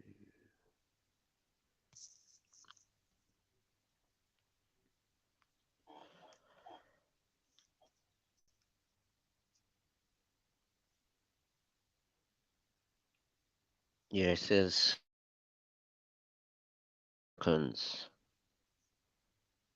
part of the lost 10 tribes. So it's saying part of. And as we go into Genesis chapter 11 verse 9, therefore was the name of it called Babel, because Hashem did there confound the language of all the earth, and from thence did Hashem scatter them abroad upon the face of all the earth.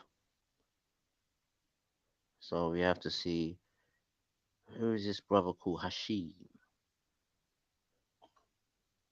or Hashem?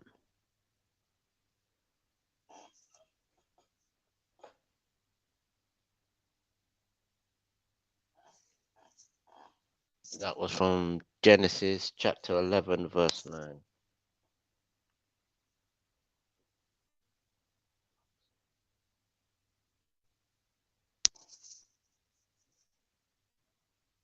Okay, come on.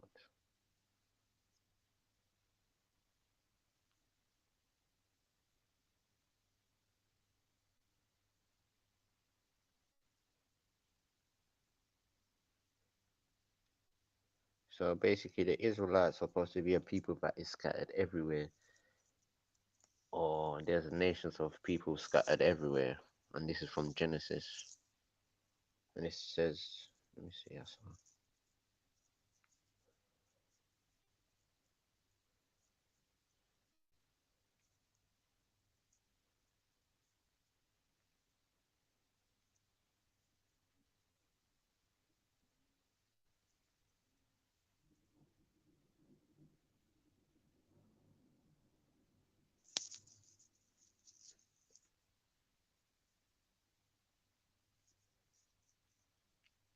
reception is very bad.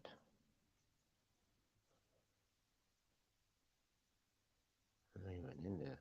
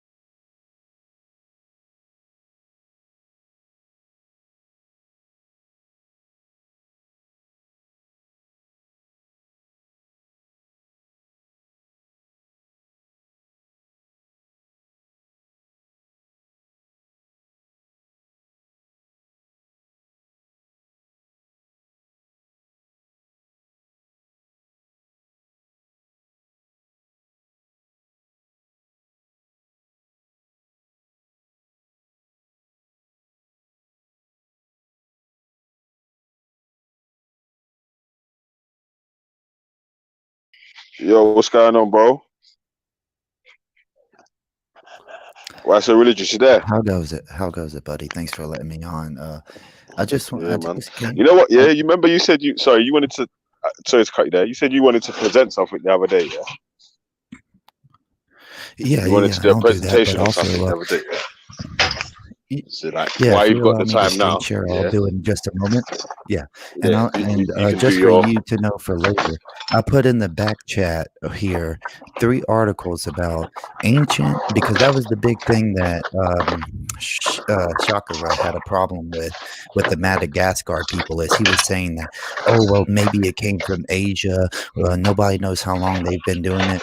In the back chat here, I have African killings because of spiritual Africa believing in things such as twins having special powers that are going to kill their parents, Nigerians believing that Was that Bibio? Talking about their Bibio. no, these are links to like news sources talking about African spiritualism and how it's actually, there's people who still believe that that if they're possessed, they have to kill their daughter, take out her intestines to make a cure. So I would like to know what his opinion is of these African spiritualisms, or if he's just, of course, doing some cherry picking of what the best ones are. Yeah, Okay, must be busy so right now still. But do you know what? Yeah, before you start, yeah, this has been discussed before on, probably not on my channel, yeah, but it's known by people in our circles that some of the tribes in Africa thought twins was evil or something like that. Yeah, so I think it was the Abibio tribe, when the Catholics got to them, they helped them to stop doing that practice. Well, this was just from like 2017, and a reporter from Al Jazeera went there, and it's still happening. Yeah. Okay. So what I'm saying is, like I say, man, obviously, you get what I'm going I can't at, give though, you, right? Yeah, I can't give you an answer, and the same thing. Like obviously, I'm not going to make excuses for anyone killing children, because obviously No, I'm I'm against not, that. and that's not that. Yeah, this wasn't directed at you. This is in the back What is chat that, for Lord? him Are you later going through on, a toolbox? because his Yeah, problem. yeah. Going out your toolbox. His problem with Yeah, I'm getting his all the scrap problem stuff out of the van, man. with my Madagascar thing. Yeah, go on, sorry, go on, carry on, mate. Okay, so Say that again, bro. and I'm about to do my Repeat that for presentation. me, please.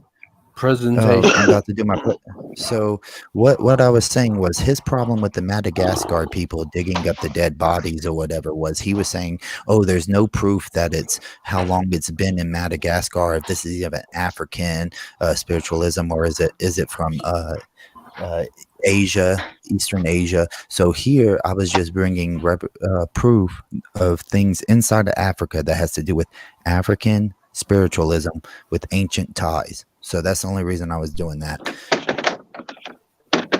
So can I get a screen share going on? So are these things absolutely and completely are they identified solely to Africa, or can you identify them in any other places in the world? Well, the point is, Dave Smith, is that he was negating part of the argument. So and also Africa is a huge continent. Okay, nearly 1 billion people in different types of communities and tribes everywhere. So of course they all have difference of opinions and different beliefs. But the point is, he is cherry picking, and I don't want to attack him while he's not on here to defend himself. That's the reason I put it in the back chat for him to answer later, even if I'm not on here. And then also, I'll just go ahead and screen share if you'll allow it. I think you have to allow people to screen share. He engages in propaganda, doesn't he? He wants to paint a picture of perfection, right? So he is. I'll tell you what, why so religious? I was gonna say, nah, that's not really what Shakara does. Still, you're not really trying to paint a fairy tale picture. I just feel like he's more of a politician. Wait, hold on a sec. If he, in my personal opinion, because I can't speak for man, I feel like if he feels like you're probing from an angle where I've told you so, I'll prove you wrong or whatever, then he'll give a diplomatic answer in it. But if you're literally asking honest questions, then I feel like he will give you an honest answer on what he feels and whatever. And I can respect that. I can respect that. But the point that I'm getting at here is he's cherry picking what he believes can help Africa spiritually, as far as being quote unquote, as he said, ancient African spiritualism. But when you mention something that is African spiritualism that does have ancient roots, and it goes against his concept of well, of course it can help Africa, then I would like to hear his response to that. That's what I'm getting at. Because of course I can go through, people could even say, well, look at atheism, look at what Mao did or Stalin, but those are not ideologies that have a defined base belief amongst communities. Like an atheist can be pro-life or they can be pro-choice. There is nothing that sets a doctrine, as opposed to Christianity, Judaism, African spiritualism, if you will, depending on which tribe you're in. Those are the doctrines that you were taught, is what I'm getting at.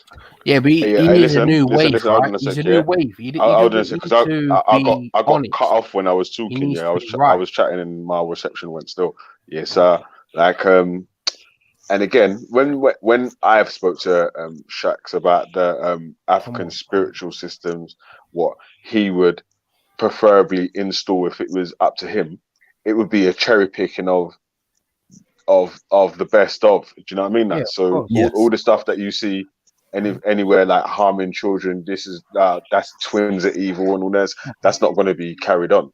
Those things, that would be forgotten under if it was say up to Shakara as how his selected country or tribe or whatever was running the African spiritual system still. But I'm gonna add Bradders in, so we can chat for me, because I'm still doing some work in it. Yeah, I'm gonna say why would you pick anything bad if you can recreate a new thing? You're gonna pick the best of everything. Just cherry pick the best of, innit? Of course. But really, that best of becomes subjective now. That becomes subjective to each person now. Like, right, what he might feel like the best of living is living a nomad life. You might feel like the best of living is living a city life. Now, Vision, this is what I'm getting at, though. This is almost all of these tribes that have African spiritualism, as Shakara and I do, have these problems. Okay, they all have these beliefs of supernatural ability and of demons taking over people, and not every single one has a belief that children or No, but twins or I something didn't say is that. evil. I said almost all of these tribes that have this African spiritualism do believe in demons that can take over bodies, and most of the time, and you can click on one of the, I can't remember which article it is exactly, but it does state that throughout Africa, there's plenty of tribes that still believe Yeah, but they can reject that, can't that you have to kill But they people can reject and that. take their body They body can parts reject and that make a in cure for it. today's day and age. What are you talking about? Why so religious? They can Yeah, reject but that. They this can, one, they son, can get yeah, rid of that. it's You're not understanding. hey, why so religious? It's different, like you're saying, like Dave even just said there. It's different if it's set in stone and it has to be like Exactly. that. You don't But when need I to was hold on speaking, to that. yeah, but It hold is on. When their I was doctrine. speaking to, wait, It is their hold on. doctrine. Wait. Let me finish. When I was speaking to Shakara, I was specifically asking him questions like that. If there's something in the spiritual system, because he was dealing with the Ubuntu thing to try and make him, when I was talking about how you would run an African spiritual society or whatever, and it's like obviously within that, yeah, if there's anything that's barbaric or whatever, and the people deem evil, no good for others, no good for the person who's practicing, then they can bar that and put something else in, or they can just get rid of it. You know what I mean? That so G block. The that's point I'm written in saying law. is it is inherent in most of these spiritualist points in outside of Africa and their tribes across. It's not still anymore. is. It's Dave, not you're anymore. not read the How is it articles. still Dude. anymore? These are just from a do couple they of follow years ago, something that is dude. biblical? Is this biblical? We're By talking about rejecting that, are African they rejecting spiritualism, God? dude. yeah. So what you wanted to share your screen though, yeah? Because I got. I have to back out, and I'd have to back out and restart. You'd have to let me back in because on my Mac I never I never opened up screen sharing Google for this. No, yeah. Oh, you can use the screen share on the app on here.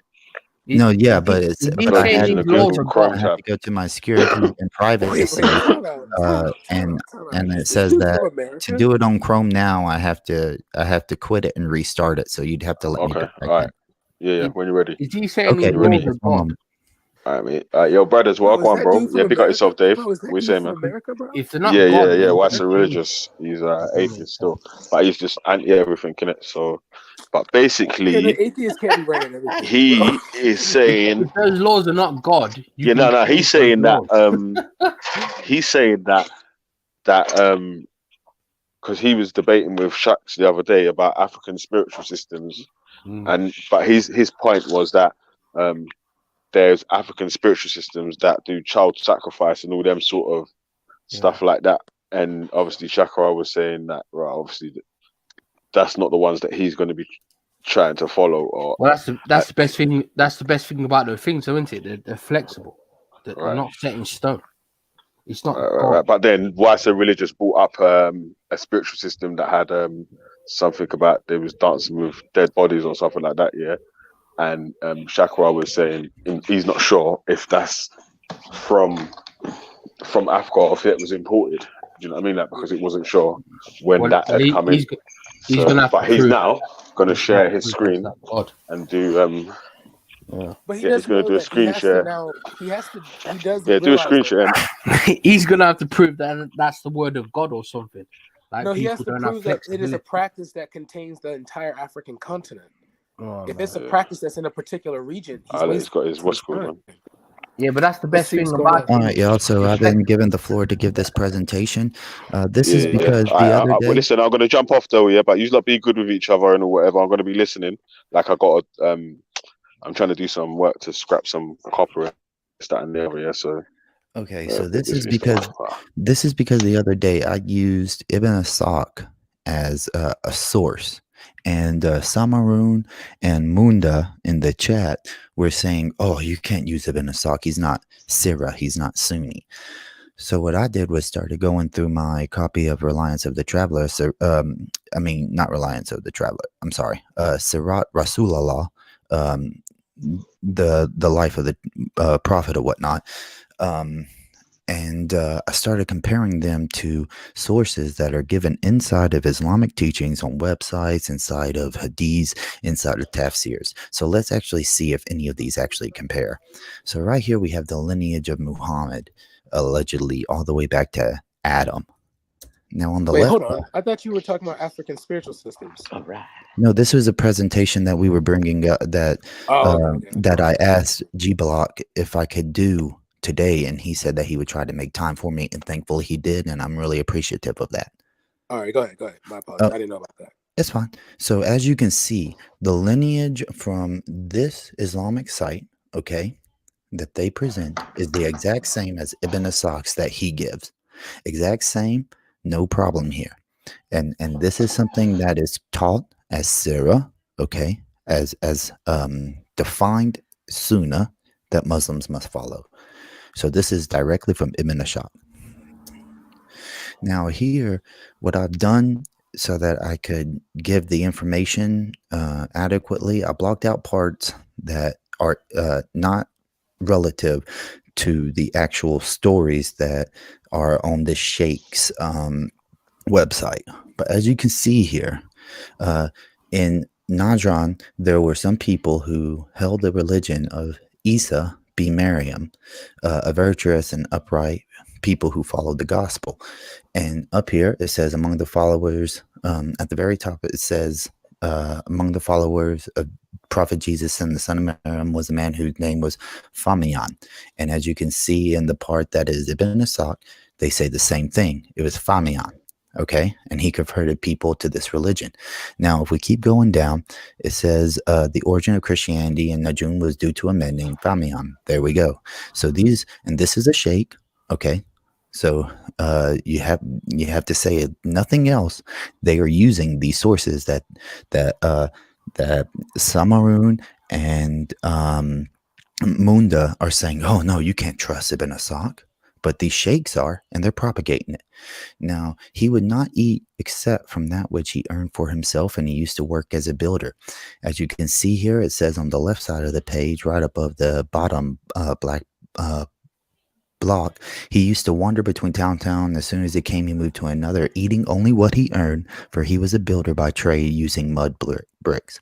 So if we go down to the very bottom of the right page, black box, it says the people of Najran at that time were like the rest of the Arabs, worshipping the idols, and in their case a tall palm tree that were abundant in the land. There was a special feast day for the palm trees where they decorated them with nice clothing and jewelry, then stood by them for the whole day. If you go up just a little bit in Ibn Asak's work, he mentions that they worship palm trees and that they would take women's clothing there and jewels. Is just right above the black box. So as we continue on, in the top black box, upon hearing this, Famiyan got up, made wudu, prayed 2 rakas, then made supplication to Allah. Allah then sent a strong wind that uprooted the tree and made it fall on the ground. If you look right under it, okay, this is exactly what it starts talking about. And then the black box also, the one in the middle, says, upon seeing the people of Najran following Famiyan became Muslim. Afterwards, however, they perverted their religion and returned to blasphemy. Right above it, it says the same thing. Okay. Afterwards, they suffered the misfortunes. And if you go down and look at the footnotes, it says, or innovations is the actual footnote for that. So then if we go down to the bottom of the bottom of the page on the left, the black box says, the king chose a boy named Abdul ibn Thamir, and in order to get to Najran from his village, the boy had to pass by the tent of Famiya. One day, while passing by the tent of Famiya, the boy heard him reciting from the true Bible with a beautiful voice. Eventually, he embraced Islam and started worshiping only Allah, continued to ask questions about the rules of Islam and acquiring knowledge until he reached a high state of knowledge and worship. That is word for word Ibn Asaq. Now, this is the Sheikh. Now, on the right side, so if y'all want, I'll just read the black boxes and y'all start reading Ibn Ashaq and y'all tell me if these stories line up or don't. So he continued doing this until I'm at the bottom right page.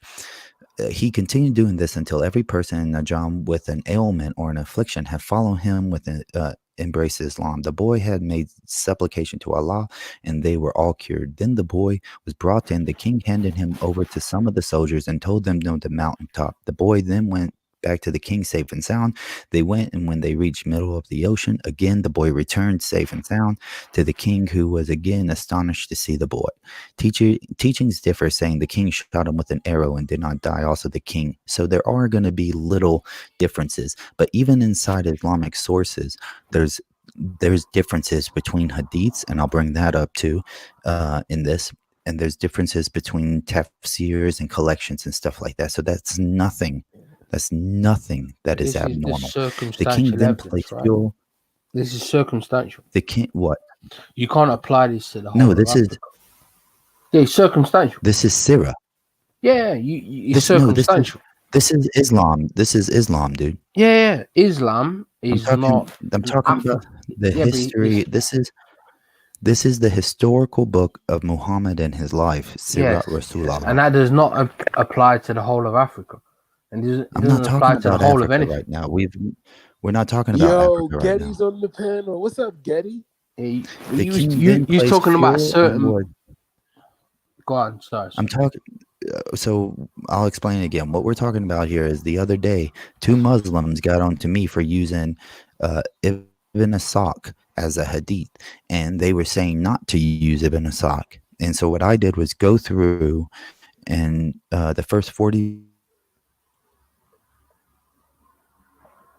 Yeah, but I was talking to you about African. Put them together spirit. to show that Muslims actually use Ibn Asaq as an authentic source, but they don't know that. The question, I think, more important, the question is that, Look, G Block allowed me to. African spiritual beliefs are fluid. Yes, Islam is not fluid. Right. Mic check. It's, it's Can I be one heard? set code. Can I be heard? Can I be heard? Damn, Shaka, bro. I wanted He's trying to pin you down to a certain thing. All right. Doesn't really So apply. just give me some more time, dude. I'll be finished. This doesn't make sense. It makes no sense. Talking about Africa.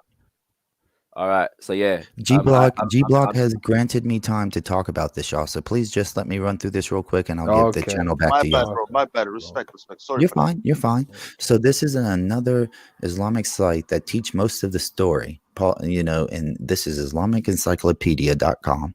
Okay, and it's teaching the exact same thing that Ibn Asaq was teaching. So now we go to page 22. This is Q-Tafsir that I'm reading. So if you want to, just read the Ibn Asaq above me and tell me if they coincide or if they don't, because they use the exact same words. In a small book collected by Sheikh Alam ad-Din al-Shahaki entitled Al-Mushu fi Asam al-Aim wa Shahur, he mentioned that Muharram is so named because it is a sacred month. To me, it was so named to emphasize its sacredness. This is because the Arabs would switch it around. One year they would say it was a sacred month. The following year they would say that it was not.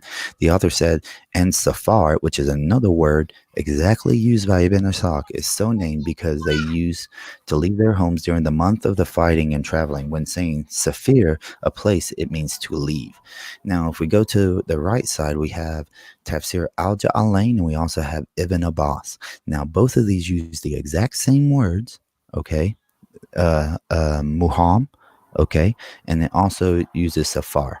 And it's talking about the same story about them changing, the Arabs changing it month to month. Now, if we go over here, read the Ibn Asaq, I'll read the black box. When Abraha of the Yemen decided to invade Mecca and raze the Kaaba to the ground, the Meccans left for mountaintops, unable to defend the city and unable to bear the sight of the house being razed to the ground. I go over. Abraha wished to know the purpose of his visit. Abdul al-Matib, which is Muhammad's grandfather, said to him that the camels he had been seized for him, he wanted returned. This is Islamic Encyclopedia again. And then so then he's meeting with this king, okay, and they're talking about the camels that he wants. He thought Abu Maltib would ask that the Kaaba be spared, but he was disappointed that he's concerned only by his camels. So this is exactly what is being said in Ibn Asaq. Now, I will add a side note that Islamic Encyclopedia put that most Hadith scholars claim that this is a weak Hadith about the 100 camels, but Ibn Asaq's Hadith is not about 100 camels, it's about 200 camels. So here we have in this next one. If you'll read the Ibn Asaq, this is about the battle of the elephant. Okay, he took a long, great, powerful elephant that had a huge body, the like of which had never been seen before. The elephant was called Mahmud. Mahmud is the name, and Ibn Asaq has given it, and was sent to Abraha from Anaji, the king of Assyrian, particularly for this expedition. And it has also been said that the 8 other elephants with him, their number is also reported to be 12, plus one large one, Al-Manud. That one's also in Ibn. Their intention was to use the big elephant to demolish the Kaaba. They planned to do this by fastening chains and pillars to the Kaaba and placing other ends around the necks of the elephant. Then they would make the elephant pull in order to tear down the walls at the same time. This is all in Ibn Asaq. At the very bottom of the left page, side note, Tuba mentioned, oh no, wait, that's the next part, I'm sorry.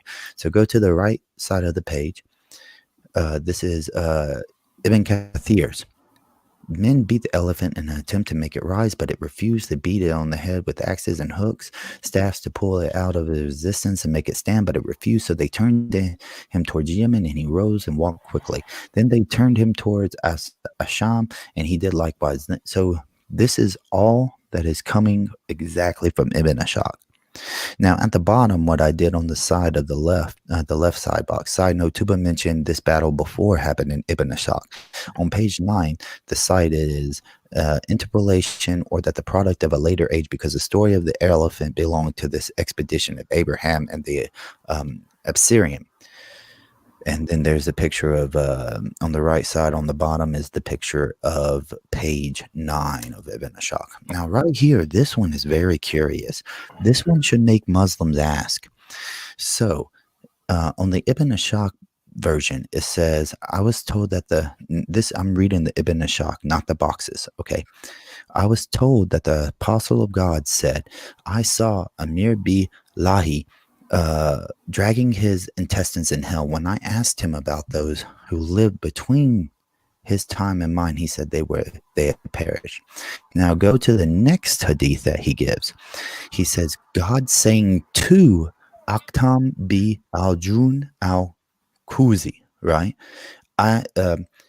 O Akim, I saw Amir bi Lahi bi Kaim Kadif. Okay, Kindif. Now, let's look at these hadiths, dude. So, on the top over here, on the second page, is Aisha. And it's, I saw hell, it's different portions, we're consuming each other. Amir, which would be Amir B. Lahi, and his first person location, he was dragging his intestines. Now, let's go over to the left one. Now, here we have Sahih Muslim on the top, and it says Amir B. Lahi B. Kim Kadif, brother of Beni Ka'b, dragging his intestines. So that goes with the top one, right? That goes with that goes with the second Ibn Ashaq hadith. Now, where did Sahih Bukhari get his hadith? Because read it. It says Abu Hurairah said, okay. And the second hadith from Ibn Ashaq is also Abu Hurairah. Okay, so where did Bukhari get this hadith and label it Sahih? The Prophet said, I saw Amir bin Lahi al-Kuzi dragging his intestines in the hellfire.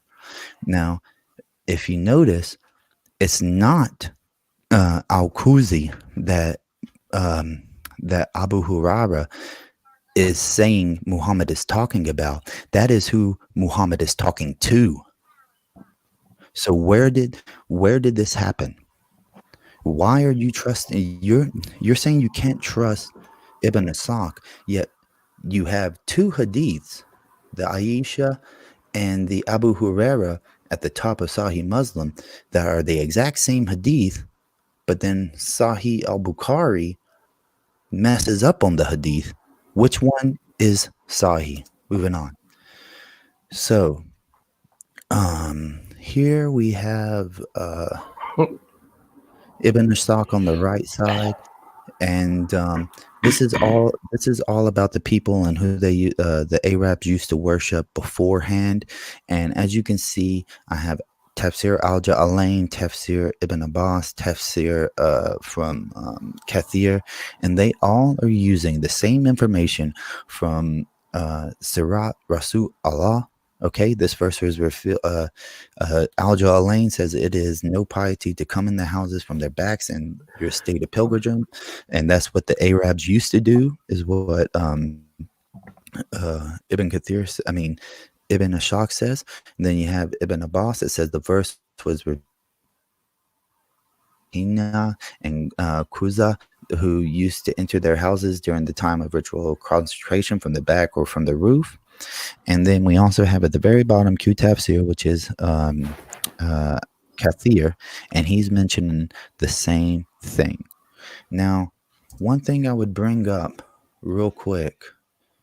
Oh man, I don't have my guy. I'm gonna have to be very ignorant here. Can you just round this up for me and tell me what you're actually saying? Because I have not got a clue. What I'm talking about. What is your point? What is your point? You just told us a lot of information. What is your actual point, though?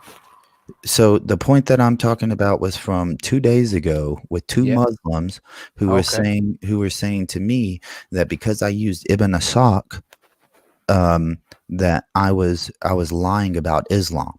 They were claiming that true sources don't use Ibn Ashaq. But what I was doing was showing that there's sheikhs, there's hadiths, there's tafsirs, all the major people in Islam use Ibn Ashaq. Okay. And I asked G Block to give me some time on his channel to present that, because I made that in answer to them, but they're not going to come to my channel and watch it. You know what I'm saying? They're not going to do that. But they'll come on this channel and watch whatever is on this channel. So what I did was, the overall point that you was making was they're trying to say they don't know why they say don't trust Ibn Ashaq. Okay. And they don't know that most of the scholars use Ibn Ashaq as far as hadith, as far as Islamic prehistory, especially because Ibn Ashaq is the first person to write about Muhammad. So what is the main subject that they reject him on? What is the point that he was making that they reject him for? Because they don't like him, because mainly because Bukhari and Sahih Muslim didn't like him, along with Ibn al-Malik. Most of them did not like him because he didn't really name his sources, okay? He didn't give isnads, which is like a chain narration of people who told him the stories, but sometimes he did, just like I gave you those two hadiths, and then I showed you that Sahih Muslim and Sahih Bukhari have completely different hadiths, right? But Ibn Ashaq gave his sources, and both and the second one said Abu Huraira, right? But Sahih Muslim and Sahih al-Bukhari both used Abu Huraira's version of it. But Sahih Muslims is actually word for word Ibn Ashaq's, and Sahih Bukhari's isn't. He actually uses the person who Abu Huraira said was being spoken to as the person that was being spoken of. Yeah. You know when they say that that's a bad hadith, why do they keep that hadith? They don't get rid of it. They keep it.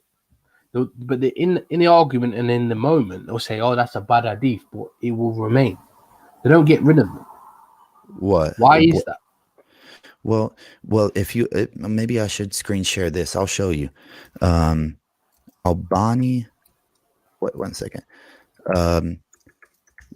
Weak hadith in Bukhari, and I'll show you why they do this. And this is like the most authentic online is Sunni, especially Sunni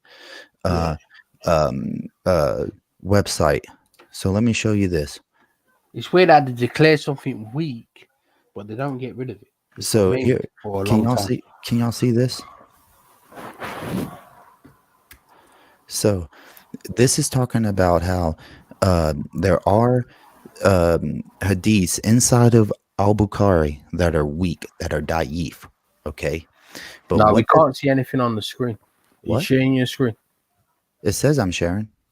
I can't. No one's seeing anything on the screen.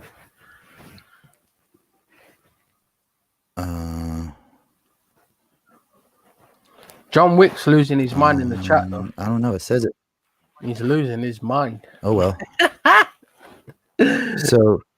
Oh man, so it says that I'm sharing, so I don't know what's going on here.